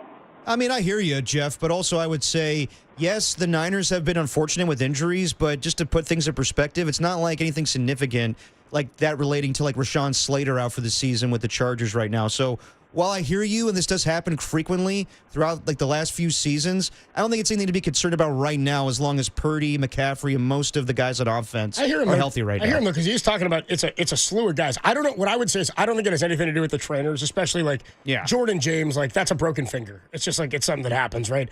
It's the soft tissue stuff that is a little odd. I mean, the hamstring stuff, Juwan Jennings dealing with a calf that apparently he's been dealing with. Pearsall seems to be healthy. I mean, coming off of what they were saying was a hamstring strain that he had like during the summer or something like that. So I would say, Jeff, I'm with you in terms of like the health of the team is paramount. And right now they don't feel that healthy, right? Like some of the superstars do, and the guys you're anticipating being there.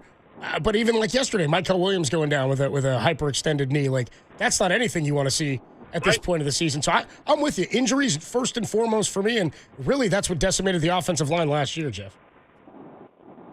Well, I think that's right. Again, I don't know if it's unusual or if this is fairly typical of other NFL teams, because I don't see reports from, any other team because I don't follow any other team. But it, the old saying, the best ability is availability. And, how many guys have they had come shuttling through as wide receivers or running backs now? We seem almost desperate to find somebody who has some durability in these various positions. So that's a concern for me, certainly. Yeah, it's almost every day. Jeff, appreciate the call, man. Call anytime, dude. By the way, Jeff dropped in the middle of that call a really good, he's like, good God. Good God.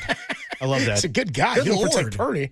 Good Lord always makes me laugh. Yeah, good God got me. That reminds me of, was it Adam Shine with Debo that Tom loved, where it was... My God. My God. Where Debo said, he was all shocked because Debo said, if we had a quarterback in that NFC Championship game where Purdy broke his shoulder. So you would have thought they would beat the Eagles. He's like, yeah, we would have beat the Eagles. My God. That's exactly, my God. My God. I was like, why is that such a Grab the thing? children. We got to run. They were in it anyway, and they had, who was it, Josh Johnson? Josh Johnson. I was at that game. Who's now your quarterback coach with the Houston Texans. Is he really? Yes. Didn't he set the record for most teams played for? I don't know about that, but yeah, quite a bit. I think he did. I think he was like the Edwin Jackson of quarterbacks. Huh. Octavio Dotel. Yeah, Octavio Dotel, dude. Somebody just tied that, wasn't it? Oh, Rich Hill. Rich Hill was the dude who just tied it.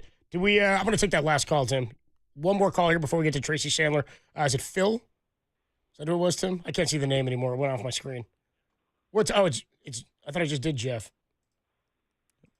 Hey, who's on the phone? Jeez. It's Pat in Nevada. What up, Pat? You're on the Sports Leader. Oh, hey, how you doing? If I want to see one thing for tomorrow night is for them not to get gashed in the run, just to stand up to it and maybe shut it down up the middle. Yeah. And I'd be happy with that. Me too. CJ West, Al Collins are the two guys I'm most excited to see. Absolutely. Especially because there's so many other guys who are banged up. We'll see how much they get out there because they were out there with the ones yesterday, playing a whole lot, and apparently blew up a couple of plays in the backfield. Appreciate the call, Pat. Thanks so much. I'll work on getting your name next time. Sorry about that, Pat. Right, Pat? All right, let's take a quick break. Adam Copeland, Depop, Tim Webb with you. Dirty Work on a Friday afternoon. Niner preseason starts tomorrow. 2:30 pregame, 5:30 kick. Bob Fitzgerald on the call tomorrow over on KSFO 810, correct, Tim? Fitz will be on the call with Keena Turner and our guy Dennis Brown. We love Dennis, former Super Bowl champion, of course, and with Keena Turner. And then myself, Tracy Sandler, Todd Husak on the pregame show and the postgame show tomorrow. Tracy Sandler joins us next, talking 49er preseason week 1, and we'll pick her brain about some of these injuries and the roster shakeup. That's next. Tracy Sandler on the Sports Leader.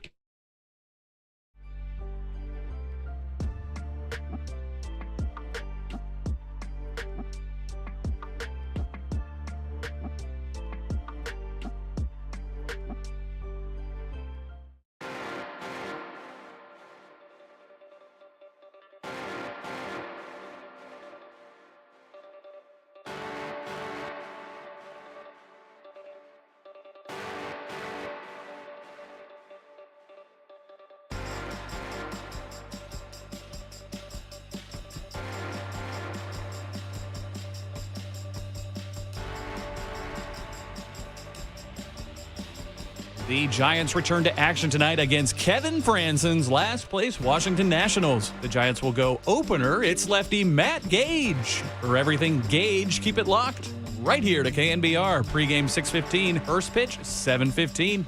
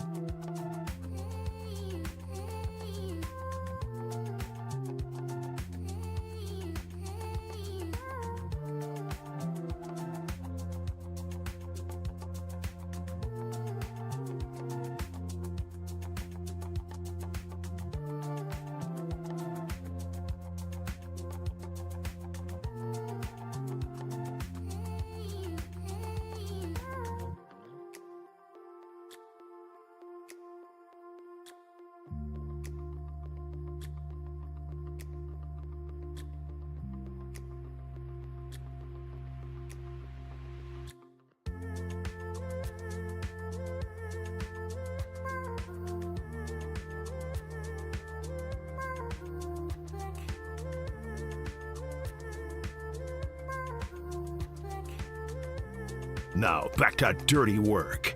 Adam Copeland and Derek Papa in the KNBR Casino Matrix Progressive Jackpot Studios.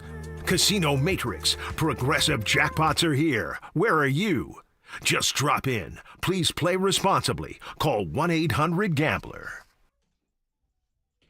Dirty Work on a Friday afternoon. Adam Copeland, D-Pop, Tim Webb with you. 49er football gets going officially for the 2025 preseason tomorrow. 5:30 kickoff over on our sister station, KSFO AM 810. And we'll be getting going at 2:30 with our 49er pregame. A little revamped pregame this year. Myself, Todd Husak, and our next guest from the Fangirl Sports Network. She covers the 49ers, Tracy Sandler. You'll hear her all season long on 49er pre- and post-game throughout the year. Tracy, great to have you. How you doing? Hey, Tracy. Hi. I'm good. That was a lot of highs. I am good. How are you guys doing? Thank you for having me on. Yeah, we're excited. I mean, I'm excited about the start of the season and the preseason and the new program that we're doing together. It's going to be fun to do a show together all season long. So, I mean, really it ramped up. I feel like this week is when things started to feel like it's real because it's preseason week 1 and the joint practices obviously had some juice. Just first and foremost, what's your takeaway for where the 49ers are right now, be it health-wise, the roster turnover? Where do you stand on the Niners entering 2025? Well, I'm going to start health-wise just because I hear from a lot of people on the socials that they can't practice without getting injured. It's not abnormal to have injuries like this in the preseason. So I think they're a much better place than they were last year at this time. I mean, granted, it was a week from now that they would have had joint practice with the Saints that got canceled. But, health-wise, they're expecting to get Renardo Green back next week, Jacob Cowing back next week. I mean, it does feel a little bit like one guy comes back and another guy goes down. But I think for the most part, health-wise, they're doing okay. One thing that was apparent to me in watching the joint practice is that the 49ers defense is very much a work in progress. I don't think that's surprising. A lot of new faces, lots of young guys on there. But I spent most of my time watching the offense. I did spend some time watching defense. But I say that mainly because of how the 49ers offense performed against the Broncos defense versus how they performed against the 49ers defense. And you could just see the Broncos defense, they're just better. I mean, and that's okay. It's not a bad thing, but this 49ers defense is a work in progress. There are going to be some ups and downs, and I think people just need to be prepared for that. Well, Tracy, it was nice to see you yesterday. And, yeah, you and I were watching joint practice, and we saw the 11-on-11 with the 49ers offense going up against the Broncos defense. And, yeah, the biggest takeaway for me was the Broncos defense looked very impressive. And, obviously, they got Talanoa Hufanga and Dre Greenlaw. He didn't practice yesterday. But how much do you think those guys' departures will impact the defense this season? They'll impact them a lot. I mean, both guys were not particularly healthy this past year, but what will be so impactful there is that you're now going to have less experienced guys coming into those positions. Safety is a real question mark for San Francisco. That could be one of the biggest question marks on the defense because I think although the D-line, much of it is going to be very young and new, you kind of know who's going where. You have a general idea how that's going to look. The secondary, the cornerbacks, you have a pretty good idea of what that's going to look like. I think safety is one of the biggest questions, but it's a big difference. It's definitely a big difference, but that's sort of what this retooling, I know nobody probably wants to call it that, but this retooling is. They had to get younger, they had to get cheaper, and they did. And those guys that they drafted, the rookies that they're excited about, are going to be very good. It's just going to be, some ups and downs. And I think you could just see that's, I think, kind of just the big difference. And I think from the 49ers offense perspective, something we saw against the Broncos defense is they do have questions at wide receiver. Ricky Pearsall has had an incredible camp, and he did okay yesterday. I mean, there were a couple interceptions intended for him, but he and Brock Purdy ended up connecting on I think a red zone touchdown. Yes, a red zone touchdown. But they got a lot of questions at wide receiver right now because Russell Gage has been looking good, but going back to what I said before, when you look at this Broncos defense and think about some of the defenses the 49ers are going to see, it's just a little bit of a work in progress. I think that's my best way to say it. Work in progress. So we're all a work in progress. So that's okay. I'm certainly a work in progress, yeah. No. Derek's a finished product, though. Talking to Tracy Sandler of the Fangirl Sports Network, and she'll be with me all season long on 49er pregame. I mean, the wide receiver room is the one that I think is the most perplexing to try to figure out right now because of, one, how many guys do they carry? Do they say, is it 6 guys? Is it 7? I mean, it seems like it would be a lot to go that deep on the depth chart with 7. But then you've also got specific needs in terms of how you fill out special teams, which guys best fit into those positions. And then also you've got a pending suspension coming, presumably for Demarcus Robinson. So, I mean, I'm looking at week 1 and I'm thinking, is the thought, if assuming Jennings is healthy, that it would be the top three guys: Jennings, Pearsall, maybe Cowing, maybe Gage, maybe Watkins. Like, how do you see the position battle at wide receiver shaking out? How many do you think they carry? I mean, like 1,000. Yeah, right. Yeah. They need somebody. I think, with Cowing, it's hard to say because going into training camp before he got hurt, I would have said for sure Jennings, Pearsall, Cowing. Those are your top three wide receivers. Now he's hurt. He's missed a lot of camp. They were really excited about him in the spring, and so he may come into camp and do great. But I think he's now going to be coming in with 2 weeks left in the preseason, assuming he actually is back next week. He's coming with 2 weeks left in the preseason, so 2 preseason games. We'll have to see what they have. It may end up being Jennings, Pearsall, Gage to start the season in terms of your top three wide receivers. That doesn't mean that Cowing wouldn't overtake Gage on that, but that third, your wide receiver 3 right now is very much in flux, and so much of it is going to depend on how Jacob Cowing comes back. If he comes back and he is just as he was in the spring, I do think that's his job to lose, but so much is going to depend there. In terms of how many they're going to keep, I mean, I've been thinking about years past. I think they got to keep, the 6 is probably what they keep. Talking to maybe 7. Yeah, I think it's just going to depend on health. It may depend on health and where they need. I mean, they had to sign Michael Dwumfor because they're shallow right now at D-line because of some of the injuries. I think when they iron out some of the injury stuff, that can be indicative. And when we know the length of suspension, I think for Robinson is key to that too. Yes, that's a huge wild card. That's as big a wild card as Cowing, if not more so. Talking to Tracy Sandler on the Guest line. Obviously, the injuries to Michael Williams and Jordan James are frustrating because you want to see how those guys look tomorrow. But without them, what other rookies do you have your eye on? Very curious to watch CJ West. It's been fun to watch him in practice. It's been fun to watch him in one-on-one. So I'm excited to kind of see him in a game-like scenario. I mean, it's a preseason game, but you know what I mean. But in a game scenario, I think Alfred Collins is going to be kind of fun to watch. And then Junior Bergen and Jordan Watkins. I mean, Junior Bergen, when he was drafted, Kyle Shanahan was pretty clear he was brought on to be their returner. And obviously he's going to have to be able to be a wide receiver too, going back to our earlier discussion. But that's what he was brought in for. So I'm curious to see how he does in that role. Because if he is solid in that role in these 3 preseason games, then I think he earns some. He's one of the 6. Or maybe he's the 7th. Depending on how it goes. But that one I think is really a big one because they were so just clear on what he was drafted for that I want to see if he can truly perform on what he was drafted for. But Jordan Watkins is going to be fun to watch too. He's shown flashes. Brock Purdy talked yesterday about how they're still working on their chemistry and figuring that out. But I'm curious to see kind of what that rookie has in him because that's going to, as we were talking earlier, that wide receiver room is a little up for grabs. So those become really important positions. And when we had the draft, I think it was very clear that the defensive rookies were going to be such a big part of it. I don't know that we thought the offensive rookies were going to be quite as big a part of it, need to contribute so early. How they have, and then Upton Stout because he's just so fun to watch generally. What would you say to fans or people who follow the 49ers about the lack of attention to changes on the offensive line? Because I'm not as down on the O-line as I think a lot of 49er fans are. I thought last year was a lot about health. I think finding Dominic Pooney was a huge get. McKivitz, by all accounts, is coming in better shape. And I mean, all the stuff Lombardi was writing about him running the hills right around the corner from my house, by the way, over there. I was like, damn, I walked that hill. Anyway, you should run with him, right? I don't think so. I think I'll walk it. In terms of the O line, though, Trent Williams coming back healthy is going to be huge. I know Burford is kind of your swing guy now as a plug and play if you need him elsewhere. But what were your thoughts on how they went about or didn't go about changes to the O line this offseason?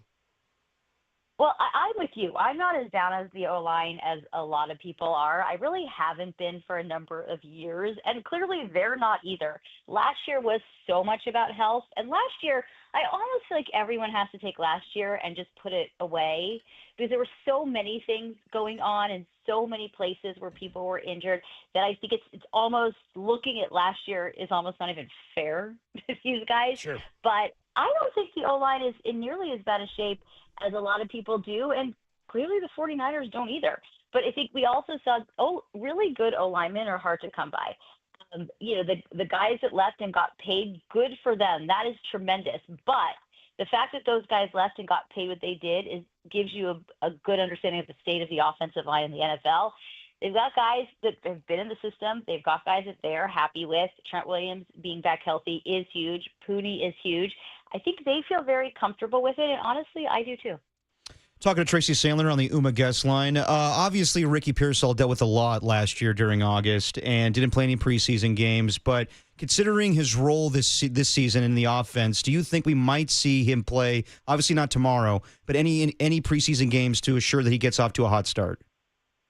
I think he's going to have to. And I think a player like him is that fine line of how much experience does he need versus how much you want to make sure he doesn't get hurt. He did have some regular season experience. I think we'll see him play a little bit. He'll probably play, maybe on the game that's a quote-unquote dress rehearsal type game, which isn't going to be tomorrow. He plays a couple of series. He's in there as long as Brock is in there, maybe 1 or 2 series more. But he's going to have to get a little of it in just because he's still so young, but it is that fine line. It won't be a lot. They can't afford to lose him. They cannot afford to take a chance that he gets hurt in a preseason game, because then what are they going to do at wide receiver? Yeah. I'll be playing wide receiver, and nobody wants that. I'll tell you that right now. Right. Well, to that end, when is it appropriate for me to be concerned about Jauan Jennings' presence on the field? I think from a health perspective, let's go with next week. Okay. So maybe by the Raider game. Okay. Maybe maybe the following week. I mean, the thing is, Jauan Jennings is now a veteran. Jauan Jennings, yes. I think everybody's training camp, but they know what they have in Jauan. Jauan knows what he's doing, and he had that calf injury earlier in the spring. It's been aggravated. There's really no reason at this point to rush him back out there, for the same reason as they don't want Ricky Pearsall to get hurt. They cannot. They don't want to re-aggravate it, and now Jauan Jennings is missing like the first month of the season. So I think that maybe by the week of the third preseason game, because you want to get him out there a little bit, but I also think this is one of those things. I know I didn't finish that thought, but I have a better thought. So bear with me. I don't think we're looking at a Christian McCaffrey. He's just going to miss the preseason. He's just going to miss the first game. You're probably not going to see him much at all this season. I don't think we're dealing in that situation. Gotcha. But I think they want to keep it that way. So I think we have a couple weeks before everybody truly, truly panics. But the great thing about fans, nobody panics, so shouldn't be a problem at all. Tracy Sandler, the voice you hear, the Fangirl Sports Network. She'll be on she'll be my pregame co-host with Todd Husak all season long for all Niner home games, starting tomorrow. 2:30 we'll be on KSFO 810, our sister station, and of course streaming on video on the KNBR app and the thesportsleader.com, and of course on YouTube. Tracy, looking forward to it tomorrow, and we'll start our new era as pregame host. We'll do it then, huh? We're in our pregame era. Into it. We're in our pregame era. I can't wait. It'll be fun. Tracy Sandler. We'll talk to you later, Tracy. Thanks so much. Thanks, Tracy. 2:30. Yeah, 2:30 tomorrow with Tracy and Todd. Yeah, I mean, it's funny to ask that about Jennings. When should you be concerned? I guess, if he's not healthy by the third preseason game, for sure, reason to be concerned. That said, there's another gap week after that, the President's Day weekend, where everybody's off for a week before the season starts. Right. I wonder about the contract stuff too. We didn't get into that, but I don't really know where.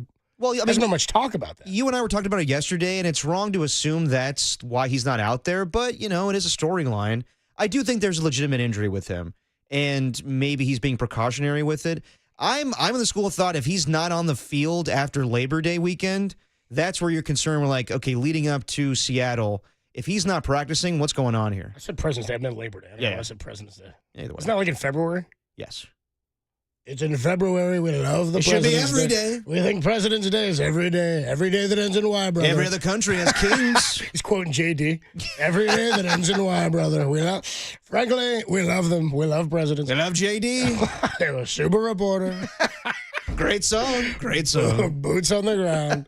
All right, Tracy Sandler will join us tomorrow on the 49er. Every day that ends in Y, brother. 49er pregame show. 808 KNBR 415-808-5627, the number to call and the number to text. Hey, this is a good question you put in the rundown today. 49er fans, who will be missed more for the Niners this season on defense?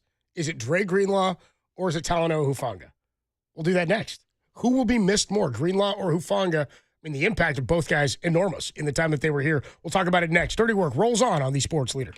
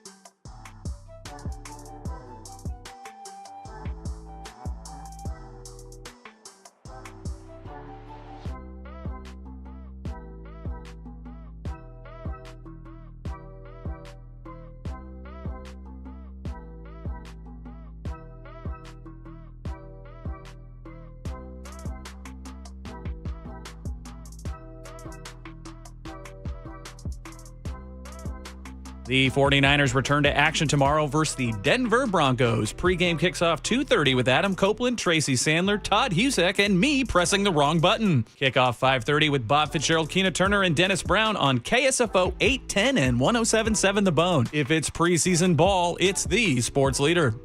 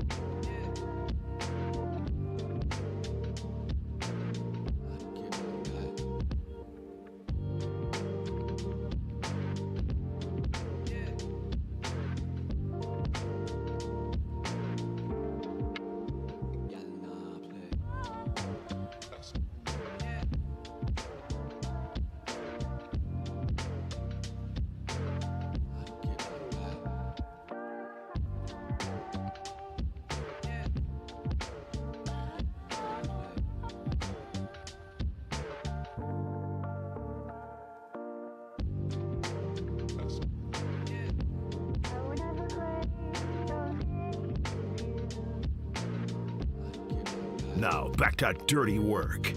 Adam Copeland and Derek Papa in the KNBR Casino Matrix Progressive Jackpot Studios. Casino Matrix, Progressive Jackpots are here. Where are you? Just drop in. Please play responsibly. Call 1-800-GAMBLER. Dirty Work on a Friday afternoon. Adam Copeland, D-Pop, Tim Webb with you. Giants baseball coming up tonight, 7:15 for a, 7:15 first pitch, 6:15 pregame. Giants, Nats, Tang. Tang, baby. It's actually Matt Gage, I think, is getting Giants, the opener. Nats, opener Tang. Oh. Love a good Tang. It's a beautiful weekend in the city. How's that? It'll be a beautiful night at the ballpark. And we'll see if the Giants can. I mean, really, I've heard the morning show talking about it. They need a sweep. They need to sweep the Nats. Yeah. Do I think they will? No. But they need to. At least win the series, yeah. To win in the series ain't good enough. You know what I mean?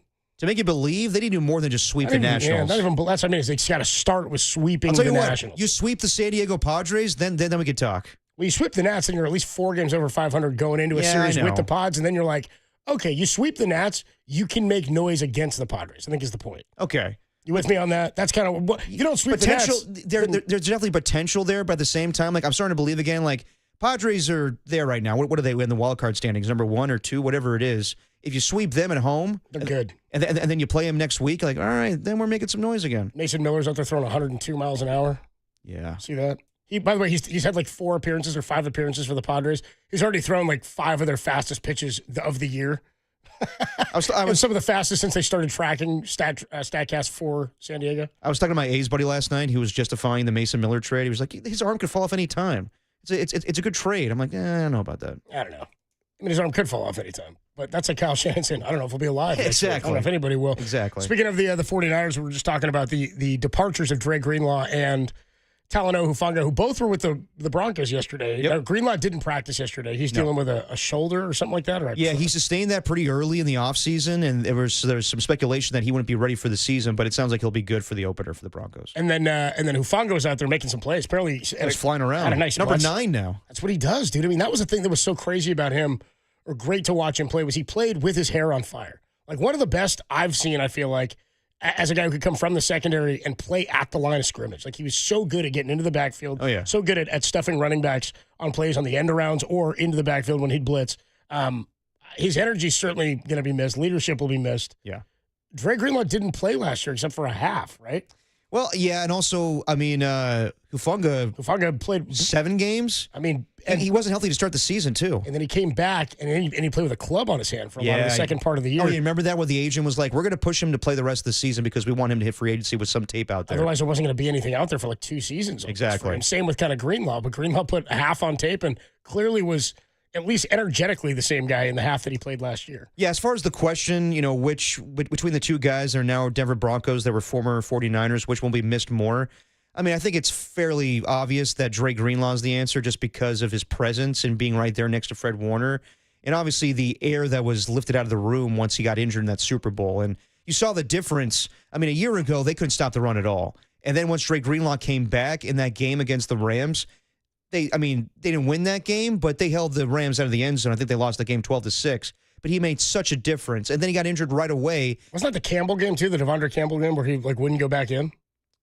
Yes. That was the same game, I think. I want to say that was. Yeah, because it was a Thursday night game, yeah. Yeah. I remember him walking off the field. I was talking to Krug. He was sitting next to me in the press box, and I go, dude, where's Campbell going? His career's over. He's walking off. He never got signed, right? No, because his whole hope was cut me, and then I could go play for, like, the Lions, like a playoff team. And everybody's like, bro, that's just inexcusable. Like, I don't think any team could trust you right now. But Deontay Johnson got signed.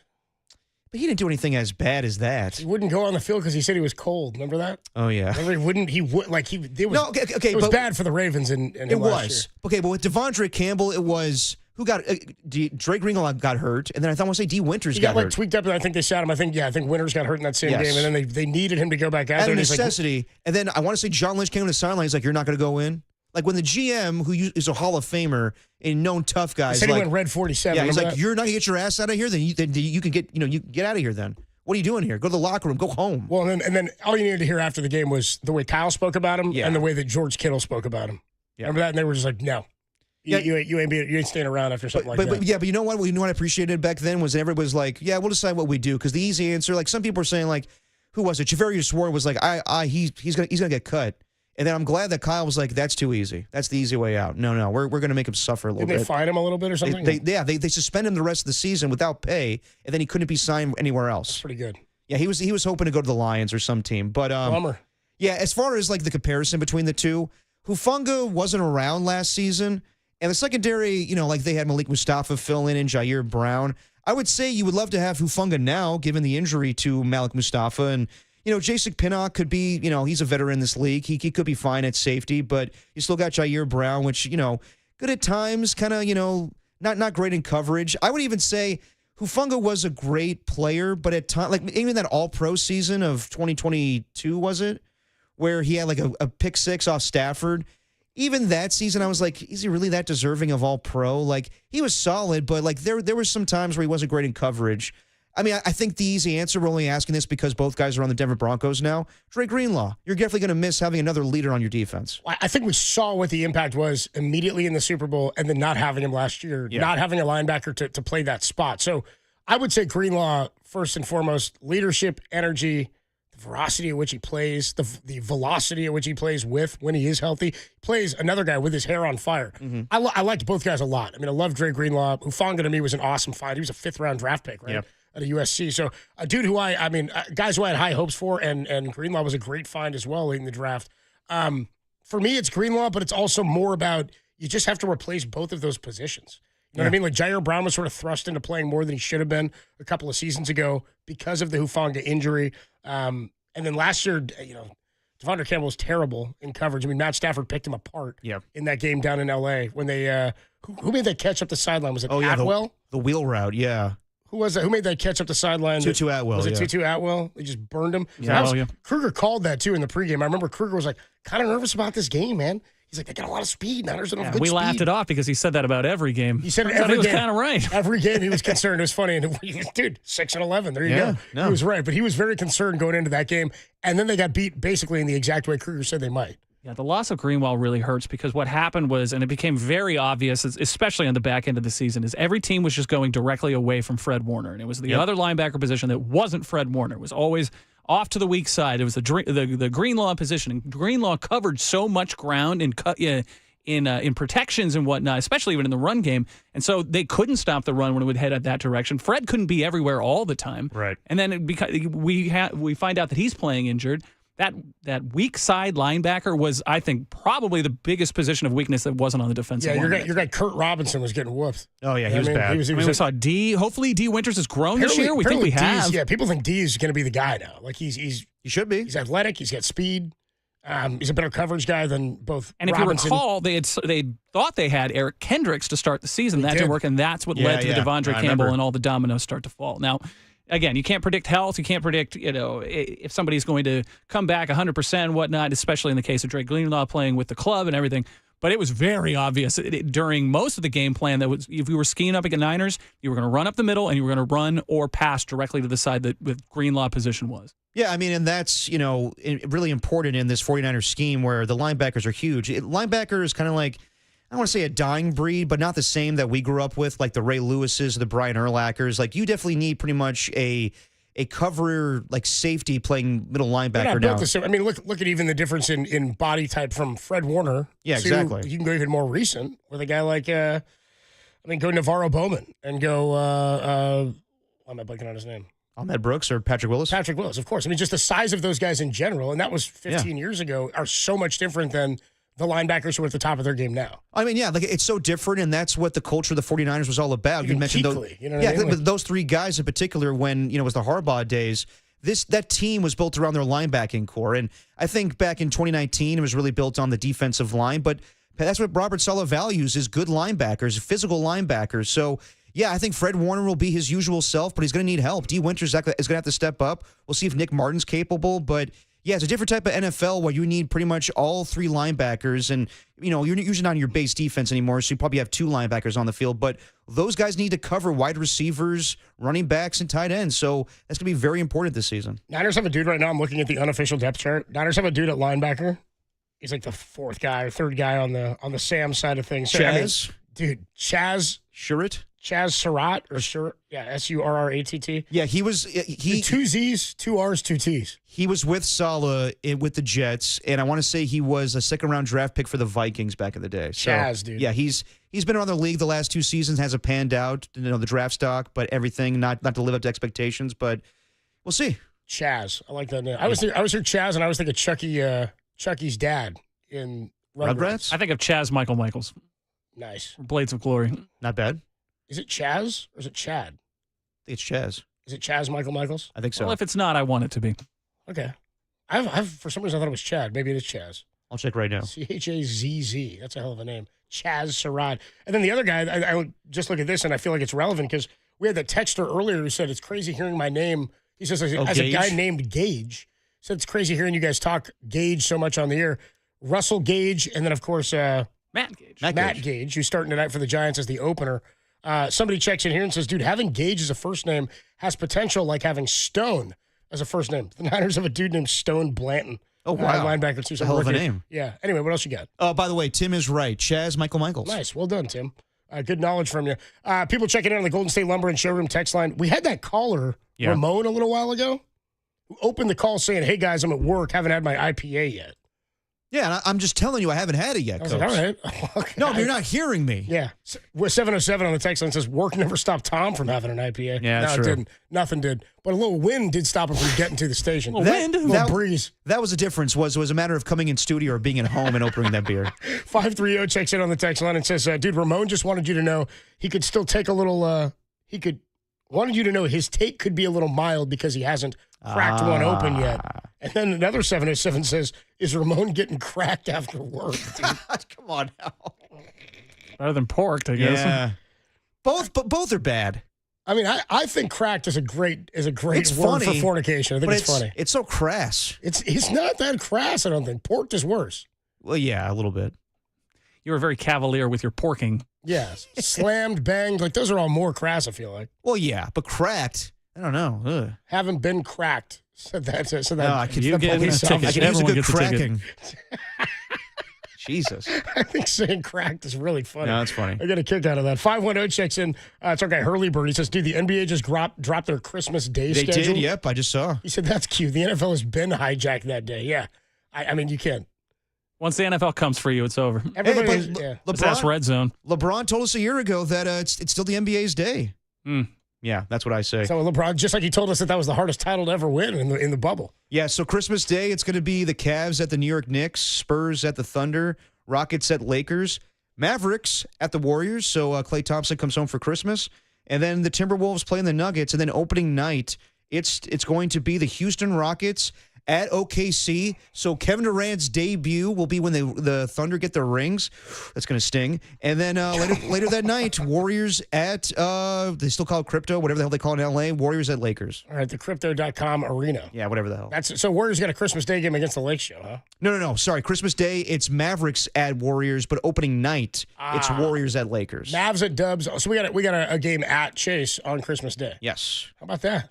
Which, of course, will always, that's Tom's dilemma of like, can I watch the NFL games earlier in the day or I just wait till later? So pure. So pure, dude. You having to skip your NFL games so you can get in all your hoops. Everybody who's anybody knows that the NBA starts on Christmas Day. Absolutely. Even if nobody's watching now because the NFL is also playing on Christmas Day. Yikes. All right. We gotta get to some business here because as the 415 checks in and says, Copes, it's 3:35. And I still don't know what to do this weekend without you telling me about Surfside Sports Calendar. Well, it's not Surfside Sports Calendar anymore. No, they dropped. Apparently no show is doing it anymore except for Dirty Work. We're the only show that continues to deliver for the people. Dirty Work, the greatest show in America, offers you the Dirty Work Sports Calendar, and we'll do it next, only here on The Sports Leader.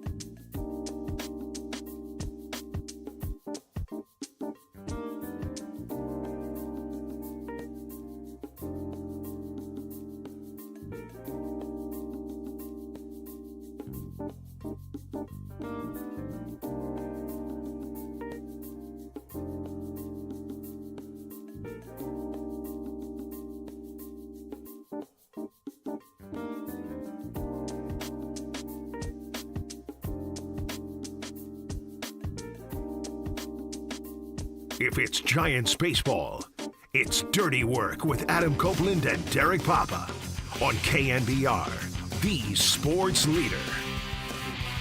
Dirty Work on a Friday afternoon. Adam Copeland, D-Pop, Tim Webb with you. No patio for us this week.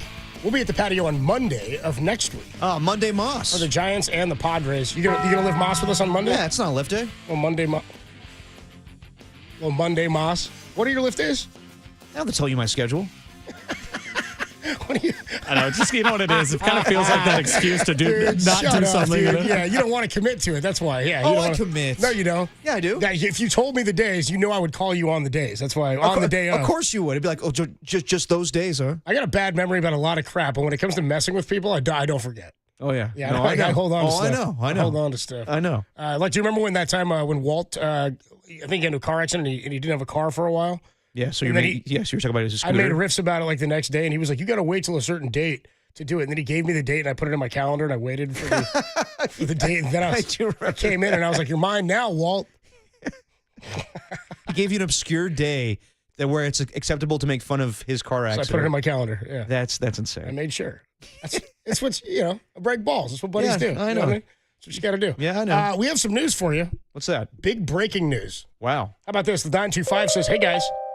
Drew Gilbert, who the Giants acquired for Tyler Rogers in that trade with the Mets, is coming up from AAA today. And then he says, the filth can break news too. How about that? From the 925, Drew Gilbert has been called up, 24-year-old, who was originally I want to say drafted by the Astros, and then now was with the Mets, comes over to the Giants in that trade for Tyler Rogers.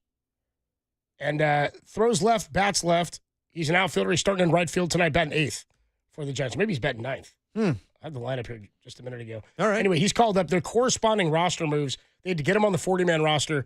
Dan Johnson, who was all part of the moves the Giants made when they moved on from Lamont Wade earlier this year. They got Dan Johnson, who, by the way, came in and provided like a little spark. He wasn't here to do much damage. No. Jet Johnson, they were calling him. It was fine, yeah. Sort of a journeyman outfielder. And he came in, made a nice catch in his first game. That was when the Giants couldn't score more than 5 runs. Local guy, right? From in a Oakland? game. Yeah, I want to say he was a local dude. Anyway, DFA'd, so he's off the 40-man. Had to create some room for Drew Gilbert. Also, Gerard Encarnacion placed on the 10-day IL. Damn. And so that's the move that gets Gilbert up here. So they did not bring back Luis Matos. They're getting to look at somebody different. Okay. And I want to say Gilbert, just the other day, had like a walk-off double in Sacramento for the River Cats. It was your guy, Blade Tidwell. Had 9 strikeouts in like 5 innings in that game, 5 of them swinging. He looked pretty good. I saw some highlights from the start. And then Drew Gilbert, I think, walked it off with a double. On the season, I don't have his numbers in front of me. I'll try to get some of his numbers for you. But he has, I want to say he's made his major league debut. Maybe he hasn't. Maybe this is his big league debut. I'm going to get more information for you on Drew Gilbert in just a minute. Anyway, the Giants have called him up today. All right. He's starting in right field. And Matt Gage, your opener, Kai-Wei Teng, I think presumably the next guy in line on an Orange Friday. Teng. So we told you about the roster moves. Everybody's aware about what's going on tomorrow with the 49ers taking on the Denver Broncos. Big weekend for the Niners. Mm-hmm. First preseason game. We're going to look at some of these young guys, some of the rookies on the D-line. The issue, though, is that outside of 49er football and Giants baseball, I don't know that anybody has any idea how to spend this weekend. Maybe you get your outside land tickets. Maybe your concert going. Yeah. It's supposed to be a beautiful weekend in the city. I think Creed's playing. And people don't know how to spend it. Oh, yeah. Creed's playing tomorrow. Shoreline.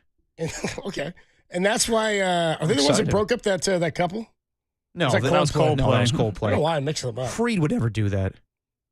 You don't think so? No. Scott Stapp would never out somebody like that. I think the bottom line here is that without us, people don't know how to spend their weekends. And that's why, sponsor or not, KNBR leadership telling us to do it or not, we deliver each and every week the Dirty Work Sports Calendar, sponsored by Dirty Work. It's the greatest show in America and the greatest calendar in America. The Bay Area Sports Calendar, sponsored by Krill Oil. Take it, Derek. That's the first line of my calendar here. We here at Dirty Work, Derek. Look, we here at Dirty Work, Tim. We always strive to give the people what they want. And how else would the filth know what to do with their sports weekend?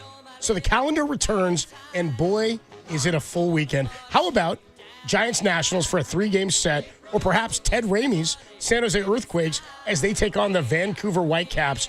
Why do they have to be so white? It says that in my calendar. Yeah. It's not me, really. Why do they got to be white? It says it in my calendar. No, you sure? Maybe you could go see the Oakland Roots take on the always scary and worrisome Colorado Springs Switchbacks. Whoa, that's scary. Why they got to be so backs? And the Oakland Ballers welcome their arch enemy, the Yuba Sutter Highwheelers. Oh, the Ubers. They're coming to town. Everyone knows not to mess with a Highwheeler. Not to mention, the 49ers return to action versus the Denver Broncos at Levi Stadium, which you can hear on KSFO 810, pregame at 2:30. And last but not least, my Valkyries, are taking on the LA Sparks. It's a huge weekend in the Bay. However, maybe all that seems too basic for you. Okay. And that's why we're here. Well, we're not basic people. No, we're not. Mayonnaise Tim Webb, maybe. Not us. Okay. Not us. What better way to kick off your weekend? What better way to kick your weekend off than at Monster Jam Freestyle Mania? Ooh. It's tomorrow. It's at noon, and it's in Sacramento. Now Sacs in the Bay, I guess, huh? All right. It's in Sacramento. Hey, man. For the first time ever, Monster Jam Trucks teams up with freestyle motocross bikes to deliver gravity-defying skills and thrills. It's a one-of-a-kind epic team competition, each with the bold, iconic look of your favorite Monster Jam trucks. Of course, like the legendary Gravedigger, El Toro Loco, Sparkle Smash, and more. I think the biggest shock is just that this isn't happening at the Cow Palace. Sunday. It's happening Saturday. tomorrow and Saturday. Yeah, tomorrow in Sacramento. You can cheer for your favorite team as they pull off stunts that you've never seen before. The energy, the action, the next level thrills will keep you on the edge of your seat. So if you like bikes, Gravedigger, and Sacramento, this is for you. If not, then truck off. That's that simple. Kid seats still only $5. Thanks, Mr. K. Thanks, Mr. KNBR. Mr. KNBR's top 10 list coming your way at 5:50. Don't miss it. Not soon enough. So maybe you're saying to yourself, as one does, I do love monster trucks, but Cobes, Sacramento's going to be hot as balls this weekend. That's what it says here, dude. Just read it as is. Do you have anything a bit closer with a little less dirt? As always, the sports calendar provides. It's the first annual. How can they call it annual? It's the first one. It will be. The first It will one. be. It's not annual until you do it again. I don't even know what the next word is. It's the first annual Bay Area. Hold on. It's the first annual Bay Area Cigar Weekend with DJ Quick. Oh, I'm there. Wait, DJ Quick? Yeah. Oh, I'm there. Wait, hold on. Do you know DJ Quick? Yeah, he's famous in the rap community. Okay. A Cigar Weekend. You know, Derek loves a humidor. Hey, you definitely know I love my stogies. Yeah, Keep going, guys. Does it talk Derek here in the ring? Oh, here we go. Okay. All right, so get ready. It's the first annual Bay Area Cigar Weekend with DJ Quick. Get ready for a smoking good time at the first annual Bay Area Cigar Weekend. A weekend full of stogies, fun, and relaxation. It's all going down Sunday, 2 to 8 p.m. in San Francisco at the Midway. If you're into brims, beats, and stogies, this is the party for you. Derek and his crispy Cubans will be getting hyphy. So come on down and remember to smoke responsibly. Call 1-800-GAMBLER. By the way, I got problems with the Cigar Weekend. It's Why? because it's one 6-hour event. Yeah, what's it's wrong with only that? one day. It's not a weekend. And it's the first annual. We don't know that it's annual. It's the first ever, is what it is. Is it safe to assume, though, this will be a thing every year? I say yes. Yeah, 408 says that would be the inaugural Bay Area Cigar Weekend. All right, either way. Do you have anything for me? Not in sack with a little less dirt was one of my favorite lines in the calendar. The calendar today. I like Derek's crispy, what was it? Your crispy Cubans. My crispy Cubans. Yeah, for those who don't remember, Derek was going to visit his mom in Florida, and he was packing his Cuban cigars with him that were given to him. No, they weren't Cubans. Whatever. They were cigars that Derek had purchased for a guy at a wedding. Yeah, my buddy Steven. Yeah, you thought you were going to smoke a cigar with him on his wedding day at the wedding, which was hilarious to me. Well, he wasn't into it. And then he didn't. Yeah, I know. He had stuff to do. No. Getting married. And then Derek had them sitting in that plastic baggie. Remember that? We were like, dude, they're all crunchy and dry. Yeah, they'll be fine. They're like a crouton. Then you did admit they were a little. They were a little, a little crispy. But, my guy Rocco New Era hooked me up with a humidor, and I'm good to go going forward. Anyway, that is your Dirty Work sports calendar sponsored by Krill Oil.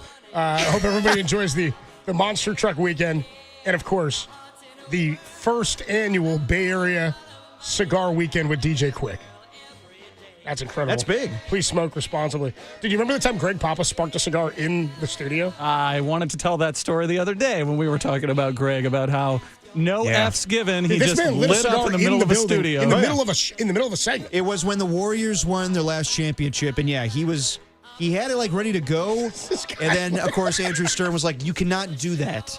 But he did it anyway. He lit a cigar on air. It did not stop Greg, and thank God they did not trick the fire alarms, and then water would spray all over the electronics that we have in the studio. Yeah. It's unbelievable. The guy just smoked a cigar in the studio. Yep. That's incredible. Ballsy. Nobody's telling him no. And there was no repercussions. Oh, none. No. He did get an email. Like he did get an email from our old program director. He didn't see that. No, of course he didn't. He was like, "You really lit up a cigar in the studio, Greg. What are you doing?" You want to slip something past Greg Papa? Send him an email. Well, it was actually brilliant because he was just like, well, I guess I'll just do the show from home then. I think you did. Fine, I'll never come in again. I'll smoke cigars from the comfort of my home. Yeah, on house arrest. I'll smoke cigars from the comfort of my Tessie. All right, that's going to do it for the sports calendar. Let's take a quick break. Dirty Work rolls on a Friday afternoon. I don't even know where we're going next. When we come on back, Marcus Thompson, best sports writer in the country, joins the greatest show in America, Marcus Thompson. We're going to have to talk to him about Dildo Gate. Yeah.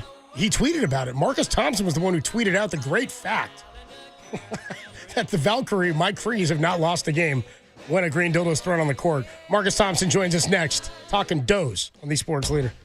I love my calendar girl. Yeah.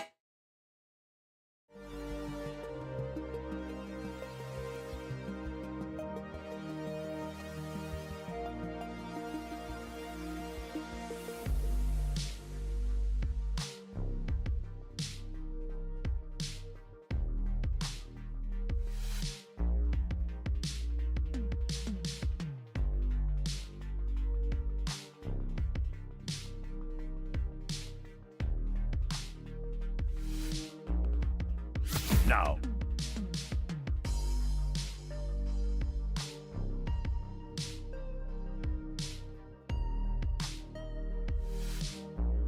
Well, are you hyped yet? The 49ers return to action tomorrow, but in case you missed it, check out John Lynch and Ed McCaffrey from The Morning Show, Matt Mayoko from Training Camp with Greg and JD, Guy Haberman with Dirty Work, and Adam's interview with Kyle Shanahan, and Derek's interview with Sourdough Sam. Find all of our podcasts at thesportsleader.com.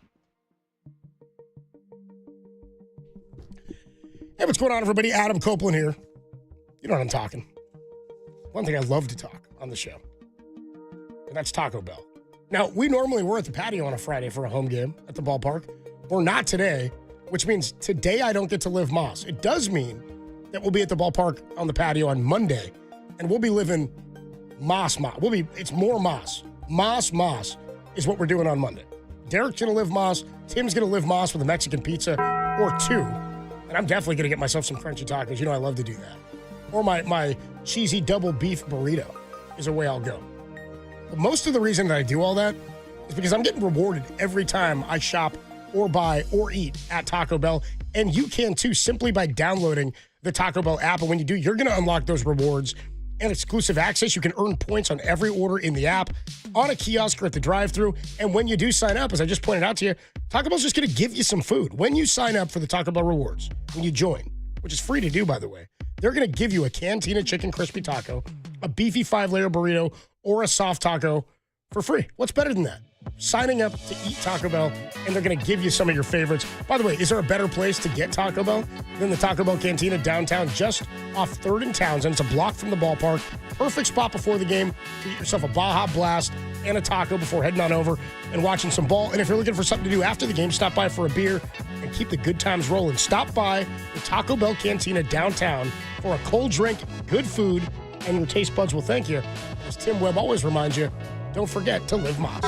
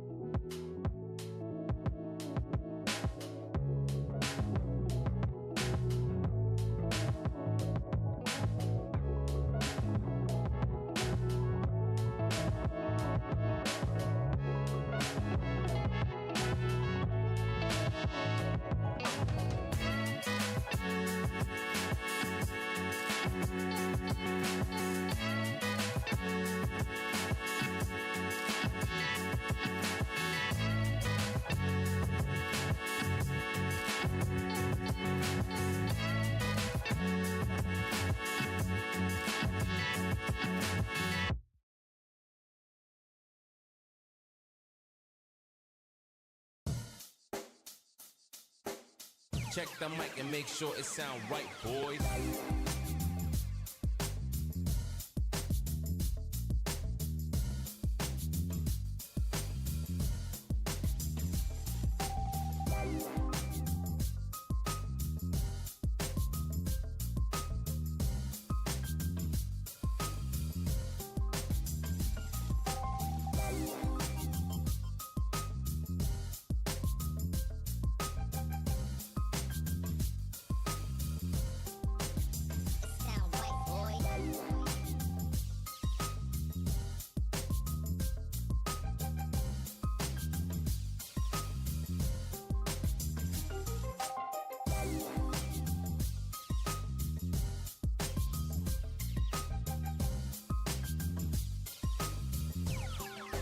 It sound right, boys.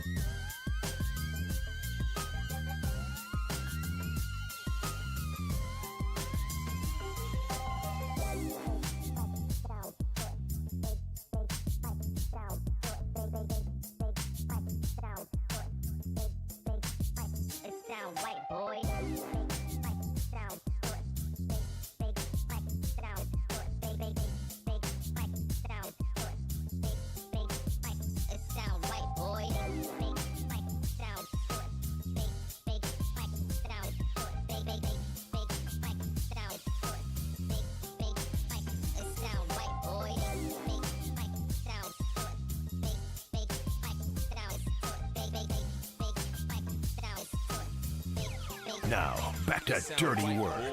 Adam Copeland and Derek Papa on KNBR 104.5 and 680 AM. The Sports Leader. Love the horns. Love hearing the horns on a Friday. It's a Scout Friday. It's a Skank and Pickle Friday. That's all I've been playing. Bay Area's own Skank and Pickle. Hell yeah, dude. That's a great name. Eric Kruger here for Skank and a Pickle. Exits on both sides of the freeway.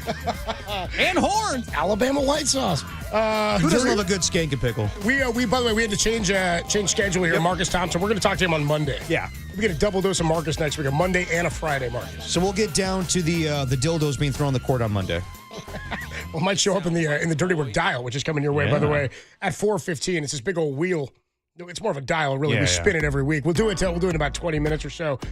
Just to sort of rehash what we were talking about a few minutes ago, the update for the Giants, who, by the way, pregame gets going at 6:15 tonight for a 7:15 first pitch against the Nationals and Kevin Franzen, who are in town. Drew Gilbert, who the Giants acquired in the trade of Tyler Rogers to the Mets. Remember, they got two top, 15 Mets prospects. I think it was maybe two top 14. It was the number 12 guy and the number 14 guy, or the number 10 and 12, something like that. Drew Gilbert, who spent just about a week and a half in Sacramento with the River Cats, has been called up today. Gerard Encarnacion was put on the injured list with that hamstring strain.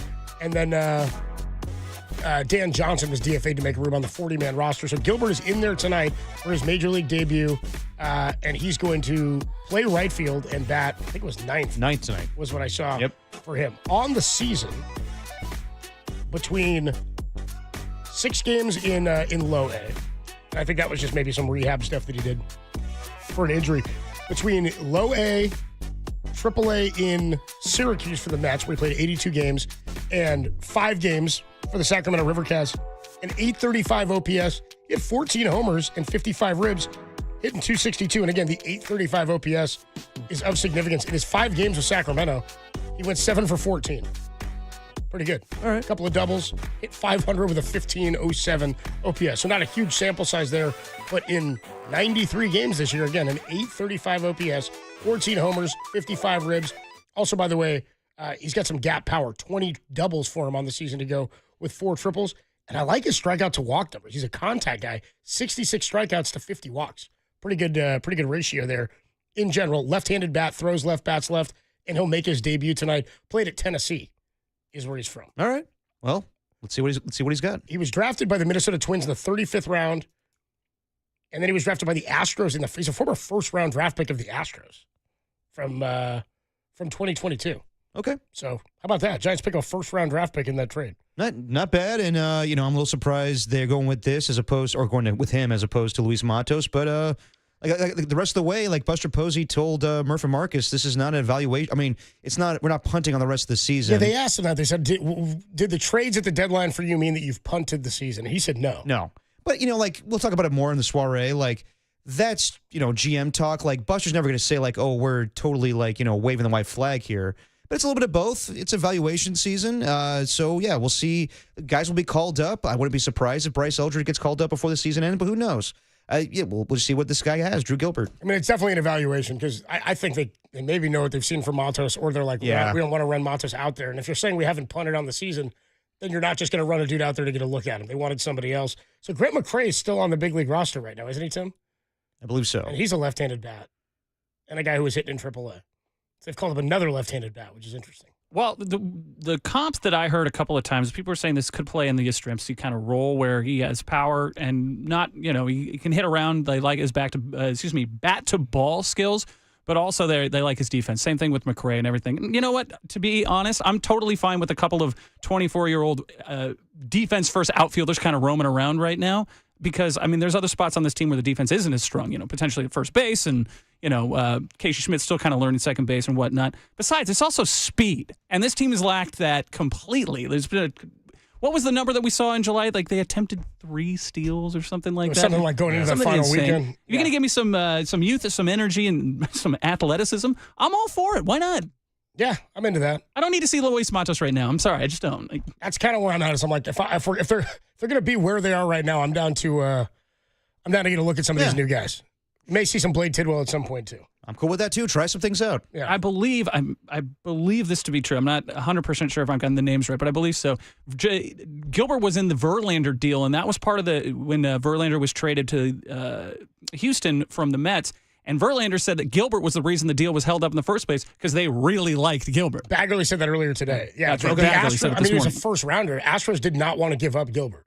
But to get Verlander, they had to. And at the time, he was in a lower level of the minor leagues. You go, all right, he's a low-level minor leaguer. We got to give ourselves a chance to try to win another ring here. But that's funny. Now they're both San Francisco Giants, Drew Gilbert and Justin Verlander. And again, I wonder where the Mets were on that, where I imagine they didn't want to have to give up the 2 prospects that they gave up. Well, and Tidwell had made his major league debut. Gilbert's going to make it tonight, but they gave up 2 top 15 prospects for a bullpen arm that's expiring at the end of the season, which is them basically in the same way going all in. I was going to say also, I believe he lost all of last year due to injury. That was something else Bags had said this morning. I would recommend that podcast, KNBR.com. TheSportsLeader.com and the The Sports Leader app.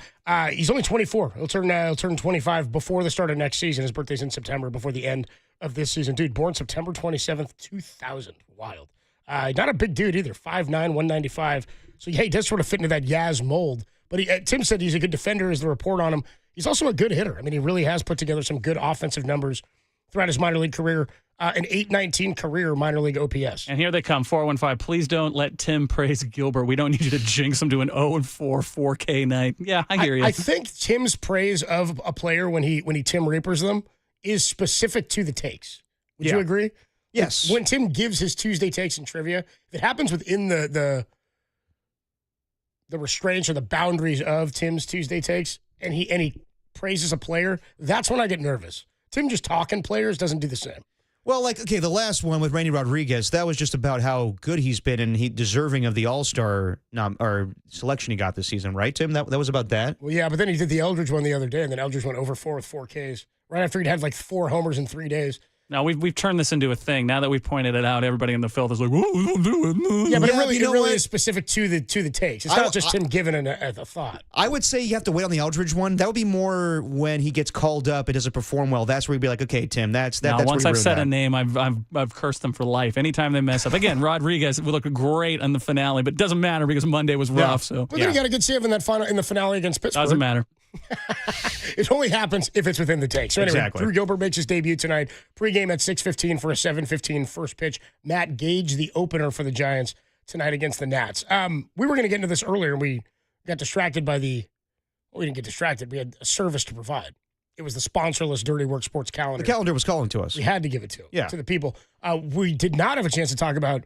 This was interesting. We had Chris Rose on. Was that last week? I think it was 2 weeks ago. I think it was last week. Was it? Okay.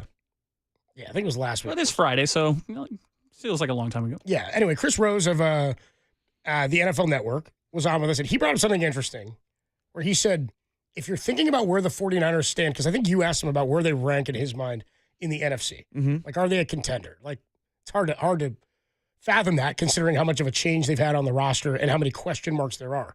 But he said if you were to rank all the NFC teams going into the season, just NFC, how far down would you have to go before you got to the 49ers in terms of your rank of them as a team in where they stand in the NFC? Well, I did this exercise today, and it's based on a lot of, the rosters currently and the talent that they have. So just going through it, this is who I think are, if I had to rank all the NFC teams, how would I rank them? You have to go number one, obviously, with the Eagles because they won the Super Bowl. I think you have to go Lions, too, just based on their talent. I could see them taking a step back this season, given the coordinators that left and Aaron Glenn and Ben Johnson. But the talent that's on the roster, though. I mean, offensively, they're incredible. They got Jahmyr Gibbs and David Montgomery. They still have the best O-line in the NFC, for sure. Well, they lost Ragnow, their center, so that may be one blemish on the offensive line. I guess that's one. And then, are they getting Hutchinson back this year? Yes, Hutchinson is healthy. He'll be good to go. They lost a few defensive players, though, in training camp for the entire season. So there's some question marks there, and their defense was the reason why they lost in the playoffs, and also Jared Goff throwing 3 interceptions. But just talent alone, I would have to go the Lions number 2. Number 3, if he's healthy and the back is good, I would go Rams 3. Whoa, really? I would, yes. Interesting. Just based on their defense with Jared Verse and who else? Kobe Turner, Brandon Fisk, I believe his name, and then you have, obviously, if Stafford's healthy, he's throwing to Devontae Adams and Puka Nacua. That could be the best receiving tandem in football. You can argue maybe T. Higgins or Jamar Chase. So you think the Rams are the third best team in the NFC if Stafford's healthy? I do believe that, yes. And they went to the divisional round last year, right? And we're the closest team to beat the Eagles in the playoffs. Eagles, yeah, the Eagles got them in the second half. Yeah. No, I'm not saying the Rams are going to win the division, but I'm just saying on paper, you have to say, unbiased, that the Rams have more talent than the 49ers do right now. I'm not disputing them over the Niners. Yeah. I'm a little surprised you have them as the third ranked team in the NFC if Stafford's healthy. I would go, well, go ahead. I wouldn't have them 3. I would have them probably, I think they're still top 5. Okay, just to finish it off, I would go Rams 3. I would go Commanders 4. Okay. A lot of, they added some veterans pieces, but they got Jaden Daniels, and I'm pretty high on him. I would go Packers 5. I would go Vikings 6. Just they are a Super Bowl team. They have pretty much everything you want on a team, except for quarterback. So now, that's the only thing that matters. No, I know, but like everything else, like wide receiver wise, defense. How can you say they're a Super Bowl team except for quarterback? Because, let's say you put, okay. And they're not. If you're not a quarterback. No, hold on. If Aaron Rodgers is on this team, do you think, maybe they could contend for a Super Bowl this season? But he's not. I'm just saying, if there's one position I know. away. I hear you. I get your logic. I'm saying, how can you have them as a Super Bowl contender if you don't have a quarterback who's ever played a down in the NFL? They would be a Super Bowl contender if I had more faith in their quarterback. You're putting them ahead of the Niners. I am, And they don't even have a quarterback. Well, they do have a quarterback. It's J.J. McCarthy, I ain't but buying that. I ain't buying that. He's a huge question mark. I didn't buy it last year, and I'm not buying it now. You're not buying J.J. McCarthy at all? Didn't like him at all. I didn't like him coming out. I couldn't believe that they were putting all their eggs in that basket. It's definitely the Brock Purdy effect. Yeah, maybe, yeah. He has weapons around him, don't get me wrong. We have no idea if he can play NFL football. Yeah. So I'm like, how could you possibly think that they're a contender? And this is not a good gauge of this, but a preseason game a year ago, before he got injured in that Raider game, he did look fairly good. And there was a debate that maybe he was going to beat out Sam Darnold for that starting job. I don't believe that. I think at the end of the day, Sam Darnold was going to be the starting quarterback of the Vikings. Man, Kevin O'Connell, head coach? Yes. He's a quarterback whisperer. He's that kind of guy. So, if anybody's going to get the most out of him, it's him. And he drafted him. That's who he wanted. That's the direction they were going. Yeah. But also, they were doing the as you mentioned, the Brock effect. They needed to get cheaper at the position. Absolutely. Which is where, they spent so much on Kirk Cousins. And but J.J. McCarthy was looked at as a better prospect, of course, coming out of the draft than Brock Purdy. Yeah, I agree. I'm not making a comp per se to them. It's more about the style of how they've operated, resetting the price tag at that position, especially after having to pay Justin Jefferson and all that. Yeah, exactly. So I can't, with that level of question mark, I don't know how you can call them contenders or I can't put them above the Niners. If I don't know. I'm not calling them contenders. I'm just saying, like, on paper, they should be minus the quarterback. Now, that's one big. So big. I know, but that's a huge question mark compared to all the question marks we have on the 49ers roster. That'd be like being like, this guy's a great pitcher. He's got all the tools, but he doesn't have any arms. Yeah, well, yeah. How could he be a great pitcher if he doesn't have an arm? No, but dude, can't you say that the Vikings, from top to bottom, are probably the most well-rounded team? One of the more well-rounded teams in all of football. It's just, obviously, J.J. McCarthy is just a huge question mark. I think the Eagles are the most well-rounded in the NFC, which is why they're number one. Well, yeah, of course. I don't think I can say that if they don't have a quarterback anybody knows anything about.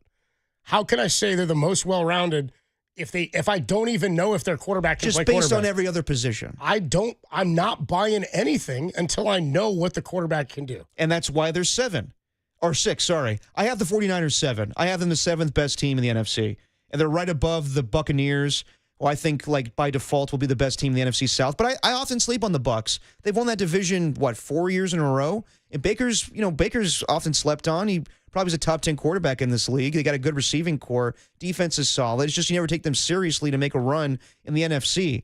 After that, I have the NFC West teams, Cardinals, Seahawks. You got the Cowboys, Bears, Falcons, the bad teams, Giants, Panthers, Saints. But yeah, I would say the Niners are a top 10 NFC team, but it really doesn't matter as far as the talent to me. I still think the Niners have a good chance to win this division based on, the guys that on the roster. The Brock Purdy's, the Christian McCaffreys, the George Kittles, the Fred Warners, the Nick Bosas, and obviously Kyle Shanahan steering the ship. So, yes, I'm saying that all to say, like, even though they don't have a lot of talent on this team, like in years past, and there's a lot of question marks, I still think the Niners are going to be fairly good this season. But yeah, if you were going to, just go off of everything on paper, I think 7's a good, reasonable number for them to be at as far as NFC rankings.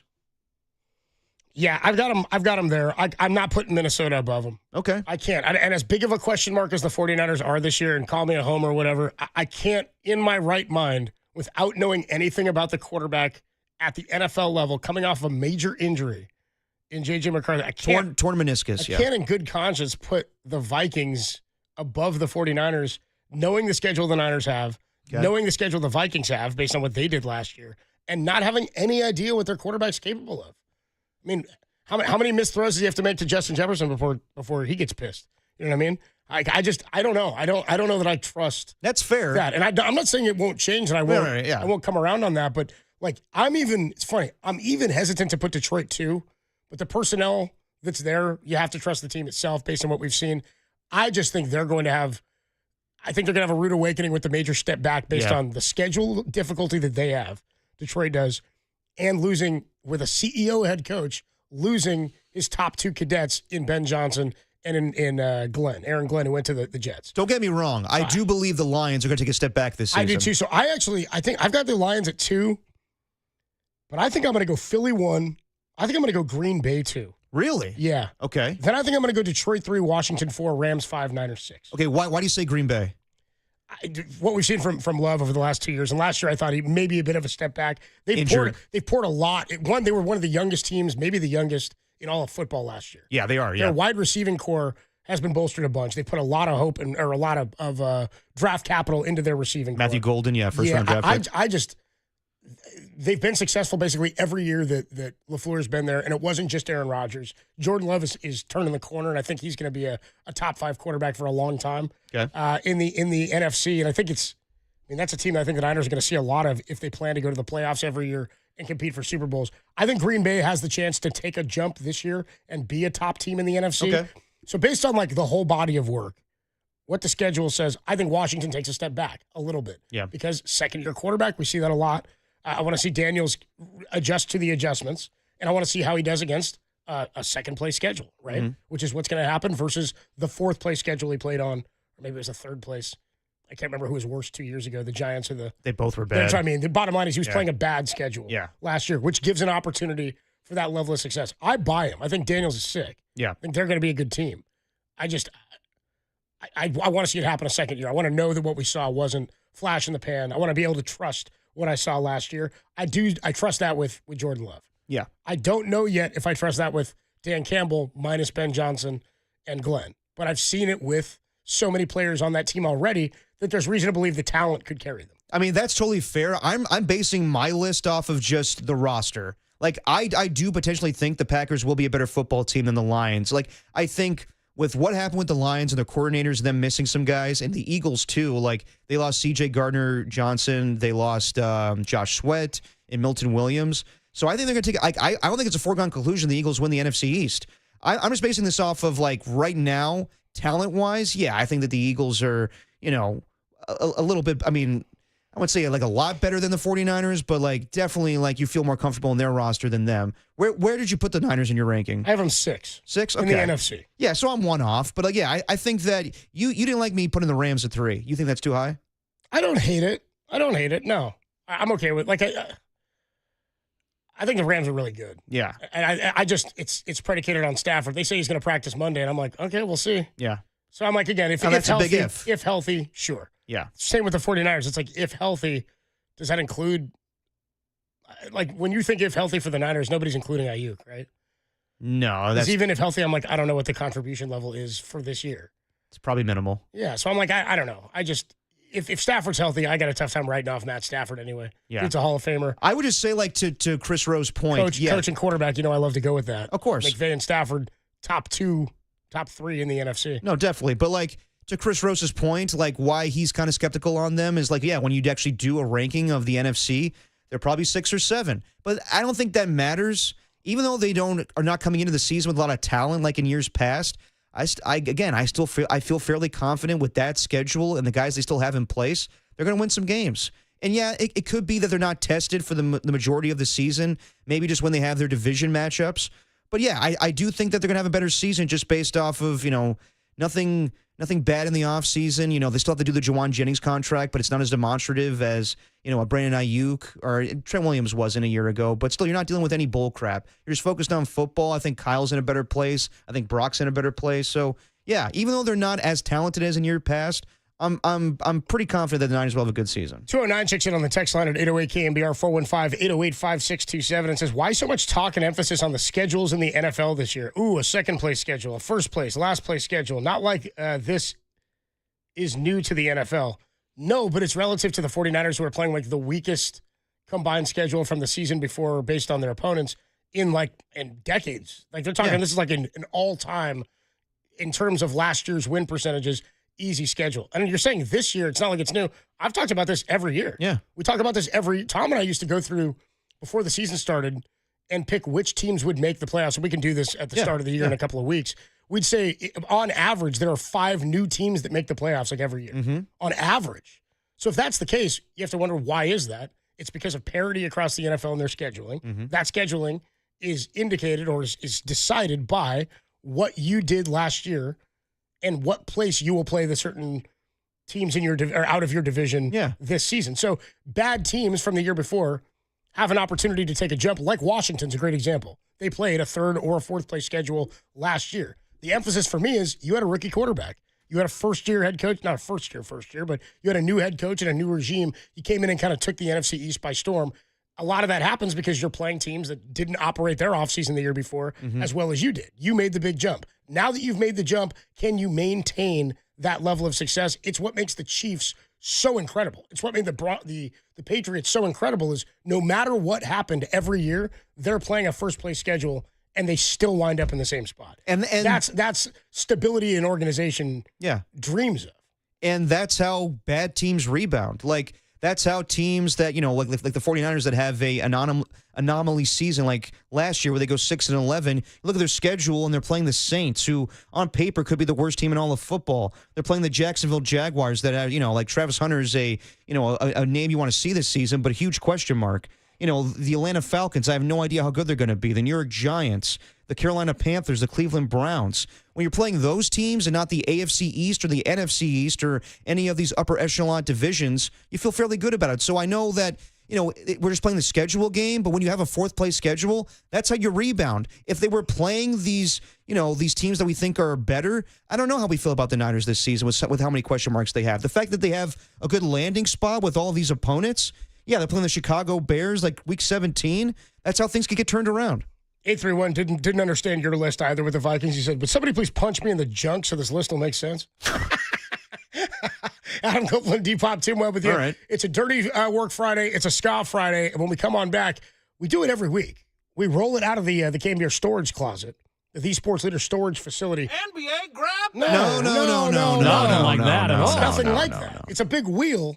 Really, it's a dial. We spin it, and we get into whatever topics are on said wheel. It's the Dirty Work dial. Totally different. We do it every week, and we'll do it next on the Sports Leader.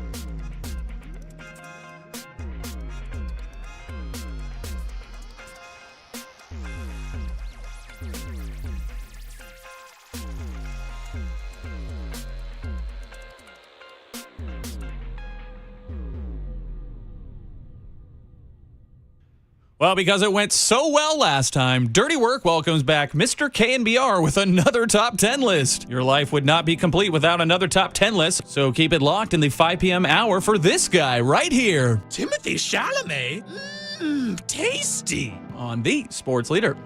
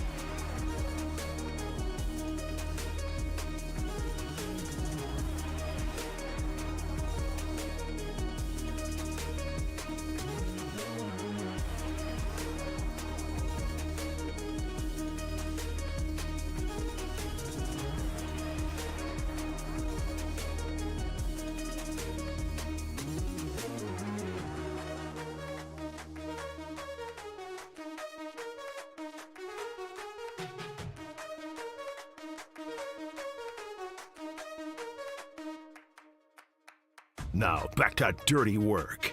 Adam Copeland and Derek Papa in the KNBR Casino Matrix Progressive Jackpot Studios.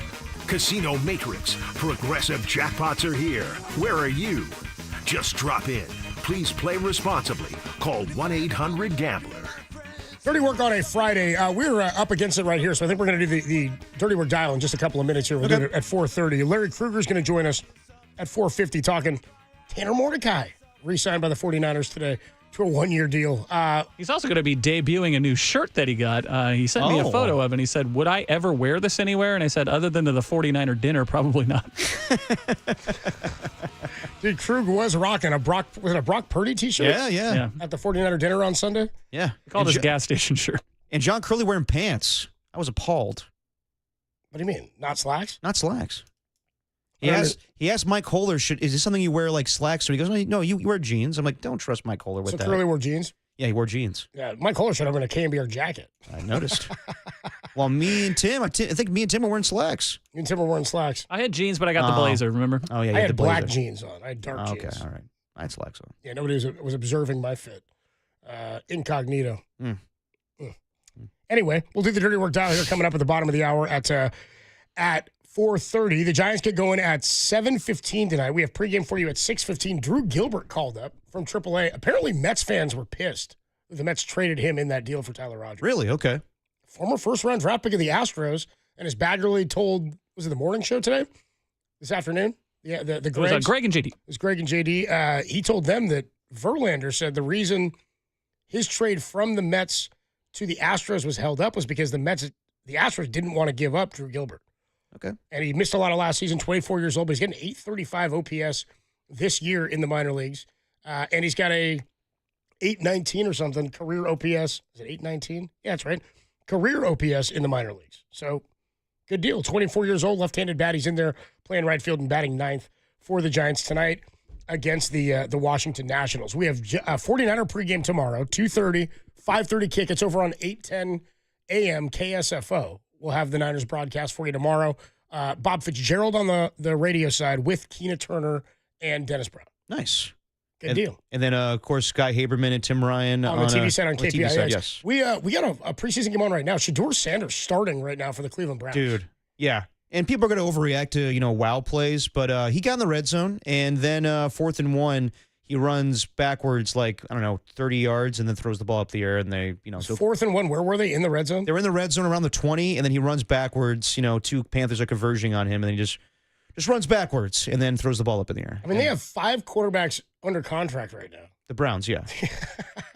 They just signed Snoop Huntley, didn't they? Yeah, out of necessity. Because they needed another quarterback for this week, basically. You're fascinated with the Browns quarterback situation. I don't know why, because it's such a dumpster fire. Like, it's just, I feel bad for Kevin Stefanski. Genuinely, I don't know if you need to, because I think they're all just waiting on next season. Really, that's what they did when they traded down. They had the 2nd overall pick. They could have got Travis Hunter. Instead, they traded down, selected Mason Graham, and now they signed this offseason. They signed Joe Flacco. Well, no, I'm talking. You think they're waiting for Arch Manning or something? No, I think they're planning on next season. I think that will Stefanski be there next season? It's kind of my point. Is the guy's he should get the benefit of the doubt, but maybe offensive not. mind. But they just kind of derailed his whole thing with the Deshaun Watson situation. Yeah, it's weird. Like I read this somewhere. They say, well, you have 2 quarterbacks in your room. You feel good about your quarterback room. If you have 4 quarterbacks in the room, you have none. Yeah. Especially when you have 5, too. Do they have... Okay, hold on. Is Deshaun Watson still under contract? Yes. Yep.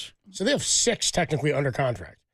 If it's Watson, Flacco, Kenny Pickett, Shedeur Sanders, Dylan Gabriel, and Snoop Huntley. Yeah. But obviously you're dealing with injuries. But yeah, obviously all those guys are not going to make it the roster. So 6 quarterbacks on the roster, under contract is crazy. If I had to guess, they're going to put Deshaun Watson on season-ending IR. Of course. And I don't think... Nice. I don't think Kenny Pickett will be on the team. I think they'll ride with Joe Flacco, Dylan Gabriel, and Shedeur Sanders. You don't think Kenny Pickett's going to make the team? Let's see how Shedeur plays in preseason, but I think you want to see what you have in the 2 rookies. You don't think you could stash Shedeur on practice squad? I don't think Shedeur would stand for practice squad. I mean, you may not have a choice, is my point. Oh, he could if you're cut. I mean, you don't have to go to practice squad. Sure. I'm just saying, who's to say another team is going to pick him up and make him a third stringer? Like, he could go to another league. Dude, everything's on the table with Shedeur. It's a weird deal. I mean, how is he? I thought it was the weirdest thing that there was thoughts of him being the number one pick anyway. I'm a bad evaluator of talent, I guess, at that point. I talk about the eye test and whatnot, but I'm like, we did some things that were impressive, but I don't understand. I mean, is it simply name hype? Is it simply the hype that came around Colorado? I think it was, but I think it was also going to retire his jersey this year. Yeah, I mean, it's a little bit of both. I think he was over-evaluated, but also I think it's what happened in the pre-draft meetings where he was kind of cocky, and then teams were like, well, why would we do this with a second-round draft pick or a third-round draft pick? And then he fell.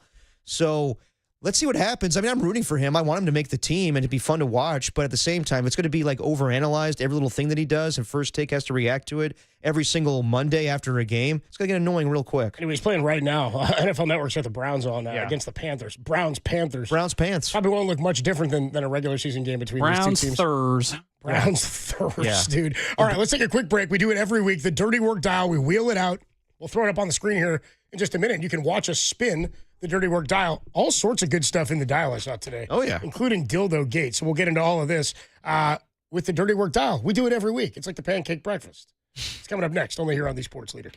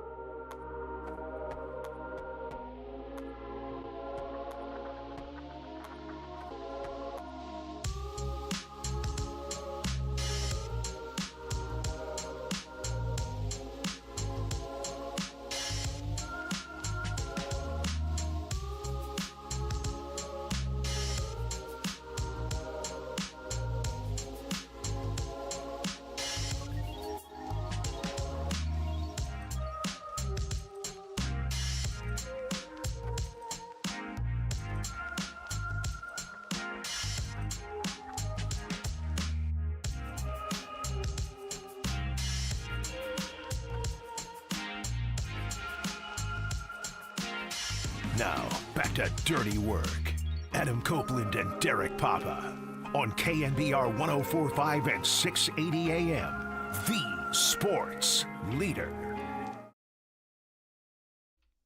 Dirty Work on a Friday afternoon. Adam Copeland, D-Pop, Tim Webb with you. Larry Kruger is going to join us in about 18 minutes.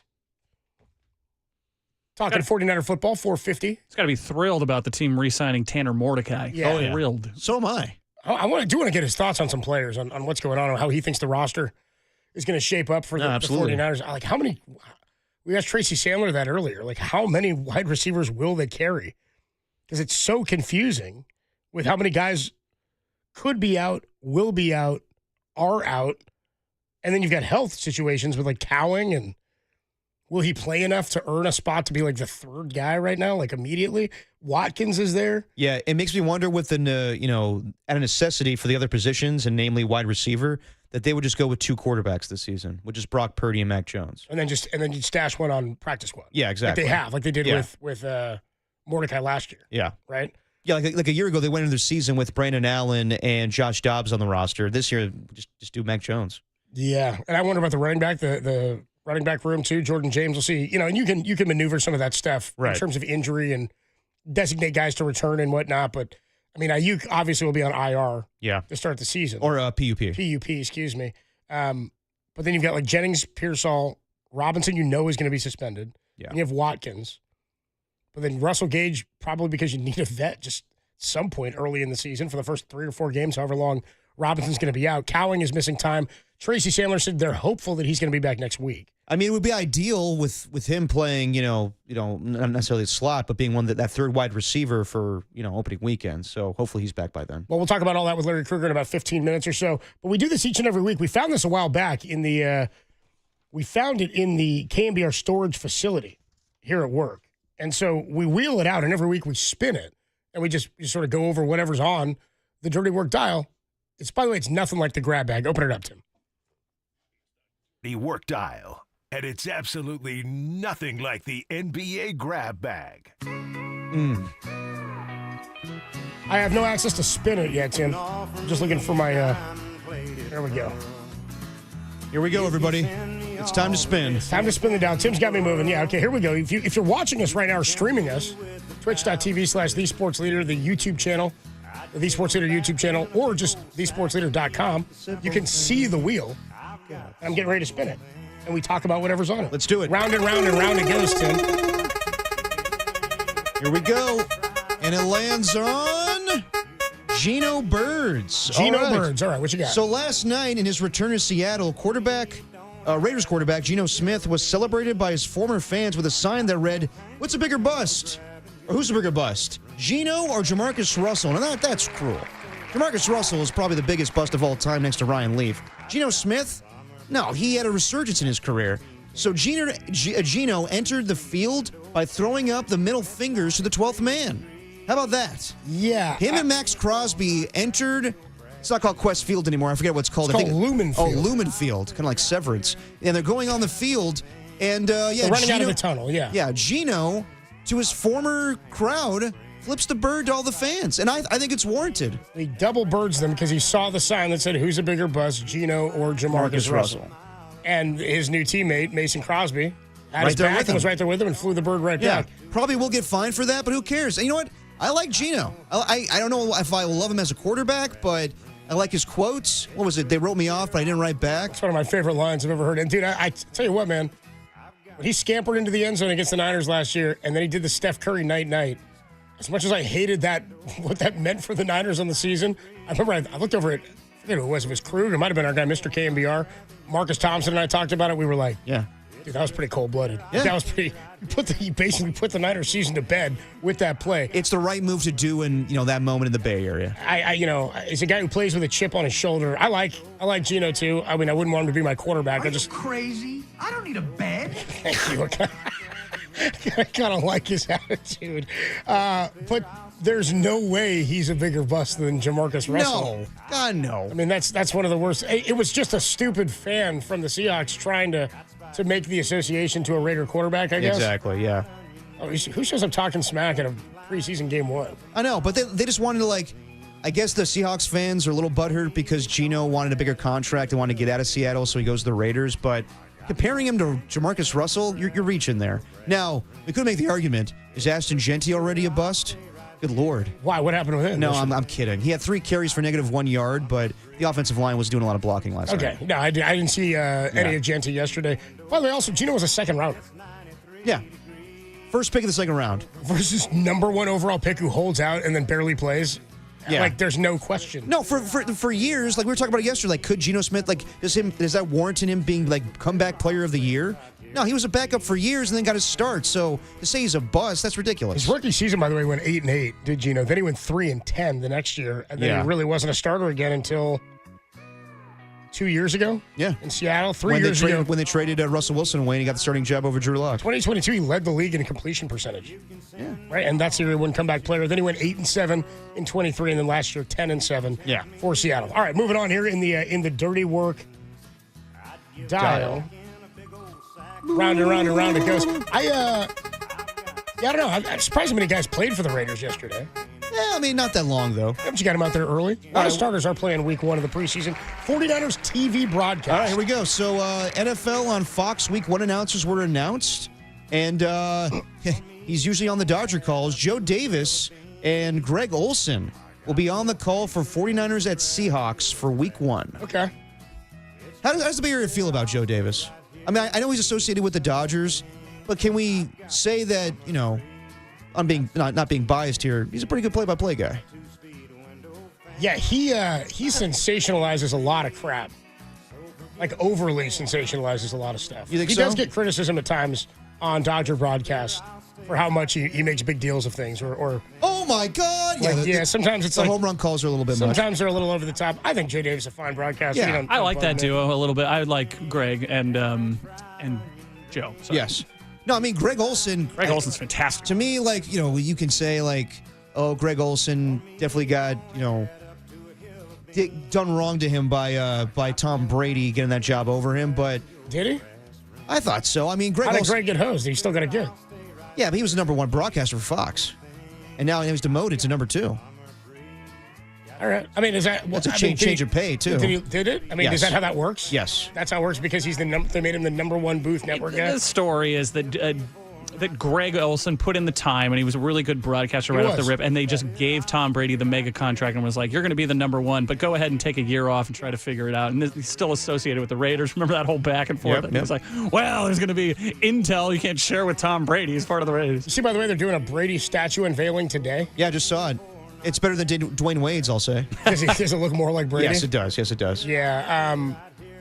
I saw him. He was like hanging out with Robert Kraft after he was at practice with the Raiders earlier this week. He's been like on the field, walking around. Yeah. He's like very involved. No, he's very involved with the Raiders. That's why I understand why some owners are like, how involved can he be while he's calling games? But at the same time, yeah, I think Greg Olson's a great broadcaster. I am kind of waiting for the day that Herb Street's out of the booth with Amazon and he gets put in that spot because I think Greg Olson to be the number 2 on Fox is kind of ridiculous. Yeah, I think Greg Olson's a good broadcaster. Anyway, Joe Davis and Greg Olson, I won't be watching it anyway. I'll be at the game in Seattle. So that's true. It won't much matter to me. You'll have to let me know. All right, I'm spinning. And we all hope you listen to the broadcast. Spinning the on wheel KNBR. here. Yeah, you should listen to the broadcast. Actually, that one might be on 810 KSFO on September the 7th. Speaking of Brady, Bad Brady. Oh, perfect. Is where it lands. Okay, so in a documentary called Built in Birmingham on Amazon Prime, we see Tom Brady and his 3% ownership stake of Birmingham FC, the soccer group, and the soccer club, I should say. The reviews are overwhelmingly negative. Sorry, go ahead. Go ahead, finish. The reviews are overwhelmingly negative of Brady appearing unlikable and unrelatable. Scenes show him criticizing legendary player and manager Wayne Rooney for his failure as a manager and lack of worth ethic. Brady is said to come across as the polar opposite of Ryan Reynolds and Rob McElhenney in their documentary for, Wrexham? Yeah, Welcome to Wrexham. Yeah, exactly. Great show, by the way. Yeah, so, Tom Brady not looking good in this new documentary where he's a soccer owner. First of all, Ryan Reynolds and Rob McElhenney, not former pro athletes. No, they're not. So the comp is unfair. Okay. That said, they also bought a 5th division English soccer team versus Tom Brady, who's part owner of 3% stake of like English football club Birmingham FC. So I guess they're in League One, so they're in the 2nd division. They're a higher ranking team than, I don't know exactly where Wrexham is now, but they're a higher ranking based on the divisions, a higher tier than the one that they bought into, because they basically turned around an entire city, an entire town, an entire club in Wrexham. First of all, Wayne Rooney, legendary Manchester United player, striker, played for England for many years. So he's just coming off like a total a-hole? Yeah, apparently he's just not like, he comes across aloof, I guess, and like people are just, they're not happy with the way. 3% owner and he's laying into the coach? Apparently. This is Tom Brady. Not the current manager, but just criticizing like people's work ethics. Like it's not gonna be strong, like as strong as his. And this comes after, you see this too. He writes a blog every week now, Tom Brady. I don't know what website it's for. No, I didn't see Brady has a blog. If anybody was gonna have an issue with Scotty Scheffler and what he said a couple weeks ago, where he was like, my priorities in life have changed. Like I can be the best golfer, but it isn't compared to me being a father and a husband, and what I want to do. Winning isn't everything. Exactly. That's Tom Brady. And he went and he won the Open Championship right Tom after. Brady wrote a whole blog about how why can't you do both? Basically criticizing Scotty Scheffler. And I'm like, Brady, that may work for you. And also, let's be honest, it kind of cost you your marriage at the same time, where you wanted to devote your time to being the best quarterback, and Giselle wanted you at home. I don't know. I can't get into all that stuff. I don't know. I'm not going to comment on what cost him his marriage. That doesn't seem. He's doing enough ridiculous things. My point is, he's blogging on top of all this. He's blogging. I'm like, who gives a damn? Criticizing Scotty Scheffler. Who's reading? Yeah, just a 7-minute read. Culture is king. His featured post. Your actions reflect your priorities. You can check him out at tombrady.com/profile/posts. Yeah. Jesus. Every champion needs a rival. I think I'm going to miss that. I'm sorry. I think I'm going to skip this these articles. Yeah, fair enough. Anyway, he's blogging, and he's part owner of a soccer team. And part owner of the Raiders. Blogging and barking. And he's taking Greg Olson's gig. Yeah. All right. Brady. All the Brady you'll ever need. I guess so. Okay, moving on here in the Dirty Work dial. Yeah, I don't have not much to offer on that. I probably won't watch that documentary anyway. Fair enough. He never struck me as a dude who was like a real fluffy, fun dude. Not Tom really Brady. relatable. Why don't we go to Meme Coin Gate? Why don't we go to that? Oh, okay. It was right below. We already did Gino. Well, Burns. we had to change this. You know, apparently in the Dirty Work dial, when you set this up, you can't have like vulgar things in there. In what? In the website we use. Like it originally. Yeah, it spiked that word, so I had to change it to something else. So the website we use for the Dirty Work dial, which of course is an actual physical thing that we pull out of the KNBR storage facility. Of course, nothing like the NBA grab bag at all. You're telling me that when you guys fill it out on the website, it won't let you use certain words? No. It spiked it. So it did not allow us to use the word dildo? No, it did not. Even though I can say it on the radio? You can say it on the radio, but for whatever reason, you can't put it on the dial. You can't write it on the internet. All right, go ahead, Derek. What you got? Okay, so last week, the Valkyries were involved in 2 games where a green Shrek-like dildo was thrown on the court. Stop saying the Shrek part. You're adding your own stuff to this. Yeah, you never know. Nobody said that. Yeah. They won both of those games. A third was thrown between the Indiana Fever and Los Angeles Sparks, which prompted the league to have a no-bag policy for last night's game. What? And actually, if you saw the dildo that was thrown during that game, comical, where Kelsey Plum tried to kick it off the court and she couldn't do it. Anyway.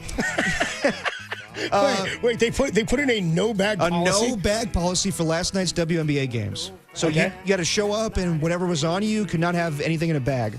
Go ahead. Somehow, some way, a fourth dildo found its way in a game last night between the Atlanta Dream and Chicago Sky. Now, the sex toy incidents appear to be part of a coordinated effort through a meme coin community called Green Dildo Coin, a movement to bring attention to the return of cryptocurrency. First of all, when did cryptocurrency go away? Well, it was a big Ponzi scheme. Whoa.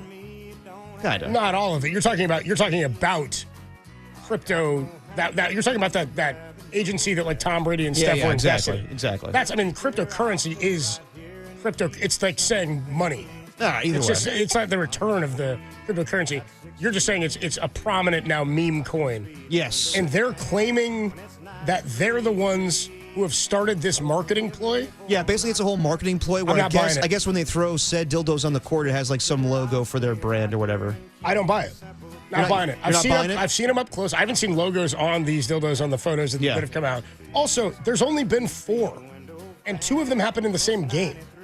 So you're telling me that this, first of all, think about this. They got this meme coin, Green Dildo Coin. That's what it's called. You're telling me these guys are sitting in a conference room somewhere. They're going, I got a good marketing idea. And it's right up our alley, because it's what we're called. Yeah. How about we take some greens and we start throwing them at WNBA games? Wouldn't be the primary spot to do this. I think that I'm of the belief that they're latching on to something that's happening.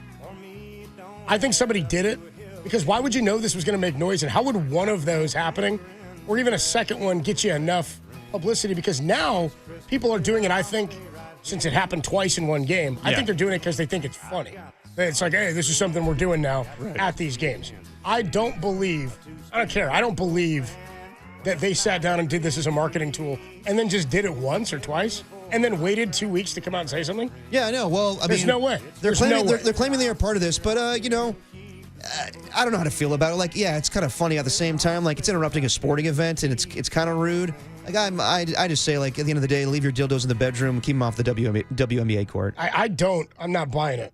To me, also, it's like one time it's funny, second time you're like, okay, by the time you get it, third time, it's like the Coldplay cam. I don't need to see that ever exactly. again. Like, you're totally inconveniencing the player. So now you're just the 17th dude in. I don't care anymore. By the way, when did the first one get thrown out? I don't know. Because the Green Dildo Coin launched its account on Twitter on July 28th. Okay. So what's your I just think this whole thing's too fishy. I just don't think I felt like the meme coin started because of this, and maybe I'm wrong. I don't know what came first, the dildo or the egg. I don't know. I'm just not buying them taking credit. I think they're taking credit to get publicity out of what's happening. Probably. They're probably latching on to something right now. Yeah. It's like when a terrorist organization takes credit for something they didn't do. Yeah. After something terrible happens. Just want to take credit. I don't know. I'm not buying it. Yeah, probably not. And now I'm bored of the story right now. Yeah, I'm just once like, it happened, I was like, it's lame now. Now it's lame. Yeah, I don't know. The founder who uses the name Lieutenant Daldo Rain. This is the guy who claims to be the D-A-L-D-O. Sounds like a Star Wars real character. mastermind here. Lieutenant Daldo Rain voiced a nearly 15-minute speech spoofing the opening speech of Brad Pitt's character, Lieutenant Aldo Rain from Quentin Tarantino's Inglourious Bastard. Yeah. To explain the purpose of his meme coin. Okay. I'm not buying it. Yeah. By the way, 2 people were arrested. Sounds lame. 2 people were arrested over throwing them on the court yesterday. As they should. As they probably should. Yeah. Anyway. All right. Don't throw doughs. There you go. And is that it for the dial, or you want to go one more? Kind of up against it.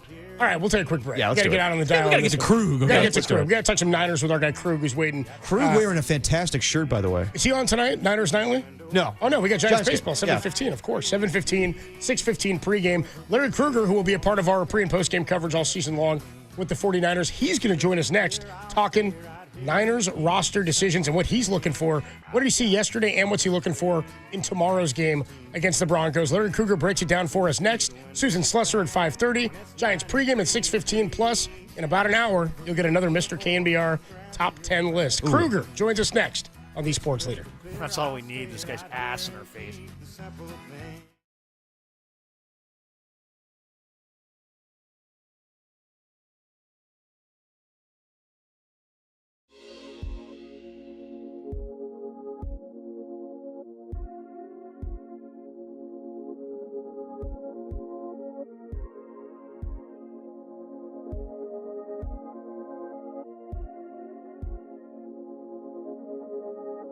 Now, from the O'Donnell Financial Group Sports Desk. Learn more at odfigroup.com. O'Donnell Financial Group, because planning is a process, not a product. The 49ers return to action tomorrow versus the Denver Broncos. Pre-game kicks off 2:30 with Adam Copeland, Tracy Sandler, Todd Husek, and me pressing the wrong button. Kickoff 5:30 with Bob Fitzgerald, Keena Turner, and Dennis Brown on KSFO 810 and 107.7 The Bone. If it's preseason ball, it's the sports leader.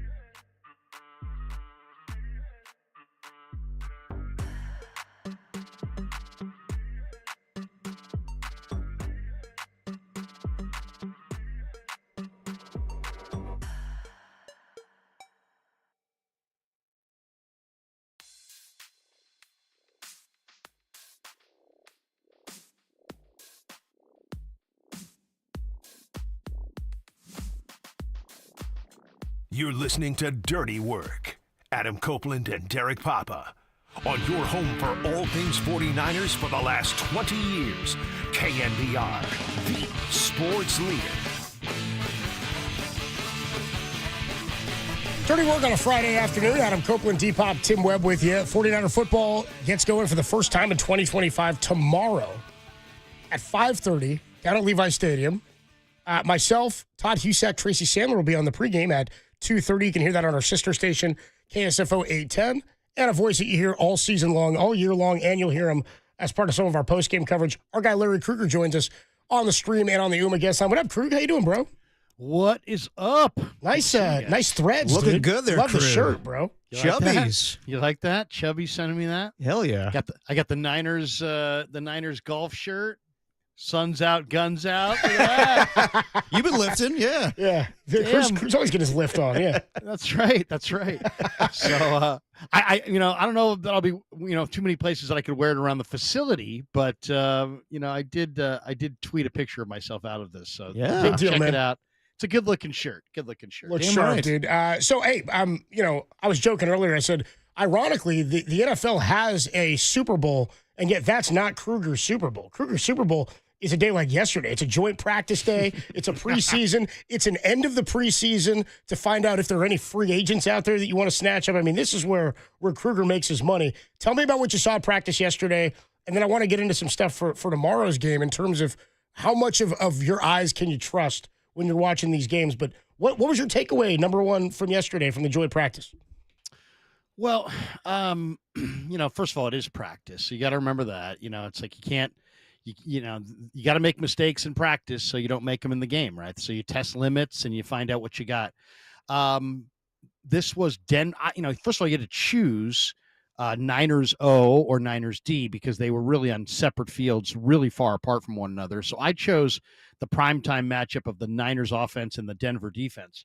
So I watched that most of the day, and Denver's defense dominated early on in those sessions to the point where their guys were, I don't want to say laughing at the Niners, but they were really whooping it up. They were really whooping it up. They were feeling themselves. Let's just say that. They put a lot of pressure on Purdy, a lot of pressure on Jones. They collapsed the Niner offensive line. There were very few plays that went to the Niner offense in that first sequence of, let's say 15. The Niners were going without Trent Williams, Denver's first team D. They're a really good team. The Denver allowed defensively last year 18 points a game. That's third best in the NFL, and their run defense is third best. And they stuffed McCaffrey, tackles for loss. They smothered the receivers, and they pressured the quarterback. So, yeah, Denver's defense had their way early. But the nice thing is the Niners offense kind of found their footing as the practice went on. And then suddenly you have Purdy connecting with Watkins and Robinson and Kittle and Pearsall, and made a number of plays. And I thought the Niners offense kind of bounced back a little bit. The big story was the injury to Mikael Williams. He went down with the hyperextended knee. That was the big story. It doesn't sound like it's real serious. It was in the red zone drill. He did leave the field. He's probably going to be out a few days. Niners also had a couple other injuries. Jordan Elliott has a back injury. Jordan James got a broken finger. He's going to miss a couple weeks. So you got Siegel and Luter, I think, were checked for concussions. So there were some guys who went down in the practice for the most part, but nothing super, long term, which is good. And then I thought the other thing that really stood out in the practice was Mac Jones really looks good. I mean, Mac Jones, this once again, it's a really good defense, and yet Mac Jones was in total rhythm. He was 13 of 16. The ball just comes out on time. He's a smart guy. He can process what he sees at the line. He knows where to go with the football, and it just comes out on time. He's not the biggest guy. He's not the strongest guy. He's not the fastest guy, but he knows how to play the position. He's playing it at a really high level. He's playing in this camp, guys, like he thinks his career is on the line. He looks really, really good. So Corey Kiner, the rookie running back from Cincinnati, he continues to shine. The Niners ran the 2-minute drill at the request of Sean Payton. Niners usually do that away from the media. We saw a little bit of that. And I thought overall, I would give Denver's defense the edge on the 49er offense. I didn't see a lot of the Niner defense. In the one-on-ones, though, I did watch the Niner defensive line. I was standing right next to Derek Papa, I believe. Yeah. We were watching the one-on-ones, and Sebastian Valdez, who was dominated in those one-on-ones in the Niner camp, continued to dominate. And then CJ West was really good. I thought Bradley Anae, who's a guy that the Niners just picked up the other day, the former Utah Ute, he won 4 or 5 reps. And the guy who had the best day, I thought, was Alfred Collins. And I was shocked by that because Collins has struggled in the one-on-ones. He doesn't have a developed pass rush plan. He's just huge and strong, but he's getting coached up. And he's doing things on the 11th day of training camp because of Chris Kasarik and the coaching that he wasn't doing on days 1, 2, 3, 4, 5. So he's improving, and I thought he had his best day. He was ragdolling guys and really looked good. Obviously, it was disappointing to see Mike Hill-Williams go down yesterday with the hyperextended knee, we believe, because they have huge plans for him being the first-round draft pick on that defensive line, along with Jordan James having the broken finger. How concerned are you, Krug, that those rookies are going to be behind the 8 ball once it gets to, the real playing season in the regular season? Well, I mean, the Niners on paper have a pretty deep backfield, but, CMC and Garendo may not go at all in the preseason. I really like the depth, though. Jordan James, Patrick Taylor, Corey Kiner. They have the veteran Amir Abdullah. So I think they'll be able to get through it. They may have to pick up another back because I don't know that how much they want to expose these other guys to that many reps. But Corey Kiner has not missed a practice. They look good at running back. As far as the defensive line, it's really a concern. Because, to me, this is a major concern because Evan Anderson's got a little bit of a bone bruise. You just don't know with rookies, guys, how many snaps they can play. They really look good. Collins and West, Sebastian Valdez. You just don't know how many snaps they can play. Jordan Elliott has always been kind of a rotational defensive lineman, and he's kind of been first up as the lead veteran at this position. Givens went out with the pec injury. So they're a little thin. They brought in Bruce Hector, who Saleh knew from the Jets. They re-signed Michael Dwumfor, who they had in this camp. But I think he's just more of a camp body, no offense, but he's kind of a try-hard, great effort guy that will give you an honest day's work. They may need to find themselves another defensive tackle, and I'm sure their personnel department is scouring everywhere looking for potential ideas. I mean, given the injuries to Kevin Givens and Jordan Elliott, 2 rookies we will see tomorrow, CJ West and Alfred Collins, who you just mentioned, how much do you think that leaves the door open for them potentially be starters once the season starts? No, I think it's a great point. I think the door's wide open. It's there. The opportunity's there. They just got to go take it. They're not going to be handed it, though. This is the 49ers. They have high expectations. They're not, they're not just going to say, oh, well, it's the best we got, rookie, get out there. Nope. They'll probably go with the veteran in that case. But, this is defensive line. So we're not talking offensive line. Defensive line, everybody plays no matter what. Offensive line, your starters play typically in the regular season, and your backups sometimes never play. Obviously, that's not the case in the preseason. But, yeah, everybody's going to have to play, but they still are going to probably need some reinforcements because they've suffered a bunch of injuries here, and they got a lot of youth. Talking to Larry Kruger on the Uma guest line. 49ers and the Broncos tomorrow at 5:30, pregame 2:30 over on our sister station, KSFO 810, and streaming right here on thesportsleader.com and the app, and, of course, on YouTube, the pregame show. Week 1 in Seattle, September 7th. Larry, who are the top 3 receivers on the depth chart, and how many more receivers are there after the top 3? Today or in week on 1? Week 1, what do you think it's going to look like?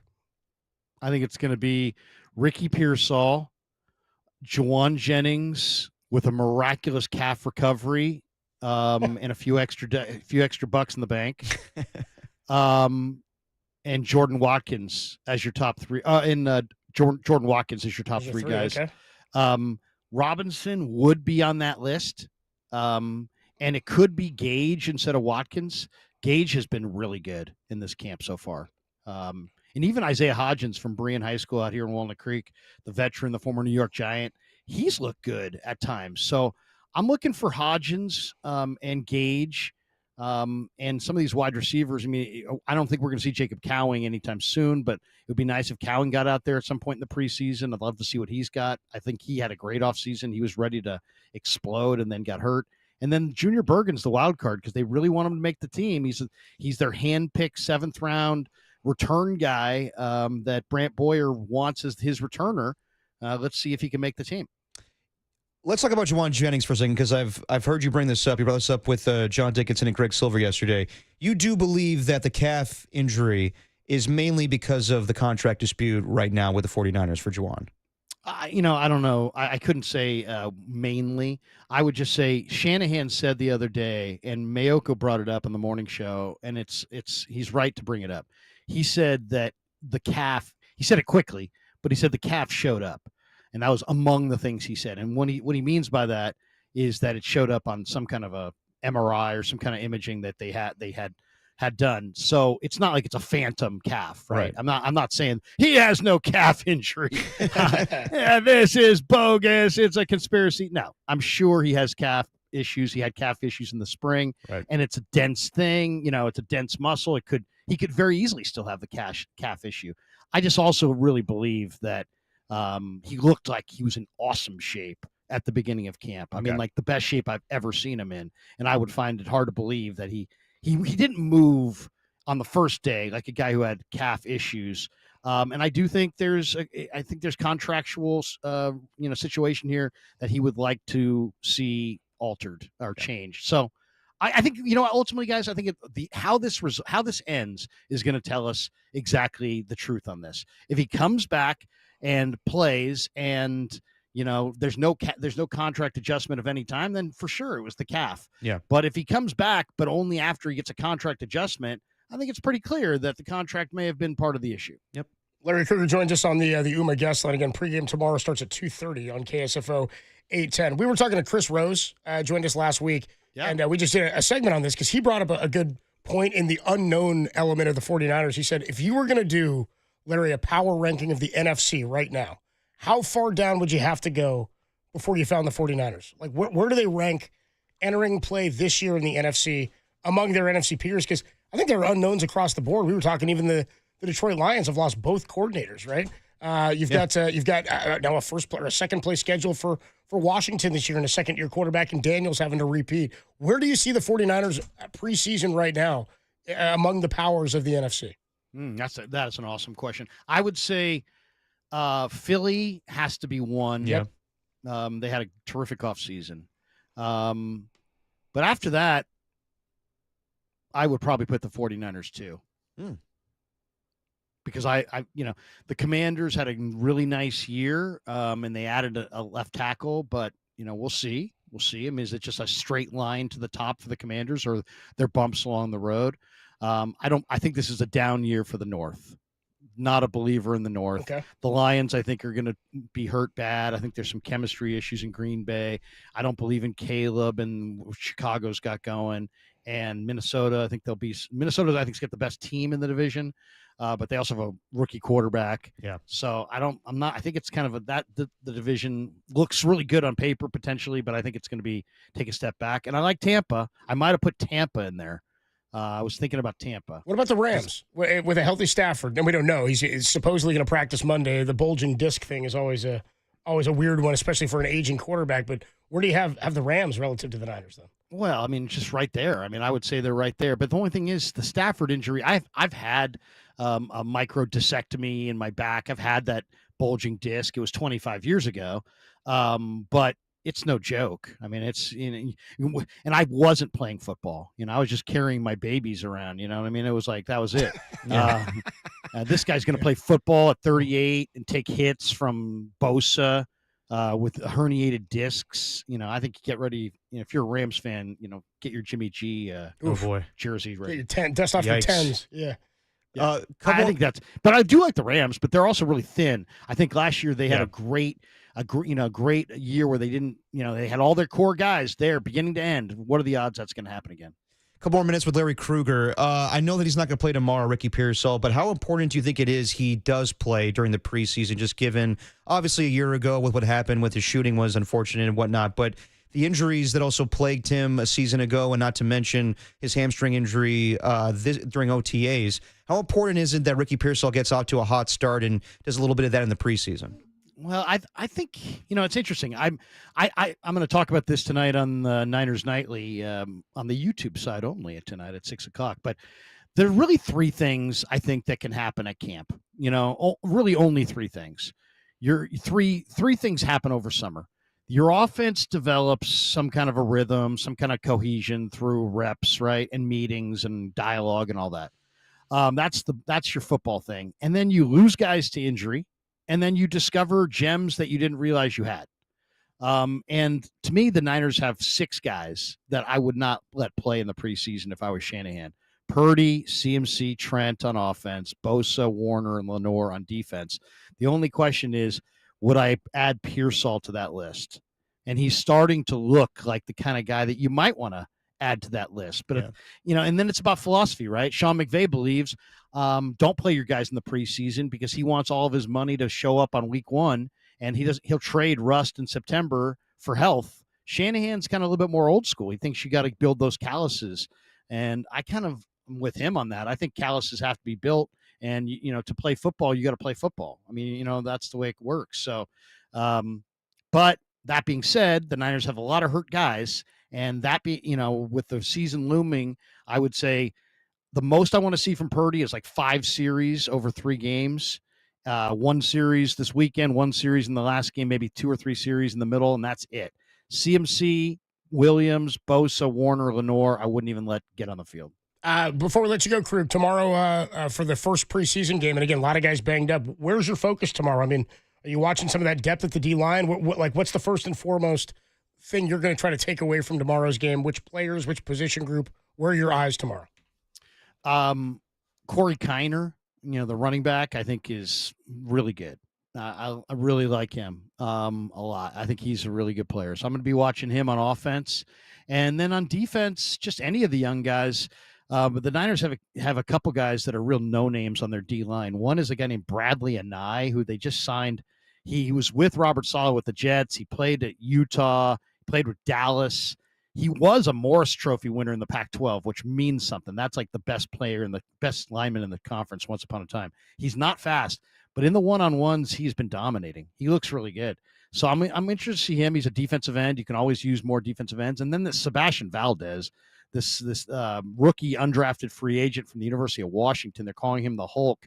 I thought, we'll see what would happen when he took on Denver. He made Powers, the Denver starting guard, look so bad in the one-on-ones. He beat him like a drum. So I'm looking for Sebastian Valdez and a little bit of Stone Blanton. The Niners have a linebacker named Stone Blanton. Dude, I saw this name. Great name. I thought about you immediately when I saw this name. I was like, this is a Krug special. Oh, dude, this Johnny Holland is my guy, right? I love Johnny Holland. A&M guy, going way back, played for Jackie Sherrill. He is the Niners linebacker coach. He's a great guy, great coach. Johnny Holland, we were talking about Stone Blanton. He's like, Stone Blanton had great tackle production in college last year at Mississippi State. I said, I know, Johnny had like 18 tackles in a game. And he goes, he has been a leader in our production this year in this camp, despite the fact that he has gotten the fewest reps of any of the linebackers. So watch for Stone Blanton. He shows up at the football. He doesn't look like a whole lot. Sorry, Stone. But this guy can play football. This guy can play football. He loves to play. I think Chris Borland. And the question is he fast enough to play in the NFL? I don't know. But he makes a lot of tackles, and we'll see what he looks like. I'm interested to see what he looks like in game conditions. I'm going to be sitting right next to you tomorrow, Krug. I'm looking for some Stone Blanton takes while we're watching the game tomorrow in the press box. Kickoff tomorrow, 5:30. We get pregame going at 2:30, and I'll be hanging with you tomorrow, Krug, in the press box. So looking forward to it, man. Thanks so much. Enjoy the weekend. Enjoy Niners Nightly on the YouTube side tonight at 6 o'clock, and we'll see you down at Levi's. Sounds good, fellas. Go Niners. Have a great weekend. The warm weather has arrived, so let's lean into it. All right, enjoy the weekend. Thanks, Krug. That's Larry Kruger. You missed any of that, all available, or it will be on thesportsleader.com and the Sports Leader app. Dude, Krug talking Stone Blanton and micro what did he go? Dissectomy? Ooh. What did he call it? What did he snip, snap, snip, snap? Oh. By the way, he also, that guy, he's like, they call him the Hulk. Dude, that's one we should have used. Oh, the Hulk, Gate. You were talking Shrek in the Dildo Gate. Hulk is probably Hulk more is right appropriate. Up there too, the lime green. Yeah, that definitely works for the Hulk. Well, Bruce Banner, you know what I mean? Yeah. The Incredible Hulk. Well, they changed the name to David Banner later on. You know that? That's in the TV show only. Right, yes. In the TV show. Banner's hammer? In the MCU, he's still Bruce Banner. Well, yeah, I got you. Well, in the comics, he's Bruce. I don't know why they did that in the TV show. And like with Ferrigno? Yeah. Yeah, they made his name David Banner. Mm-hmm. I never got it. I think I know, but I'll tell you in the break. Really? It's not for air. We just compared the dildo to the Hulk. Yeah, I Well, know. we can't say that whatever this is on there. I can't. I can't do that. Really? You can't? No, I can't. It's something bad? It's just something you wouldn't say on the radio. How bad? It's a little. Is it because you don't want people to hear you say it? No, it's just something that's like, You're not the bad guy. I don't want to be like, oh, Derek said this. Like, you never know what you can say on the radio anymore. Like, what's going to be turned around. I don't know every day what I can and can't say. Exactly. I just kind of push it and see what happens. Yeah. But yeah, I'll wait till the break to tell you this. Or then SFG writes a piece on it. Yeah. Adam Copeland, Depop with your dirty work rolls on a Friday afternoon. We got Giants pregame coming up at 6:15. Susan Slusser is going to join us at 5:30 in about 15 minutes or so. We want to get into a little sound soiree here. Let's do it. We're going to do a little sound soiree next. Talano Hufanga spoke yesterday about leaving the 49ers. He's now with the Denver Broncos. We'll hear from him. Also, Buster Posey and Pete Carroll in this version of the sound soiree. We'll do that next. Then Susan Slusser. Then you've got a Mr. KNBR's top 10 list before Giants pregame at 6:15. Dirty Work, greatest show in America, rolls on the Sports Leader.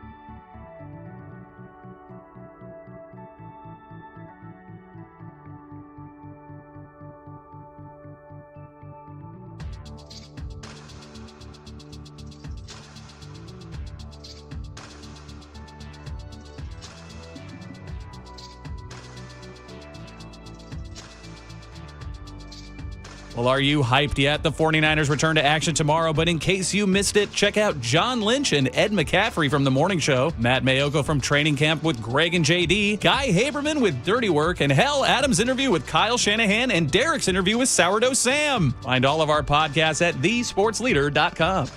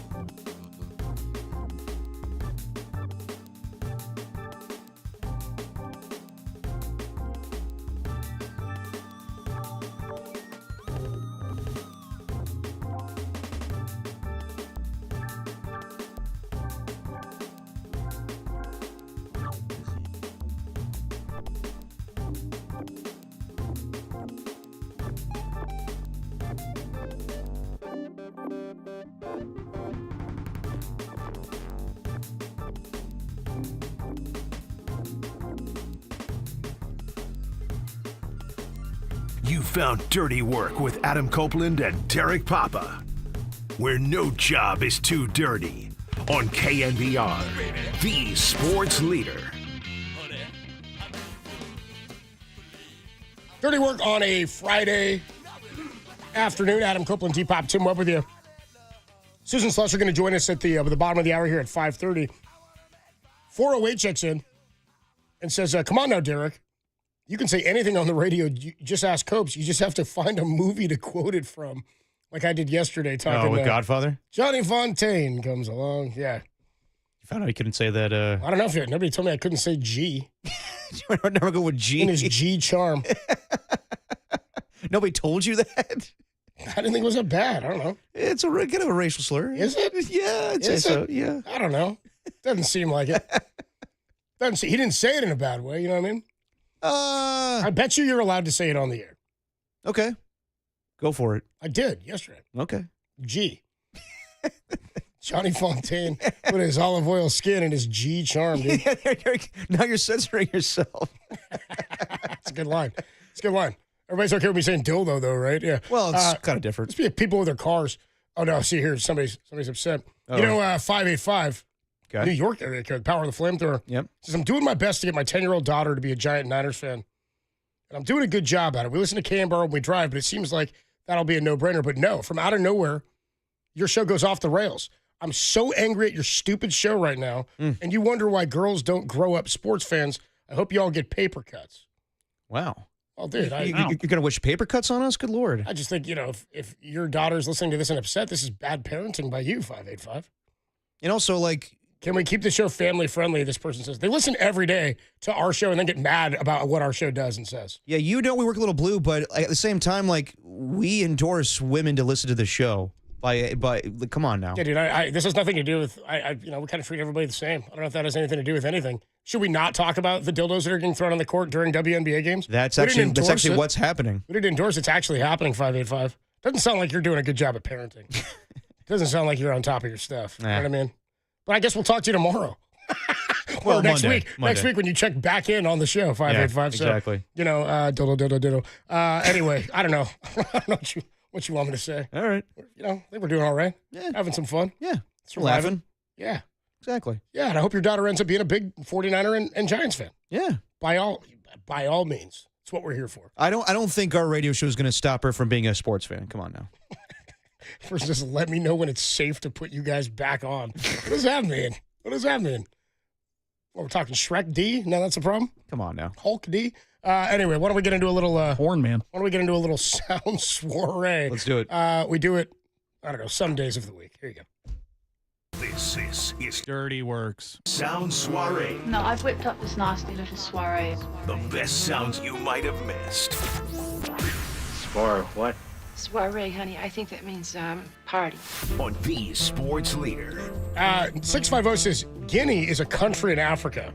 It's also a form of currency. You can say it, just not to an Italian. Yeah, probably right. That's fair. That's fair game. Okay. That's fair game. Papua New Guinea? Yeah, Guinea-Bissau? Yeah, there you go. Well done, Tim. Calling me Papua New Guinea. All right, let's get into the Dirty Work Sound Soiree. Why don't we start with Talanoa Hufanga? Yeah. Former 49er. He's now a Denver Bronco. First year not with the 49ers. He was a good Niner. Good run. He was a good 49er, Talanoa Hufanga. Yeah. Thought so. Ended with some injuries, but not his fault, per se. Here's Talanoa Hufanga yesterday talking about leaving the 49ers in free agency. It was very difficult. I think, I did a lot of growing here, as a young kid coming in. I graduated early from college and then came right in here. Try to grow as a man. This is where I got married at. This is where I had my first kid at. So a lot of growth was here. So a lot of great memories and a lot of great experiences. We've been to 2 NFC championships, 3, 1 Super Bowl. Those are memories that you'll take forever. And so for me, just to be back here is special. But I'm exactly where I'm supposed to be. I mean, him and Dre Greenlaw are going to make that Broncos defense that much better. Yeah, they were a good unit a year ago, but just watching them yesterday fly around, and Dre Greenlaw wasn't out there, but Talanoa Hufanga is going to bring the presence, like leadership presence, to that secondary. And yeah, I mean, like I know that if you're gonna earlier we asked between the two, Drake Greenlaw, Talanoa Hufanga, who's gonna be missed more? Probably Drake Greenlaw, but don't totally discount what Talanoa Hufanga did with that defense. I mean, a year ago they could have used him. Secondary was fine at times, but no Malik Mustafa for most of the season, or I don't know when he's coming back with his ACL tear. So yeah, you're gonna have Jason Pinnock and you're gonna have Jair Brown back there, but I'm sure, knowing the Malik Mustafa situation, I'm sure they would like to have Talanoa Hufanga back, but just the money didn't add up and everything. So yeah, two guys that they're gonna miss in their defense this year. Yeah, with as good as the Broncos defense was last year, the addition of two guys who have this level of experience and these levels of success are major additions for that defense. Oh, totally. Considering they're still building that thing, and they're pretty cheap at a bunch of their other positions on the field. And they drafted... They had the luxury to do that. Jahdae Barron from Texas. Patrick Surtain is the Defensive Player of the Year. So that Broncos defense, don't be surprised tomorrow. I'm kind of glad, Niner fans should be glad that the starters aren't playing tomorrow, because if the Broncos bring out their starting defensive unit, Mac Jones and everybody else that's playing is going to get knocked around a little bit. Let's go to how about some George Kittle sound here? Okay, let's do it. George Kittle, he was on the Richard Sherman podcast. As I told you before, never met a microphone he didn't love, George Kittle. Here he is on a lesson that he learned a long time ago when he came into the league. One of my favorite things that I learned really early in my career was that there are hundreds of thousands of kids who would love nothing more than to be the starting tight end for the San Francisco 49ers, and it is my job to ruin all of their dreams. And that is... So basically, f*** them kids. Excuse my language, everybody. Jordan said it best. Yeah. But literally, so that's what my mindset is every single time. Every time I go against a new first-round draft pick defensive lineman, it's like, hey, I'm happy for you that you were drafted in the first round, but welcome to my world. I'm going to put my hands on you. I'm going to headbutt you. And then next thing you know, I'm going to release past you and go catch a pass and score a touchdown. So it's yeah, there are fantastic football players out there, but I'm me for a reason. I work the way I work for the reason. I have the confidence I do for a reason. And that's all still with me. I don't give a shit that I'm 31 years old. I'm still out there, and I'm gonna hit you really hard in the face, and I'm gonna laugh while I do it. Yes. Yes. Yes. Why not? F*** them kids. Them kids. Thank you. Yeah. Was he talking to the 585's 10-year-old daughter, or was he? Oh, is that okay? I don't know if we're allowed to play. I love that mentality from Kittle. Yeah. It's my job to ruin your dreams. I'm a dream crusher. No, absolutely. I mean, you want to take my job? I don't think so. And George Kittle, I know I probably threw it out there earlier this season that maybe they would move off of him because of the contract situation and whatnot, but George Kittle's still playing at a high level, All-Pro a season ago, or second-team All-Pro. So, yeah, F them kids. Did Jordan say that back in the day? Michael Jordan, is that a thing, a well-known thing that was a phrase of his? F them kids? I knew F them picks with the Les Snead. Yeah, with Les Snead with the Rams, but I'm not familiar with Jordan. It's a meme for sure. Oh, it's a meme. But it is a Jordan thing, I thought, right? Yeah. Well, the Jordan, things I remember, his phrases were "I'm back" when he came back with the Bulls, and then what was the other one? Republicans wear shoes too. It was a popular one that he said behind the scenes. I thought. Well, that was yeah. Well, yeah. I'm not black. I'm OJ. Yeah, that's a little different. Right. He also said the ceiling is the roof. Remember that one when he was in North Carolina? He was at the basketball game. That's a great. Yeah, everyone's like, "Yeah, you got it, Mike. The ceiling is the roof."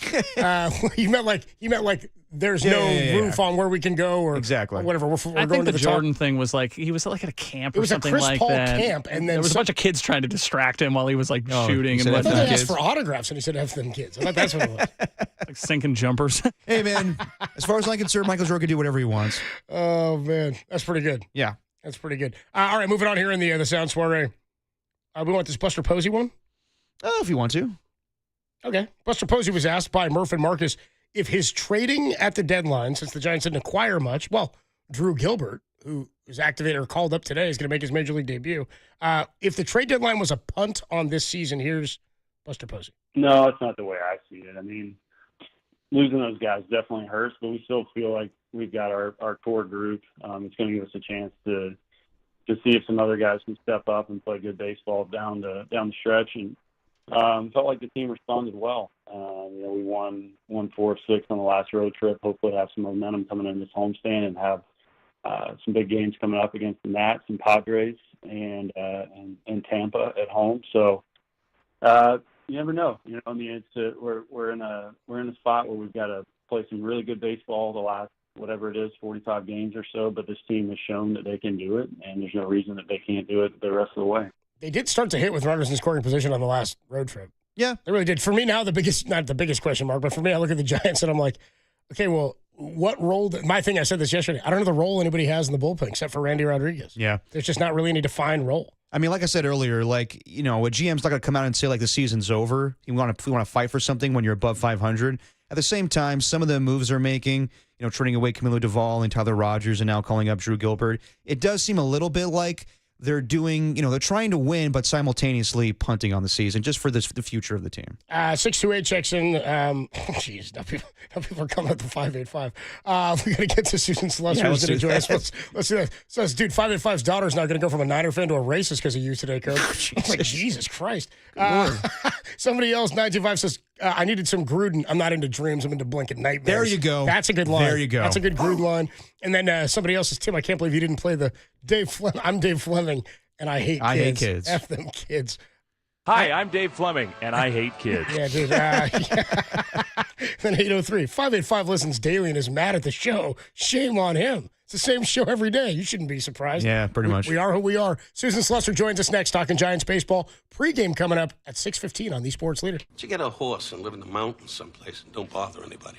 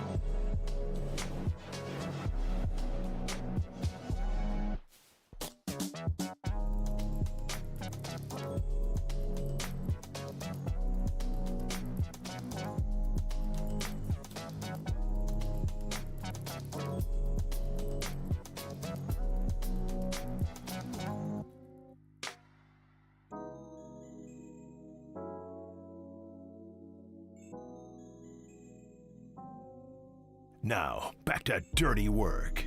Adam Copeland and Derek Papa on KNBR 104.5 and 680 AM, the Sports Leader.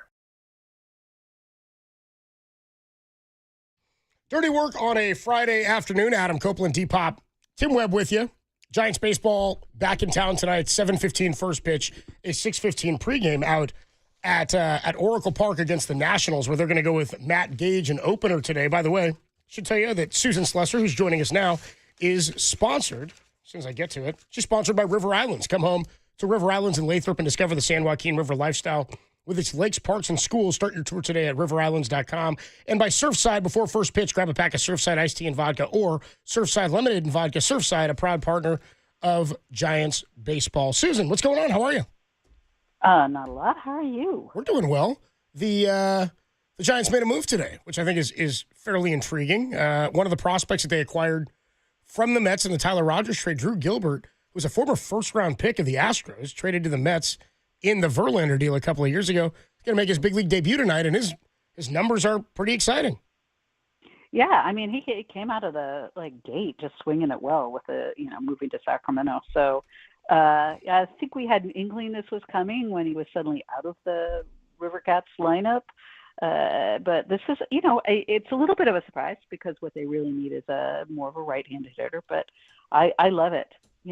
give him a look. Why not? Yeah, anything at all. Yeah, I think it's. I mean, Buster was on with the morning show yesterday, and he said, it wasn't a punt at the deadline, and I would agree that I was calling it a soft sell. It wasn't a full-on punt of the season because you didn't give up a lot of the core pieces you had, and you acquired some things that may. I mean, Blade Tidwell might be somebody that actually works out for them. He's already put together a nice start in Sacramento, and I'm excited to see what they got in Drew Gilbert here. Do you think this is going to be kind of the plan for the rest of the season to get a solid look at some stuff that's at the AAA level or on the 40-man roster that's not here now? Because you can't expand rosters to 40 guys anymore, but I think they really need to know inventory-wise what they have entering this offseason. Yeah, I think that's probably a good way to put it. I mean, I do think the standings and how the team overall is playing is that's gonna determine things overall. Once you get to September, sadly, it's not unlimited September call-ups the way it used to be. I mean, some teams take way too much advantage of that, but you can bring up a few guys, get them a little bit of a taste, get some look at them. But if they are still in it and if they're going for it, there might not be enough at bats for some of these guys. So this is kind of a good situation, right? They do need another bat, and maybe they do find a little bit of playing time for Gilbert. I really hope so. I'm so interested. Talking to Susan Slusser on the UMA guest line, and the corresponding move with Drew Gilbert being called up is Gerard Encarnacion going on the 10-day IL. Just how devastating is this for Gerard, who had the broken hand in spring training, the oblique, and now dealing with the grade 2 hamstring strain? Yeah, that's brutal. It really is. This was, during the spring, Gerard looked as good as just about anybody. Part of that is he'd had a huge winter ball. So he came in with his timing perfect, looked great, has power. We all know that that's something that the Giants were kind of lacking. So he was somebody I feel like they were really planning on, kind of counting on. And he gets, obviously the broken bone, what are you going to do? He dives for a ball, breaks his hand, misses, a couple of months. And then he finally makes it back. He's not quite ready. And then boom, right on the IL again. And, that it just sort of keeps happening.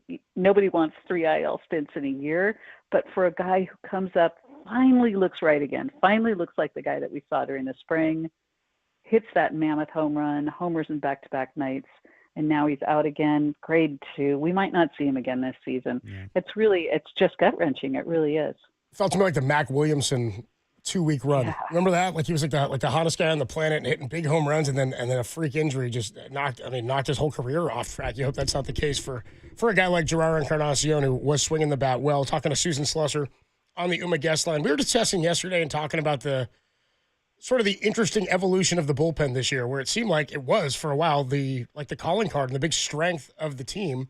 And then because of some moves and the changes with guys like Birdsong into the rotation and then down to AAA, the trades that have gone on, for me right now, it just doesn't seem like, I'm sure this is the case, there are no defined roles really outside of Randy Rodriguez, right? We went from having kind of knowing where guys were going to throw in what situations, and now it's just sort of all over the place, due in large part to the changing in the personnel and seemingly with what's going on with the rotation.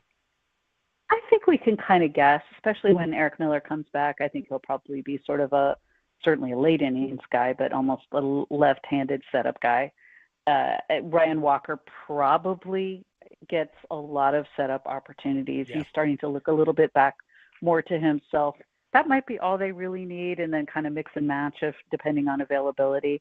But I will say it's a pleasant surprise seeing what both Gage and Lucchesi have done. Miller goes down, and that's huge. I was immediately saying I have to get a left-handed reliever before the trade deadline.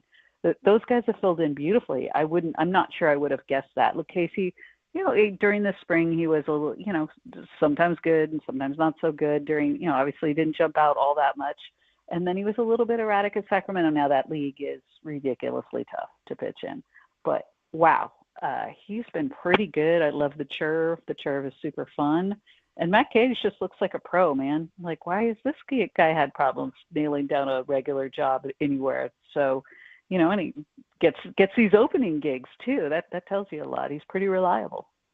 I know you just said that record might factor into a lot of guys being called up. What do you think it would take at this point for Bryce Eldridge to make an appearance before the season ends? I think that they probably would bring him. I hope they would bring him up no matter what, since they're call-ups. Once Sacramento season is over, what's that last year, for instance, Richmond's season was over and they gave him the option. Do you want to go to Sacramento and get some more at-bats there? It was like maybe another week or so of at-bats, or you can go home. And he said, I absolutely want to go to Sacramento. And of course that meant he went to Sacramento and then started the season back at Richmond. Not a demotion. Sacramento was a reward. We could maybe see a little bit of that once Sacramento's season is over. Of course, if this is assuming there's no need before then. He was red hot until the last couple of days, kind of cooled off a little bit.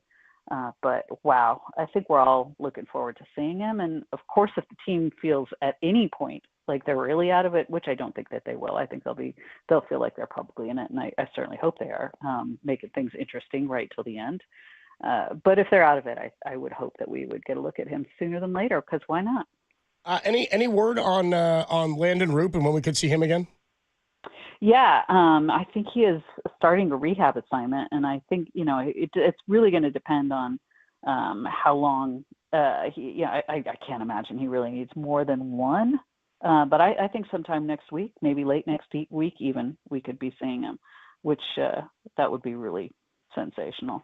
Susan Slusser covers the Giants for the San Francisco Chronicle. We do it with her every week. Susan, thanks for the time. We'll talk to you next week. Thanks, Susan. Absolutely. Thanks, guys. Good stuff there from Susan Slusser. Yeah, that was kind of what was. Who did we talk to yesterday? Who said Andrew Bagley? Was it Bags who said, it's probably not going to be soon, but maybe next week. Yep. So at least maybe one more time through the rotation, because they want to make sure because he had like elbow soreness and stuff. Did Landon? They want to make sure that he's after he throws, that he recovers, throws again, and that he's doing all right before they bring him back. If it gets inflamed again, then you want to shut him down and rest him. But he did throw a live BP session. Yes, he did. He said the other day, and that went okay. So Matt Gage gets the opener spot today, assuming Kaiwei Tang is probably the guy in after Matt Gage. But he's been fantastic for the Giants at this point. He'll be opposed by a righty tonight, Jake Irvin of the Nats, 8-6 with a 4.89 ERA. We'll talk more about that when we get into our award-winning Diamond Notes. Yeah. Pregame coming up in a half hour at 6:15 for a 7:15 first pitch. All right.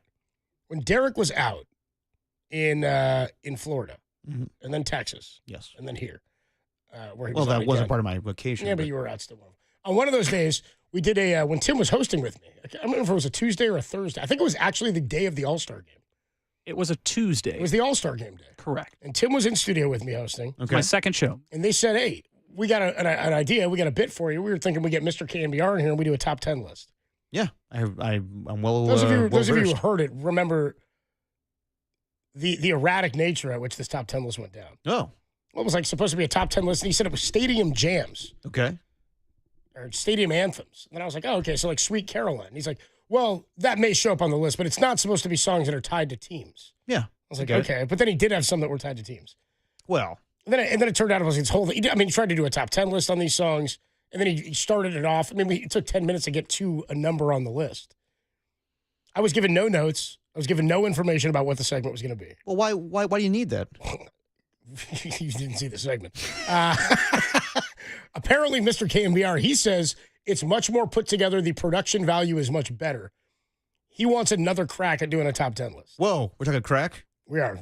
Getting cracked. Yeah, getting cracked? Getting cracked. Easy there. 585, not going to like that. No, he's not. That's a sex joke. All right, we'll take a quick break. When we come on back, Mr. KNBR's top 10 list. We're cracking, baby. We're going to get cracked next on the Sports Leader. Ugh.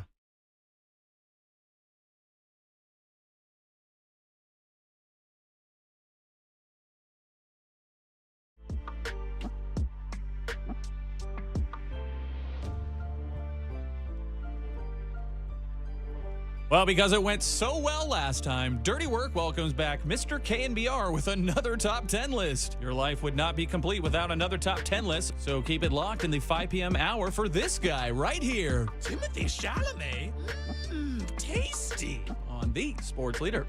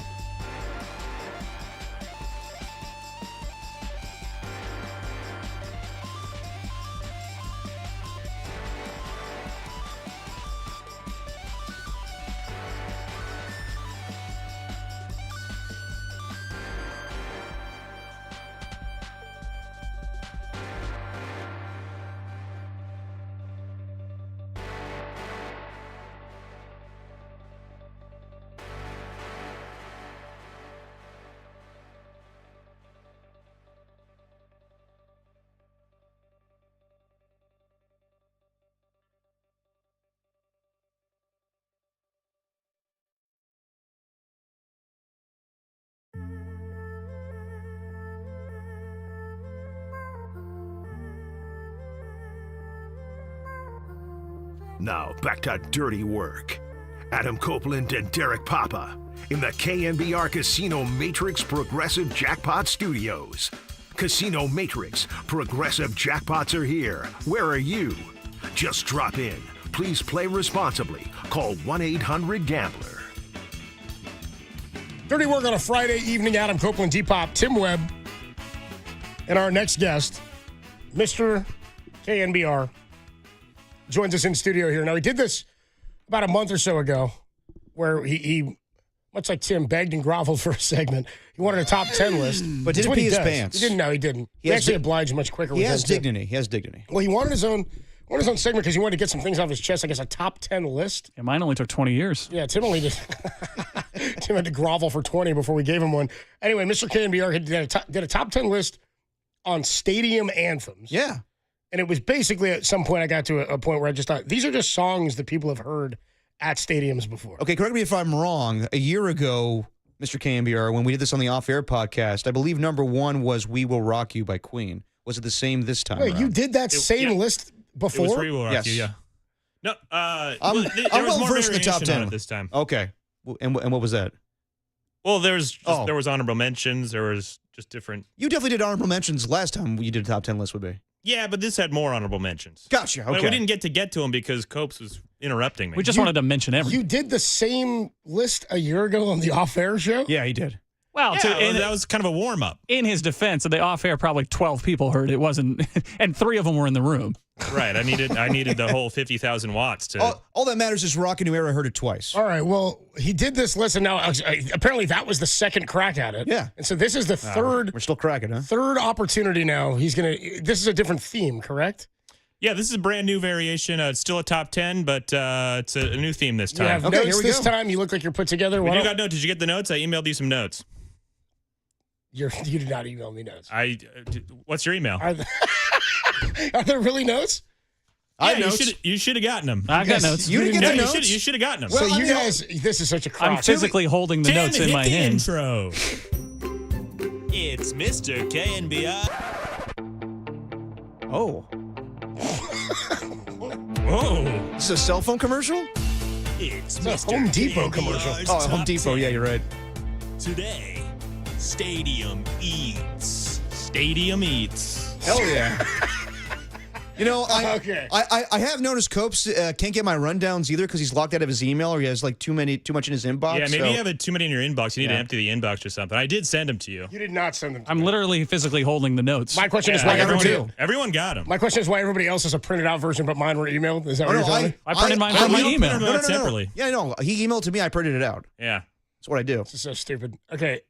I need to clarify something like I did last time. Yep, Stadium Eats is the list. Yes. Stadium Eats. Are these foods specific No. to any ballpark, or are you just listing food that people have? Copes. Well, Copes, if you would have read your notes. It says right here. Here it says on the headline, top 10 stadium eats, not stadium specific. It says right here in the notes. Not stadium specific. So these are generic stadium foods. Now, there could be some foods on the list that are specific to stadiums, like your garlic fries, for instance. But it doesn't necessarily have to be a stadium specific food, if you catch my drift. Okay. Makes sense? I'm in. At some point, he's just going to say pizza. That's my point of these lists. They're not any. Do you not like pizza? There's nothing specific about these lists. I'm looking at the list. Maybe it's not on here. We'll see. Go ahead. Get to your list. Well, let's go out with number 10, Tim. Go ahead. Number 10. All right, number 10 is cotton candy. Now, cotton candy, I'm not a big candy guy, but if you're a kid, you love it. And you know what? It's a fun food. It's not something that's going to sustain you, but if you have kids, it's really fun. What do you guys think? I'm not a cotton candy guy. Tastes like hair. So the fact that it's What do you know about hair? Yeah. What do you know about hair? So if it's number 10, yeah, I think that's appropriate. Like it's not. I'm not gonna yuck anybody's yum here. Like if you like cotton candy, cool. But I think it's appropriate to be last on the list. I don't think I've ever described a food as it's fun.